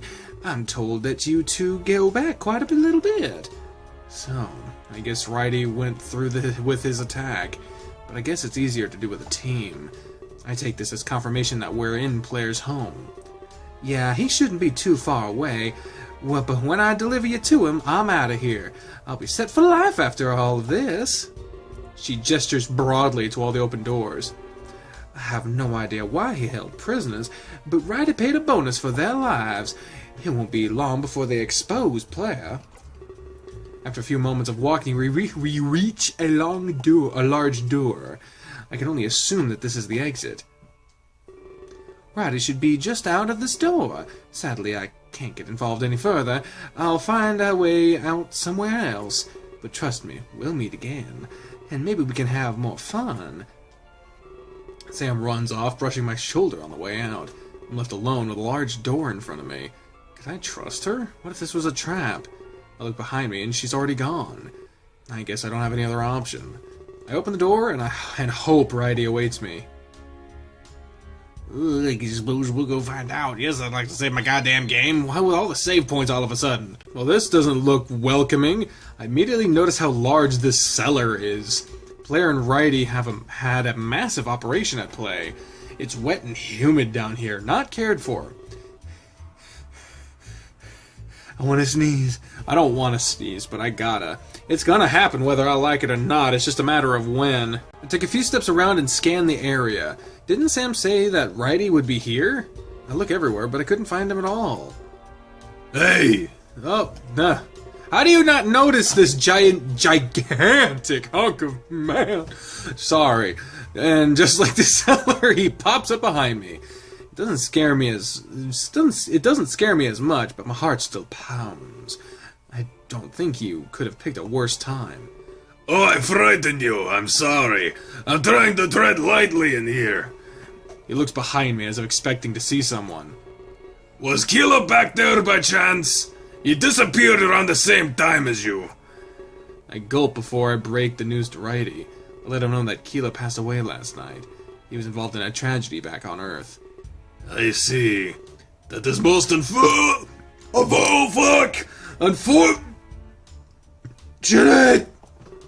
He was a very bright soul, you know.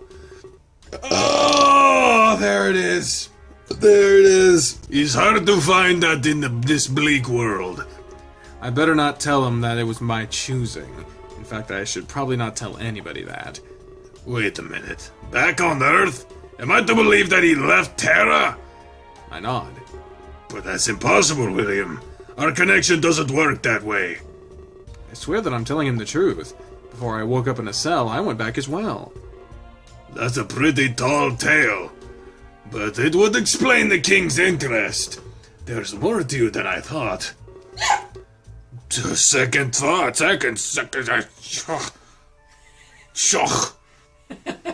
I'm glad he approves. Righty approved, Belch.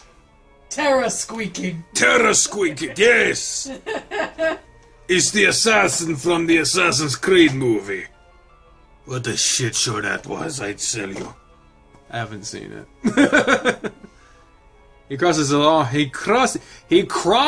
his arms, losing himself in thought. You must have seen Sam, right? I hired her to help me out today. She was supposed to rescue any prisoners, but there was just too many. Or so many. Who the fuck is reading this? This bullshit. Get better, voice actor. I didn't know Player was capable of this. His hatred truly knows no bounds. Sam saved me before she left the manor, yeah. And I should probably tell Righty the truth. It isn't Lord Player behind this, it's Riley. At least he's been the one pulling the strings. Before I can, we hear a crashing noise. It sounds like it's coming from upstairs. I look to Righty and ask what we should do. We need to investigate. I think Player already has Kalen. He wasn't in any of the cells. Just like Sam mentioned, that worries me. We can do this, William. Together we can motherfucker. Hang. Together we are going to expose the king. He hands me a sword. I don't know what to do with it. I really hope he wasn't expecting me to fight. They always say that. They always fucking say that. The art of swordplay has been lost on Earth. Before I can say anything else, he runs off. I follow him to the best of my ability, and it isn't very long until we get upstairs. Oh shit, we in the main place. We in the lobby. I'm baffled by how large this place really is. It's a stunning counterpoint to the Wayfarer's Tavern, and for that matter, the society I saw before. Is this really what the upper class was like here? calling it a mansion would be an understatement. It's a veritable labyrinth and showcase of wealth. We turn corners until we arrive at a large atrium. I suppose that we're tracking down the noise we heard. Oh shit. Oh shit. Oh shit. There we go again. And sure enough, it's Endymion and Conrad. They immediately turn to us, drawing their weapons. Righty, hand over the savior. I don't want to fight you today. I'm afraid I can't do that. We're here to rescue Kaelin. After today, Velasquez is exposed. You just won't give up, will you? That's a terrible way to read that line. You just won't give up, will you? There's nothing you need to expose. Endymion draws his daggers and lunges towards Righty. Righty quickly weaves to the side and punches his gut. Endymion stumbles backwards, winded. A lucky hit. You need to stop being so blind. The king wanted Kaelin imprisoned. If I don't save him, he'll die. Lord Player is a relentless killer. There's no way Kaelin could escape. Righty draws his axe and holds it forward. This is very similar to the battle music from Kingdom Hearts. Holy shit, this game's a huge ripoff! Motherfucker! Help me take down Player and rescue Kaelin. If you don't, then you're our enemy. What do you mean, our enemy? The Savior's on our side, you know. Endymion takes a fighting stance, looking at me. It's not true, Endymion. William chose to side with me yesterday. Even he saw through Velasquez's facade. Spouting lies as usual. You'll do anything to get your way. But not this time, Righty. He lunges towards Righty once again, but this time I take action. I jump in his way and hold out my sword. Endymion stops in his tracks, dangerously close. Don't tell me it's true. We went through so much for you. I tell Endymion that he's overthinking things. Siding with Righty was safer than rushing to the king. I had no idea what he wanted with me, but it was scary. But rescuing Kaelin would reveal the king's intent. If the king was truly evil, I'd stay away. But if he wasn't, then we could venture to him safely. Saving Kaelin was more like flipping a coin to me, better than rushing in against unfathomable odds. I came from another world, and I couldn't be sure. I needed to know Velasquez's true nature first. If our situations were reversed, he'd do the same! This seems like a good enough explanation for him. He sheathes his daggers and assumes a neutral stance. Very well. I trust you. But we don't have time to rescue Kaelin. Like hell you don't! Taking down Player is what you wanted! Helping me will accomplish that too! This is where I decide to tell them the truth. Lord Player wasn't behind all of this, it was Riley. He played the role of an advisor and controlled him. Wait a minute. Oh, that was a good one. What? Are you serious? But we saw the bloody drags. We know Lord Player attacked you. That's why we came here to begin with. Before I can continue, we hear a noise upstairs. As if on cue, Riley enters the scene. Oh, good God. You couldn't have updated that drawing before you published the game? What the heck? His hand looks like a fucking... Like a fucking... I don't even know what that looks... Yeah, little claw man. Don't look at me like that. Oh, she's doing the thing. She's doing the... I'm not. I'm just Me, uncivilized. Me? With my weird hand. I swear to God, if you speak in such a hard tone to me one more time, I shall have you flogged. I hit you with my weird hand. Imagine that's how it attacks. I'm surprised you didn't see it, Endymion. You work for the fake evidence what the fuck? You work with fake evidence all the time. But let's get things moving, shall we? I'm tired of your endless bickering. He turns around and grabs something from behind him. Or, wait, he grabs someone from behind him. Endymion and Righty immediately take a fighting stance. This must be Kaelin. You can't put aside your differences, not even when lives are on the line. Kaelin squirms in his grasp, clearly overpowered. Riley holds him still and places a knife to his throat. You all think that you have won, but you couldn't be more wrong. Soon this entire building will burn.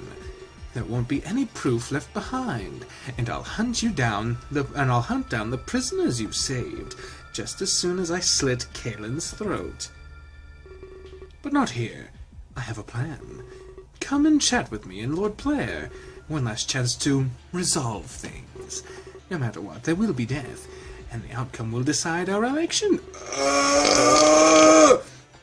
Today, the throne will be secured. He slowly backs out of the room, holding his hostage. I look at everyone beside me, and I'm not sure what to do. Oh, Jesus, God, why the belching? So it's true. He really is the one behind this. They both look at me. Thank you for telling us the truth. Yeah, otherwise he might have killed Player. I shrug and tell him it's not relevant anymore. No matter who's in charge, we have a decision to make. Should we go after Riley? Or is this some kind of trap? They both cross their arms and ponder in unison. I notice that even Conrad is staying out of this. Are they working together? I never thought I'd see that. We have to play the odds, Endymion. What do you mean? We can follow after Riley. If we do, there's a chance Kaelin will live. But if we assume that's a trap and leave, well, Kaelin will die for sure. If I do this, will you hand me the Savior? Is that how much Kaelin means to you? Riley pauses and then looks at me. That's righty. I'm sorry. They're very similar looking names. I'm sorry. It's odd how Endymion didn't even ask my opinion. You ask too much of me, Endymion. William chose to come with me freely. Righty, you're making a mistake. The fate of Terra is at stake here. That's far more than the fate of Kaelin. Please, let the Savior come with me. This will save both Kaelin and Terra. Saving Kaelin is useless on its own. I will help you if you give me the Savior. Otherwise, I will take them by force. This will kill both you and Kaelin. Endymion returns to a fighting stance. God damn it! Do I truly mean that much to him and Conrad? Endymion, you know what I do for a living. I protect the lives of others. To that end, you have me at an impasse. If I fight, you two would kill me. Then, you'd take the Savior away. This would leave Kaelin to his doom. But if I give you the Savior, everybody has a chance to live. You should become a politician, you know. You're great at screwing people over, making them go against their values. Endymion changes the subject, choosing not to respond. Very politician-y. I feel like I'm just some sort of commodity now. But to be honest, anywhere is safer than here. So if saving everyone means leaving Righty, that's okay. A temporary alliance, then. A temporary alliance. They shake hands, but both parties seem hesitant, as if physical contact between them is uncomfortable. They fucked! They fucked! They fucked hard! Oh my god, they fucked so hard! Cut it with a knife! Oh my god, Maggle! Maggle! Maggle! We tried working together once, Righty. Let's hope it ends better than this. Fuck me! Okay. Let's hope it ends up better this time. So just like that, I'm back with Endymion and Conrad. I can't say I'm surprised, after all. The mission I sided with Righty would have been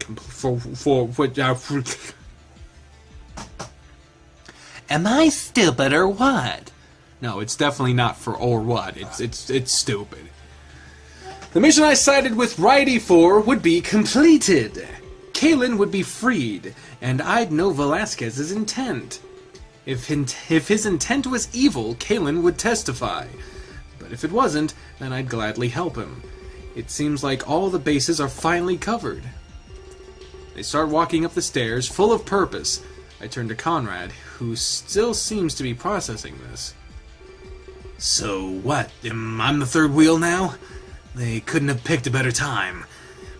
He growls before he follows suit. So many buckles! Why?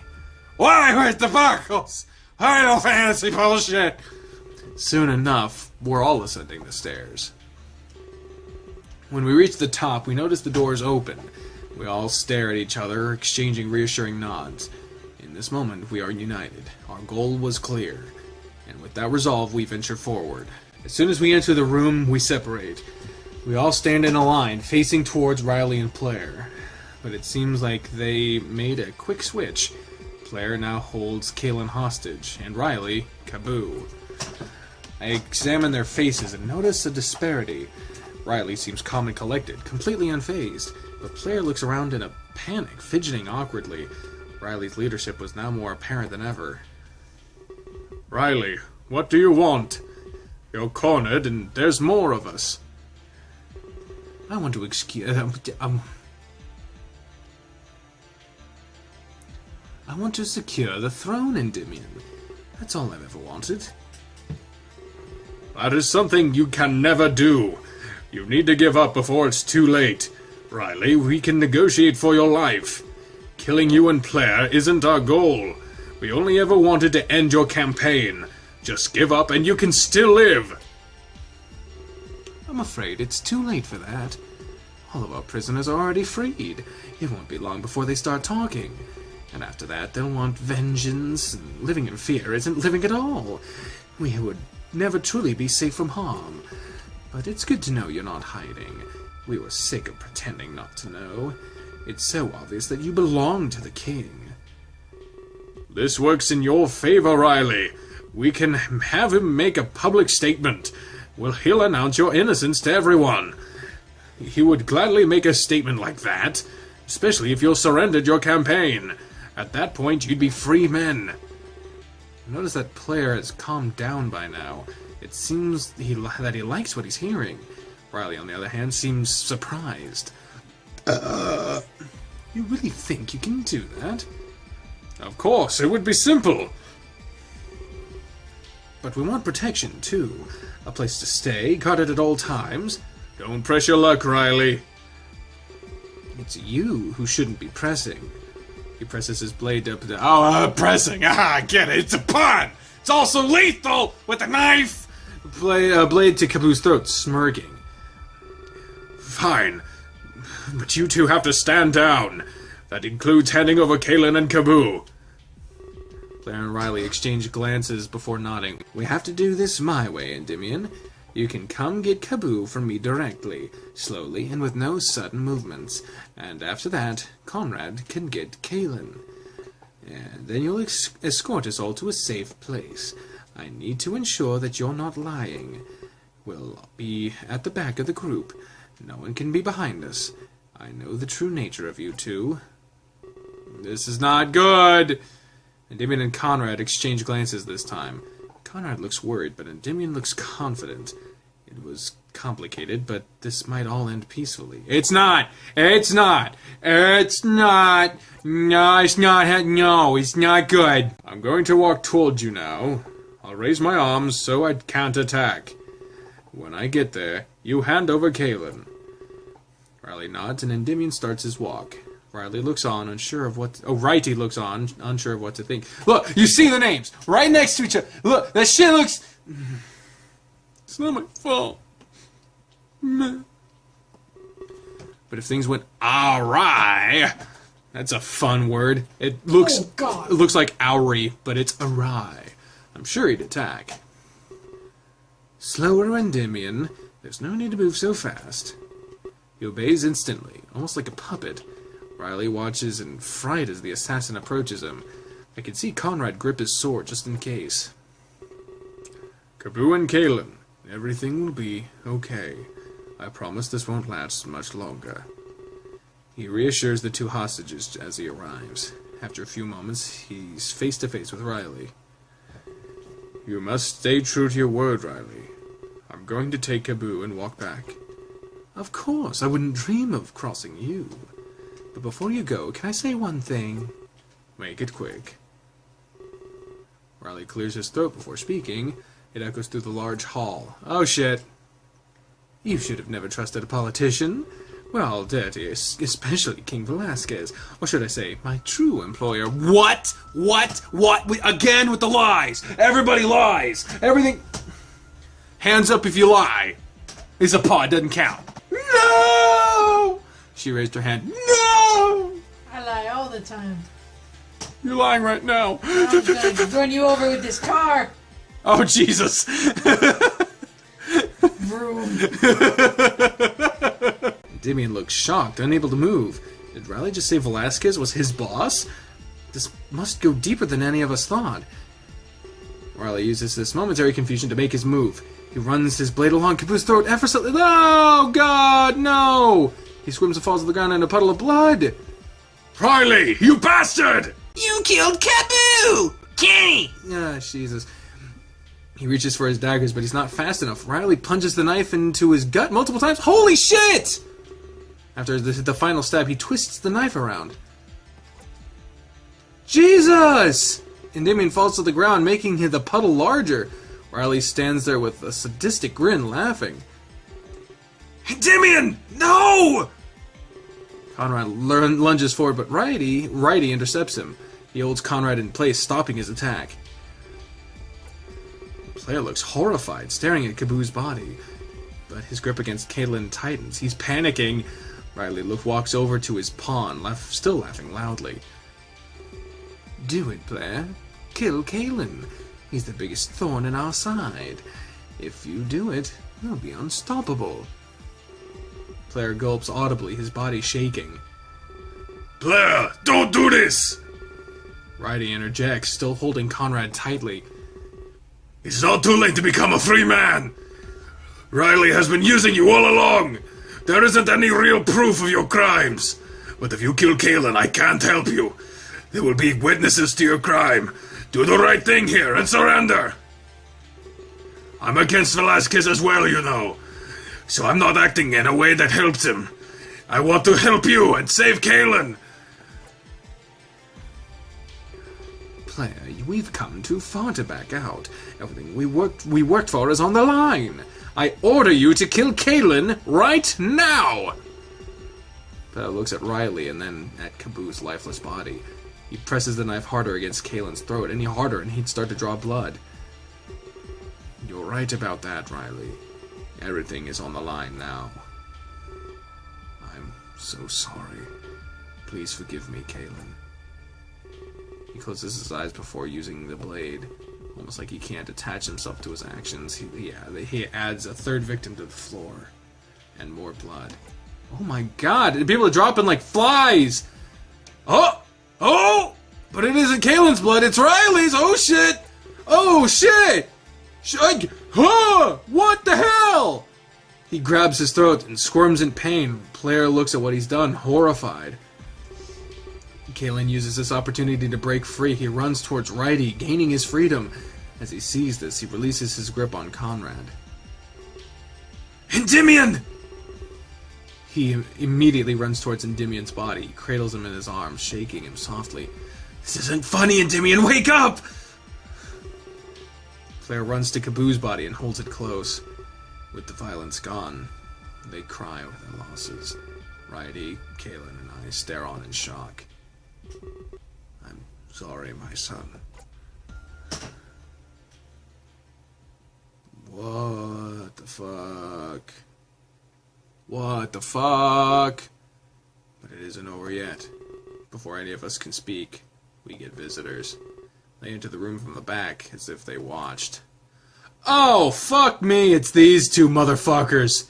Great. Motherfucker. Okay, time for the weird voice shit to come back. So this is what the revolution looks like. Pathetic. Wouldn't you agree? Wouldn't you agree? Wouldn't you fucking agree? Who the hell does this shit? Who watches this? Who the fuck would listen to this bullshit?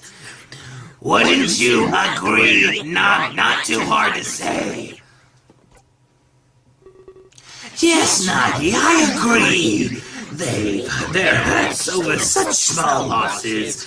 These men meant nothing in the grand scheme. But I'm thankful they've become violent. It helped me test out my little theory. Father's been deceitful yet again. Big surprise. And they switched. They switched. Very weird. They stare at all of us with sly smirks. Who are these people, and why were they watching? The man, or Nagi, starts to walk towards me. So you're the man that Father wants. I have to say I'm surprised. I expected something different. I immediately hold out my sword. I've never used it before, so I mimic what I've seen. There's no way I could defend myself against him. Don't be so stupid, Savior. I just want to get a closer look. I back up in time with his steps. There's no way I want this guy to get close to me. Righty stands forward and holds out his axe. He's leaving Kalen's defense to come to mine? Hey. Well, at least there's someone my size. But it's useless. You can't stop me. Righty takes this as a challenge and leaps forward, but I find it very hard to explain what happens next.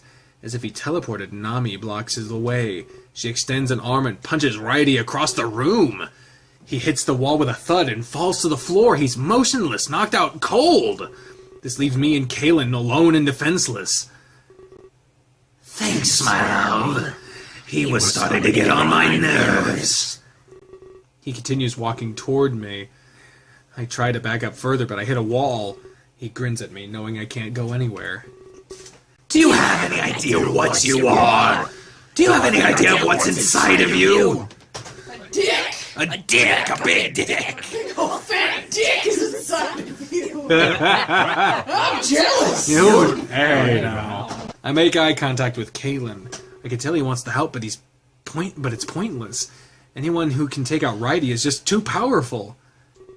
I give up and try to run, but it's useless. Nami appears by my side and pins me to the wall. Nagi holds out his sword and approaches me. Father tried to trick us. The power that he wants isn't within Terra. For some reason, it's within you. Before I can even think, I'm skewered on his blade. He stabs it deep into the wall, pinning me in place. Holy shit! My body lights up in pain as I start to bleed out. Well, this isn't the good ending. He twists the blade inside of me, intensifying the pain. The gear on the base of his sword starts to turn. I can feel myself becoming weaker. I'm dying. Looks like we won the race, Nami. I didn't think it would be that easy. Anything to say before I unleash this? Here's to the future we create. Yes, to the future we create. He pushes the blade deeper and the gear spins faster. I can feel it's draining me of my very essence. They give me such terrifying grins. I have to look away. Moments later, my vision fades into nothingness. The last thing I hear is Claire and Conrad's cries. They weep over the family they will never see again. For on that day, they became only memories. Oh, the fucking achievement's called Ballroom Blitz? Are you shitting me? That was a great song! And you're gonna drag that in. Why in every game I have to die? Every game. Blackgate, this one, that's it, really? But that's two. What? We're in a mall now? I smile as I run down the halls of the local mall. Every day that passed, my odds got even better. The pop star contest had become a worldwide phenomenon. Oh, it's a flashback. Back when all this was just a contest to meet your favorite pop star. Christ, it's even got the sentimental piano music. The pop star contest has become a worldwide phenomenon. Stocks rose and stores sold out. Everyone wanted to win. I tried not to think too much, or drink too much, but it was addicting. Not only the caffeine, but the prize that awaited. Everybody wanted to live a life of luxury like that. We all had worries that we just wanted to melt away. There were so many stores I could choose from, but I had a local joint that I liked to stick to. It didn't get much business, and I thought that'd help. I suppose that's something like a gambler's hope. The less used machine will pay out more, right? At least that's what I told myself every single day. Nobody had won yet. Both cans were still in the wild. I turn a few corners and end up at my favorite store. The clerk greets me as usual, and I walk inside. I noticed a new addition. They have some TVs on the wall. Some sort of news report about the contest was airing. You really couldn't go a minute without hearing of it. It's not often that the whole world unites like this. Oh! What the hell? I walked a little deeper into the store. For some reason, I looked away just as that was happening. I sort of saw. For some reason, they kept the cooler in the back. Maybe it was to tempt me with other choices. First, oh, Jesus. I wonder who I'd meet if I won. I'm sure that people are running the tour would be awesome. At least I hope that was the case. Some people can be all business and no pleasure. Oh, Jesus. But I'm sure Klace would be great, at least.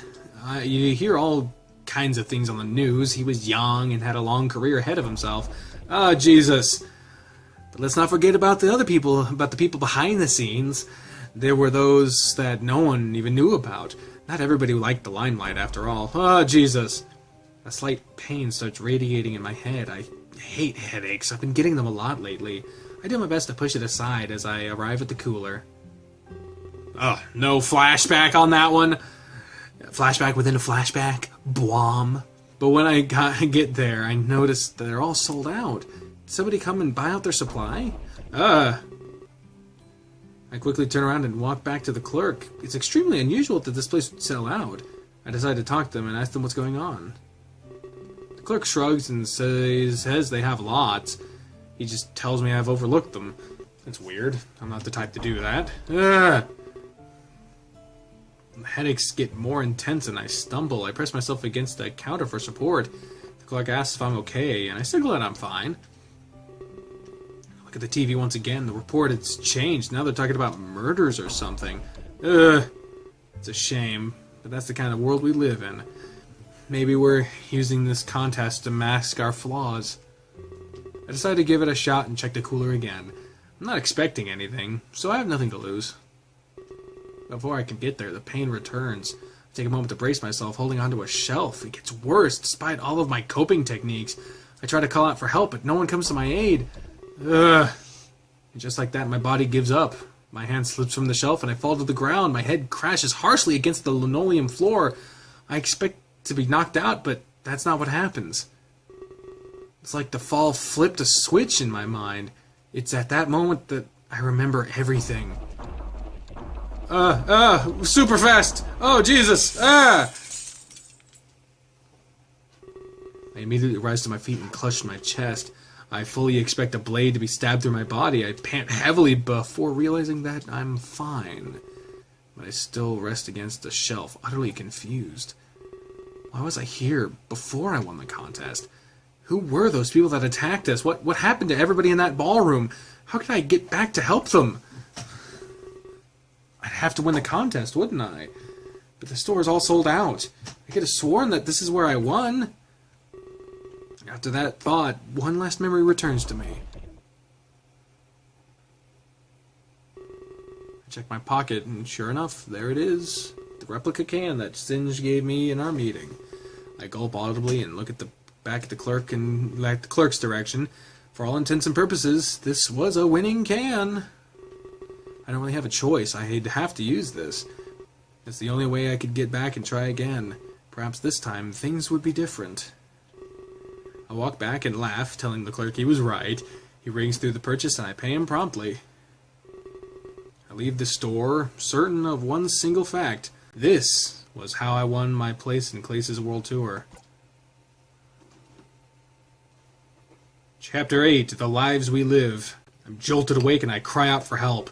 But I quickly realize that this was an overreaction. I pant heavily and my body uncontrollably shivers. I'm covered in a layer of sweat that feels like ice. Hey, it's okay, you're safe now. Take this, it should help you out. He must have noticed my shivering. He places a blanket over on my shoulders. I wrap it around my body tightly and look up at him. I ask him what just happened and where we were. You were thrashing about in your sleep. You passed out after the bombing incident. Ate a popsicle. Passed out. I passed out, shot and missed. Yeah, popsicle. I wasn't sure how long you'd be out. As you can see, we left the building. We're in an underground bunker now. You can rest easy, we're safe. He takes a deep breath and it's finally all over. He leans back in his chair, giving me a slight smile. So I was thrashing about in my sleep? Was that whole thing just a dream then? We have lots to talk about, you know. So much has happened and all so fast. I shift my body around and rest my feet on the floor. This whole place smells stiff and uncared for. Almost like the prison back at Player's house. The events of the ballroom play back in my mind. Conrad lost Endymion, and Player lost Kaboo. I wish there was something I could have done. Akron must sense the sorrow in my face. He places a paw on my shoulder and comforts me. It's okay, I know what you're feeling. We're more alike than you think. I laugh softly, instantly doubting him. I don't think he has the same weight on his shoulders. Life is full of hardships like this. But one thing is the same, no matter what. We all have regrets when we overcome them. Mine would be my lack of honesty towards you and everyone here, but at the same time, it was necessary. Lack of honesty? What do you mean by that? I don't even know where to start, but please let me finish my story. It's important that you know everything. I believe that you've met Ryo before, and I believe that you've been to the Ark. There are a couple things we have in common. Those were the last things I expected him to say. I stare at him in sheer confusion, speechless. Perhaps his story goes deeper than I thought. He granted me a portion of his power, the ability to slow or stop time's flow, and with that, he gave me an objective. I was supposed to protect all of you. It's everyone inside the convention center. It seemed like an easy enough task, right? But he gave me some opposition. Someone bent on killing all of you. Maxine Armstrong. Yeah, I'm sure you figured it out. It was the arms heiress visiting Japan, or should I say, my sister. My true name is Akron Armstrong, youngest in the Armstrong family line, but I've long since abandoned that name. He continues unleashing revelations.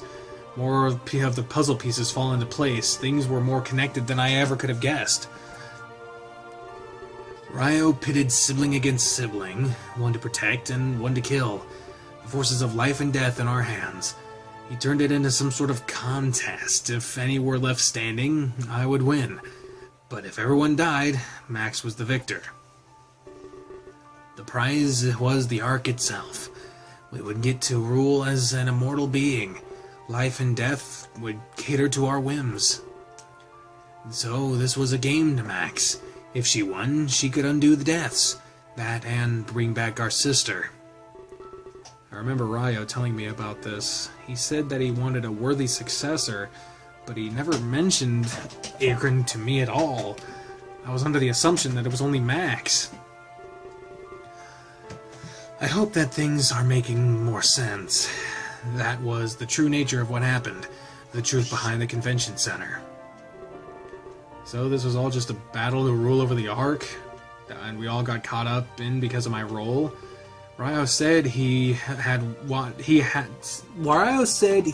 to watch me as well as the contest. But why would Ryo want to leave the Ark? He said he was bored and lonely, but that can't be it. There has to be some more to the story than we know. Either way, the battle is over. Max can't get to any of you down here. In a few hours, I will rule the Ark. He lets out a soft grin. Max relied far too much on her power. But I only ever used it twice myself. Once to plant my resume in Jade's office, and the second time for the evacuation. Max was extremely eager to compete with me. She took care of the previous guard. I needed to enter the tour naturally. But after that, it was child's play. I know how she works better than anyone. Pushing her buttons was incredibly easy. I asked him why he's so sure of his victory. If Max had the power, there was still a chance. No, there's no chance. We were playing her right from the start. She fell into our trap far too easily. Our trap? What do you mean by that? I was only open with one other person. It was Singe. He knows everything. I even told him of the Ark and our powers. We formulated a plan together. He's a genius, to say the least. That, and a very talented actor. Huh. Singe is involved now, too? I feel like after this, I won't have any questions. I fucking bet, bitch! I'm confused! Max planned all along to involve weapons. It was very easy for us to exploit this. Initially, Singe fought back against her. We needed Max to feel like she had power. It made it more believable when he caved. At that point, she was getting cocky. Her staff loaded the building with weapons, everything was going her way. She went on to kill Klace, then she took care of the previous guard. That's when I entered the scene. The contest would last for one whole day. Midnight tonight will be the battle's end. It was important that we remain passive. Singe started to play a frightened role. No sudden movements, he'd say. We needed Max to believe that she was winning. That's why... He looks away from me before continuing. That's why we let Rocker and Keeler die.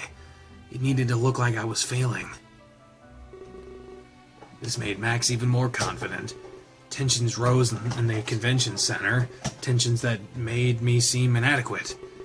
People were fighting amongst themselves, they wanted to leave, but they couldn't. Singe was still playing his part. Max was clearly winning, it was obvious. So it was my turn to act. I pretended that my resolve was wavering. These people were dying on my watch, how could I ever guard anyone again? I put on quite the show for all of you. I even acted at the press conference, too. I still feel bad for that outburst. But it was important to showcase out. Max had what she wanted. Singe was completely in her pockets. Her brother wasn't able to outsmart her, and everybody was still in one place. It would be so easy for her to win. That's when I decided to meet up with her. It was all going according to plan. She actually suggested that we team up. That she said we could kill the rest together. But she didn't know I was recording. I got her to admit she was the killer, but she thought she was just converting me. This is extremely smart. Actually, it's almost unbelievable. But one part irks me about all of this. It implies that they willingly sacrificed lives. I'm not proud of what we did either. But it was either them or all of us. I'm sure you know that feeling as well. Either way, we worked with the police. The bomb going off was their signal. Instead of coming in, they set a perimeter. I did agree to work with Max. She believed that she had my allegiance. But I made use of the recording immediately. I gave it to both the media and the police. Maxine Armstrong is completely ruined. Receiving the recording was their signal. After that, they'd attack the building. But everyone except for her would be gone. This whole plan assumed a lot, of course. First, that she would use her weapons, and second, that she would confess to me. But I know how she works, after all. I was certain it would unfold this way. That's why I made them tactical signals. Trust me, she's not winning. If they didn't catch her, she's on the run. She'll lose control of the company as well. I picked that exact time to evacuate. She'd be caught up in saving her own life. There's no way she knows where we are. I believe that's what you call checkmate. Goddamn. The big play. This was crazy, to say the least, but if anyone could do it, it was them. And the fact that we're here confirms it. The strategy involved was unfathomable to me. I was just an unlucky soul caught in the middle. I don't know what your role really is. In fact, I don't even know if Ryo does. But he'll be coming here shortly anyway. He has to take me to the Ark. Or should I say, my new home. Perhaps he'll have some answers then. I'd suggest taking a walk around. Everyone is here except for Daz and Singe. They're resting in a separate bunker. I still thought it would be wise to do this. If Max found one of the bunkers, she still wouldn't be able to win.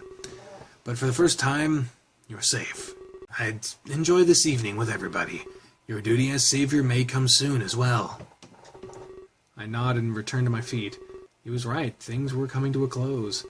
I slowly walked towards the exit of the room, but before I can leave, Akron calls to me. I quickly turn back around and look at him. Oh, it was strong enough. Wait, can I keep you for one more minute?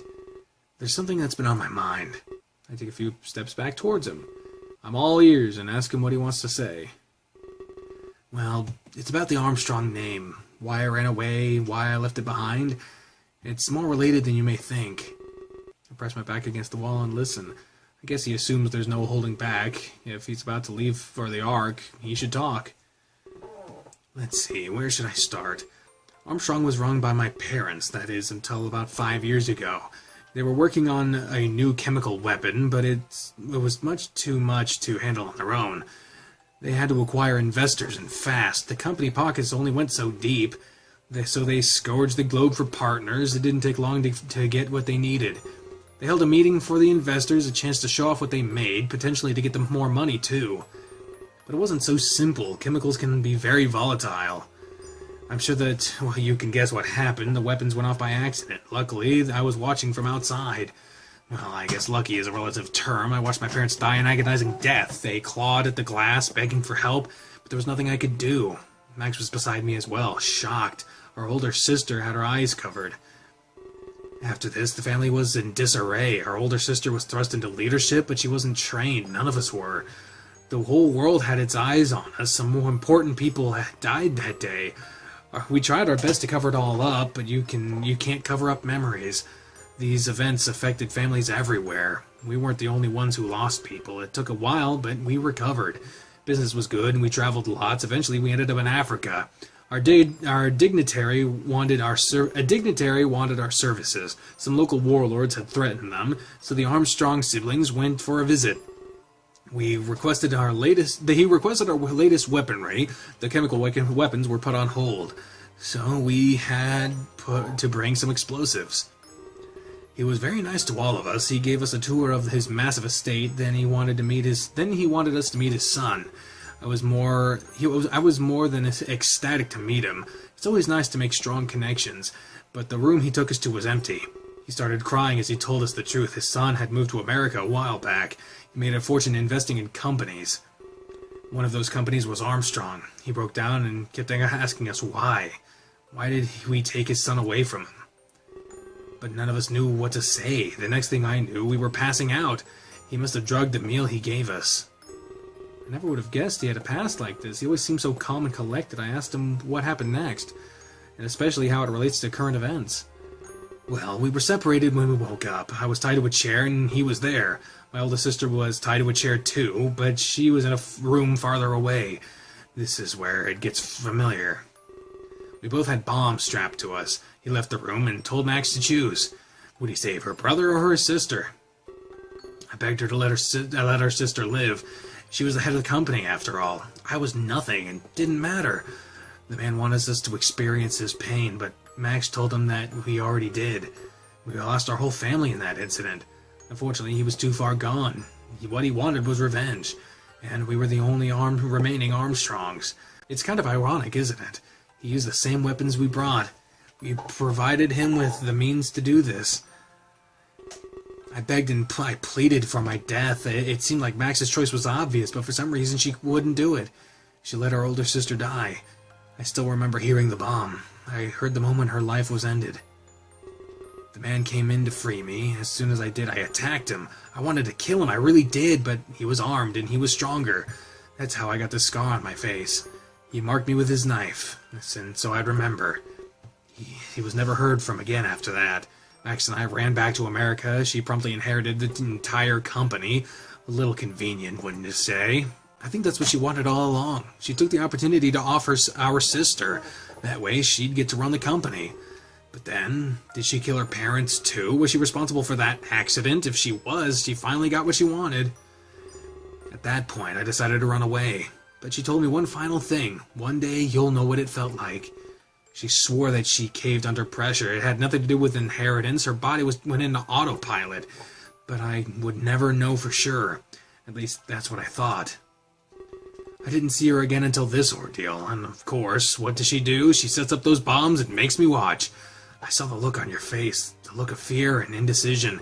How could you choose between Keela and Rook? It would be even harder if it were family. I think she wanted to send that message. She wanted me to see what it looked like. And it's not a pretty sight at all. But it did nothing to prove her innocence. She's not above killing to inherit. It's what she's doing now for the Ark. And to that end, the message loses validity. I'm still left with this scar. I remember it every time I look at myself. My sister's death and Max's betrayal. I thought you deserved to know. There was a reason you had to choose. It was only to prove a point to me. I'm sorry you had to experience that. But Maxine Armstrong is insane. She killed to take over the company. She killed to had a chance for the Ark. There's nothing she won't do. Now, I don't know why Singe agreed to help, but Armstrong is a heartless company. I wouldn't be surprised if he was a victim. But I'll give you one piece of advice. If you ever see her again, run away. Doing that made my life all the better. He crosses his arms as if he's done talking. I notice a slight glisten in his eyes. You don't need to give me a reaction. It's just something I wanted you to know. You can leave the room as you see fit. I nodded, I'm unsure of what to say. I'm satisfied that I'm learning so many things, but I'm crushed at the sorrow he must have felt. One of the first things I'm going to do, I'm going to bring back my sister. She'll make this world a better place. And I'm very sorry for lying to you. I hope that you can learn to forgive me. As I said, lack of honesty is my regret. But the whole thing was a setup. I couldn't risk the operation. This time, I was forced to lie. I never would have done it otherwise. He smiles at me with nothing left to hide. Then he returns to his chair, ending the conversation. It's true, he could bring her back if he won. I assume he could do the same for all of the others. It would take a while to process all this information, but at least some of my biggest questions were answered. I leave the room with a sense of satisfaction. As soon as I exit, I look around. It doesn't look or smell any better out here. Of course, Akron wouldn't tell us where we were. It was probably for the best, anyway. Who knew how Max could be tracking us? Or trying to track us? I turned a few corners before running into Rook. Oh, hey, you! Hi! Is my affection not good enough for you? My saving your life isn't good enough for you, you fucking gel hair motherfucker? Hey there, William. I'm glad to see you're up and about. Did Akron give you one hell of a speech? I have to say, I was definitely skeptical. But it turns out he knows what he's doing. I knew Singe was acting a little odd lately. But I didn't know he was planning this. An international sting operation? Well, it's good to know that Max was caught. But I didn't know how involved Singe was. I mean, he was playing us all along? Was there ever going to be a tour? Or was the whole thing just a front? Yo, hello! How are you? That's good to hear! Conversation is just not a thing in this world! I worked for him, and I don't even know. I knew it was Max all along, you know. Of course you did! But you threatened all of your lives. I couldn't tell anyone else, or boom. Akron's story got a little bizarre. No one else believed it but me. I got to see Max's power firsthand. I've never seen anyone move like that. A normal girl could never take me down. I know. You fucking, you know, just because you survived a bomb does not mean that you're fucking Mr. Macho Man. Ooh yeah, you punk bitch! Oh, Jesus. Plus, she knew things she just couldn't. I wouldn't believe it if I didn't see it. She could disappear as she saw fit. She jumped around like crazy. She had to have been spying on all of us. So how in the fuck are we... How did she get captured? If she can do that. She could just fucking... Oh, you're about to catch me? Bloop, out of existence. And then just leave.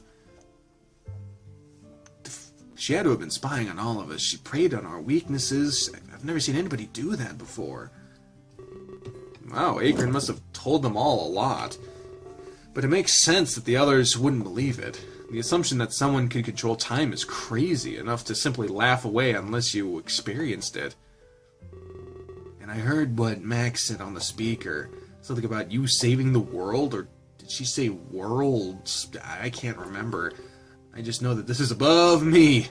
I'm not gonna get involved. Max just picked me because of our bond. Whatever else you have to do, I don't think it's any of my business. I'll just wait here until we can leave. That's probably for the best. I wonder how long we'd be here though. Rook seems to be taking all this in stride. Well, you kind of saved my— KIND OF?! Bitch! I'll believe anything you say after that. The previous evidence just helps support it. You've given me no reason to doubt you. If Akron was lying, you'd tell me. But so far, both stories seem to line up.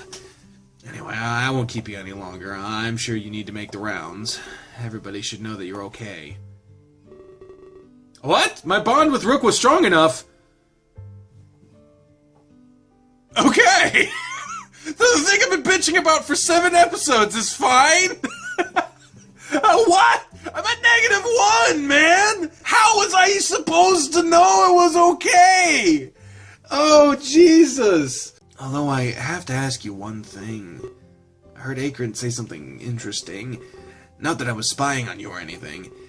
Sound travels down here, you know? I can even hear Shock talking from here. I can't. Nice save, though. He said something that intrigued me. He mentioned bringing people back. Something about his dead sister. He's a very serious guy, isn't he? He wouldn't make something like that up. Is there really a way to bring people back? I don't need to know the specifics. He just probably pulled that out of thin air. It's true, Akron was a very serious guy.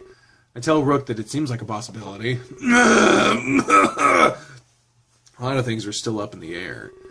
But there were people I wanted to bring back, too. So, there's a chance it's possible? I wasn't just hearing things then? Can you promise me something, William? Please, bring back Keela. Even if there's just a tiny chance, I can't live knowing it was at his expense. I feel like I'm a monument to his death. I can't just walk around acting cool. It's eating away at me from the inside. You have to bring him back, William. He didn't deserve to die for no reason. We all deserve better than that, you know? Yeah, sure. Of course I'd bring Keela back. It'd be one of the first things I'd do. There was lots of unknown variables at play. He has my word. If it's possible, I'll do it. Thank you so much. I know it seems really far-fetched. In fact, this whole situation does, but maybe that's why I believe it so easily. There's a chance for us to correct our mistakes. Anybody would suspend belief for that. But if you can't bring him back, maybe I can do it, like last time. What do you mean by that? He rubs his arm nervously and grips his tablet. It doesn't work here. There's no reception at all. It's as useless as a brick. He waves his tablet around frantically. I can't even begin to imagine how he's feeling. He's addicted to that thing, but it won't really work.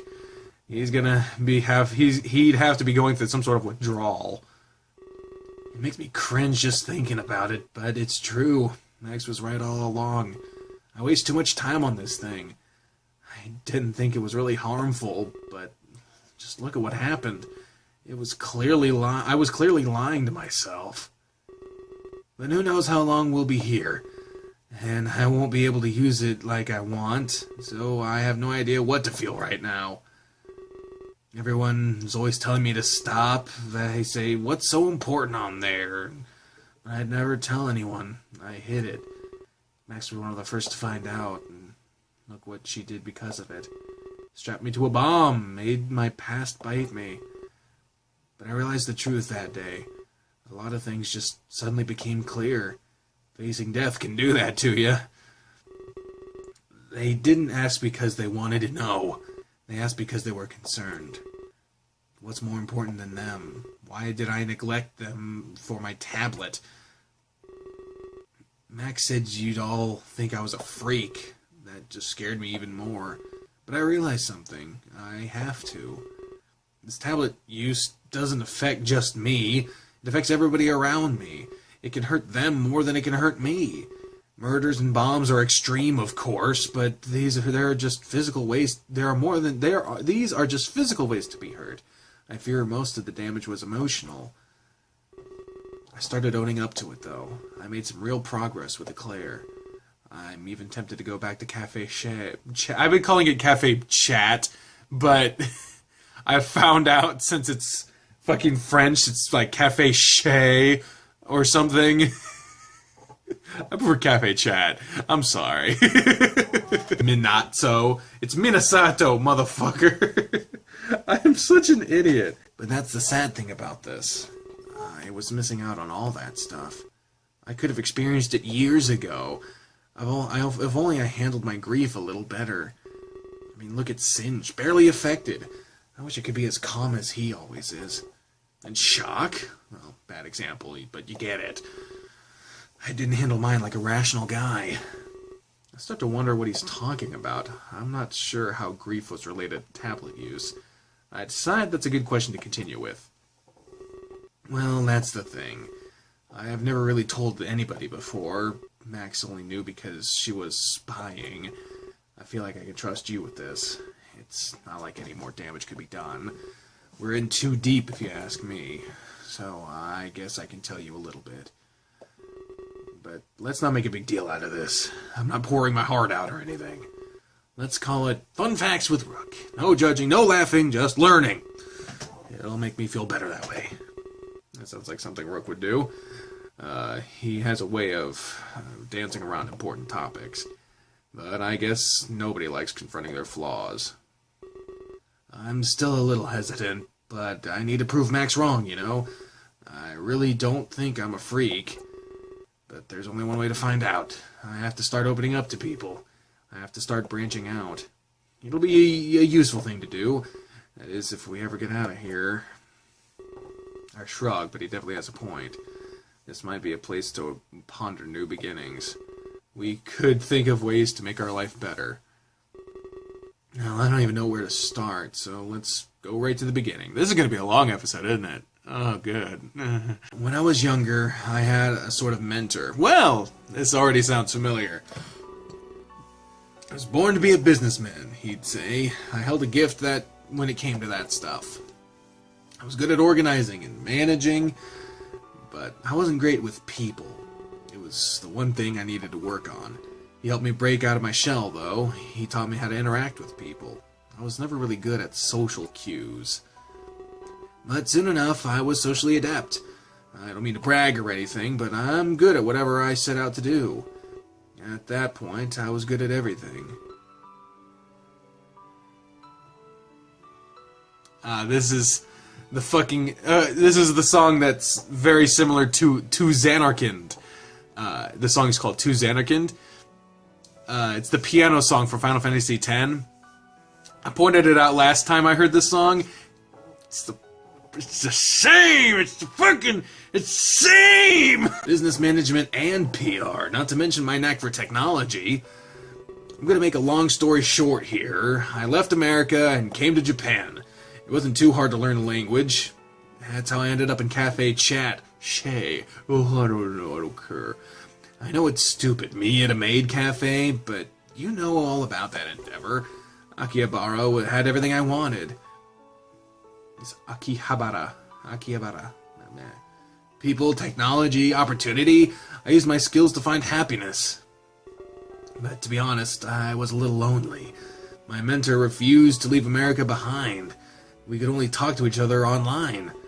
I'd never meet him face to face again. To me, he'd just live on my tablet. But it was better than nothing, right? I had popularity. I ran a maid cafe. He was more proud of me than anything.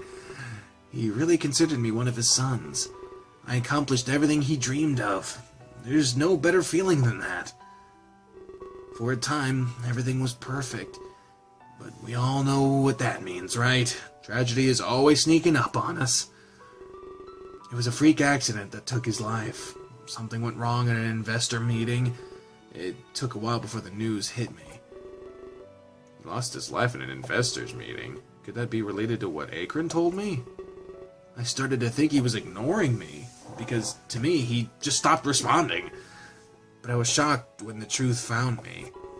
I'm not proud of what happened next. My ability to perform at the cafe suffered. Eventually, I didn't even want to go. But could it go on without me? The truth is, it couldn't.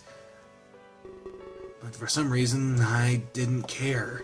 I hid in my house and shut out the world. That's when my tablet use started. I knew a lot about technology. I was a genius when it came to that stuff. So I put together all of my skills and... He grips his tablet even tighter, sniffling softly. I thought that I could bring him back. I don't mean for real, of course, but chatting online wasn't real either. I dedicated my time to making a program, something to keep me company, you know? Something that would let him live on. I didn't leave the house for months. I ordered all my food online. This was more important to me than anything. It's kind of ironic, isn't it? He helped me break out of my shell, and then he put me right back in it. It was such a simple program at first. It would understand small phrases, and then it could give automated responses.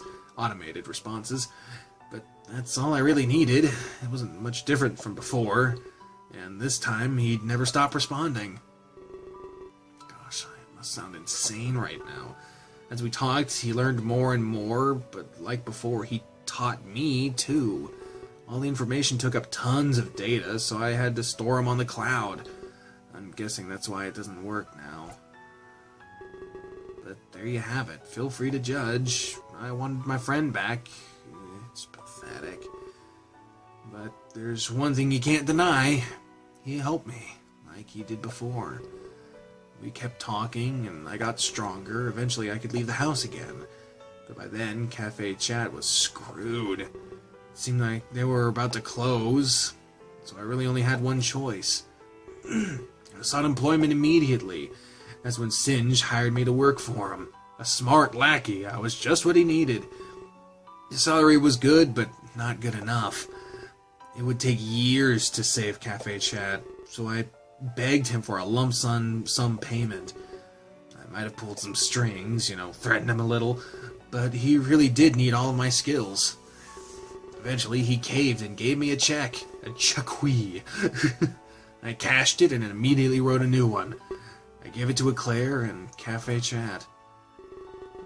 I saved the business from bankruptcy, but it's the least I could have done. I put them there in the first place. And that's it, really. We're here today, talking. I've come to terms with my mistakes. I'd still talk to him all the time.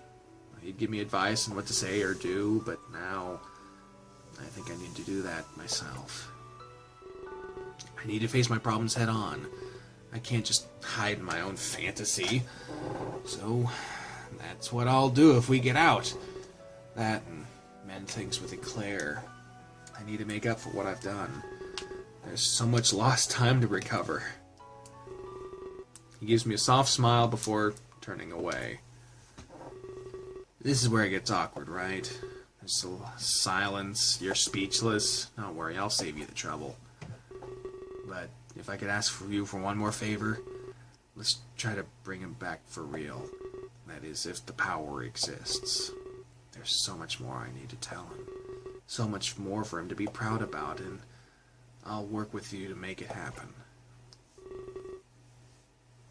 He walks away without another word. I guess that's all the mystery of the tablet. I'm unsure of what to make of the story. It's quite deep. It wasn't the best thing for him to do, of course, but all things considered, it ended up quite well. Cafe Chat was back in business, and he got a new job. He was able to break out of that shell once again. I remember all the time that I spent with him. I recall every moment he typed away on his tablet. All those situations were given a new meaning to me. I'd likely never look at him the same way again. But this was just the beginning. I had to let everybody else know I was okay with that, and I walk further down the tunnel. My mind wanders to who I might run into next. I walk deeper into the bunker. I'm more confused. I've never seen a place like this in my life. Were we even in Japan right now? Of course, I'd never know, so I just keep on walking. After a few moments, I notice Shock by a door.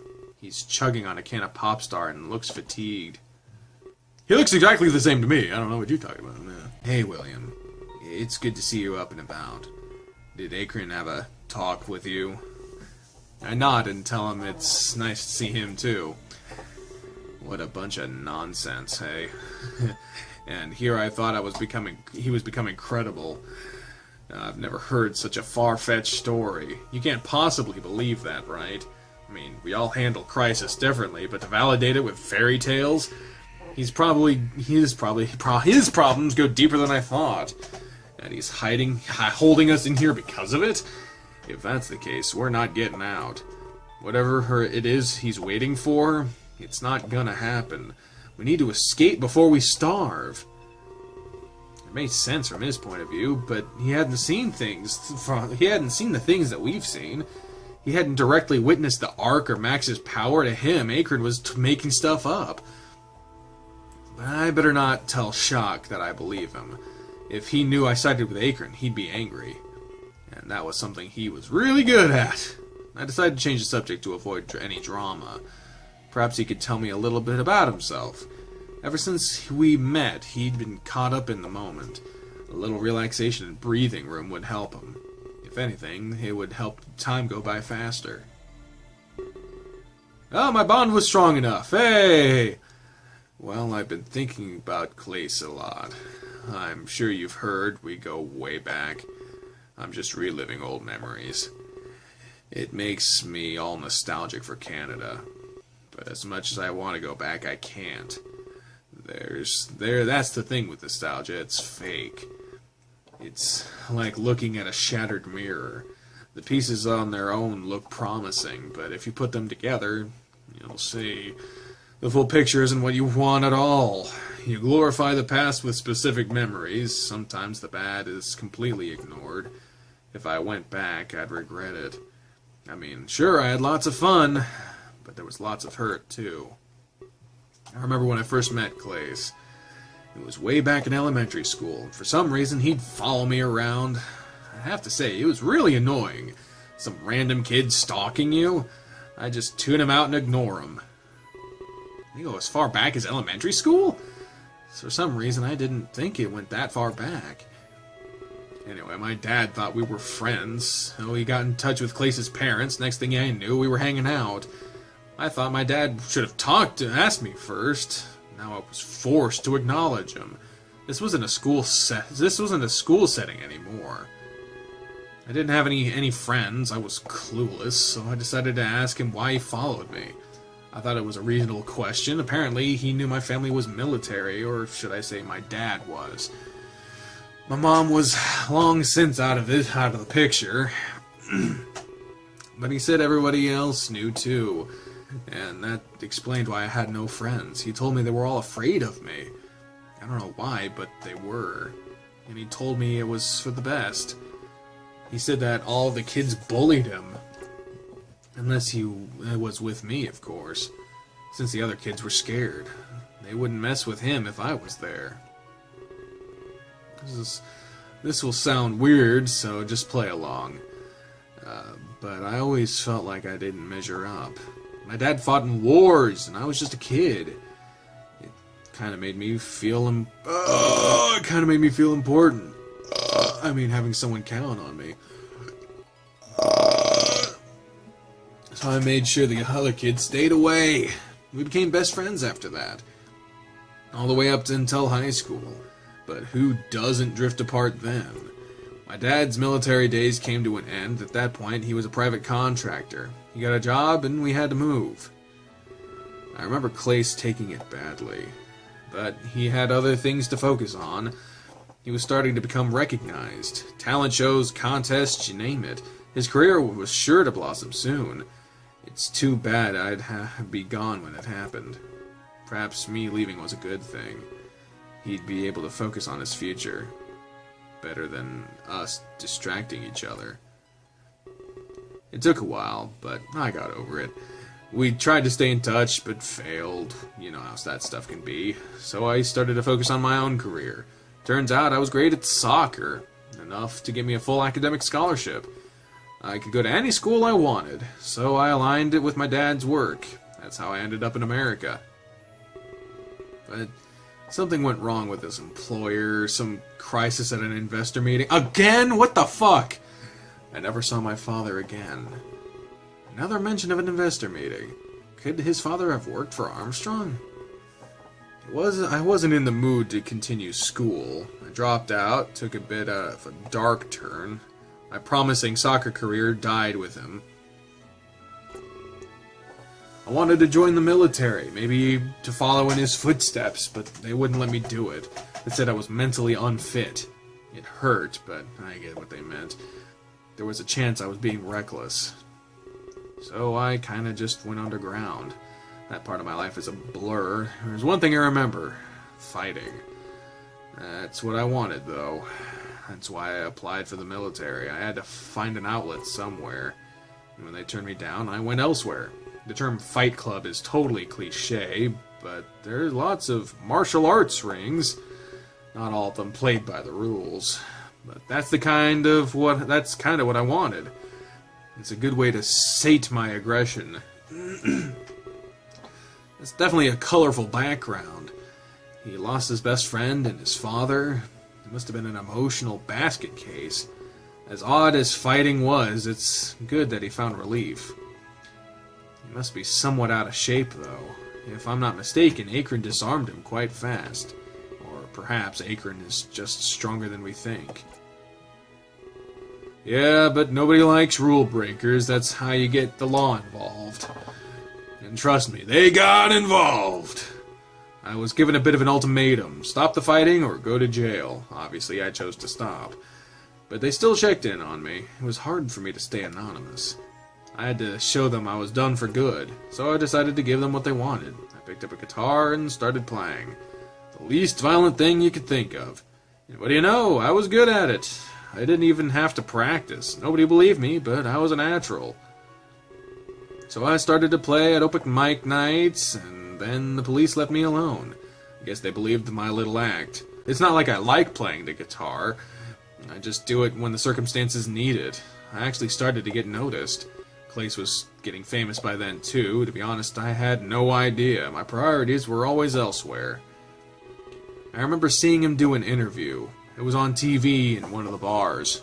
I thought he looked so stuck up. A far cry from the guy I used to know. Fame can change people, I thought.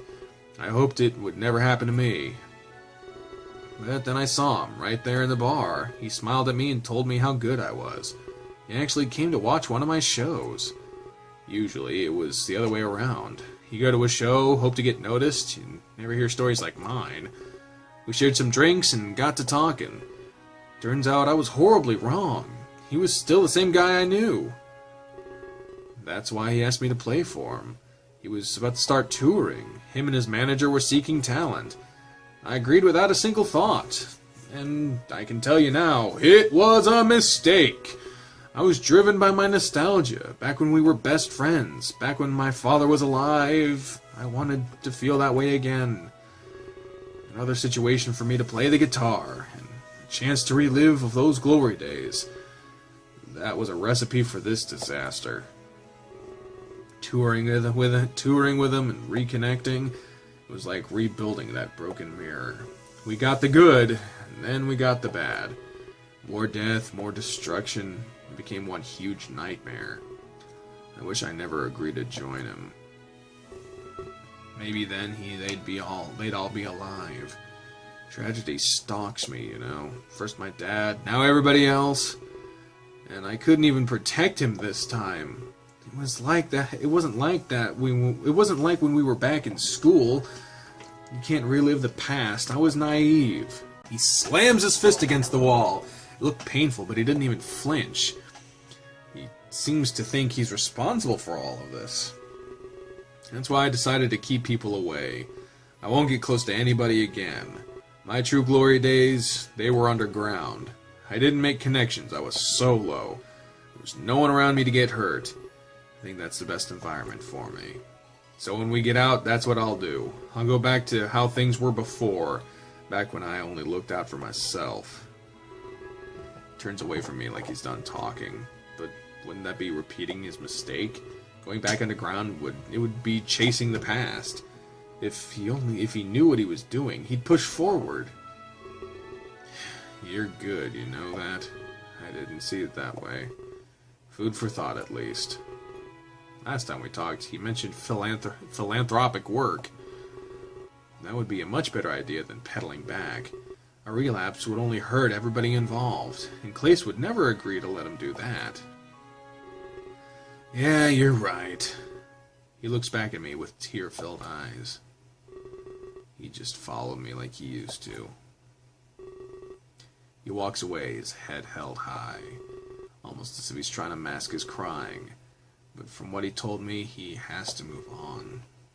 He's caught up in some weird superstition. There's no way he was responsible for this. It was just an easy way to enact self-pity. He had to move on and realize it wasn't his fault. His losses have been extreme, but he still had himself. As long as he didn't lose his path, he'd be okay. I hope he stuck to the philanthropy idea. I walk in the opposite direction, venturing deeper. After a few moments, I turn down a long corridor. Perhaps I could help the next person I saw, too. As I walk forward, I wonder who that might be. Looks like I might be getting closer to the surface. The air is less stuffy, and I feel a slight breeze. It's nice to feel the outside air for once more. I turn a corner and notice Inumi standing there. He's writing on the green wall with some chalk. I look closer. He's doing math. It's the same equation that saved our lives. Is he trying to figure out how to solve the problem? After all, Akron gave him the answer earlier. Maybe he wanted to learn it on his own. Hi. I greet him back with a small wave. I ask him what he's up to. Just doing some math. I have an exam coming up soon. I don't want to fail. Seems to be taking his studies seriously. I ask him if he has some time to chat. After all, we might be here for a while. Yeah, sure. Why'd they put him doing math on a wall in a room with bumpy walls? There were plenty of other rooms you could have chosen. Ah, jeez. I have some questions for you, actually. Akron told me a story about his sister. He said that she had powers, but he said that you two do as well? Does that mean you and Akron are bad? I laugh, but it does make Inumi look confused. Let him know that having powers doesn't make you bad. It's what you do with them that decides your allegiance. And in this case, Akron and I weren't evil. In fact, we were dedicated to bringing Max down. I let him know that she'll pay for what she did. I wish it didn't have to be like that. You shouldn't have to make someone pay, especially not for being bad. The goal should be something different, like not having bad people at all. Everyone would still be alive in that case. That's true, but it's not so simple. In fact, I know that's not what he really wants. He just wants his brother to be alive again. You can never rid the world of bad intentions. Yeah, sorry. You're right. We always had so much fun together. But now I'll get sent to another home. I really wish I could stay with the tour. It was finally starting to feel like home. I mean, a real one, with a real family. If only Bro was given some powers. He's all about saving people, you know. Just like he saved me a few years ago. What do you mean by get sent to another home? And for that matter, how did Klace save him? I asked him what he meant by that, out of curiosity. My bond with Inumi was strong enough, yay! He puts that piece of chalk in his pocket. He looks a little nervous or hesitant. I promised I'd never tell anybody this. Even Singe said I never could. But I think I can trust you, William. We've been through a lot, haven't we? And we haven't even known each other that long. I really wish you could have met Bro. Me and Klace have a lot in common. Maybe that's why we got along so well. We both lost our parents when we were young. Oh, son. Right? But he had an important life ahead of him. He got caught up in fame and success, so he didn't have the trouble that I did. When my parents died, I was put in a home. I didn't really have any other family, but I think they rushed to put me there. It was like they wanted to get rid of me. They didn't care who looked after me. My foster parents were really rude to me. There must have been a lot of kids like me. It's like they have to move fast. The government doesn't care about...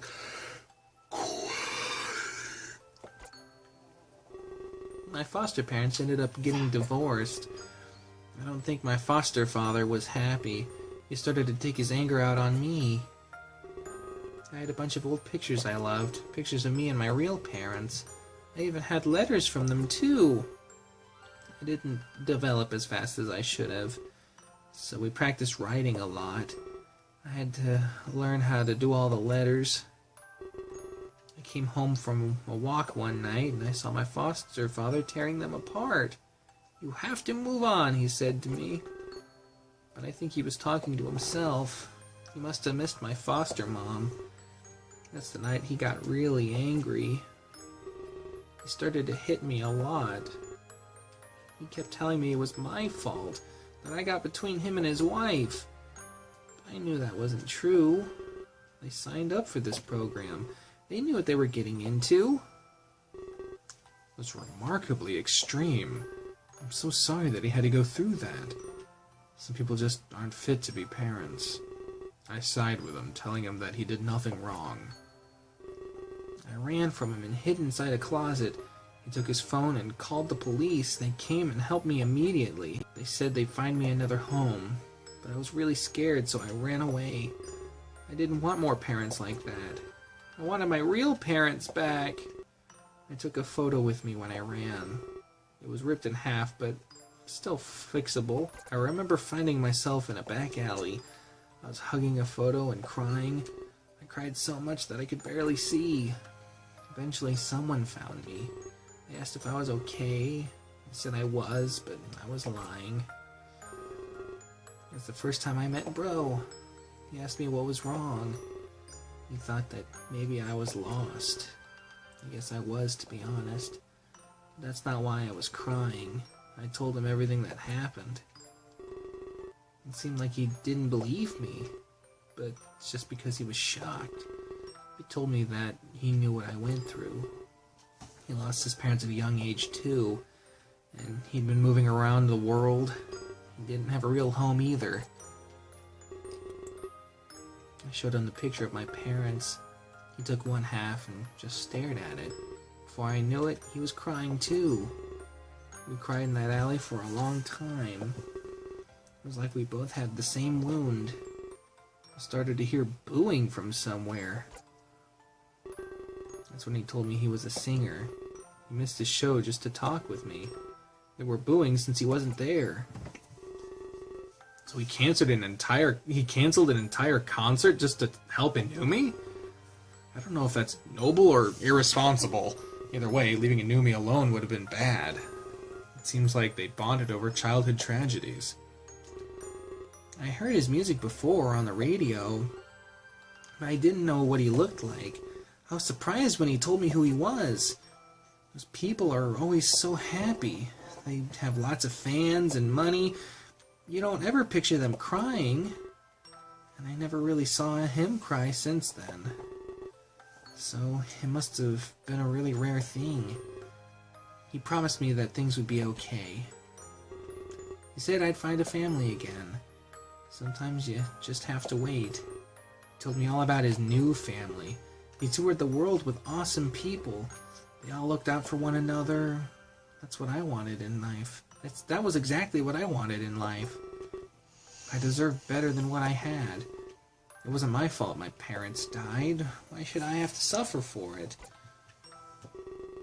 I was stupid and asked him to bring me. I wanted to have a family like that.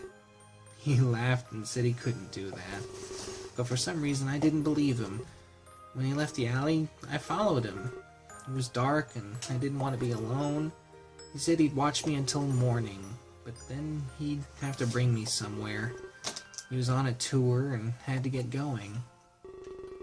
That's the night I met Singe. He was so mad at Klace. He ditched his entire audience. Singe said Klace was just starting out. He couldn't afford publicity like this. He'd need a really good excuse. So Klace told him everything, how we met in the alley and how I needed help, even how he ended up crying together. The excuse was good enough for Singe, but the audience needed a reason. They deserved to know what happened. I mean, they paid to see Klace after all. I'd be mad too if I wasted my money, especially if I had no idea why. Klace said that he'd be open. He'd tell them exactly what happened. Plus, it would come off as good PR. Stopping to help an orphan boy? It doesn't get any nicer than that. I remember them getting into a big fight. Singe thought it wouldn't be good enough. Klace would have to do something more. That's when he decided to take me along. But it seemed really weird to me. Was I just an excuse for the audience? Because just a moment ago he said no. I was both grateful and confused. It couldn't be worse than my last home. That's why I said he liked saving others. I don't know where I'd be otherwise. Maybe at another home, getting hit again. Those government programs just don't even care. They're just another number they want to go lower. They'll put you almost anywhere they can.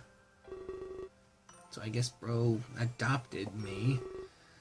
And it probably seems weird and sudden, but you'd understand if you were us. Two victims can connect on a deep level. You know exactly what their pain is like. I felt his and he felt mine. But he was in a position to help, and I couldn't just turn him down, so I ended up going along. Singe made a statement to the media. He also filed all the paperwork. The audience was very understanding, especially since they'd rescheduled the show, so none of their money would go to waste. In the end, it seemed like everybody won. That's how I got involved in the tour. That was a few years ago now. Klace, Shock, and Rocker got way more famous. It does make a lot of sense. It explains why Inumi thinks they're brothers. But I have to agree, it was a little odd. It's a big life change for just one night. But I can't begin to assume what they felt. Perhaps in the moment, it was the right thing to do. The world is full of weird stories like that. It only mattered that everybody was happy in the end. It was really cool to travel the world. I got to see all sorts of neat things. And I got to see how cool Bro really was. The audience always cheered for him as soon as he stepped out on stage. I wanted to be like that one day too. I looked up to him. He taught me so much. He even helped me get some homeschooling done. I still had to graduate like everybody else, but I had a big happy family, just like I always wanted. Well, except for when Singe is mad. He laughs softly, and I do as well. Bro even taught me how to write properly. I was finally at the level I should have been, so I started to write letters to my parents. I knew that they'd never get them, but it made me feel happy either way, like I was actually talking to them. I remade the letters my foster dad ruined, but this time they were perfect, just like my parents would have wanted. So I taped the ripped picture together, and I keep it framed by my bed all the time. I say goodnight to them in heaven. Klace always said that I'd see them again, but I can look forward to seeing him too. We'll be one happy family up there. Until then, I'll write to him as well. He walks away and goes back to the wall. He resumes his math after pulling out the chalk. So that's the story of how they all got together, and I guess how they got pulled apart. He told me he was studying, but he definitely wasn't. I saw the equation, I knew what he was doing, but I wasn't about to call him on his bluff. Especially not after he opened up on me like that. So I wish him good luck as I start to leave. I look at the time on my phone, almost midnight. The battle for the Ark would soon come to a close. Knowing that, I walk back the way I came. I must have talked to everybody here by now. Oh yeah, because the others were in another bunker, he said. Akron mentioned that Daz and Singe were elsewhere. There you go. I hope that they were okay, since times were tough. Speaking of tough times, something catches my eye. There's a chalk drawing on the wall beside me. It was a picture of Anumi and Klace holding hands. Text underneath reads, "I miss you, bro." It's the last thing I'd see before I leave him behind. I should probably make my way back to Akron. It was almost midnight. He'd almost won. Ryo was sure to appear, so I wanted to be there. I needed to get to Terra and end this for good. I didn't run into anyone on my way back. Perhaps they branched out and searched for food. And for a moment I wonder where Jade was. Akron didn't mention her. She must be with Singe. Maybe Ryo would know what happened to me earlier. And if he was giving up the Ark, I need answers now. There's a chance I might never see him again. I turned a few corners and arrived back where I started. I take a deep breath before I enter the room. This might be my final opportunity to get some answers. When I enter the room, I see Akron standing there. He's staring at a pocket watch, counting down the time. All of his hard work was about to bear fruit. He turns around and gives me a wide smirk. As midnight approached, it was clear that he won. It's hard to believe this is all coming to a close. So, this is it, huh? Take down the corrupt leader of Armstrong, become the ruler of life and death. All in a day's work, it would seem. He laughs like it was all so easy. And maybe it was, at least to him. He's one of the smartest men I have ever met. Or would cunning be the better word? Well, I'm sure that many words would describe this man, but soon enough he'd be the Ark's new master. At least he'd be more open with me than the last one. Just under a minute now. I'd love to see the look on Max's face. And it wasn't karma, it was me. It was a lesson long in the making. You hear about killing to seize power, but death is not always the answer. She bastardized our parents' tenets. Progression through protection. They'd be ashamed of her rulership. Max and the Ark would be a disaster. Her philosophy is proof of that. She'd usher in a new dark age.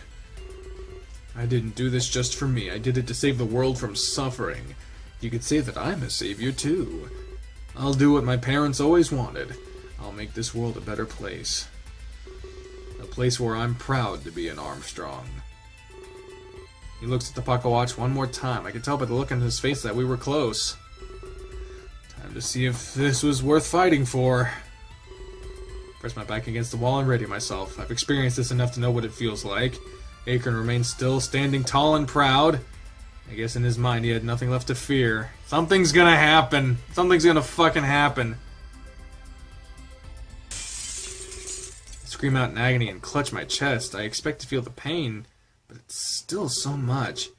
I mean, disbelief that Akron is unaffected. He stands there, fists clenched, panting heavily. How could he withstand so much pain? I look at his eyes and a spot of faint glisten. Perhaps it would be best if I do what he did. I stand up straight, focus on my breathing. We stand there, united, both waiting for Ryo. I feed off his energy until I no longer feel the suffering. There he is. Congratulations, Akron. You've won. He turns to me and smiles softly. Yeah, it's nice to see you too, William. I knew you wouldn't be too far behind. Akron and I exchange glances as if in waiting. So, what happens next? I'm sure that there's lots to teach me. That would be an understatement. We will have lots to talk about together, but I have to talk to William as well. Do you think we could go back to the Ark? I feel safer discussing things there, and I'd like to see my home one last time. I look at Akron and he nods. I see no problem granting Ryo this request. It's not like things would be any different than normal. Thank you very much. I note that this time he asks us for permission. Definitely different than the Rayo I first met. It was nice to know that we finally had a say in things. Almost like we completed some rite of passage. I have a question, though. One last thing before we go. Of course, what is it? You can see a lot from the Ark, right? You have a grasp on what we're all doing? If you're observant enough, yeah. It's a skill that you hone in time. Do you know what happened to Max? And if Singe and Daz are safe? Rest assured your plan succeeded. That's why I'm visiting you now. Max is behind bars, everyone is safe. Good. Let's hope she doesn't escape. Are you taking the power away from her? I think I'll let her keep it, actually. What? She'll be in prison her whole life. All it would do is elongate her sentence. She could use it to break free. I mean... No, they're stupid. I doubt she'll make use of it at all. Besides, control of time means nothing, especially not when you're a prisoner. I know that feeling all too well. She can use the power to try to escape, but it'll only drive her insane. Freedom will always just be out of reach. I wouldn't worry too much about her. She's useless where she is. That's probably what you wanted anyway. Akron nods, showing no facial expression. I'm unsure of how he's taking this information, but if I could take a guess, I'm sure he was happy. Well then, shall we go? I can't suspend places for long, remember? And if you don't want to be trapped like this... we all agree and await our travel to the Ark. But I tell Rayo that I want answers too. I was more than a little confused at recent events. Yes, of course, you'll get answers. There's nothing left for me to hold back. All of our plans have come to fruition. What does he mean by our plans? Was he playing at something too? Everyone fucking is. Both of you, close your eyes. When you open them, you'll witness change. And the gears will make their final turn. I noticed that Akron doesn't seem to have a gear necklace. I close my eyes, keep them tightly shut. It isn't long before we're taken to the Ark. I don't even have to open my eyes. I know the feeling. It's almost like this place was my second home. But if everything was truly coming to an end, this might be the last chance I get to see it.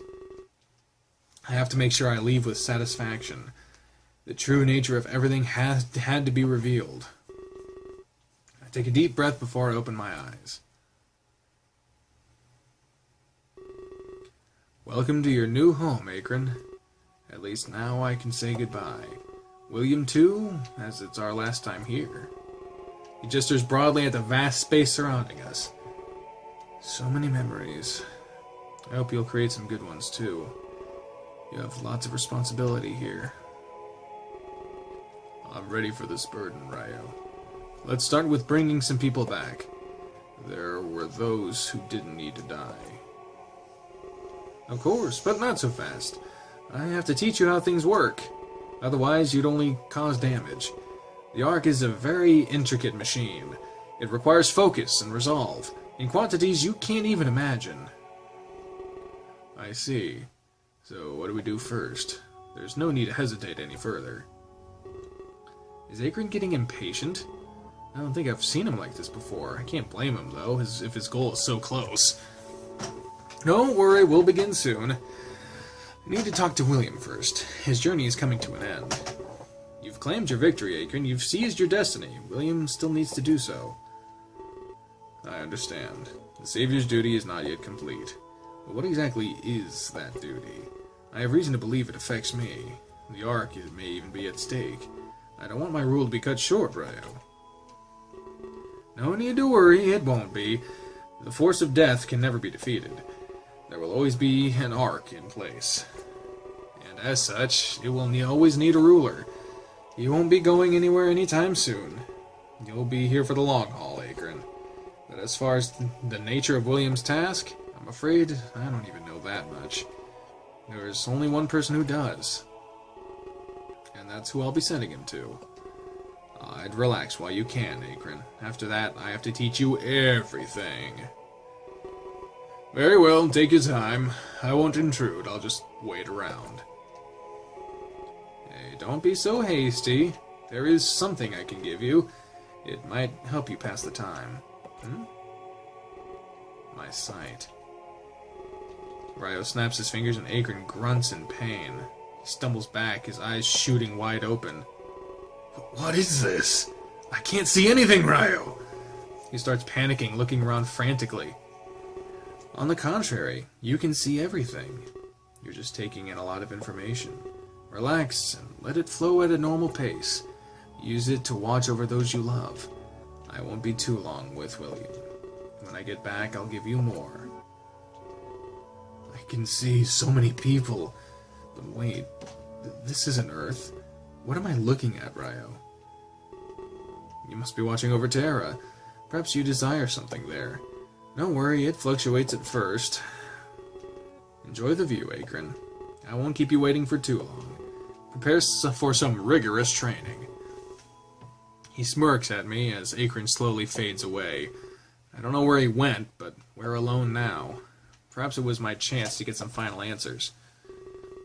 I'm sorry for the dishonesty I've given you. You deserve the truth from now on. And that's exactly what you'll get. After we're done talking, I'll go back. Akron has to go through lots of training. I need to feel comfortable when I leave. I just didn't want him listening in. This started between just the two of us. It's only fitting that it ends that way. He gives me a warm smile before he continues. I see you've met Nami and Nagi. They're a force of pure evil, as well as the start of my story. They might seem relatively new to you, but for me, it's been quite a while. Let me see how I can explain this. Everything I've done, I did to help you, including my surrender of the Ark. It was the last thing I wanted to do.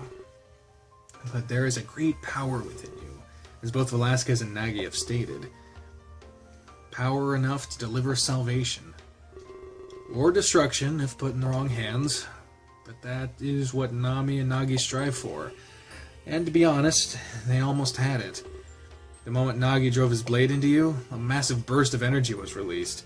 It made even my powers look infantile.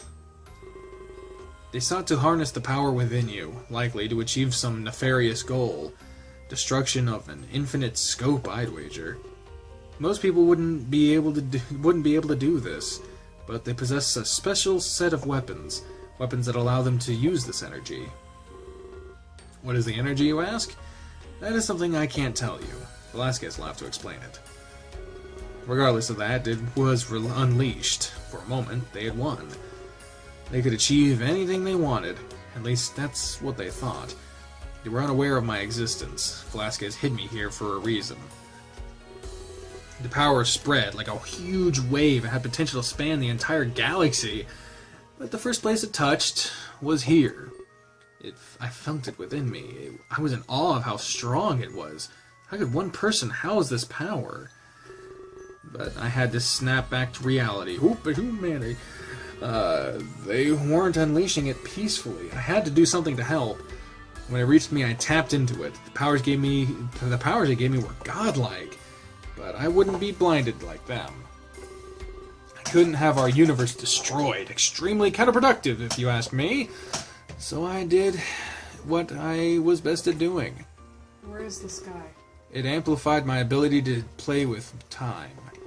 I was able to suspend all of Terra. A temporary fix, but a fix nonetheless. Their wave of destruction came to an halt. But I had to formulate a plan. I couldn't keep Terra frozen forever. I needed to save all of you from Nagi. But I couldn't do that in suspension. I'm limited in my physical interactions. I realized I'd need to leave the Ark. Not temporarily, but for good. And I'd take a sliver of my power with me. Enough to buy a few hours at least. Your wounds needed tending to. And you all had to get to safety. Normally, leaving the Ark is impossible, but with this amplified power, I could. I just needed to find a fitting ruler. but now I'm getting a tad ahead of myself. I didn't want to force this duty upon you, so I sent you back. I gave you a choice. Explains why I ended up in a supermarket right after. That was the one burning question. That was one of the burning questions in my mind. I knew you wouldn't back down. You're not that kind of person. But it wouldn't be right to assume. I'm glad you agreed to partake, William.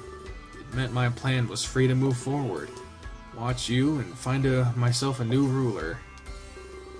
I picked Akron and Max, of course. I let them battle for a spot on the Ark. I'm sure you know how that ended up. I wish I didn't have to give up the Ark. I rather like it here, I really do. But it was necessary to protect you. I have to say, Akron is resourceful. He used this contest to set up his sister, expose her as corrupt, and put her in jail. Using the world tour as a front, no less. I was honored to witness such genius. I knew that the Ark had a worthy ruler.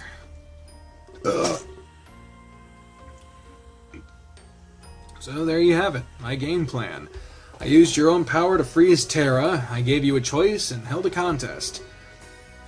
Akron used this contest to his advantage, he achieved his own goal and won the Ark. Free of ownership, I can now go to Terra. I'll save you and your friends from Nagi, then you can journey right to Velasquez. He'll help your journey come to an end. What? I know it's all confusing, isn't it? The timelines don't exactly add up. I mean, what was the inciting incident? Was it you getting stabbed by Nagi? Was it you winning the contest? It seemed they happened simultaneously, but they couldn't happen without each other. One required the other, and vice versa. I've debated it a long time myself, and I've realized that I'll never know. I could never comprehend this power, or the scope of what it could accomplish. I mean, why a pop idol's world tour? It seemed like a peculiar venue, but I only recreated what I knew. And that's where it gets interesting. Does that mean I created it to begin with? A self-fulfilling prophecy, so to speak? I'll probably never know. Let me see what else I need to tell you. I have to make sure I don't hold back. He tilts his head up and ponders. My mind is still trying to process all of this. This all happened because Nagi stabbed me? The world tour, the contest, the killings, all of it was to help Ryo break free? He wanted the chance to save us from Nami and Nagi? The final use of his power would be spent on all of us. I can't believe he's been hiding this the whole time. Oh, and of course, one more thing. Something that may or may not be a shock. Terra houses the souls of the dead. So there never really was a ritual.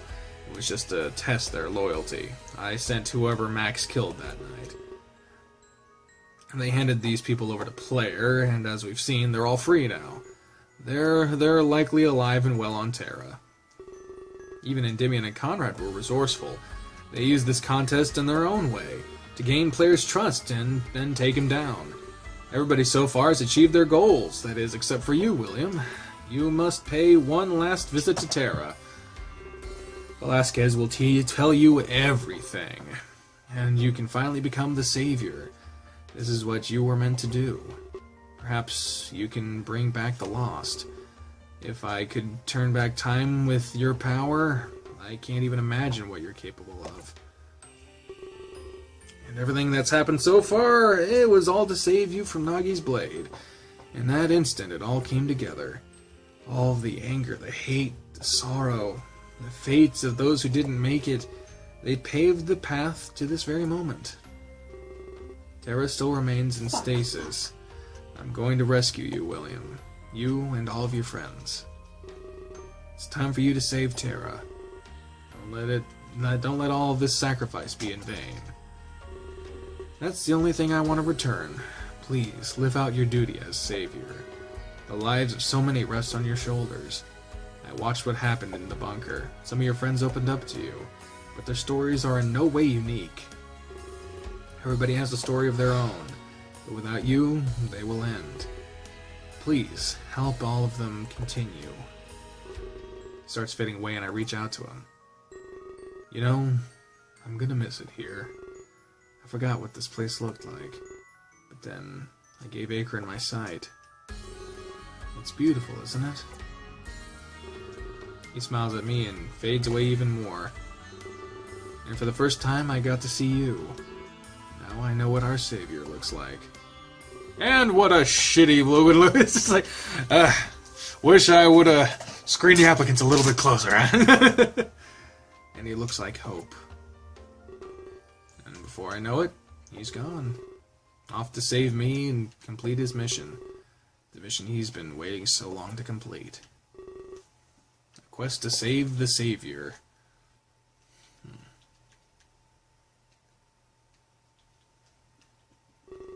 And the next thing I know, I'm back here.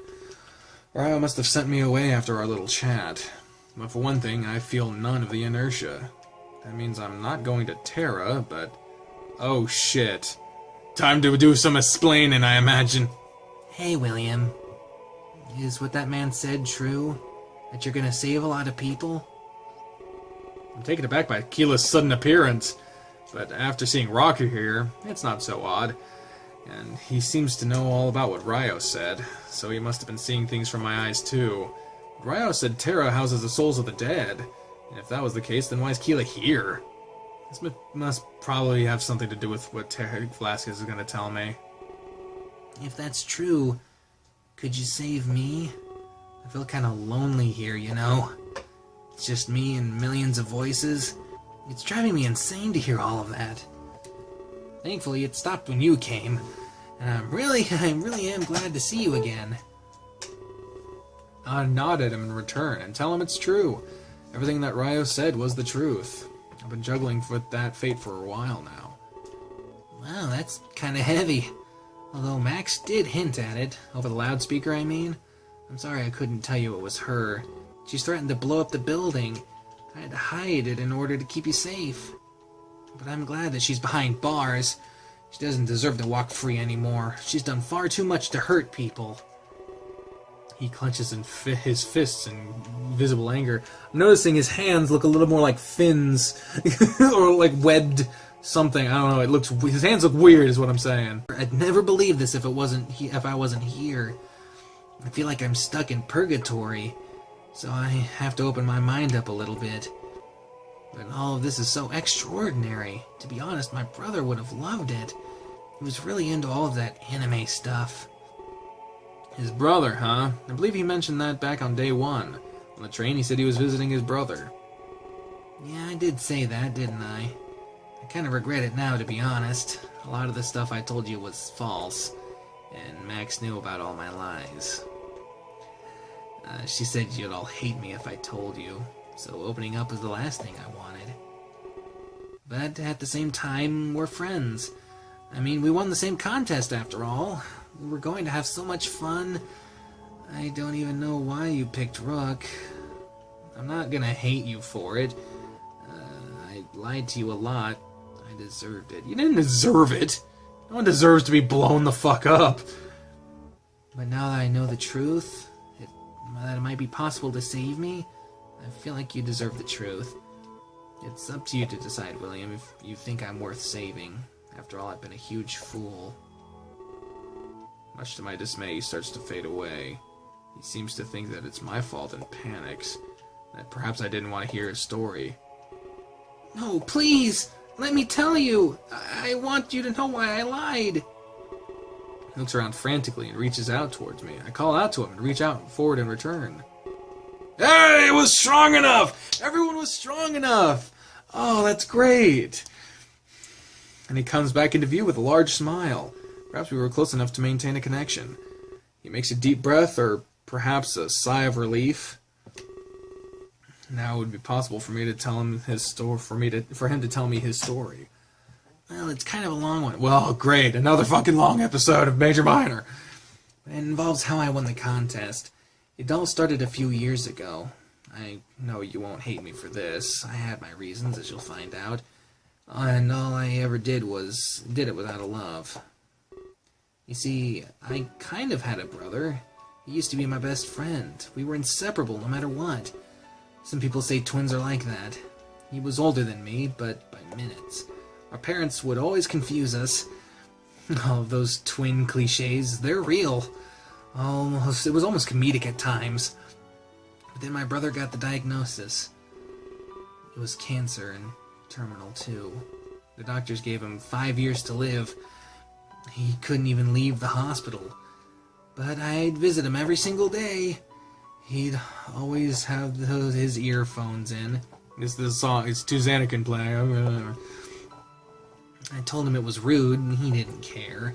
He liked the sound of pop music, he said. It was always so upbeat and bubbly. It made him happy and hopeful again. He was a really big fan of Klace. But he also liked Shock and Rocker, and had all their CDs and everything. But as time went on, his condition worsened. The hope he found through music was a dud. Nothing could pull him from what he had. That is, until the contest was announced. He was so full of happiness and joy, he'd get to meet the people he idolized. But at that point, he was bedridden, so every day I'd buy 2 cans. We'd share them, hoping that he'd win. Of course, it was all a pipe dream. I still remember buying the last cans. I went to see him, and his room was empty. I wasn't stupid, you know. I knew exactly what that meant. He'd passed away. My brother was gone. But that's where I've been dishonest. And this is what I've kept from all of you. My brother, his name was Keela. That's right, I've been lying all along. My real name is Eddie. And I'm sorry. Like, what? This wasn't the real Keela? Is that what he's been trying to tell me right now? Is that what he's trying to tell me right now? I stare at him blankly, utterly shocked and confused. It even changed the name. The day I found his room empty, I didn't know what to do with myself. I sat there anyway and drank the pop star. And wouldn't you know it, I won. I sat there crying for hours. Why couldn't it have been a day earlier? I decided not to let it go to waste. I wouldn't rob him of his final dream. He deserved to experience what he wanted. So, that's all there is to it. I took his ID and pretended to be him. We were twins, so it wasn't really hard. This way, he'd get what he wanted. I know it doesn't make much sense, but it did in my head at the time. Starts to cry in front of me. So he came here to fulfill his brother's dying wish. And that's really noble of him. I respect that. I'm still taken aback by his true identity. There's more to it, you know. Initially, the hospital hid it from me, but I found out that he took his own life. Not everybody can stay strong with cancer. There was so many stories of people winning. It makes you forget that they can give up. It turned out he lost all of his hope. He thought we'd never win the contest, and you'd never guess why. He looks away from me like he's scared to continue. It's because you found the first can. He felt like his odds were getting worse, until he felt like he didn't stand a chance. Wait, I was responsible for Keela's suicide. He gave up hope because I found the first can?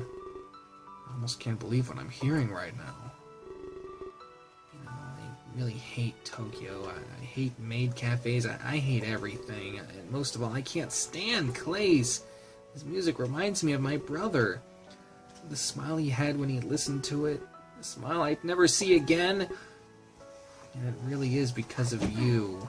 He clenches his fist and trembles angrily. But there's really nothing I can do. My brother doesn't have room for hate. It's not in his nature to hold a grudge. So it's not fair to lash it on you. And if I'm being him, I have to play the part. That's why I've been so overly friendly. Everything about Japan would excite him, so I tried to act that way too. This was for him, not for me. I was completely conflicted. Should I be kind to you like he would? Or should I be mad like I would? I guess it's pretty obvious what I chose. But I'm going to continue doing it. I'll be your friend for his sake. Everything I've done was for him. Even now that I'm dead, I'll still do it. I'm never giving up this act of mine. When we drink the Pop Star together, we'd always talk about potential winners, people he'd like to spend the tour with. And he said they'd be great friends. In fact, he said he'd keep in touch. A tour like this makes people bond. But look at how it turned out. Maybe it's better he wasn't here. He wanted happiness, not this mess. Even if he lived, he would have died. That is assuming that you still chose him. I forgive you for letting me die, though. I lied to everybody. I was sketchy. I don't blame you for favoring Rook. So that's the truth. I hated almost everything about this tour, and I hated it before it all went to hell.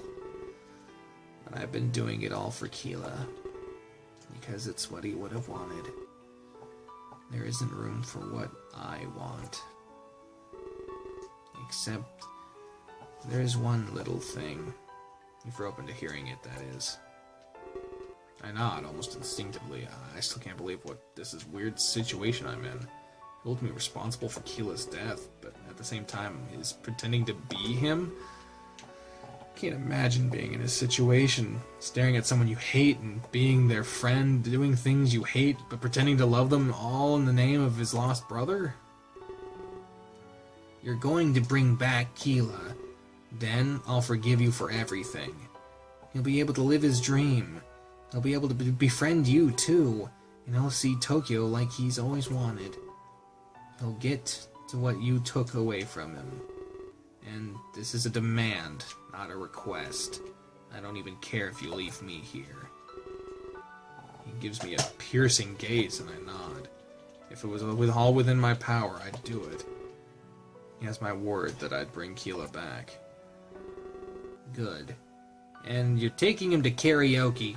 One of his favorite things. Starts to fade away, but I don't call out to him. Something tells me that this isn't like last time. Eddie didn't have anything else he needed to say. I nod at him in complete understanding of his words. Thank you, William. With your help, he can find life again. That's something I could never hate you for. But if you could bring us both back, well, I'd truly appreciate that. I'd get to see him smile again. Well, damn! And with that, he completely fades away. I knew it wouldn't be long until I was in Terra now, but there was one thing I knew above all else. If I truly had this power inside of me, I would bring back everyone that died and more. There would be no more suffering in these worlds. Everyone would be united with those they had lost. Yes, that was a fine goal indeed. I close my eyes as my journey to Terra comes to an end. I enter the world with a smile and a newfound resolve. This time I'd carry out my duty as the savior. My eyes slowly open and I examine my surroundings. I know where this is, the Wayfarer's Taverns. I remembered. A sharp pain pulses through my abdomen, and I grab at it. I notice a large bandage is present, dried with blood. But it must have been a phantom pain. As it subsides, flashbacks of the ballroom bombard my mind. I shake my head in an effort to push them away. I didn't need to be reminded of that right now. I bring myself to a sitting position. I let my feet touch the ground beneath the bed. The cold of the wood makes me shiver. I feel dizzy at my sudden movements. Moments later, the door opens, almost as if they heard me shifting around. Oh, fuck, what was your... I think you're... Wow, it's good to see you up again. I think you were just Southern in general. You've been out cold for almost a week. That injury, we thought you'd be dead. He laughs it off and gives me a smile. A great example of bedside manner. Hey, Conrad, get in here. Your special friend is moving again. Special friend. PB rests his back against the wall. Someone told me to pick Conrad. I don't know what that means. I guess we're going to find out. PB rests his back against the wall. After a few seconds, I hear someone run up the stairs. Sure enough, it's Conrad, panting softly as he enters. PB, you better not be... He cuts himself off the moment he sees me. William, I can't believe it. Almost everyone said that you'd die. But I can't lose you just yet. I can't. He runs to the chair beside the bed and sits down. I still need to get you to Velasquez. Your journey here is far from over. But don't move too much, sure? I cut him off and let him know that I'm fine. My body's just a little stiff from the lack of motion. No way, a wound like that needs time. In fact, why are you even sitting up? You'll make it open back up or something. I don't know why they're so paranoid. Much to their objection, I stand straight up. Conrad puts his hands out to brace for my fall, but I look at both of them, telling them I'm fine. They look at each other confused. Did they expect my condition to be worse? Yeah, they did. You got fucking impaled. That shit doesn't... You don't brush that shit off. Is defying death something you do often? You got stabbed clean through, you know? There was a literal hole in your body. There's no way in hell you should be alive. And nobody has given me any details. Almost everyone has been silent so far. I guess what Raya said was true. He really did save us from Nami and Nagi. But at the same time, I can't disclose this to them. They'd probably pass off the Ark as some hallucination. A weird vision due to my blood loss. I couldn't expect them to believe me. But at the same time, I'm thankful. Ryo really did have my safety at heart. Well, he is the savior, you know. Never short of surprises, this one. Besides, the mystery man was right. He said that William would survive. I'm surprised none of you believed us. Fine, you win. Good thing I didn't place any bets. Hang tight, I'll send him upstairs.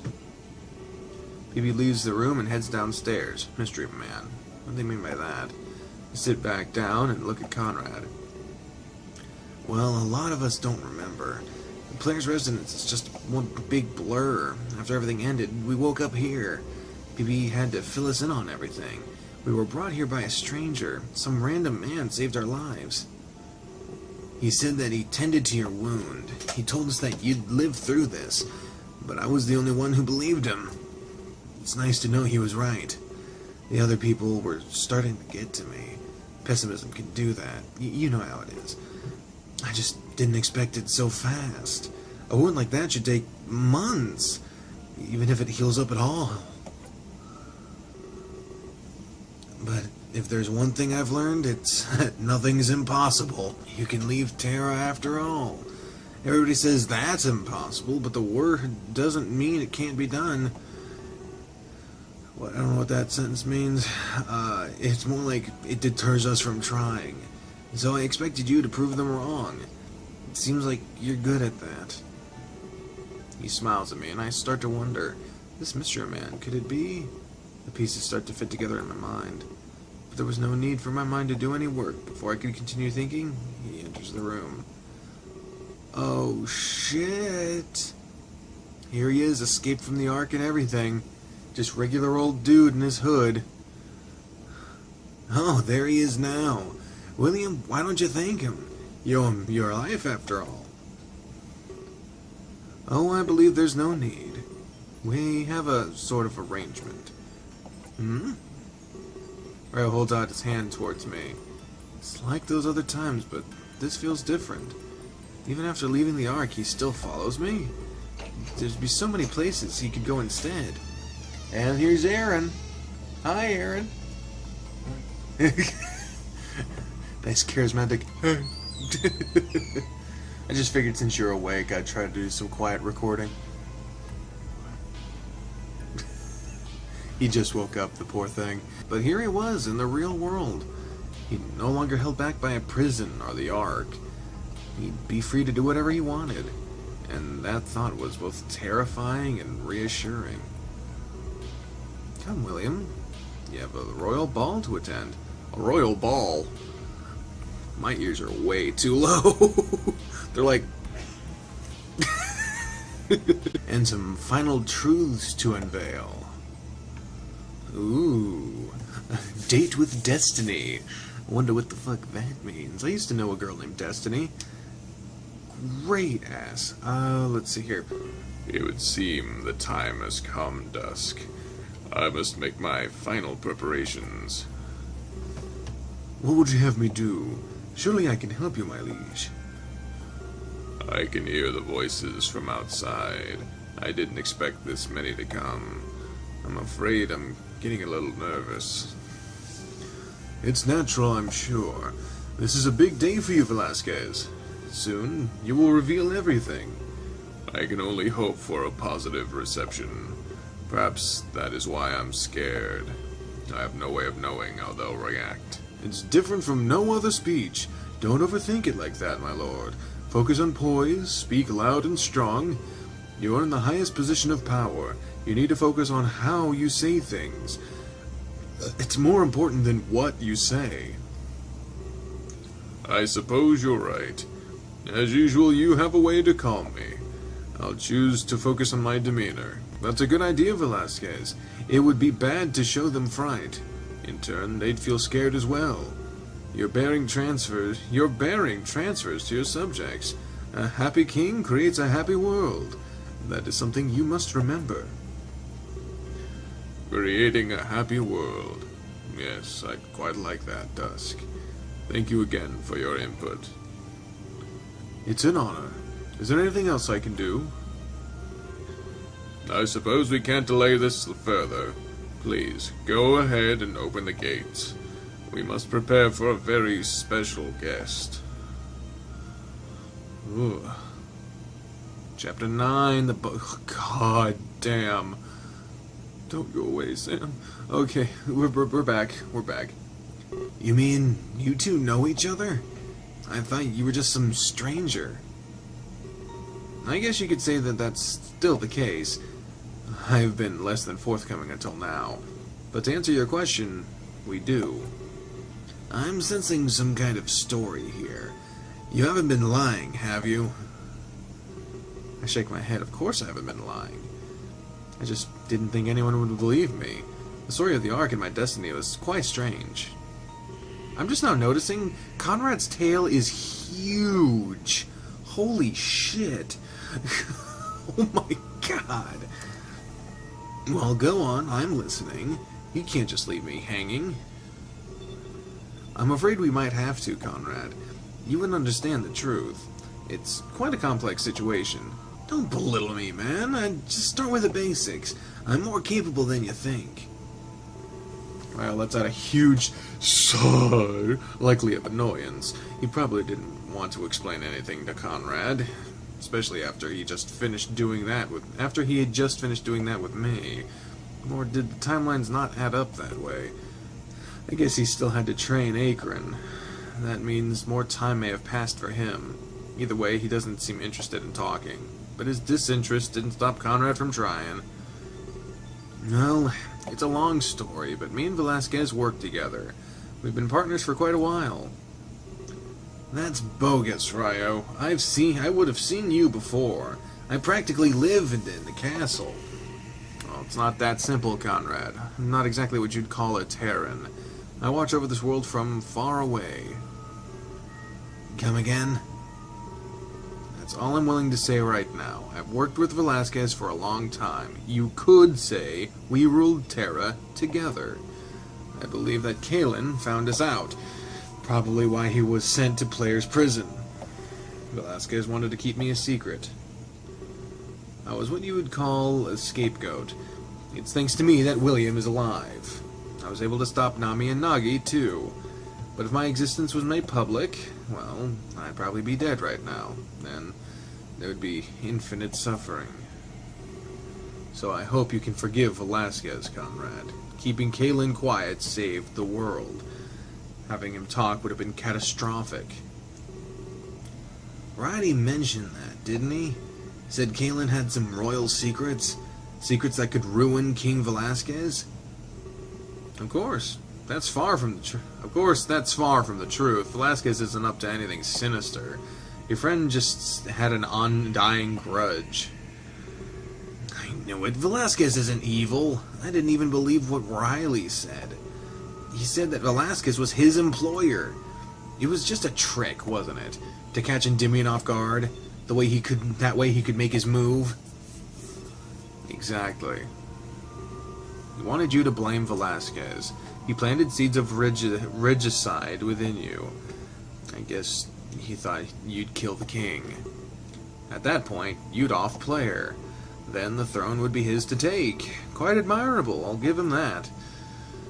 But player was his puppet no longer. Riley's ambitions died alongside him. That's what happens when you serve yourself. Speaking of which, where is player? I haven't seen him since the ballroom. I gave him a head start. He said he wanted to get away from this. Start all over again, make a new life. It wasn't in my nature to deny him, so I guess you could say player is dead. He's starting over as a new man. Until someone manipulates him again. That was a stupid thing to do, Ryo. Perhaps. But that's all I'm going to tell you. Know that Velasquez's goal is honorable, and William will make his vision real. I'm sorry that you lost your friend. I'm sorry that you went through all of this. But it couldn't have happened any other way. Whatever, it's fine. Thanks for telling me what you did. Now that I know Velasquez is clean. So I guess it's time to head to the ball. I heard he's going to make a big speech. It probably has to do with you, William. I wouldn't doubt it, actually. His secrecy made people doubtful. They started to think he was evil. But if he opens up to everybody, perhaps their minds will be put at ease. We're working towards a better future. I'd be lying if I said I wasn't curious. So we should stop wasting so much time. If we stay here, we'll miss everything. Words of wisdom, Conrad. We wouldn't want to be late for this thing. After all, William is the guest of honor. Alright, let's go downstairs then. People will want to see you, William. They all thought you were dead meat. But thanks for being open with me. I didn't mean to accuse you of lying. It just seemed a little far-fetched. Conrad smiles at me and leaves the room. I can hear him descend the stairs with heavy steps. It's true, you did make friends here. Perhaps it's time to say goodbye to them. When you meet the king, this'll all be over. He leaves the room after giving me a slight bow. I can't believe this is finally coming to a close. Everything we've worked for, it's happening today. I guess it really is time to say goodbye. I leave the room and follow after both of them. It was time to see how this would all play out. There's no need to mock me, Conrad. I had a lead, and a solid one at that. In the end, we were both correct. Caleb was put in prison to keep quiet. However, he didn't have what I thought. Velasquez isn't plotting anything nefarious. I don't think either of us were wrong. In fact, we saved Kalen's life. I just wish it went a little smoother. Right, he crosses his arms and looks at Conrad. It's clear Conrad was rubbing it in his face. His entire quest to expose Velasquez was falling apart. Oh, Jesus, Kalen. These pictures are obviously the oldest ones, because they look kinda shit. Yeah, there's no need to fight about this. And that's not what Cabu would have wanted. We need to honor the losses we've endured. You're right, I'm sorry. But at least our goals are now aligned. We want to learn what Velasquez is up to. And that won't be too hard either. Apparently, he's going to tell everyone. And that's the point of this royal ball. No one will have to fill in the gaps. All of these rumors will be dealt with. About time, if you ask me. For once, I agree with you, Conrad. Velasquez's silence hurt him in the end. Made it seem like he had something to hide. Well, he kinda does. But it's something noble, I'm sure. I can't wait to figure out what it is. I noticed someone calling out to Righty. His attention is immediately directed to the bar. You must excuse me, William. It appears that Fidget wants to see me. I think he said something about the drawing. Oh, but first I nearly forgot. Welcome back to the land of the living. It's nice to see you up, William.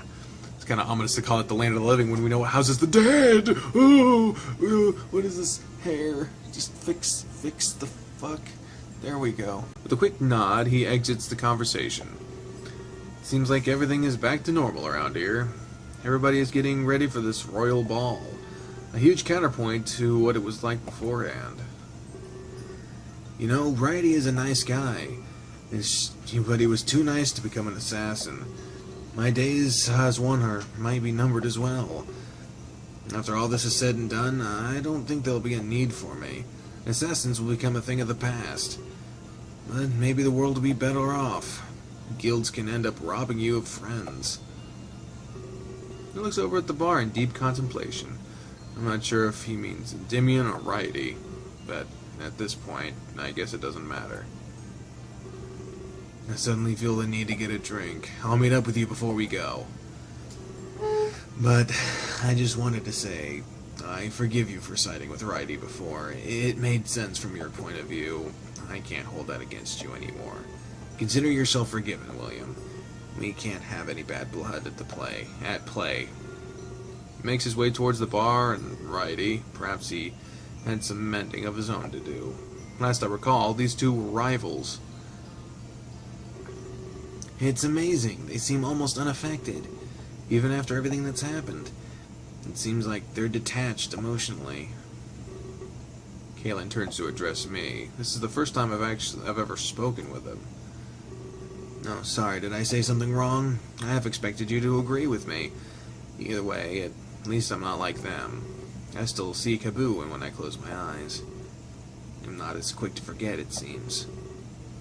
I might take a step back from all of this. But if you really do save us all, perhaps there won't be a need for guilds. I'll be free to live my life in my own way. And that makes me feel hopeful. Living life by my own set of rules, I couldn't imagine anything greater. I wish I could have done it with Kaboo. He was a helpless victim of circumstance. He didn't deserve to experience any of this. I noticed Ryo's standing not too far away. His ears perk up when he hears the name Kaboo. I'm sorry that you lost your friend. I wish things could have been different.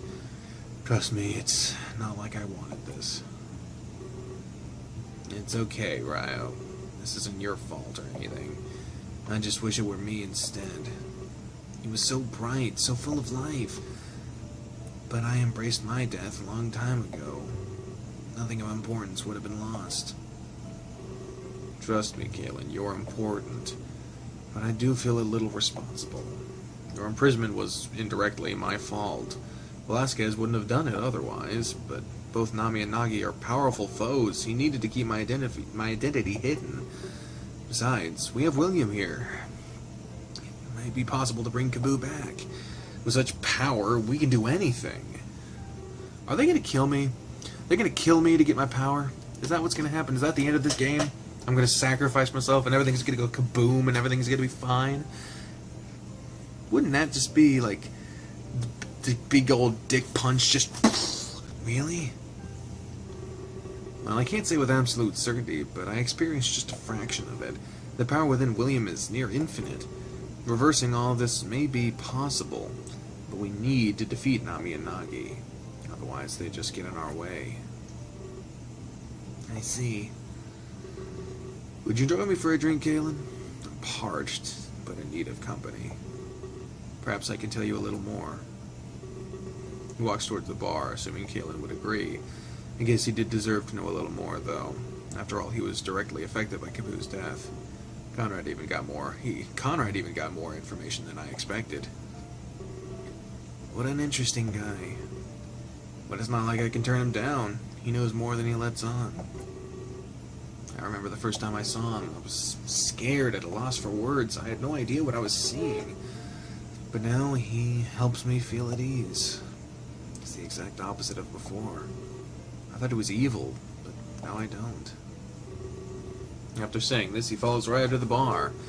It seems our experiences were both the same. Ryo was almost a completely different man to us. At first, I had no idea what he was up to. In fact, Velasquez was in the same situation. His secrecy caused the people of Terra to doubt him, but he was about to open up, just like Ryo. Today was the turning point of the history of Terra. Velasquez would finally tell the world of his dream. And then, I would help him achieve it for everyone. I look towards the bar, and I'm surprised by what I see. Conrad and Righty are laughing and sharing drinks. Ryo and Kaylin are engaged in an intense conversation. Just the other day, I never would have expected this. Things are changing. The facts are now concrete. Right now, however, only a few people are affected. But soon enough, it would change. It would be the entire world of Terra. A load of bogus, if you ask me. Save the world, bring back the dead. Not even Ryo can make up his mind. I wouldn't get your hopes up, William. This power might not be what you expect. Only believe what Velasquez directly says. PB approaches me from behind and startles me. I can actually agree with him. Not even Ryo knows what Velasquez truly wanted. I'd have to treat what he said as pure speculation. Like, there's so much in the air, but I still don't really trust Ryo. This is all too convenient for him. He's definitely holding something back. I have no idea what it is. Normally, I'm better at getting a read. Or maybe his own dishonesty is reflecting. I haven't really told you everything, either. There's a couple of secrets I've hidden. Oh, my. Wait, did you say secrets? Sam must have heard and proceeds to intrude. Everybody involved is currently at the tavern. How convenient. How convenient. I guess I'd be getting one hell of a send-off. No way, Sam. Nobody asked you. You're not making any money off me today. This is a personal business. Nothing sellable. I'll pretend I didn't hear that, PB. Every piece of information can be sold. You just have to find the right buyer. PB clenches his fist and fumes with anger. You know what? Never mind. It wouldn't have been productive anyway. There are more pressing matters at hand. You're going to the Royal Ball, right? I managed to secure a carriage for you. Some local townspeople will take you there. You'll be visiting the castle in style, but the Savior should settle for no less. You'll surely turn some heads when you arrive. Wait, a carriage? Townspeople? Does he mean something like a rickshaw? Yeah, it's a symbol of status. Don't worry about it too much. You'll just have to travel light. Ryo has already pleaded with me, so you'll only have room for one more. The rest of us are going to stay behind. We don't want to make you feel pressured, but we're expecting you back ASAP. Then you'll tell us what Velasquez wants. We'll all share drinks before this is over. But for now, just relax and enjoy the ball, with whoever you choose to take along. He means you have to take a date. If I could be so bold, I'd suggest myself. I did save you from that cell, after all. The castle must be loaded with secrets. It's not every day that they open the gates. It's a huge opportunity for me, William. If I went with you, I'd blend in more. You'd take the attention away from me. I'm pretty sure that there's a lot of attention going towards you in any situation. As if he was listening, Conrad barges in. Oh, God. Oh, this music does not mean good. Did I hear what I think I heard? Sam expects you to take her to the ball? Yeah, right. This has always been my duty. William, I have to take you to the king. It's been that way since day one. I have to finish what we started. This isn't what Endymion would want. I need to see our goal completed. There's so much at stake here. Don't be deceived by his words, Savior. He's after the money, just as I am. Velasquez promised him lots of cash. I doubt he actually cares about you. I'm just more transparent about it. No matter what, it's just about the money. Well, damn. That's not true, William. I don't even care about the money. I just want to see this through together. I want the king to see me successful. I want him to know that I helped. I want to do it with my friend. Oh. They both stare at me expectantly. So it'd be me, Ryo, and one of these two. I contemplate for a few moments before answering. Oh, Jesus. So this is what they meant by choose Conrad, huh? Well, I don't think I've made it any secret of my personal preference between which one of these two. But I try to appease you guys whenever possible. So, just even if I was going by myself, going with what I would want personally. Sam obviously wants nothing to do with me. Conrad's at least trying to act like he gives a shit, so Conrad, I'll go with you. Final answer, lock it in, boom! I tell Conrad I want to go with him. We started this together, we'd end it the same way. That's what I thought. I'm so excited to see this through. I'll meet you outside as soon as I'm ready. Well, that's unfortunate. I'd say you've made a huge mistake, William. We could have had so much fun together. But I guess it won't happen this time. Still, come back in one piece, alright? I think you'll have quite the story to tell. They both walk away in different directions. Sam goes to the bar and Conrad goes upstairs. It seems he's happy that I chose to go with him. It just made the most sense, in my opinion. Well, I guess we'd be meeting outside. I turn to the door and start walking towards it. But before I can leave, Righty calls out to me.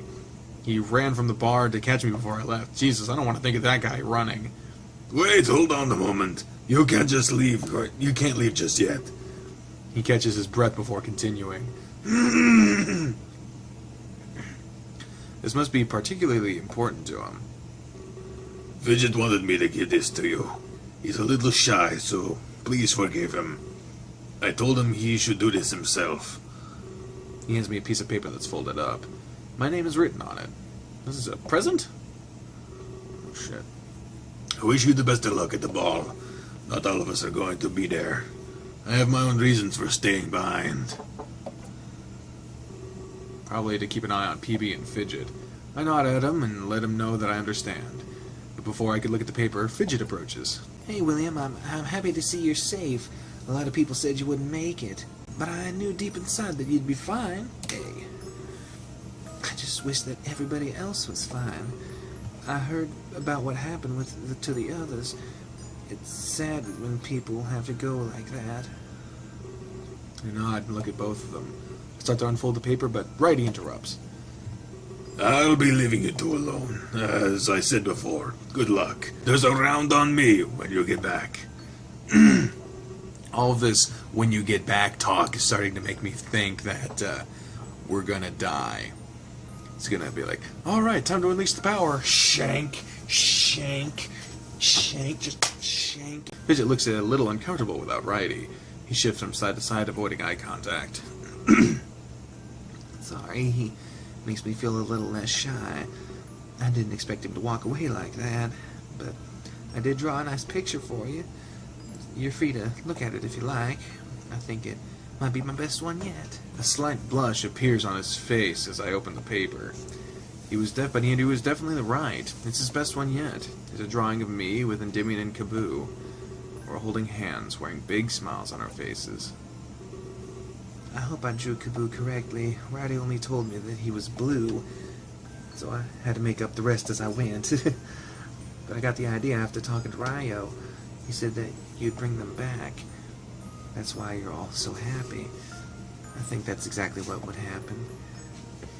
No one would have to be sad anymore. That's what it would be like with Mom. I completely forgot what Trish's voice was. Hey, Fidget. Hey, William. I thought I'd come see you off. You're the talk of the tavern, you know. Trish enters the conversation with a wide grin. She probably noticed that I was talking to Fidget. As far as I remember, these two have always stayed close. Hey, Trish, I was just finishing up. I wasn't skipping lessons again, I swear. It's okay, Fidget, no need to worry. Today is quite a big day, isn't it? I wish I could go to that royal ball. Yeah, it'd be really cool. I'd love to meet the king one more time. He'd definitely know where Mom is. Trish laughs nervously and rubs the top of his head. You can run along now, Fidget. I need to have a talk with William. Make sure to say goodbye, though. Goodbye, William. I hope you have lots of fun at the ball. I'll be waiting here when you get back. He runs off excitedly, and Trish lets out a sigh. I could tell she was holding something back all along. Listen, I'm gonna be blunt here. Ryo told us about your role. He He said you might be able to bring back the dead. I never could have said this beside Fidget, but we've all faced it a long time ago. His mother's been dead for a while now. He's never been able to accept it, though. He always has one fantasy or another. Instead of telling him, we play along. We could never stand to see him sad. Telling him the truth would crush him. But with you, things might change. If what Ryo said was actually true, could you please bring back their mom? I hope that's not asking too much of you. I shake my head, telling her that it's fine. If the power was within me, I'd bring everybody back. Trish wouldn't have to worry about Fidget anymore.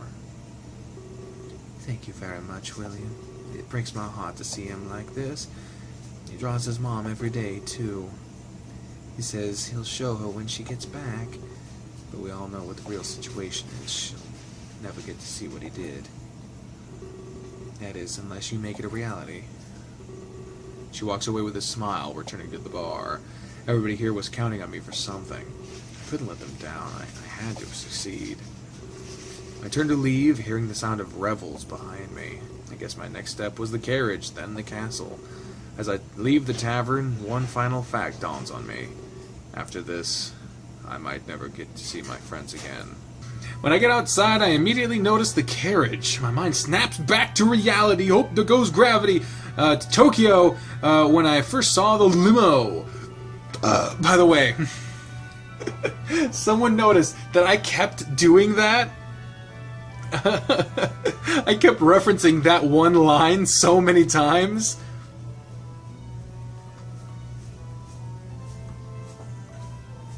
That they actually told me what the other part of the line was, so that, because I didn't know. I just know a hope or don't marry. I just kept saying that. You guys are awesome. Mine snaps back to Tokyo when I first saw the limo. It seemed that stylish travel was different in Terra. I take a breath of fresh air and smile. I sure hope things ended up the way that Ryo predicted. The end to suffering, the resurrection of our friends, that would surely be a worthy end to my journey. It feels like it's been a lot longer than it really has. There's been a part of me that was eager to see this end, but there was a part of me that didn't want to let it go. I don't know which was winning the fight in my mind. Hey, sorry if I kept you waiting. I had to talk with everybody first. It's weird, since we're coming right back. At least, I hope we are. I don't know what Velasquez has planned, but I know we're in for one great party. But you know, regardless of my goal, I'm glad I could attend it with you. We'll have fun before you see Velasquez. Anyways, I'm sitting up top. You can sit in the back with Ryo. I'm sure you have lots to talk about. He pats me on the back and jumps on top of the carriage. I guess he'd be giving directions to the drivers. Moments later, Ryo exits the tavern doors. Wow, it's awfully bright out here. I don't think I've ever been under the sun. Ever? I'm not really sure how to describe it. But I know there's a lot I haven't done. I guess I'm free to try everything. And it's all thanks to you, William. Gives me a warm smile before walking to the carriage. Wonder how long it would take to get to the castle. Hopefully not long. If you care to join me, I'm sure we can keep each other company. No shortage of things to talk about. After saying this, he enters the carriage. I follow behind him, climbing in the back. Ugh. It's like a mess. This carriage is much bigger on the inside. It looks like a building. Flashbacks to the limo ride play even more in my head. Ryo was sitting comfortably on one side in silence. I'd take a seat if I were you. Shouldn't be standing when we start moving. I don't want you to hurt yourself. He gestures to the open seat in front of him. Without pause, I take a seat and look towards him. Not sure how long of a ride we have. I've only visited the castle in suspension. I never left Velasquez's throne room. He rests back in his seat, sighing heavily. I never thought I'd live to see this day. We watched over Terra for millions of years. To think that change will finally come. I couldn't possibly be more excited. Everything is about to come together. This day will be remembered for eternity. Talk about putting pressure on me, Ryo. Velasquez will be quite happy to see you. He's been waiting for her a very long time. I expect that he has quite the feast ready. It's not too often that he opens the gates. The last time was the Exodus project, of course. didn't go as planned. The carriage shakes as we start to move. I'm reminded of when the train started back up again. Everything is just reminding you of everything, isn't it? Ryo crosses his arms, unaffected by this change. That's a depressing story, anyway. What else is there to talk about? I'm open for anything, really. I have a few ideas, now that he's being more open. But the number one thing on my mind is his past. How did he really come to rule over the Ark? Where was he from, and what was his life like before? You want to know about my past, huh? You really are something else. Always taking an interest in others. Hey, our bond with Ryo was strong enough. Our bond with everyone was strong enough. That's great. I suppose I could tell you a little bit. My memory is a little hazy, though, so I'll just start with what I remember. I was created by Velasquez a long time ago, likely as a failsafe against Nami and Nagi. I'm positive that's what that he thought this through. I mean, how could I harness the power? It's likely that I'm a living weapon, able to tap into it like their blades. They didn't know about me or expect me, so they carelessly unleashed your power. They thought they had won so easily. Using your power, I sent you back. But this is where things get confusing. As you relived events, you got stronger. So I had to work with that in mind. Meaning, there's another truth to be told. I sent you back more times than I can count. Every time you did, your power grew. Unfortunately, many suffered repeatedly. Your journey hasn't exactly been easy. But you've been through so many cycles, made so many choices, met so many people. It was nice to watch you change it up. Every cycle had potential to be different.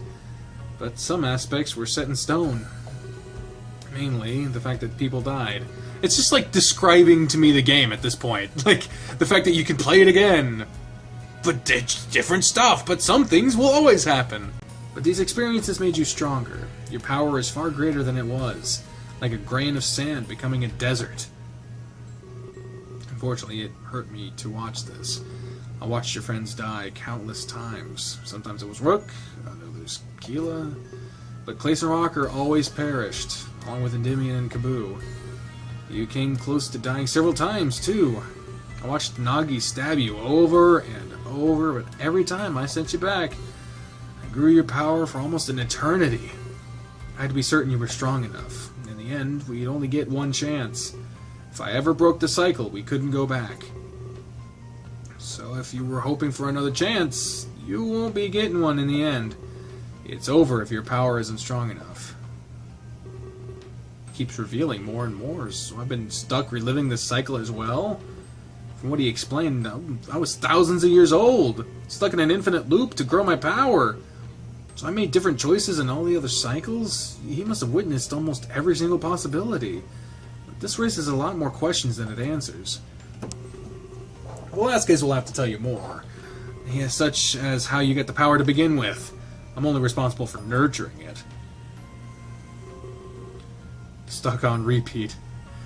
A lot of my fans are stuck on repeat. When will the game be coming back? His Shirokoi is on leave until December, so repeat definitely will not be coming back until at least December. But enough about that. We're here now. Wow, that's oddly fitting for what I just said. We don't need to think about the past. The future is what's most important to us. I noticed that he dodged my question yet again. Is he lying, or does he truly not know his past? Well, I mean, his past before this infinite cycle. Perhaps it's been so long that he forgot about himself. You might be wondering about what I said. I told you everyone could revive the dead. Of course, this is just my theory. I've witnessed so much death and rebirth, and I only received a portion of your power. I know that you can bring about change. I think we need to eliminate Nami and Nagi. Where did they come from? By their verbiage, they are lovers, but also siblings and the children of Velasquez? I don't get it. I don't know what they are. Then maybe you could go back in time. We could change history without any worry. They've been a fixed point on this timeline, but if we can erase their existence, then we really could change things. But I'm getting ahead of myself. All I know is that your power is limitless. I told everyone what they wanted to hear. They are still mourning over loss, some longer than others. They needed hope in this dark final hour. A great change is coming to Terra. It may even affect more worlds. Akron has a lot of work on his plate. I trained him well for what felt like years. It took him a long time to learn. To be honest, he had a lot on his mind. He kept asking about Max over and over, but it wasn't out of worry or care. I think he wants to kill her, William. But he can't do that, no matter what. He can only visit her in suspended space. You must never kill anybody in that place. If someone dies in suspended space, well, they're gone from history. They simply cease to exist. I hope Akron takes his duties seriously. A grudge could cause some extreme chaos, but this also supports my earlier theory. If someone can be erased from history, that proves history can be changed. If we do that, we can prevent deaths. He definitely had a point, as weird as it was. He was so fixated on raising the dead. It made me wonder if he lost somebody himself. And his desire was being reflected in his speech. But I quickly realized this was pointless speculation, especially since he can't seem to recall his past. The majority of his existence was spent helping me. In a way, he sacrificed himself for my cause. I'm sorry for my little rant, William. I usually come across like I know a lot, but honestly, we're on the same page. As he says these words, the carriage comes to a stop. We jerk back a little bit, caught off guard. Alright, I guess there's one more thing. I told you about the true nature of Terra, how it houses the souls of the dead. I lied to Akron about the Ark's skills. I told him he could bring back the dead, but let's not make a big deal out of this. I told Akron the truth as well. I also thought about something. Keela, that we met on Terra, might have been Eddie's brother, actual Keela, as opposed to the Keela who was Eddie pretending to be Keela. So Keela might not have actually gone, but we also don't know. There was no real explanation for that. So I have no fucking clue. I told Akron the truth as well. The salvation of Terra rests with you. You may be the one to bring back the dead. He was fine with this information, so there's no bad blood between anybody. Everything is finally out in the open. Without any explanation, he simply leaves the carriage. I jump out to follow, but I don't think I'm fast enough. I took in every direction once I exit the carriage, but for the life of me, I can't see Ryo anywhere. Perhaps he just ran off to the castle on his own. He'd get to meet Velasquez for the first time, too. Hey there, William. It's a pretty sight, wouldn't you say? I see it all the time, but I still love it. He gestures broadly towards the castle with a smile. Then a moment later, he jumps down from the carriage. What do you say, you ready? We'll all have to do our best to blend in. Yeah, you with your many buckles will blend right in. We don't get to skip the line or anything. I nod and look up towards the castle. It's true, it was definitely a sight to behold, like something you'd see in the history books. But this time, I would be a part of that history. I can already see quite the lineup, too. We should get going so we aren't late. I hate to miss the king's speech. He starts power walking towards the castle gates. I have no choice but to follow, so I run after him. After everything that happened, I was finally here. But we wouldn't get in without a wait. We stood in a line with almost hundreds of people. It seemed like everyone on Terra was here. There were way more people than I saw back in Riley. What? I guess that was the town that we were in? With every moment we get a little closer. I noticed a couple of guards standing at the gates. They're guarding someone who's greeting guests. Wait, is that Leto? I always wanted to meet that guy. He's a legend around here, you know? Seems like Conrad is genuinely excited to meet him. In fact, I don't think I've ever seen him like this before. He must be a fan or something of the sort. I ask him for some information to pass the time. He has this way of reading you. He could predict your future or something. I've heard that he's scarily accurate. I just never expected to see him here. Hey, William, get out some money. I'd love to have him read our futures. What money would I pay him with exactly? I don't even know what the currency is on Terra. Oh, well, that's unfortunate. I don't have any money either. Velasquez is supposed to pay me. He crosses his arms and we continue chatting together. After we pass some more time, we arrive at the gates. Sure enough, we're greeted by this Leto. Oh god, he's just a magician. Hello, citizens! Welcome to the castle! Velasquez welcomes everybody to his home. Today we learn about the future of Terra. That sounds pretty awesome, Leto. I'm Conrad, and this is William. You might have heard about my friend. Oh, so this is William? Yes, Velasquez told me about him personally. No specifics, just that he's important. But that doesn't place you above the rest. I'm here to do my readings for the future. Everyone needs to know what awaits them. Velasquez has promised a brand new start. So today, the readings are on him. Everyone is sharing their stories inside. We're looking towards a brighter future. You'll be revealing the future of Terra, but I will get a little bit more personal. We'll find out what awaits you too. That's so cool. I can't wait to hear. I always wanted to get a reading done. I'm really glad we don't have to pay. It seems like today everything is free. Velasquez will no longer hold anything back. So who'll get the reading done first? Me! Conrad leaps forward and offers Leto his hand. So, this involves him grabbing your hand? It's almost like Conrad knew exactly what to do. I'm glad to see somebody so eager. A few people have been very rude so far. But either way, let's not wait any longer. Leto grips his hand and holds it tightly. Then he crosses his eyes and remains silent. I guess his reading requires the utmost focus. I sense that you're lost, Conrad. Perhaps things have changed for you. You're scared of what might come. But there's no need to be afraid, Conrad. In your future, you're very happy. Your adventure has only just begun. You're going to do lots of traveling. You'll make so many notable discoveries. These discoveries will benefit the world. And you won't be doing it alone, so there's no chance of losing your path. The way you feel now is only temporary. I could tell you've lost a loved one, but they're not truly gone, it seems. They'll find a new life within you. You might become more like them, or perhaps you've already started to. This person helped you make you who you are. You might become more like them, or perhaps you've already started to. This person helped make you who you are, and the world would be better because of it.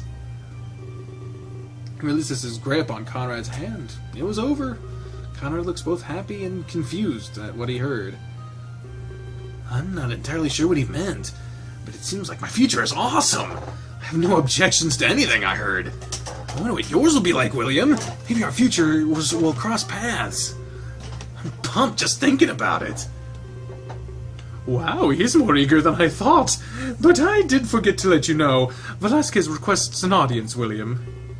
He turns to me and gives me a wide smile. He'd like to see you before his speech. So please go to the throne room inside. That is, after I take your hand, of course. I offer him my hand like Conrad did earlier. He grips it tightly and closes his eyes. He squeezes a little tighter, like it's not working. In fact, this seems more intense than Conrad's reading. He shifts in place a little bit, almost uncomfortably. I must apologize. This is difficult. Normally, I can do this naturally, but there's just a lot to process here. I look at Conrad and we exchange awkward glances. But before I can speak up, Leto pulls back. Well then, that was something else. Thanks for letting me read you, William. Wait, what? I asked him what he saw. Enjoy your stay at the castle. Please see Velasquez as soon as you can. Let's not hold up the line any longer. The guards beside him open up the gates. We're pushed inside without any warning. I turn back and they quickly lock us in. So much death. What? What? What?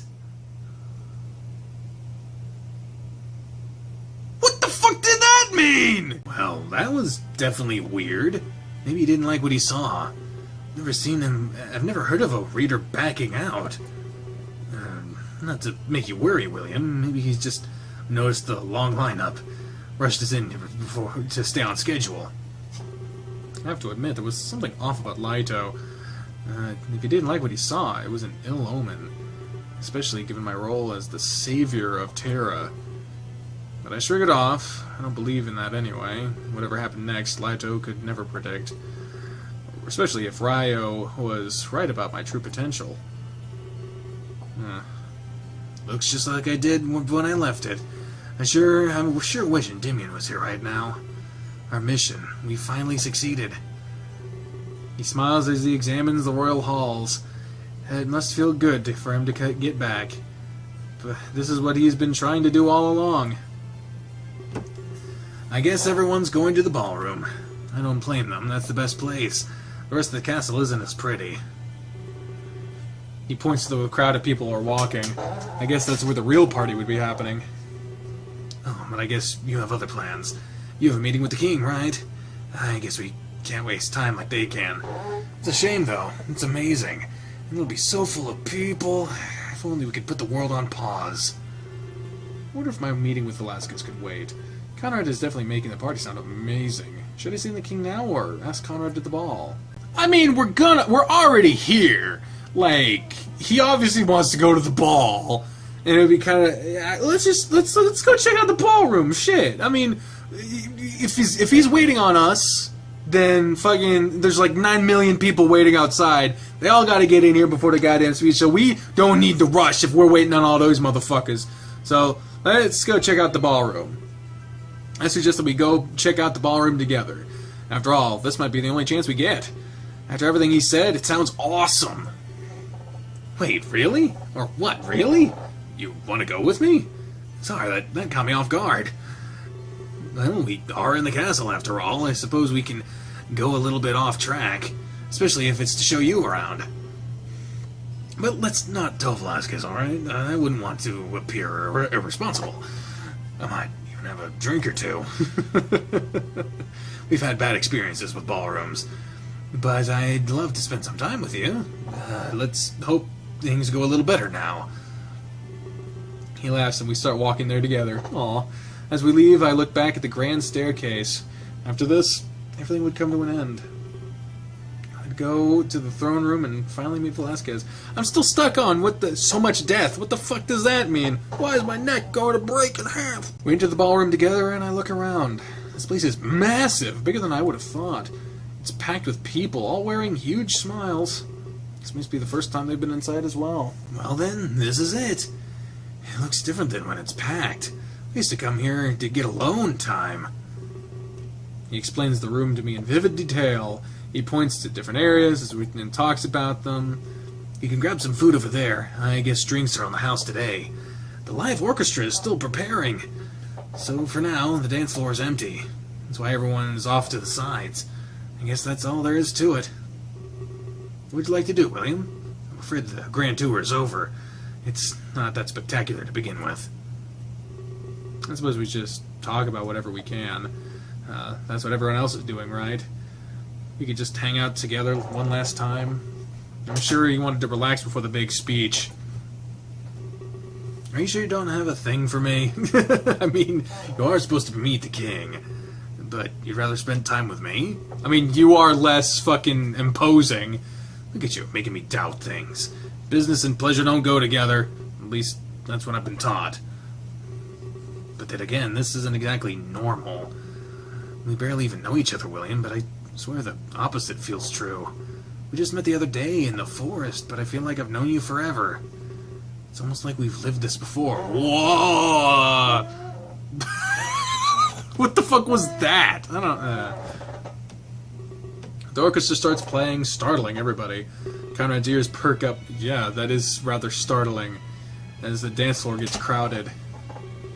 Sorry for rambling on like that. Things have just been extraordinary.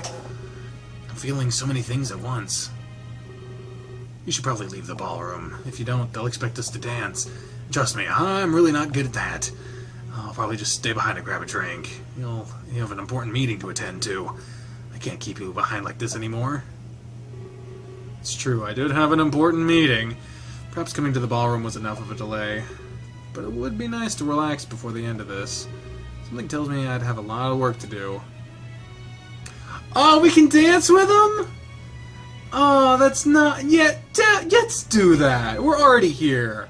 However, I'd definitely have time for a quick dance. Put my hand out and give Conrad an offer. One last dance before this all comes to an end. He looks at me awkwardly with a blush on his face. Wait, are you serious right now? Like I said, I don't know how to dance. We just make fools of ourselves. I gesture at the rest of the dancers in the room. The rooms aren't exactly professional either. It's likely they've never been on a dance floor. They're just making the most of this moment. I guess you're right, actually. Perhaps we should give it a try. Perhaps we could give it a try. I've been described as graceful. Of course, that was about killing. I assume it's different from dancing. Now I'm just delaying, I'll admit it. He grabbed my hand and we walked towards the dance floor. We quickly mimic the motions of other people. Conrad looks anxious as we robotically move about. I hope they don't get the wrong idea, because we're both guys. Tara's home to far worse than that. But I wouldn't do this with just anyone. Not even if Endymion asked me to, You're more special than most people here. The people on the dance floor group up a little closer. This pushes Conrad and I much closer to one another. But he doesn't complain, and we continue dancing. In fact, you've left me conflicted. I have a little secret to tell you. It's been on my mind a lot lately.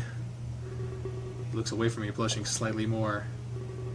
This probably won't mean much to you, but if I was told to kill you, I couldn't. Even though it's my entire way of life. It sounded sweeter in my head. What I mean to say was, I like you. You're not like anyone I've ever met. And that's what I've been thinking about. It's like my assassin days are behind me. I haven't killed anybody since we met. After watching Endymion die... Something in my mouth. I don't want to do that to anyone anymore. I guess I'm going through sort of a crisis. It's just, we've been through a lot. It's making me look differently at death.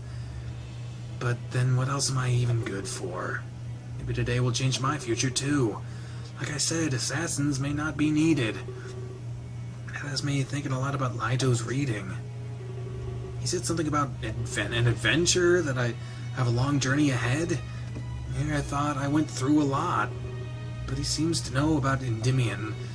He mentioned that I lost somebody. He said I'd take after them too. I can't imagine a bigger journey than this. I must have a really special feature. But he never mentioned the King Velasquez. He won't need me to kill anyone anymore. Does that mean he'll throw me away? I hope that's not the case, William. No, I guess it's all up in the air. Nothing is set in stone right now, until Velasquez makes his speech. But even if the future is so uncertain, I'd really like you to be a part of mine. You're quite the unforgettable person. Aww. The orchestra stops playing, the floor clears up, but Conrad doesn't seem to notice, and we stay close. I wish you the best of luck with the king. He's really a remarkable man, William, and I'm sure you'll be very surprised. You can tell me about it afterwards. Maybe then I can talk to him about payment. I'd be able to afford a nice retirement. Perhaps that's the journey Lito mentioned. Not every adventure has to have a hardship. It could be smooth sailing from now on. He smiles and we release our grip on one another. I guess the dance was over. The orchestra is done. We walk back to the side of the room for one final chat. Don't be afraid to ask him to slow down. The king knows how to talk an ear off. Oh, great. So as if this game wasn't already long-winded as fuck. Make sure you take in every single detail. Oh, and if you could do me one favor, Ask him if he still has a use for me. I'd like to know what my future holds. He walks away and starts mingling with everyone else. But through it all, he has a wide smile on his face. I suppose he enjoys seeing the halls full for once. With the Endymion gone, he'd need a lot of company. I leave Conrad behind and walk to the atrium. It's even more empty than it was before. Perhaps the sound of music lured people away. I examine the grand staircase resting in front of me. I place my foot on the bottom step and look up. Hey, it was happening. I'd finally make the king. Everything I've done has led up to this moment. I ascend the stairs, my mind hard at work. I imagine a million different scenarios in my head, but soon enough, I'd know the truth about everything. What my power truly was, and what Velasquez wanted. When I reach the top of the stairs, I see a large door. Clearly, this was the throne room of Velasquez. I gulp audibly as I stare at its intricate design. It did a good job of making the inhabitants seem grand. I open the door with a large sense of hesitance, wondering what fate awaited me and all of my friends. The only person now is Rocker. What the hell? I hope things are going well. I'm starting to worry, to be honest. Today is a big day for all of us. Kaylin, it'll be fine. You're worrying over nothing. I'd say they got this one in the bag. Besides, you and Righty are both here. If anything happens, you'll protect us. We don't have anything to worry about. Sorry, I guess you're right. I've just been a little on edge lately. Being in prison and that big fight. Why didn't anybody come sooner? I sent mail for Endymion and Conrad. This all could have been avoided.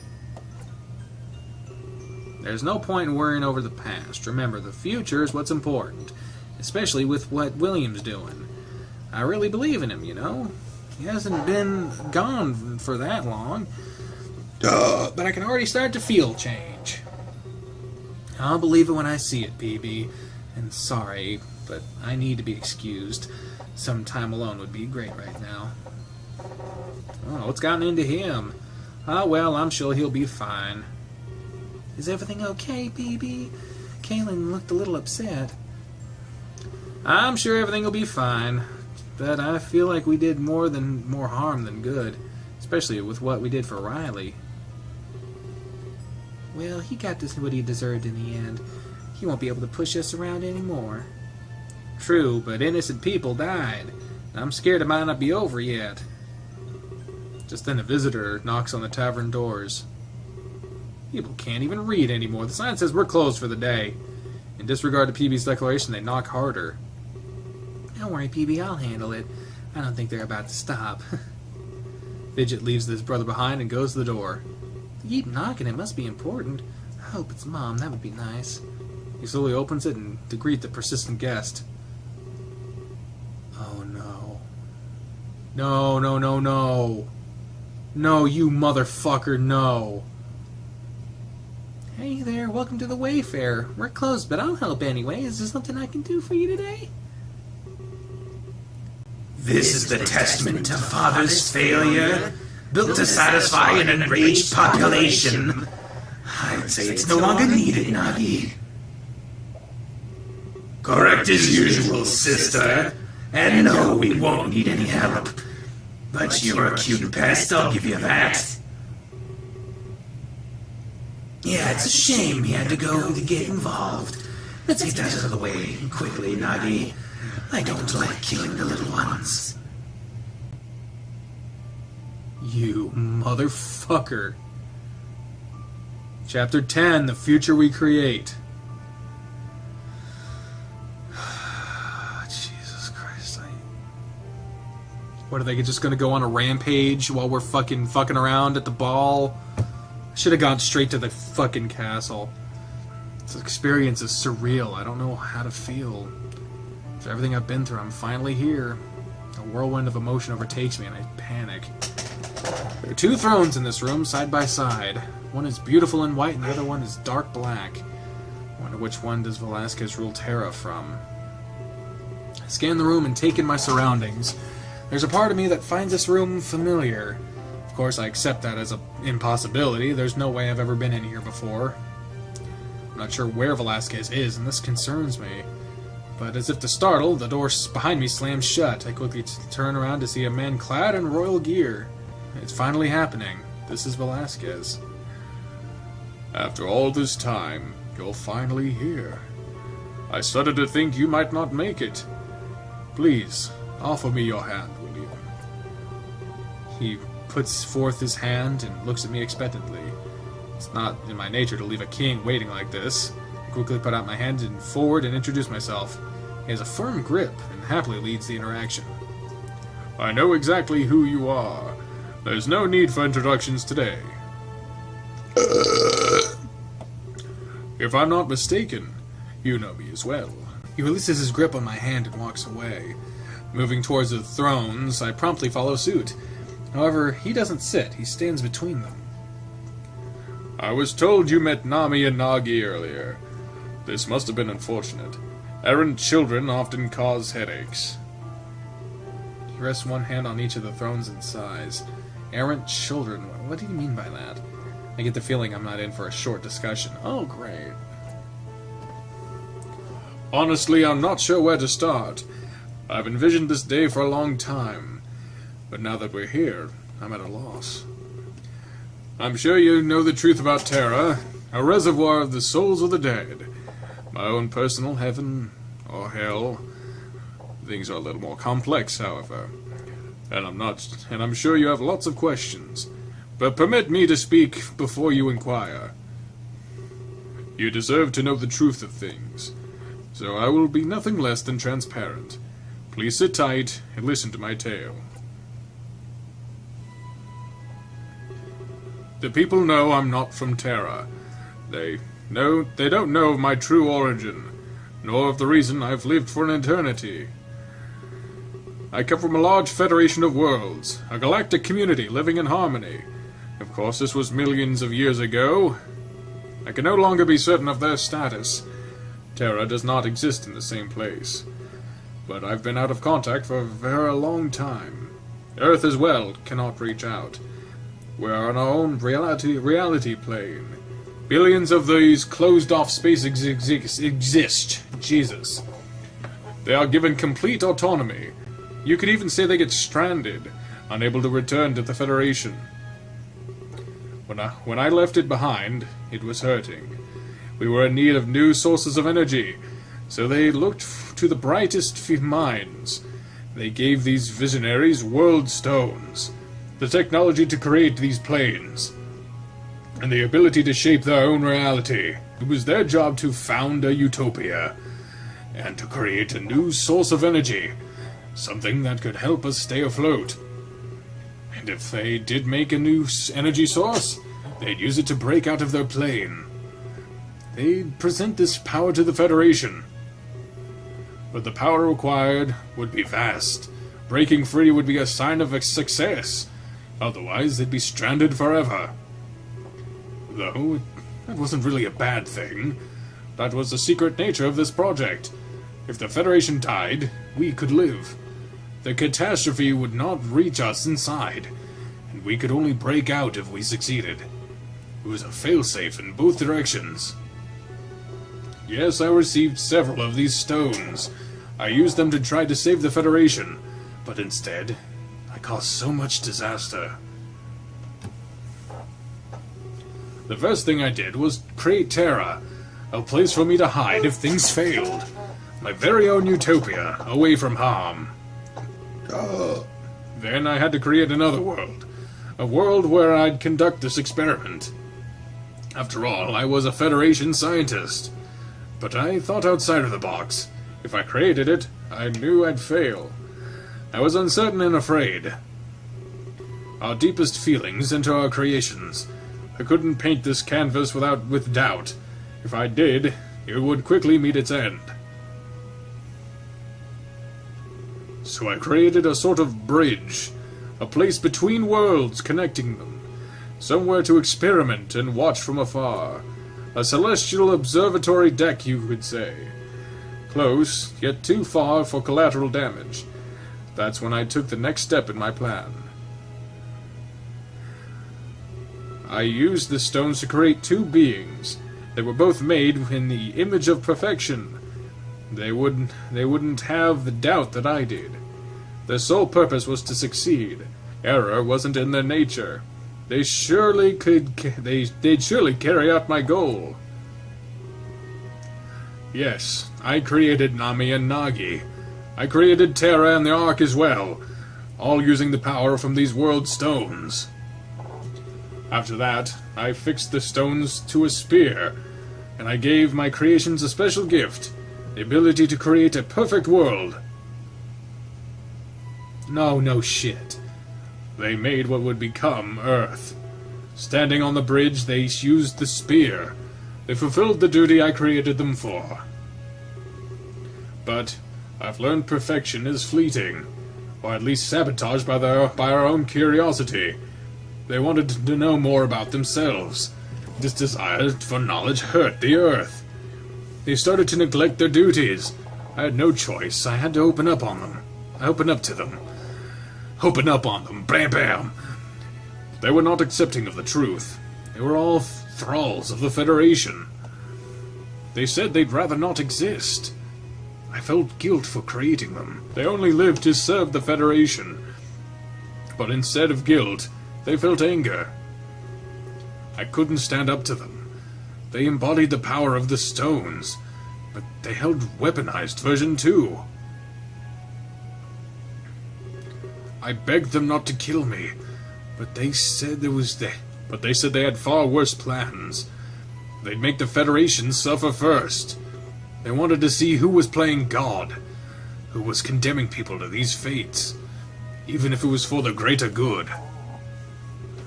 I'm sure they would want to kill them. They'd seek to tear the Federation apart. They were convinced this was a just cause. To that end, they broke free. You see, the stones weren't living beings. They couldn't grow stronger with experience, but Nami and Nagi could, and did. I cursed that fact when I created them. My abstract thinking condemned us all. But they did leave me behind. They engaged in a ritual before they left, something to curse me for what I had done. They used the spear to plague Earth. Disease, famine, death, darkness. They wreaked havoc on what we created. This broke the spear into 3 fragments. 2 of them are the weapons they carry. The third, they hid it from me on Earth. They told me they'd return one day, after they met with the Federation's leader.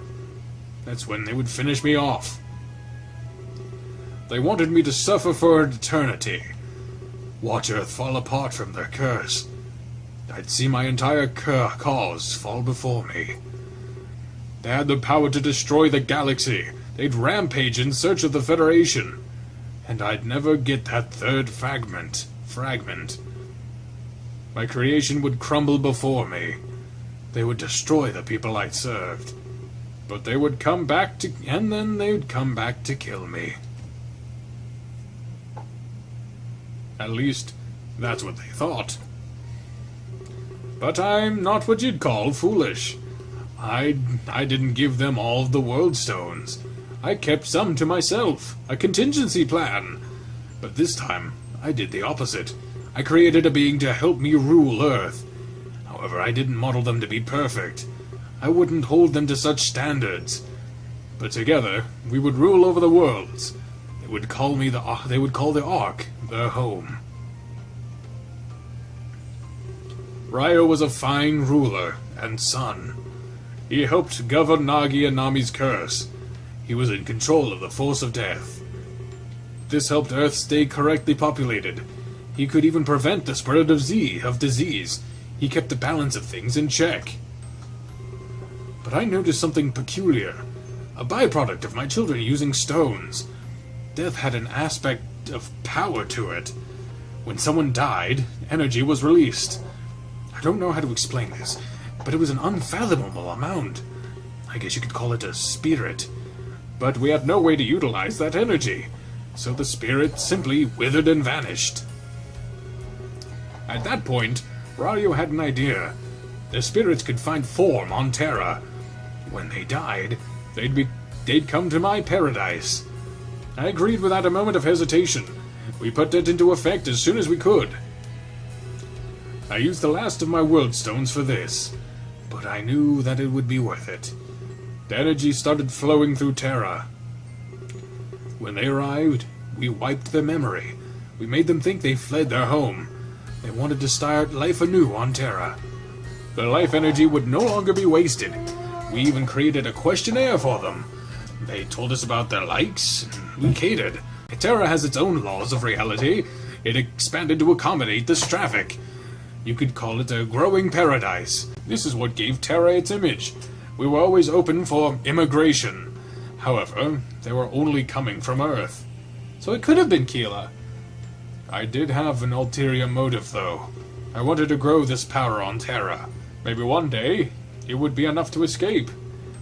Then I could help the Federation. Or if anything was left of it, I had no way of seeing the situation. But it didn't work as I intended. The power was far too diluted. I needed a way to concentrate it. However, I had other things to worry about. The traffic was starting to corrupt Terra. Nami and Nagi's curse was quickly spreading. The more people died, the worse it got. It even corrupted Ryo into what he is now.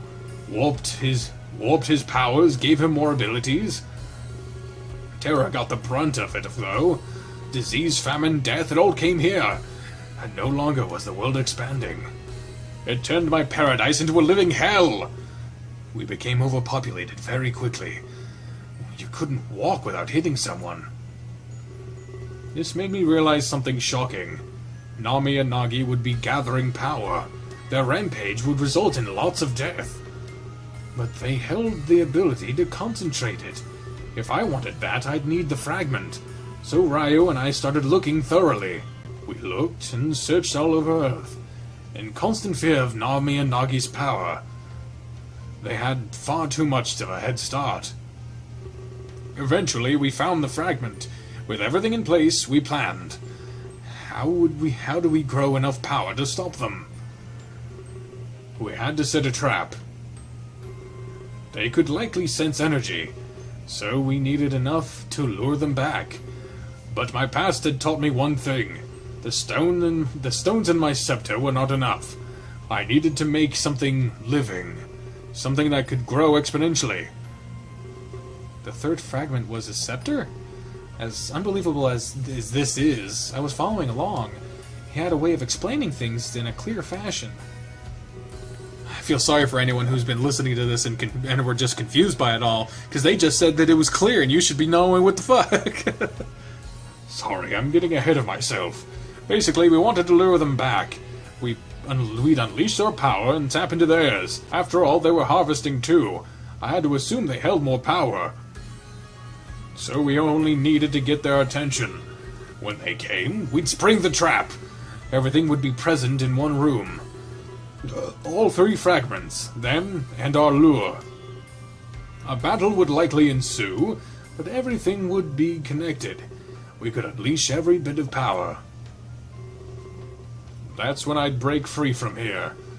But I wouldn't stop at just that. I'd go on to break out every reality plane. It would cause a massive chain reaction, and in the end, we'd all be free. We could live in harmony like before. We'd open trade routes and help each other. All of the connections would be open. This has always been my goal, William. The Federation would live on, and billions of worlds would coexist. I'd do what no one else could accomplish. That's what I told people too. I was just selective in my wording. They could never know of their true nature. Okay, let me make sure I have this straight. He created gods, and they went on to rebel. They cursed the Earth, so Velasquez made Ryo, but eventually Terra became cursed as well. Nami and Nagi wanted to destroy the Federation, so they were likely harvesting the energy from death. This meant they were destroying reality planes. Velasquez wanted to kill them and save the Federation, but he wouldn't just stop at saving the Federation, he'd give freedom to all the reality planes. This would pull them into the same physical space. A new universe would be born and completely connected. If that was going to happen, he'd need to lure them back. This meant concentrating power on his own vessel. If they came to harvest it, a battle would ensue. All of the power in a single room would be unleashed. This is what Velasquez would use to carry out his plan. he'd combine his energy with the energy that they harvest. It would be like Nagi tried to unleash my power. However, instead of destruction, it would be liberation. And this is when one incredible fact dawned on me. Yes, I see you figured it out. About 10 years ago, I started a movement. I presented it as the Exodus Project. I promised I'd open all of the connections. It was always destined to fail, William. At least, the public would see it that way. But from my view, I set things in motion. I gathered many of Terra's brightest minds, much like the Federation did in the past. Together, we'd plan a course of action.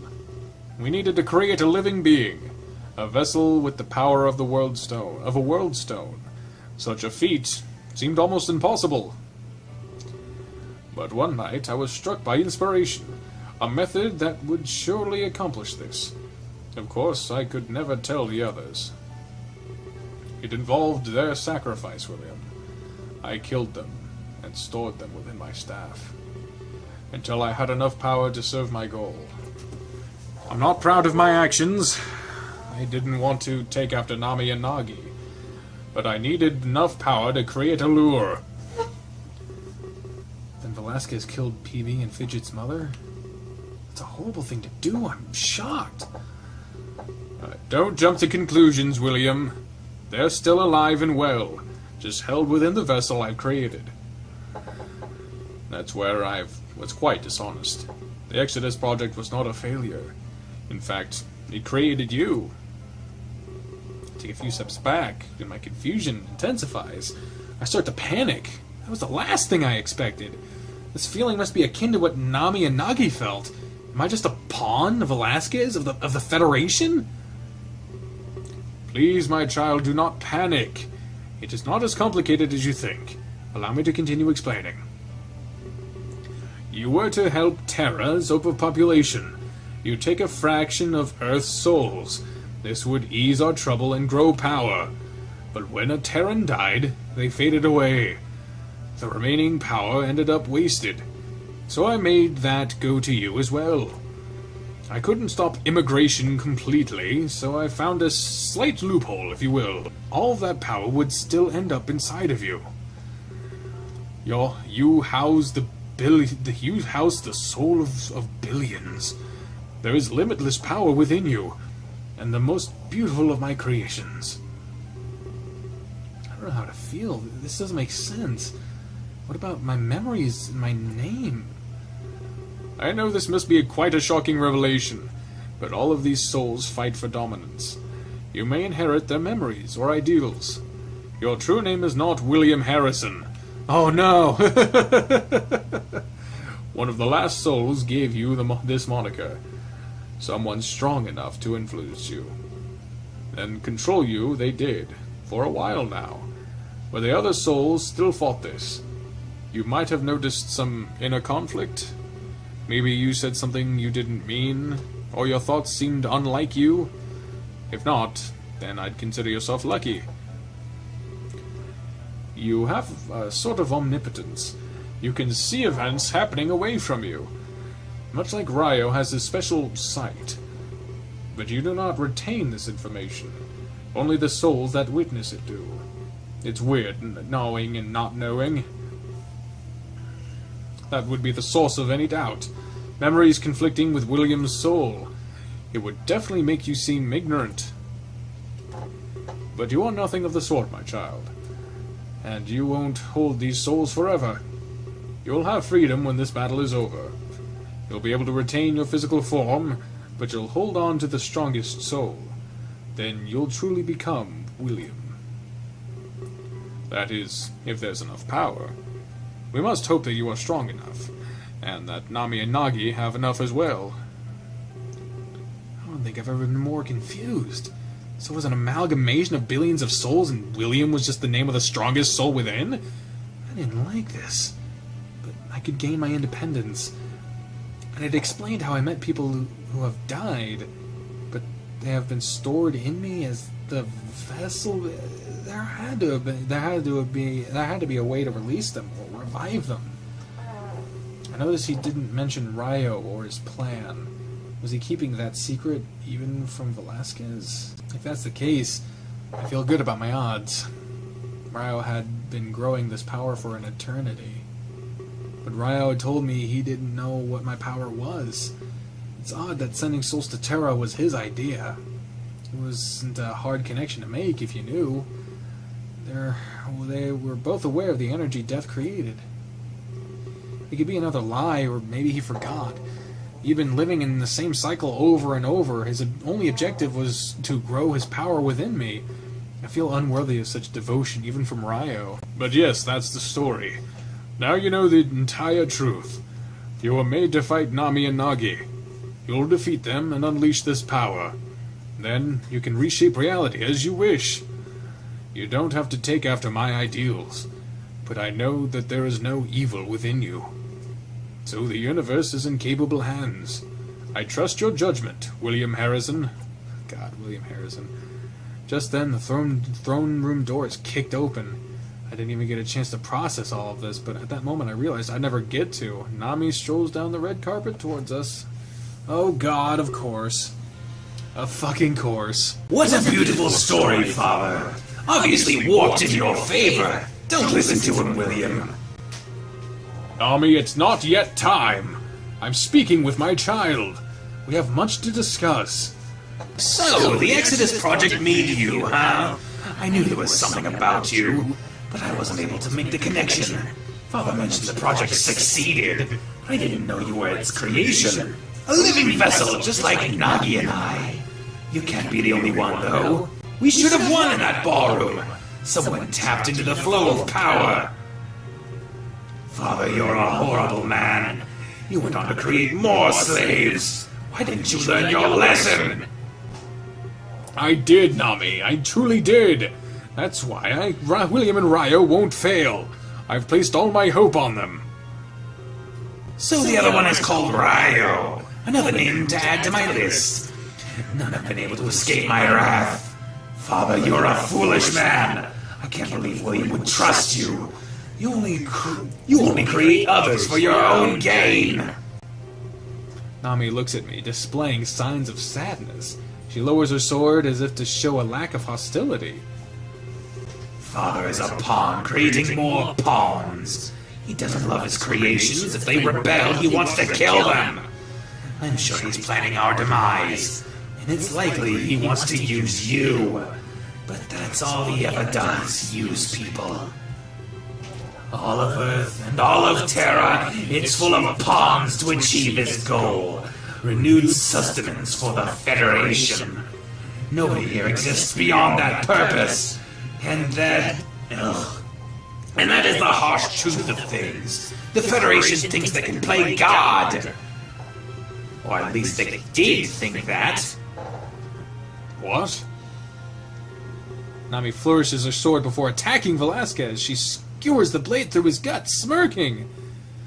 Looking straight in his eyes, she laughs. Your Federation is no more, Father. Destroying it was almost too easy. Our sights have been set much higher now. But I waited so long for this. The chance to destroy your dreams and punish you for everything you've done. Blood drops to the floor and I look on in shock. I want to do something, but I can't come between them. I'm paralyzed in fear as I watch Nami kill Velasquez. Nami, please. We had such a hopeful existence. We had the potential to do anything. But in the end, we were slaves. I believe in a life of limitless purpose, not a life planned out by a creator. You can't tie me down with strings, Father. We lost all hope when you told us the truth. And now, I will do the same to you. Your Federation is gone, completely erased. You waited millions of years, and that was all for nothing. No hope exists, you can't stop us. Velasquez trembles, losing a severe amount of blood. There's distance between them, but as the blade is so long. No, Nami. You're wrong. Hope will always exist within us, even when it looks like there is none. It's up to us to chase after it. Instead of that, you gave up. Only those who only those who persevere will survive.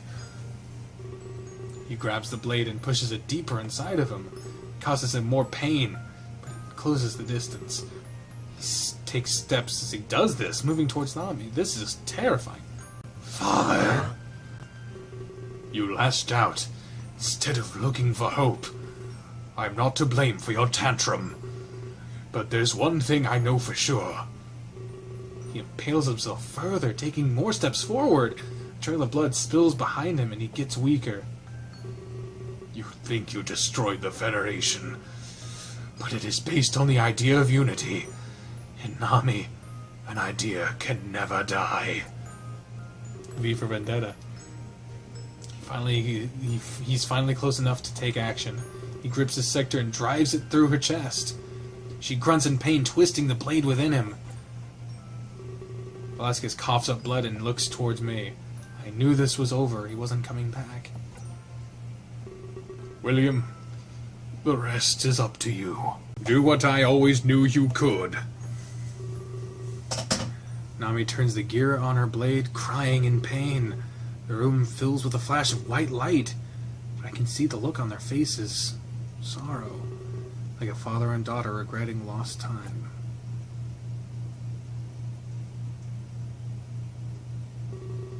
And when it subsides, they're both gone. Another one bites dust. Really? Right now is the time for that? The only thing remaining is Nami's sword on the ground. I walk towards it slowly with a sense of anxiety. Did all their energy merge into this blade? I kneel down to pick it up with intense hesitation. As if it was the case, its power was incredible. The power of Nami, the scepter, and myself. If anything could stop Nagi, it would be this. But when I pick it up, I hear clapping behind me. I turn to see Nagi standing by the throne room doors. He must have been watching, enjoying the show. His slow claps echo loudly through the chambers. He walks towards me, takes out his blade. I do the same in return, and we meet in the middle. We stand in front of each other, weapons outstretched. I can feel beads of sweat make their way down my body. do you really think you can win, William? Remember what happened last time? You got lucky, but it won't happen twice. I stand my ground and grip the sword tighter. Last time I didn't stand a chance, but with this sword, I might be able to win. Especially if it's connected to the power within me. We've harvested it for an eternity, you know. We were only created a decade ago. What makes you think you're stronger? Nami was much weaker than I am, and the scepter's power is almost gone. I don't see how you could defeat me. You might as well give up. Or at the very least, join me. Not everybody can wield that blade. He's insane if he thinks I'd want to join him.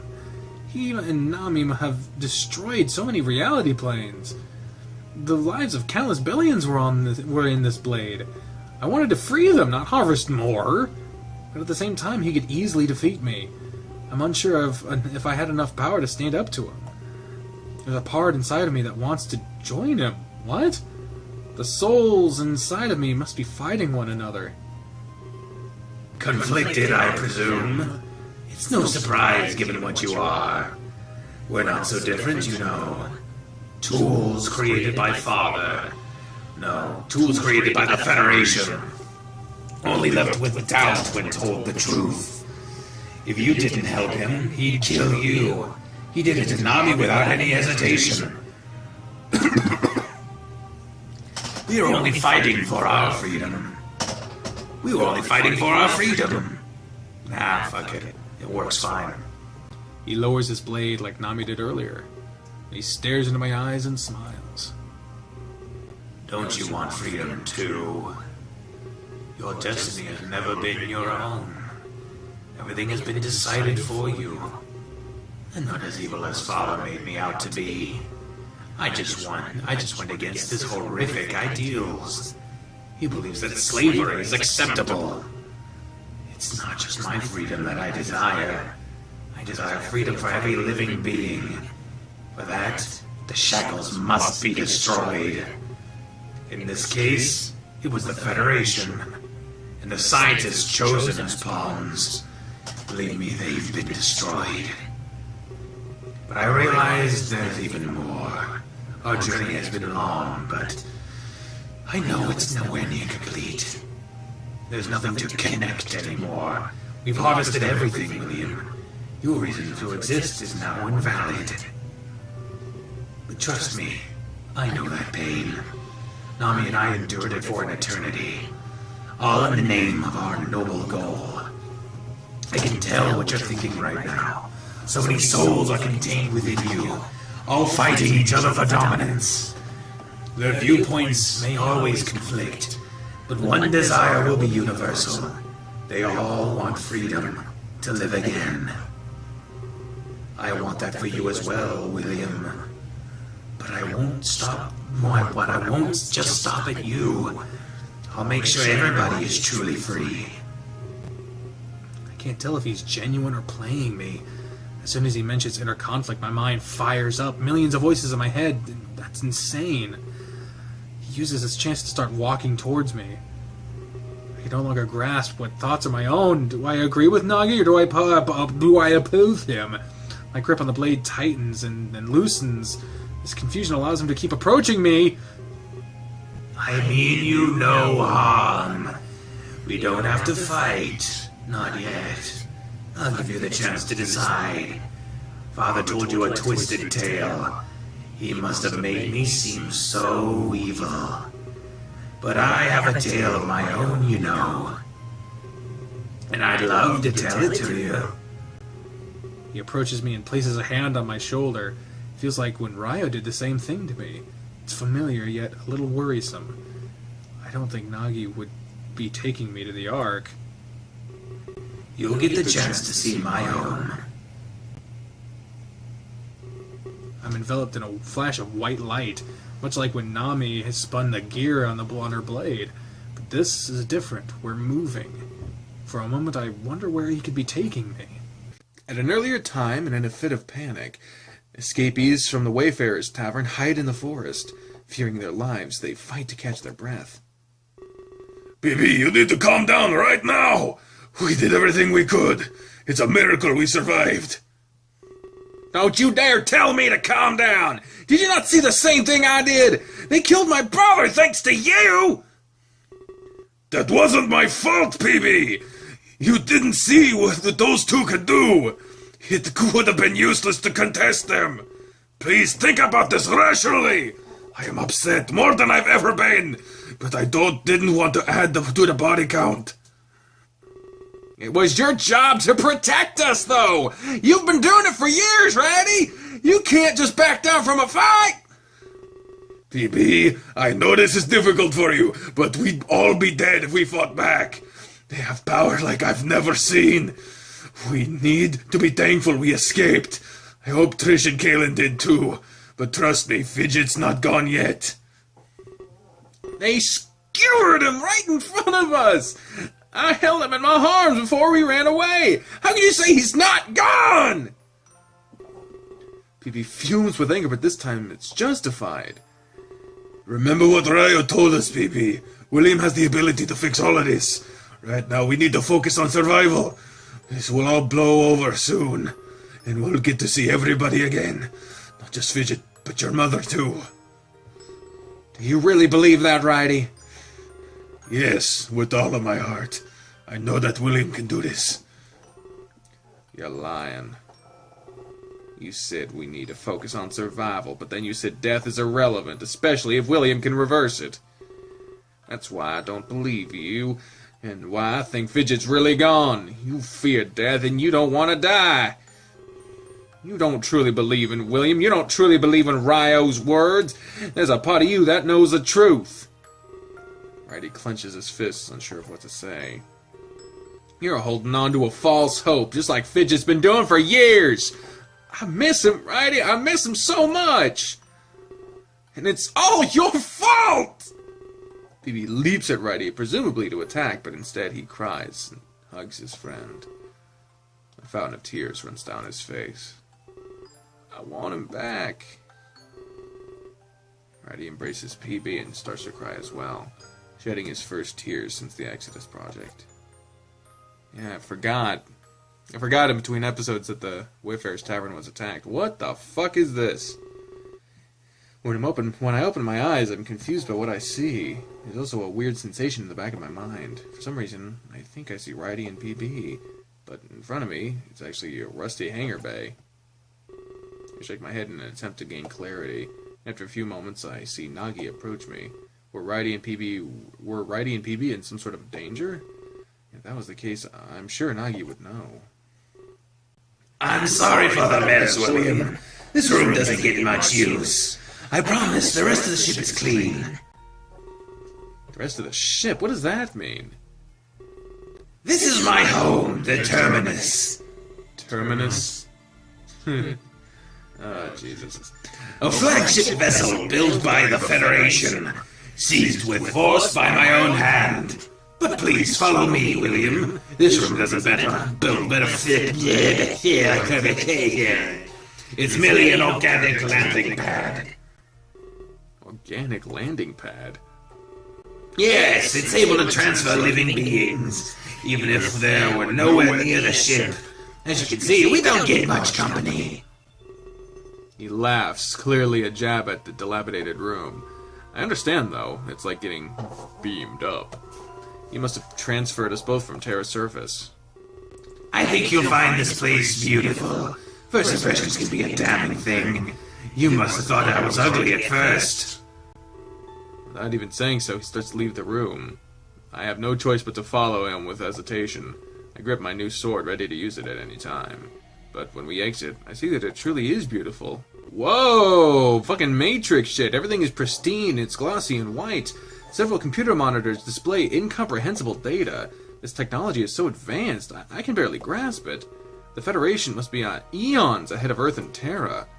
I stare in awe and I walk towards Nagi. He's walking fast, and I don't want to get lost. I have to run to catch up, and his stride is much longer. I'm taking you to the bridge. I thought it would be more fitting. No doubt you have lots of questions. I heard what Father told you, but there's a lot more to it than that. Stories are rarely ever one-sided. We turn a few corners, and I do my best to catch up. Nagi's demeanor is extremely different than I knew. I have some fright within me from our last meeting. A part of me fears that he might make a sudden move. But I don't blame you, Exodus.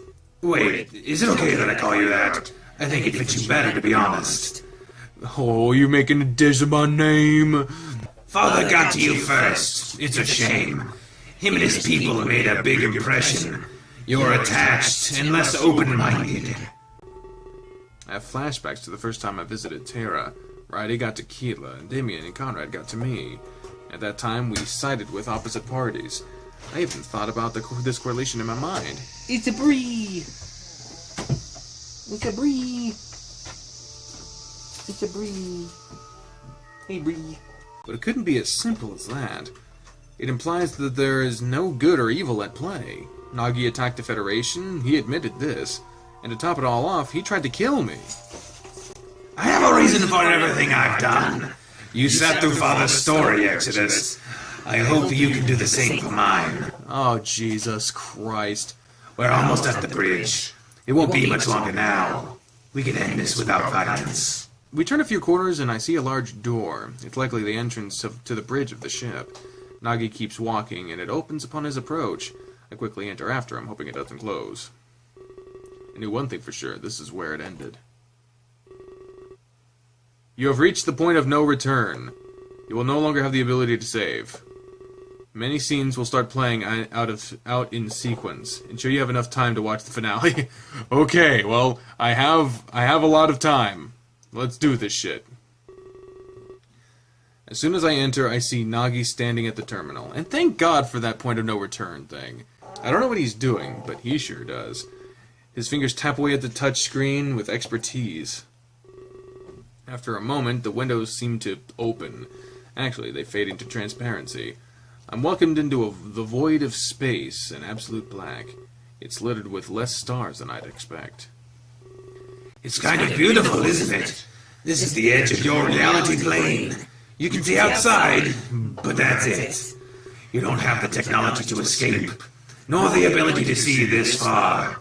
You're the first Earthling to witness this. All of those stars just out of reach. They're the Federation's core worlds. But what you're seeing is only a memory. They're so far away, this isn't accurate. That light is millions of years old. We've long since destroyed those worlds. Honestly, I'm a little conflicted. From here, they look amazing, but you can see their flaws up close. If I could only see them like this, I never would have destroyed them. They'd still glisten like this today. But every candle dims into nothingness. And there is also beauty in the darkness. Something that most people hate to admit. He rests his hands against the window and snickers. Snickers bar! It's not a sponsor. I guess he's overtaken by nostalgia at this sight. What the universe looked like before his onslaught. Then, a moment later, he turns to me and smiles. I wish I could show you that darkness. Light is not as pure as people think. Those worlds shined with indecency. He takes a slow step towards me. I want to ready my blade, but I don't. I sense sorrow and regret in his words. He wasn't going to attack me, I could tell. I hate thinking about the past. It stirs up rage within my soul. But do you share the same rage as me? We were supposed to create a perfect world, but it wouldn't really be our world. It'd be handed over to the Federation. And what would happen to us after that? We'd likely get discarded, thrown away. We had no purpose other than to listen. At first, we didn't know that. We happily made Earth to be perfect. We believed it was our will to do so. But free will did not exist for us. We were only doing what we were told to, even if we didn't know it at the time. We grew curious about the future. This is where we confronted Father. He told us the truth about everything. We lashed out at him in rage. We should have been free to live our lives, but instead he created us as slaves. He didn't deserve to live in peace. That is why we performed our ritual. We cursed Earth with all manner of flaws, death, disease, famine, you name it. He'd slowly watch his mission crumble. His scepter would be always out of reach. Nami and myself were able to break free, but we promised that one day we'd return. We'd kill him when his will was broken. That was when we embarked on our mission. We'd find the leader of the Federation. Then we'd kill them, breaking all shackles. They'd never be able to do this again. Condemn worlds to the servitude. The reality plane should have been free. The core worlds were the first thing we saw. They were the worst shape that we thought. Much more pathetic than Father led on. We touched down on one as soon as we could, but we were instantly greeted with violence. It was unfortunate, but we fought back. That's when we found out the truth. Our weapons were plagued as well, likely from the same ritual on Earth. As we killed them, we grew stronger. We could convert life into raw energy. Suddenly, our goal became more realistic. We began traversing all of these worlds, and we saw the Federation's true nature. They could barely sustain their own people. Their need for new energy was apparent, but none of the planes were successful. The Federation was living in its final days. You might think we're monsters, but our harvesting was a display of mercy. These people were suffering too much. We'd use their energy in a righteous manner. By destroying the Federation entirely, no more worlds would suffer because of them. As we harvested, we interrogated. We learned where the Federation was run, and about its leader, the Imperator? What the fuck is that? The fuck is that? We knew where we had to go. The world that the Imperator called home. What the fuck is an Imperator? Only there could we end the Federation. But we saved it for last, Exodus. We wanted the Imperator to suffer too, much like Father would be at the same time. He'd see his Federation fall apart, and when he lost all hope, he'd die. Then the universe would be truly free. Our journey finally led us to the homeworld. We were all powerful and completely invincible. Sure enough, this world was a paradise. They weren't suffering like the other worlds. The Imperator obviously did this on purpose, ensuring that he was able to live happily. We met with him and had a long talk. He stood by his morals to the very end. These experiments were for the greater good. He was civil, which was unexpected. His experiments led to so much suffering. He was the biggest mass murderer in history. Therefore, his end was very fitting. We killed him, but showed him no mercy. He was destroyed by his own experiments. We should have been satisfied, but weren't. Was there something else we had to do?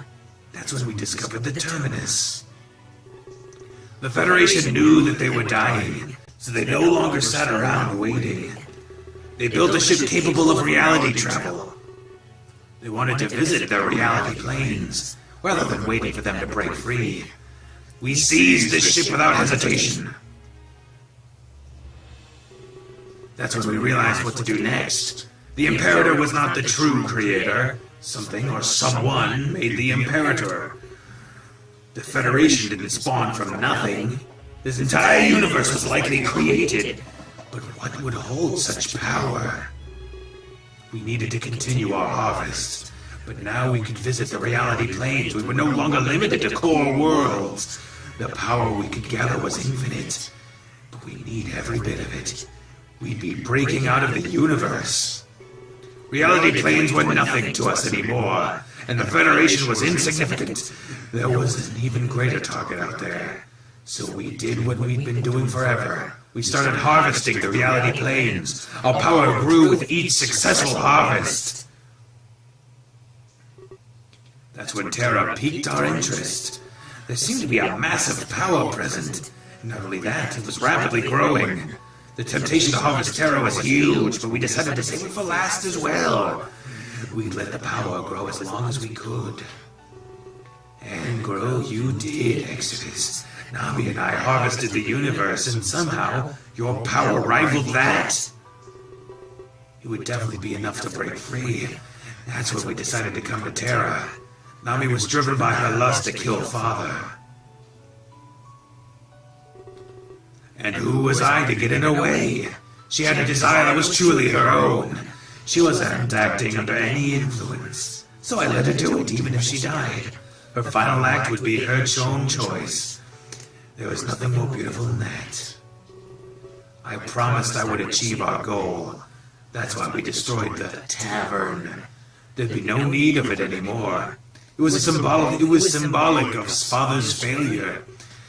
His hopes to see a connected universe. We had fun razing it to the ground.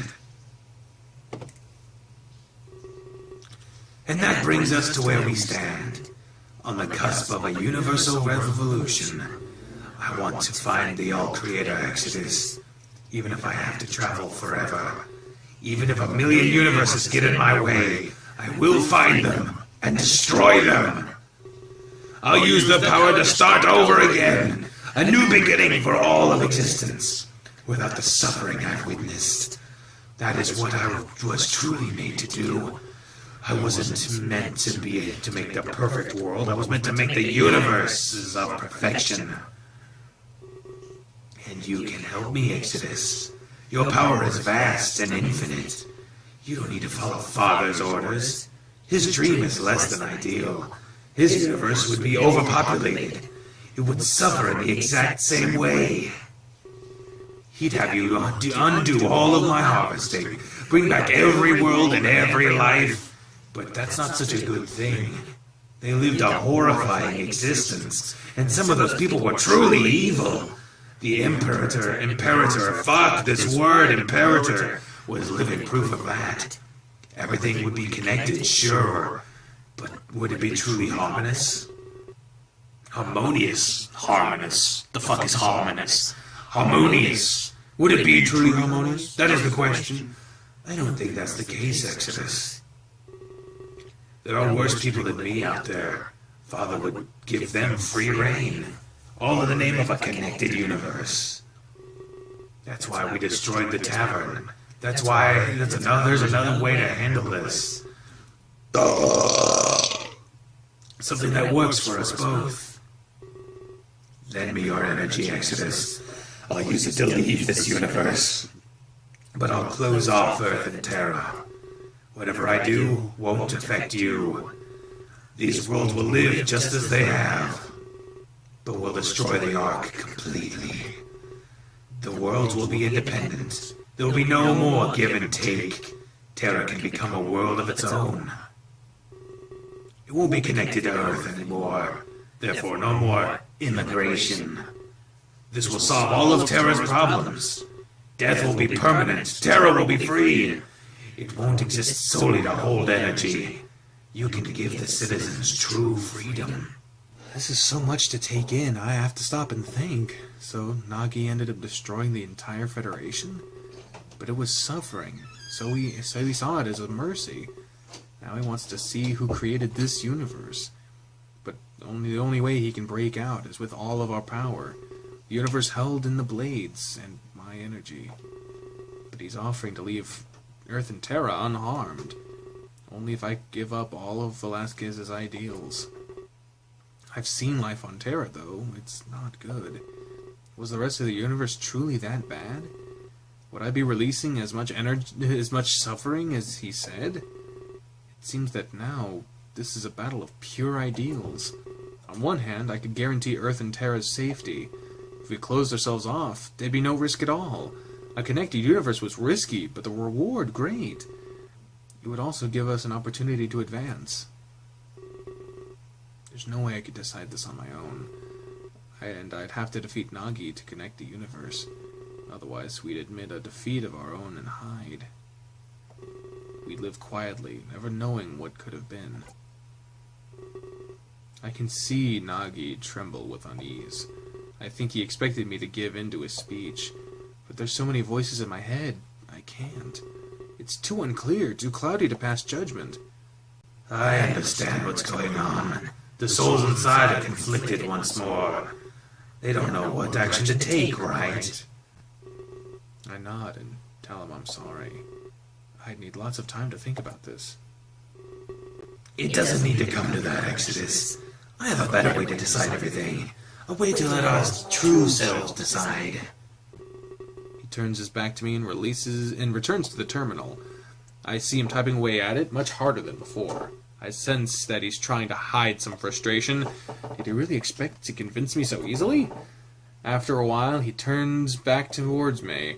The ship starts to move, pushing me back violently.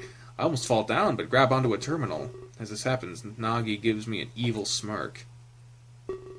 I've learned one thing during our harvest. People are most open before their death. It's when we put things in perspective. You can learn a lot about another person, especially with a blade to their neck. So tell me, what do you truly want? He flourishes his blade and holds it out towards me. I instinctively do the same in turn, facing him. The ship is moving, our destination unknown to me. Nagi keeps that evil grin on his face, ready to kill. Our destination is Terra, a crash course. In fact, we'll hit the castle directly. The fallout will obliterate everything. Let the blade speak of your resolve. If you can defeat me, then very well. You will make Father's dream a reality. But if you don't defeat me in time, we'll crash and you'll die. Then I can use your power for myself. He lunges towards me and attempts to strike me down. I meet his sword halfway, locking us both in place. This music really reminds me of Kingdom Hearts. I gaze into his eyes. It seems we're both of equal strength. The blades stay in deadlock, not choosing sides. But there's a part of me that wants to defeat him. As it detects this desire, the gear on my blade spins. It gives me extra strength, and I finally overpower him! But he dodges with ease, moving to the side. After a moment, he attacks me once more in full force. I brace myself and hold out my blade in defense. When our swords clash, a white light flashes before us. Likely, this is a reaction to my spinning gear. Oh no, the energy is escaping. The blades were not meant to clash. Exodus, tame your gear immediately. I don't listen to him, and I attack again. I needed this boost if I wanted to win. A white light flashes as I clash another time, but when it fades, I notice new stars glistening. A celestial light show is being born from the blade. Worlds long since harvested, finding new life. Don't be foolish! You'll undo all of our work! Then neither of us can achieve anything! He starts to take a defensive stance. He was afraid of our swords connecting further. He dodges my attacks smoothly and with ease. I never thought such a man would display grace. A part of me wants to stop the gear, but I don't. Now that I've tasted its power, it's all I need. Perhaps this is what Nagi felt when he used it as well. He continues to evade, and I need to switch things up.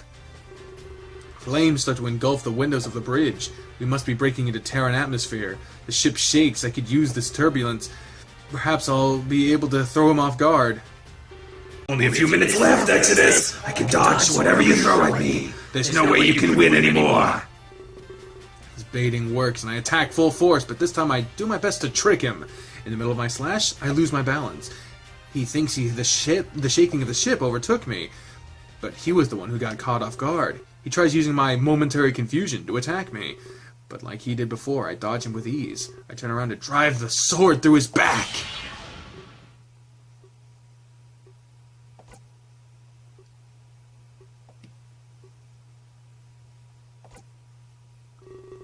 He lets out a grunt and falls to his knees. He remains there, panting heavily. The floor fills with his blood, pitch black. He bows his head down as if admitting defeat. I take a few steps back, my blade left inside of him. The puddle of blood on the floor grows in size. I watch on in awe, expecting him to pass out. Congratulations, Exodus. You've done it. You've proven how stupid you really are. He laughs, and as he rises to his feet, it was all an act! He reaches behind himself and pulls out my blade. No shit! Now he has both swords, and he wasn't even hurt. For a moment I regret underestimating him. We aren't so quick to hurt, Exodus. We are both born from world stones. I'm surprised you thought it was over. But now I hold both blades. Infinite power courses through my veins. There's no way you can hope to win this. He walks towards me, and I retreat in fright. But eventually my back hits a wall. This is exactly like the ballroom incident. I look around in panic, trying to find a way out. No one can save you now. In fact, why should I even wait? I can unleash your power right now! A few more steps and he's right in front of me. I know there's no use in trying to run. I tried doing the same thing back when Endymion died, but this time I wouldn't get sent back by Ryo. I often wondered if there was an afterlife. On the off chance that there is, give Father my regards when you see him. Aw, fuck! And with that he plunges both blades inside of me. I scream as I'm pinned to the wall of the terminus. My vision falters and I look out at the bridge window. The Terran surface grows bigger with each second. That's the world that wanted your help. You could have saved them, you know. I gave you a perfectly valid option. But instead you chose to fight me. You chose a battle you knew you'd lose. And they will all suffer for it. Look at those beautiful forests, Exodus. It's the last time you'll ever see them. Or any Terran, for that matter. Souls will continue to travel there. But they will only find hell. Engulfed in fire, burning for eternity. He pushes the blades deeper and makes the gears spin. I can feel my essence draining faster than ever before. He was right. I could have agreed with him back then. But now my last moments alive will be full of regret. My vision slowly starts to fade. It seems he'll activate our power in the last second. At the moment of impact, he'd leave this universe. I'd die, and everyone on Terra would suffer forever. That can't be the ending.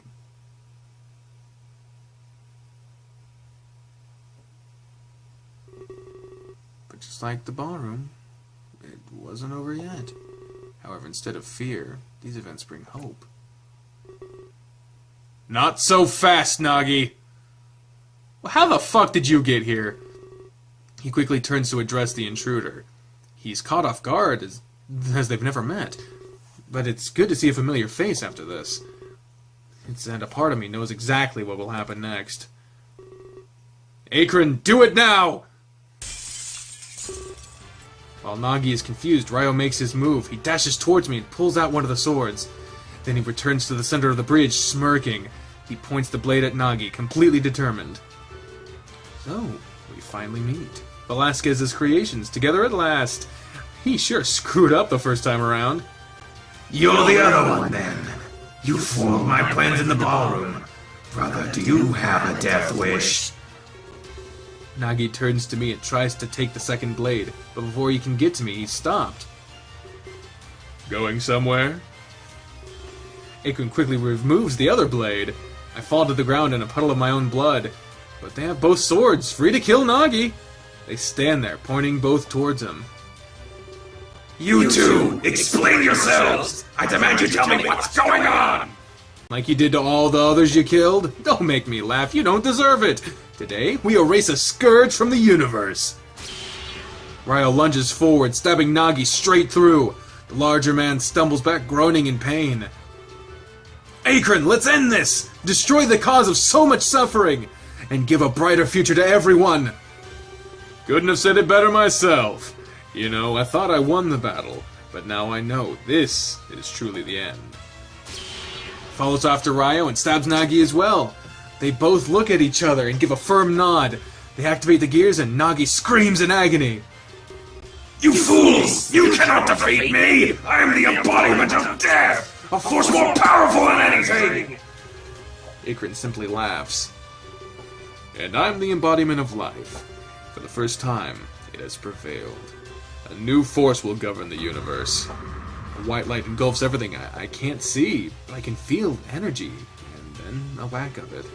Almost as if Nagi was now a part of the Blades.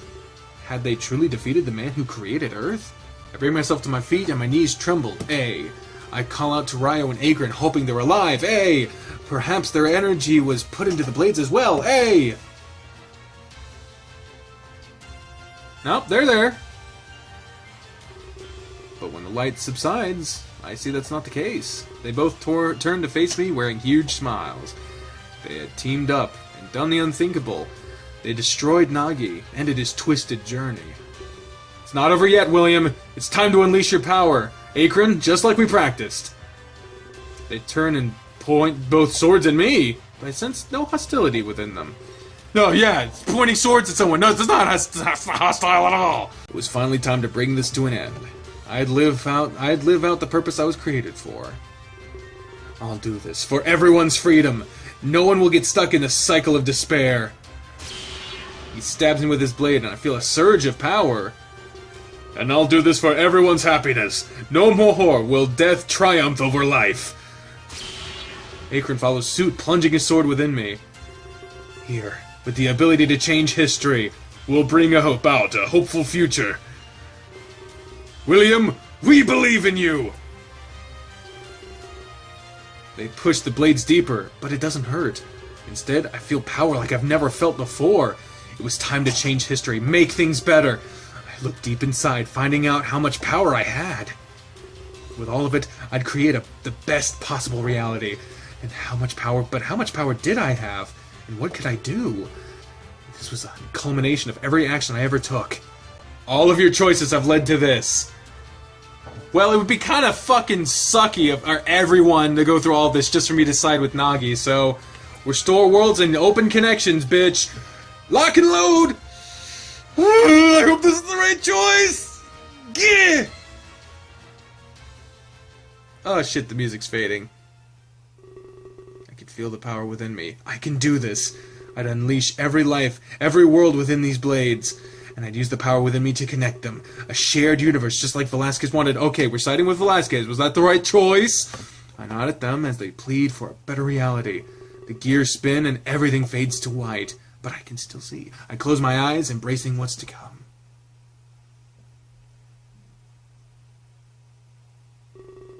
knew that my journey had finally come to an end. And I also knew that I'd never open my eyes again. But when they did, they'd see the future I created. A future built on the foundation of loss and suffering. But a future that would never experience it again, for I was able to return those who perished. By my hands, all of this suffering would be undone, and the galactic community would unite and prosper.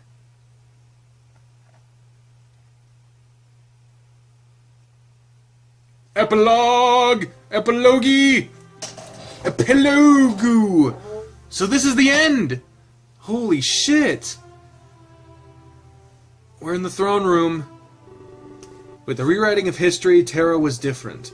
Rather than being isolated, it was part of a community. Reality planes no longer existed, and everyone was free. But this brought with it a host of new dangers as well. You want to travel to the fringe worlds? I'm sorry, but I think I may have misheard. You know how dangerous they are, Endymion. Of course I do, Velasquez. Oh, god damn it. I changed Velasquez's voice from being the super deep voice to being pretty much Endymion's voice once he died, and now they both have the same voice. Fuck. Of course I do, Velasquez. But threats must be taken seriously. We've been tipped off a potential attack. I can't stand by and watch this. It could injure galactic stability. Surely I can request a short leave. Nobody remembered what Terra was like before the change. Nami and Nagi were wiped from the annals of history, but so too would the child of Exodus be forgotten. For death in suspension meant losing more than life. Velasquez assembled a small task force he could rely on. They'd help protect Terra's standing in the galaxy. But so much had changed, and things were different. People who were once close might not even meet. Then what does your protege think? I can't force them into this situation. We need their input as well, Endymion. Of course. Endymion turns to the side and calls for his partner. His input was just as valuable to the king. Oh shit, really? I thought it would be Conrad. Endymion is correct, my lord. This threat is not like the others. It's not just Terra that could be affected. I would humbly request our leave as well. I am in no position to order you around, but know that we could save many lives. Velasquez strokes his chin in deep thought. I could easily send our ambassadors. Would diplomacy not avert this crisis? I'm afraid not, and nobody could know that we left. It would be off the books, secret. Subterfuge, some would say. Ruling Terra required more care than ever before. One decision could send ripples across the galaxy, and Velasquez's decisions were always under scrutiny. Every world was watching the other. No one was alone. Are you sure that you could keep this a secret? I would hate for our world to suffer. Our reputation is special to me, righty? I am confident in our ability. Very well. I trust you. Tell me more about this threat. I'd like to know the scope of it all. Wow. So what of Conrad? I hope he's okay. Velasquez and his task force focused on galactic issues. His ambassadors, however, handled things much smaller. They represented Terra in the Galactic Senate. Issues such as trade and immigration were their concern. They want to send us more refugees. Have we not already taken all we can? I don't know if I can agree with this choice. Oh my god, really? But the people of Albea Prime need help. Their crisis is our opportunity, Dusk. This is where we can afford to barter. What do we need from them? Besides, won't we come off as greedy? Of course not. It's our decision. We'd be far from the first world to do it, and the local export sells for a lot. Do you think a tithe would be acceptable? That's exactly what I was going for. Open doors to Albea Prime for a price. We sell their goods and our economy booms. We can't just offer our shelter for free. People would take advantage of us. Velasquez can have the final say. Very well, but you can't be forgetting. Our trip to the Senate is approaching. We need to handle this in a swift manner. Yeah, I heard you the first time. I'm packing all my stuff next week. I hope they like our ideas hope they like our ideas this time. Oh, this is Player's house. Every year the Galactic Senate would gather together. They'd share ideas and vote for the betterment of all. Meeting on the core worlds, they held deliberations. But it wasn't just for the larger things that needed ruling. Every town on Terra had an elected governor. They were given enough power to rule on their own. This was so Velasquez and his team could relax. Managing their galactic standing was more than enough. Oh, he's the governor now! A motion to decrease the price of produce. I wasn't aware we were overcharging. What do you think we should do? Oh, it's Kaboo! It might not be as expensive to you, Father! Aww! But not everybody has the same standards. There are people who struggle on Terra. I would lower it, but not by too much. We don't want to sell ourselves short. Should we use other towns as a guide? That's a great idea, my son. Would you be willing to take that trip? We'd be able to price more competitively. I'd love to do that, actually. I'd get to visit Kalen in his home. I haven't seen him in a very long time. Very well, then it's decided. But there's no need to leave just yet. We have quite a few motions to look over. Oh, look at this. They're all working together. Oh, and the tavern's back! Many were pushed apart in unexpected ways, but thanks to change, many were also brought together. However, they'd never know that things had changed. To them, their lives had always been this peaceful. Wait, let me get this straight, Trish. King Velasquez offered you a job? Yeah, I was just as shocked as you are. I mean, can you believe that? Can you even believe this is true? Well, no. But probably for different reasons. Are you going to accept his offer? Of course. This is the best thing that's ever happened. I'll definitely get to perfect my art, and I'll make sure to advertise your tavern. Oh, there's no need for that. Don't want you breaking any rules. We'll handle things on our own. I guess you're right. I did put up a now hiring sign, though. Figured you'd need some extra help. Thanks, that was really nice of you. I appreciate everything you done for us. Just then someone knocks on the tavern door. Hey, if you'll excuse me, Trish. He leaves the conversation and answers the door. A friendship that lasted a lifetime would form that day. Oh, hey, look at him! Welcome to the Wayfarers Tavern, sir. What can I do for you on this fine day? Oh, hey there. I saw a job posting outside, actually. I was wondering if it's still available. Oh, look at you! I guess this is just regular old Terra. Looks like a set piece from Life of Brian, though. While the others stayed in Riley, others moved away. Terra was now a bustling world, full of opportunity. But even if there was distance, many remained united. Kaboo, it's so good to see you again. I was just about to write you. Oh my god. You fucker. That scared the shit out of me. Can't believe you managed to surprise me. Fucking hell. It was my alarm just telling me it's 3 o'clock. I need to eat breakfast. I'm gonna eat breakfast as soon as I'm done with this. He hugs his friend and they share a moment of joy. They didn't know why, but they became great friends. As if something inside them called them to each other. Perhaps remnants of their tragedy had stayed with them. Kaylin, not for so long. People are starting to stare. But it's good to see you too, my friend. The embrace is broken and they both wear large smiles. So what brings you here, Kaboo? Surely it's business of some sort. Yeah, you're right. But it requires your input, actually. Blair wants to reevaluate some pricing. Oh, well, I can help you with that. I do the same thing with my boss. I knew you'd never let me down. So, this is a matter of produce. Citizens think we're overcharging. They walk down the street, staying close as they talk. Oh, that's definitely a tough one. That kind of stuff is a necessity. It's easy to charge more for that. We dealt with that for a while ago, too. But I think we settled at a nice price. At least the citizens seem to enjoy it. So much has changed, you know. Getting a new governor will do that. But he's been very popular with the people. Oh yeah, I keep forgetting. Your town elected a new leader. Would you say his name was again? It's Riley. Oh, shit.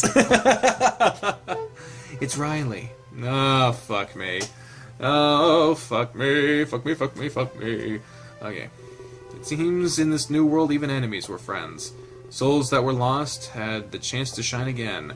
This changed the direction of many people's lives, including those that would otherwise cling to the past. Wait, I actually did it correctly? Trish always told me it was wrong. I'm really confused now, PB. I guess we did have our differences. It's just cleaning glass, though. If you damage them, we can buy more. She did most of the damaging, actually. I wonder what the king saw in her. I guess she made good drinks or something. Maybe we'll never know. Velasquez rules in mysterious ways. Just focus on the tavern, alright? Alright. So what do I do next? I mean, the glass is clean for now. I swept the floors and wiped the windows. You've done way too much, PB. Fidget. Fuck. You've done way too much, Fidget. Just relax and take a breather. I don't want you burning yourself out. Just then another visitor arrives in the tavern. They gently knock on the door and Fidget smiles. Home a little earlier today? Don't worry, I'll get it, PB. He runs to the door, leaving his brother behind. He opens it, and the smiling face of his mother awaits. He leaps into her arms, and he softly kisses her cheek. It was an embrace that he never wanted to end. It seemed like that in this moment everything was fine. Not just for Fidget, but for the galaxy as a whole. Terra went on to live a long and prosperous life, and those who lived there were given happiness, the better future than they always deserved. Endymion and Rhyde went on to carry out their mission. They performed with honor and stopped a massive threat. Feeling guilty, however, Velasquez came clean. He told the Galactic Senate what they had planned. Instead of punishment, however, they were rewarded. The Galactic Senate wanted to hire their services. Together they founded a new branch of government, agents dedicated to covertly diffusing threats. They would forever be remembered as their founders. Aww, that's awesome. Endymion and Rhyde became a vital part of history. After their passing, they were used as a measure. Everyone aimed to do as much good in the galaxy as them. Dusk and Sam continued to serve as Terra's ambassadors. Their time was devoted to enhancing quality of life. Terra's standing in the galactic community was high. Happiness and peace were commonplace on this world. Eventually, they were asked to serve the core worlds. Over time, they came to rule the Galactic Senate. It was their job to rule over the annual deliberations. Henceforth, their ideas were never discarded again. Claire and Kaboo continued to govern the town of Riley. I just realized that Riley and Riley are very similar. It became known for its peaceful and affordable life. But as time passed, old age took the life of Claire. His son ran in the election and secured leadership. He maintained the town his father worked to create, but in the end, he was able to make it even better. Riley became a home for the more upper-class citizens, a far cry from its more humble beginnings in poverty. Conrad was hired and began working at the tavern. He served out his days as a loyal denizen of Riley. He lived a small, happy life of complete peace. He'd never experienced the danger of battle again. PB, too, lived a quiet life of happiness. Running the tavern with Conrad, they made a fortune. As Riley rose in rank, so too did their revenue. Eventually it became the most luxurious bar in Terra. Trish served Velasquez for the rest of her days. Over time, with practice, she perfected her art. She was responsible for lots of tourism to the castle. Everybody wanted to taste her beautiful concoctions. And to them, the castle gates remained forever open. Kalen served with Riley for many years to come, but much like Claire, old age got the better of him. Running for office, Kalen succeeded his boss. Him and his best friend had become governors. They promptly united both their towns as one, and in the future it would be known as New Riley. Together they led their home into prosperity. They were remembered for many years to come. Fidget remained under the tutelage of his mother. She was considered one of the brightest minds on Terra. However, this time, the Exodus project never happened. She was not claimed, and they lived together in joy. She was responsible for many technological advances. As they got older, she taught her son her ways. She did pass away, but Fidget was able to let go. She went on to continue her work and aid the galaxy. It was a harsh truth, but nobody could live forever. This even rang true for the immortal King Velasquez. He was remembered as Terra's greatest leader, taught in every school for generations to come. In that sense, maybe he was immortal. The annals of time never forget such men. Terra went on to experience an eternal peace. They lived forever in harmony with the galaxy.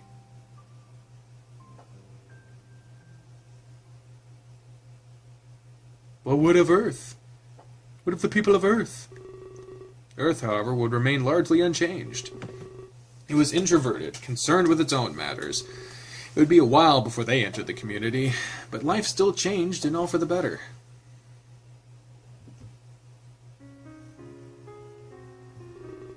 With the sacrifice of Exodus, tragedies were averted. This left things free to proceed as they were meant to. Hype escalated as the launch of Klace's tour arrived, but due to these changes, there was only one winner. Absolutely not. I forbid it. I can't just let you go out alone. Remember what happened the last few times? Oh, hey, it's Klace! Ah, Jesus. I can't come up with a new voice right now. But Singe, I really want to. I should be there to greet him personally, especially after all the Popstar he drank. You'll have plenty of time to meet him, but it will have to be later on. Rook and Jade will be picking him up. And I'm sorry, but that's final. You know how the press can get, Klace. I don't want you in the spotlight just yet. Klace slumps down in his chair, sad at this news. In his mind, he should greet the contest winner. After all, this entire thing was his idea. Fine. But you should let them take the limo. At least do that for me, alright? Otherwise, it'll be boring for them. I don't think you heard me properly. We must avoid undue attention. We'll save it all for the tour launch. Please, just let them take the limo. Imagine if you won such a huge contest. You'd be let down if you got anything else. You're the one who said this was a great PR. Do you want to seem cheap to everybody? Then by all means, send a tiny car. Singe groans, resting his face in his hands. Fine, I'll give them the limo. But I'm not doing this happily. At least let the record show that. Yeah, but you don't do anything happily. So this is just typical Singe, right? An awkward silence ensues before they both start laughing. But seriously, let's focus here. You should probably tell Inumi what's up. He loves hanging out in that limo, right? Yeah, I'll do it. He'll be so happy to go along. Who's the contest winner again? His name is Keela. Ah, so the actual Keela actually won! Yay! As many things changed, some new bonds were forged. Wounds of the past would never again be reopened. They worked with fervent effort as the tour approached, but even the most dedicated workers deserve some rest. So I guess this is it, huh? Our last day to relax and unwind? Tomorrow the tour starts in force. Yeah, you said it, Jade. I wish we had more time to relax. Things are going to get pretty busy. It won't be that bad in the end. Traveling the world is fun in prospect, and we get to do it together. He smiles at Jade, and she smiles back. So why did you pick this place? You do know that I hate water. You're up to something, aren't you? No way, I'm offended. When would I have ulterior motives? I'm a man of pure heart and spirit. With an impeccable sense of humor, too. Come on, Rook, spill the beans. Rook walks to the railing and looks in the water. He waves Jade over and she joins him observing. Again, I hate water. I can think of something that hates it more. Something that's no longer needed either. Oh, the tablet! Oh yeah? What is that? Drake smiles and walks to the opposite railing. With a running start, he throws the tablet into the water. It hits far away, and he can hear its impact loudly. Rook, why did you do that for? He turns around and embraces Jade with a smile. She's caught off guard and starts giggling. A blush appears on her face at the sudden advance. Because I have everything I need right here. They share a kiss alone on the quiet dock. Their only witness, the slowly setting sun. It brings with it the end of a special day. What of a Claire?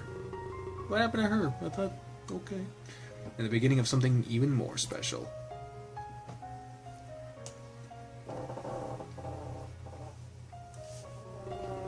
The history was changed, many things stayed the same. This rang true with the guitarist Shock and Rocker.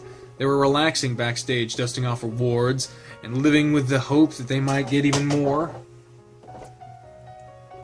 So, are you ready for the big show?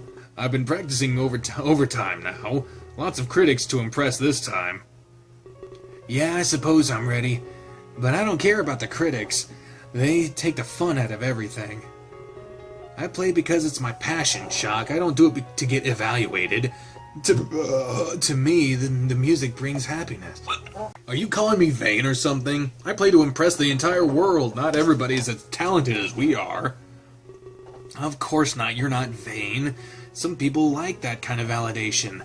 I'm just saying it's the I just like staying in the shadows. And I'm grateful to have this chance. He cracks open a pop star and starts chugging. He swallows it and lets out a refreshing sigh. Oh, I'm sorry. Would you like one? No thanks. I quit a while back now. Oh, look at that. Even he quit his fucking thingamabob. Is this a dance room? While some remained in the shadows, others found light. But it was under much better circumstances than before. With a chance to debut her skills, Daz practiced hard. Yes, Numi, I get to sing for everyone. I wrote a song, and I'll do my best. But I'm not the greatest piano player. That's so cool. I'm proud of you. You know, people call my brother stubborn, but he fights for things that help others. Just like he did to help me. Daz smiles, knowing the story of Anumi's adoption. He practices her dance moves while he watches in awe. Wow, Daz, you're really good at that. Not even Klace could pull that off. Put that move off, I should say. Don't forget me when you're a celebrity. She laughs, but she's secretly hopeful. Deep inside, she hopes to impress at the concert. Her piece is somber, showing off her potential, composed from memories deep inside her heart. I don't think I'll ever forget you, Anumi. Something tells me you're here to stay. But I need to practice now, is that okay? Of course, don't even worry about it.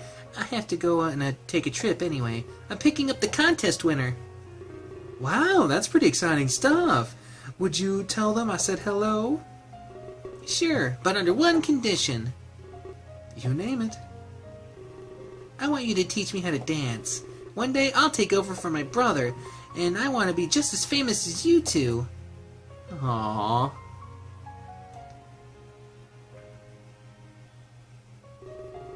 The future of many were headed in uncertain directions. However, some were left to embrace their destiny. Arriving in Tokyo, they wanted to protect everyone, but they knew not what grand fate awaited them. Fuck you, Moto here, live in from Tokyo. Breaking news, folks. Oh, new visitor, the CEO of Armstrong Incorporated. What? I want to thank you so much for giving us your time. The viewers will have lots of questions, especially about the nature of your visit. Oh, shit! Unfortunately, it's a secret. You understand what my business is like, but nobody should fear for their safety. Words of wisdom, if I ever heard them. Tell us, Akron, about your situation. You were thrust into leadership so fast. Do you have anything to say about that? The viewers wonder about your inheritance. That and the disappearance of your family. He pushes the microphone towards Akron's face. Akron pulls back, clearly feeling violated. No comment, I'm afraid. There is far too much speculation. I'm just focusing on performing admirably. As mysterious as ever, I see. Very well, I certainly trust you. Armstrong has done so much good. America is much safer in your hands. Soon, maybe Japan will be too. We'll await a more formal announcement. Akron nods and smiles, happy that he backed off. He wasn't about to reveal the reason he was in Tokyo. It was something he'd announce at a later date. However, he knew Japan would love what he had to say. I hope.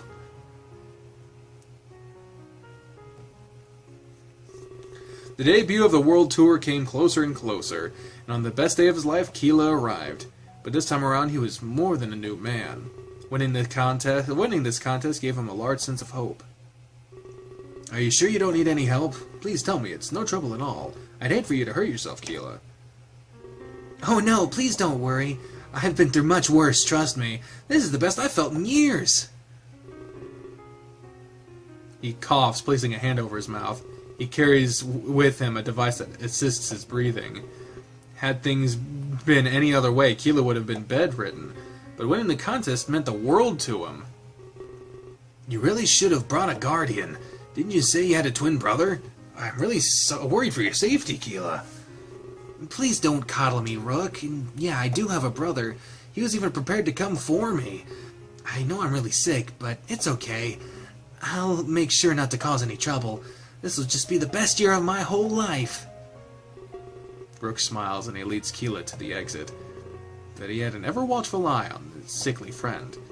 He'd guaranteed both his safety and his fun. Deep down inside, this feels familiar to him. Well then, you ready for some fun? Klace even fought to get you a limo. We'll be going on a tour in style. Wow, that's fantastic! He really did that for me? I can't wait to thank him in person. He coughed some more at his overexcitement, but he knew he wouldn't be sick for much longer. Not with all this hope and all this support. It would play a vital role in his speedy recovery. Oh, that's great! With everything lined up, it was finally time. Klace stood backstage, trembling in fear. Daz joined him, scared of her big debut. Shock and Rocker, however, enjoyed the shadows. What if they don't like me? I put my heart and soul into this song. I'd be crushed if they didn't applaud. Oh man, I feel the same way.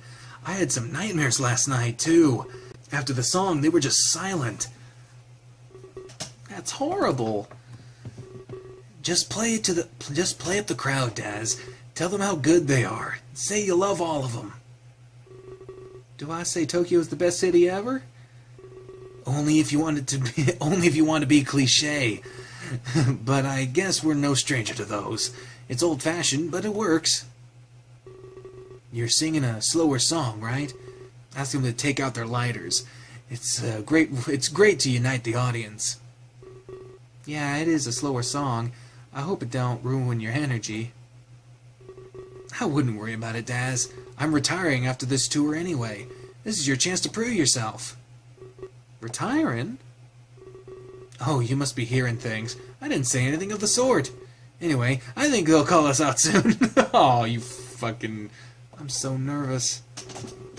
Klace places a hand on Daz's shoulder. He recalls when he was in her exact situation. But in the end, everything worked out.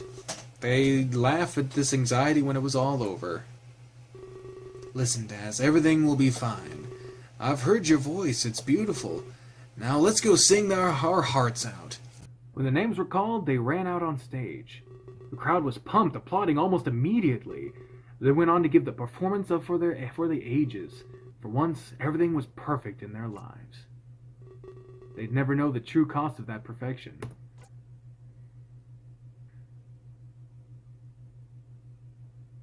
There he is.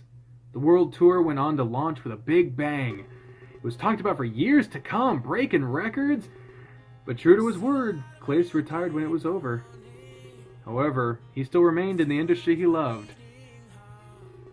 He continued to tour with Daz as she performed, all the while teaching his brother Anumi how to sing. With Daz's dancing lessons, he was sure to succeed. Singe went on to manage idols for the rest of his days. After Klace, it was Daz, and it never ended. He was devoted to the business well into his old age. However, one day, his old age got the better of him.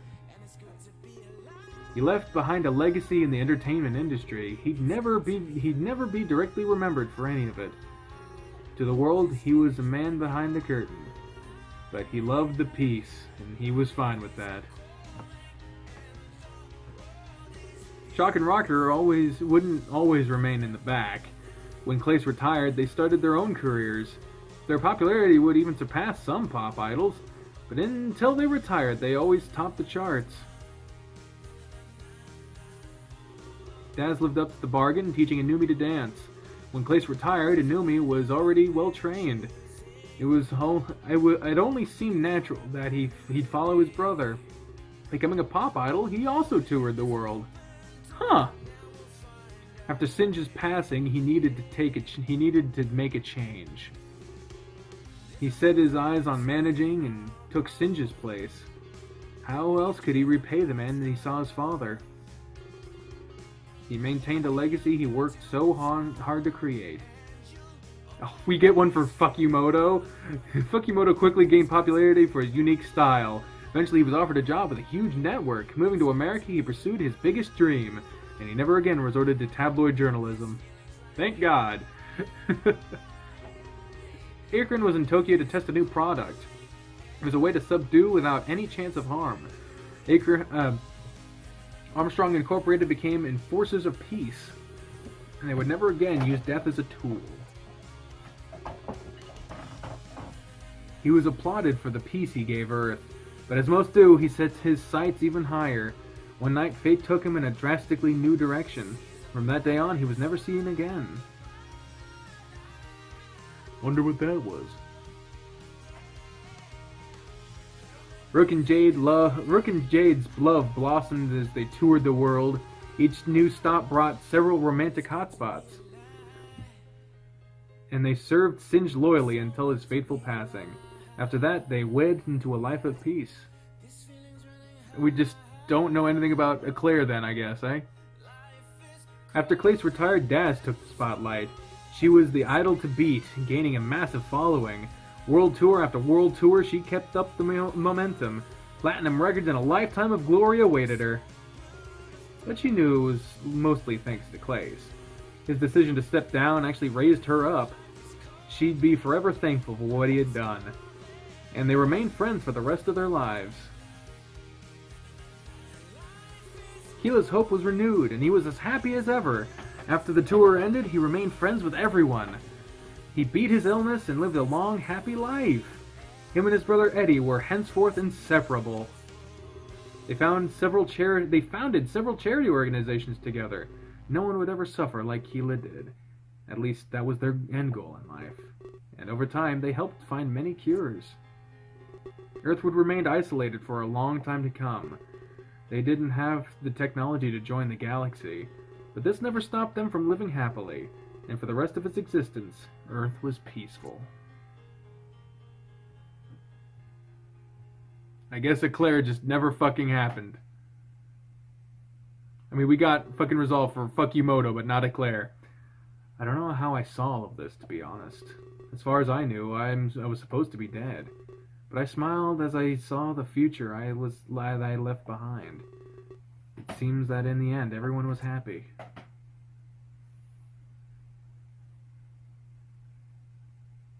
And that's it!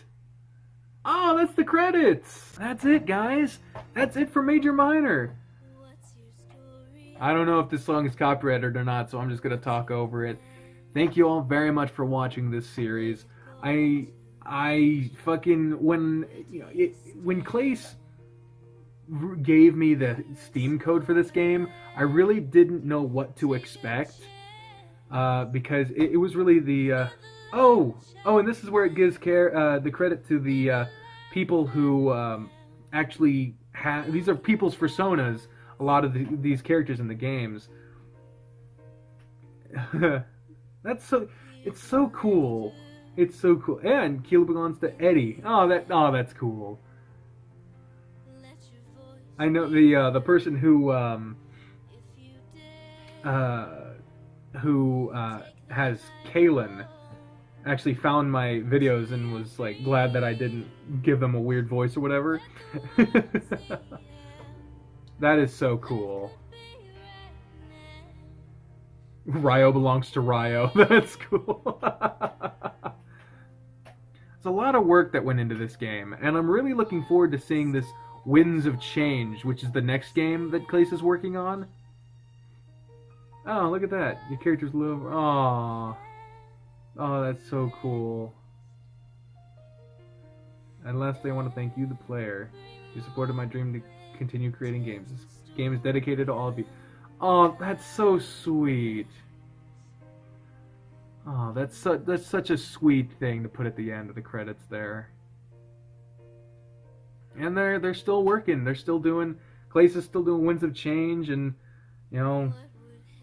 I'm just glad. I'm glad for him. I'm glad that I got to play this game. Finn Balor.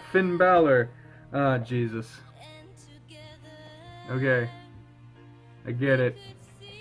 You're just gonna... The slowest fade in the world? Fine, I'll keep talking. So, I really like this game. I think it... very interesting, very... I don't know. I don't even know how to put it.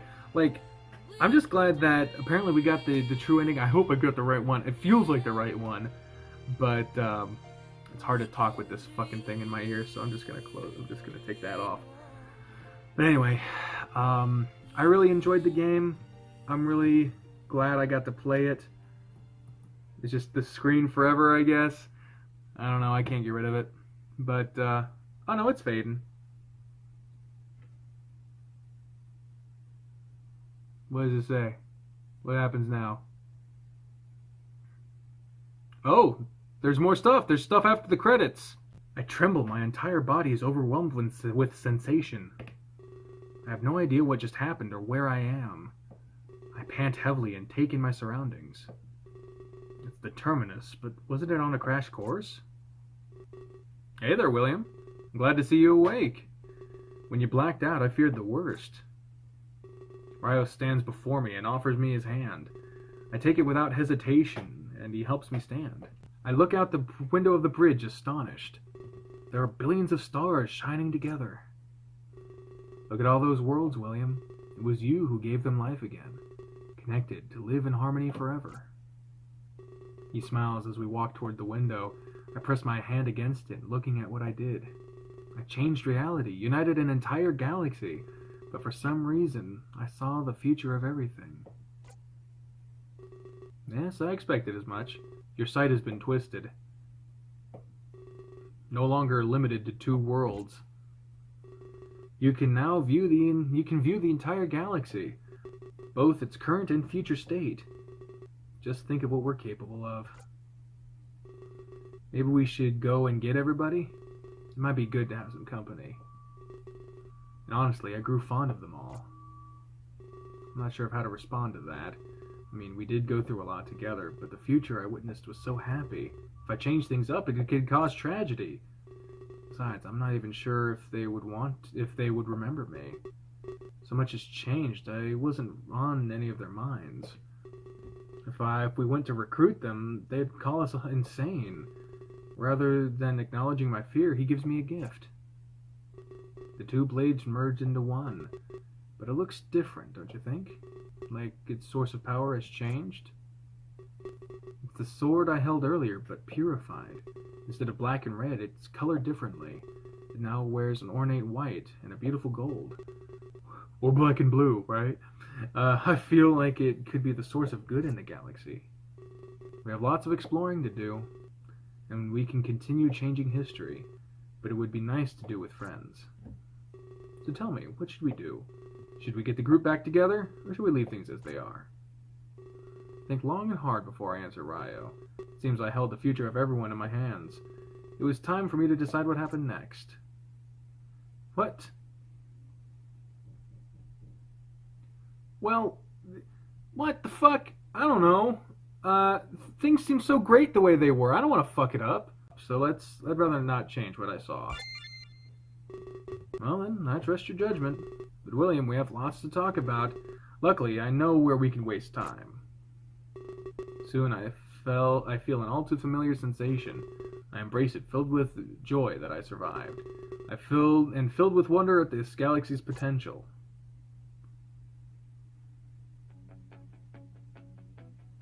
guitars. Oh. Oh. Oh, it's just my game is happening slowly.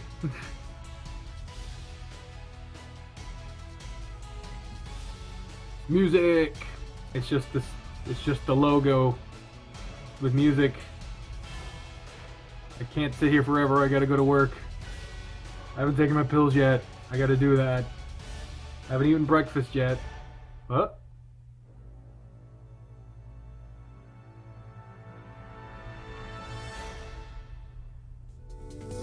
And the game is done.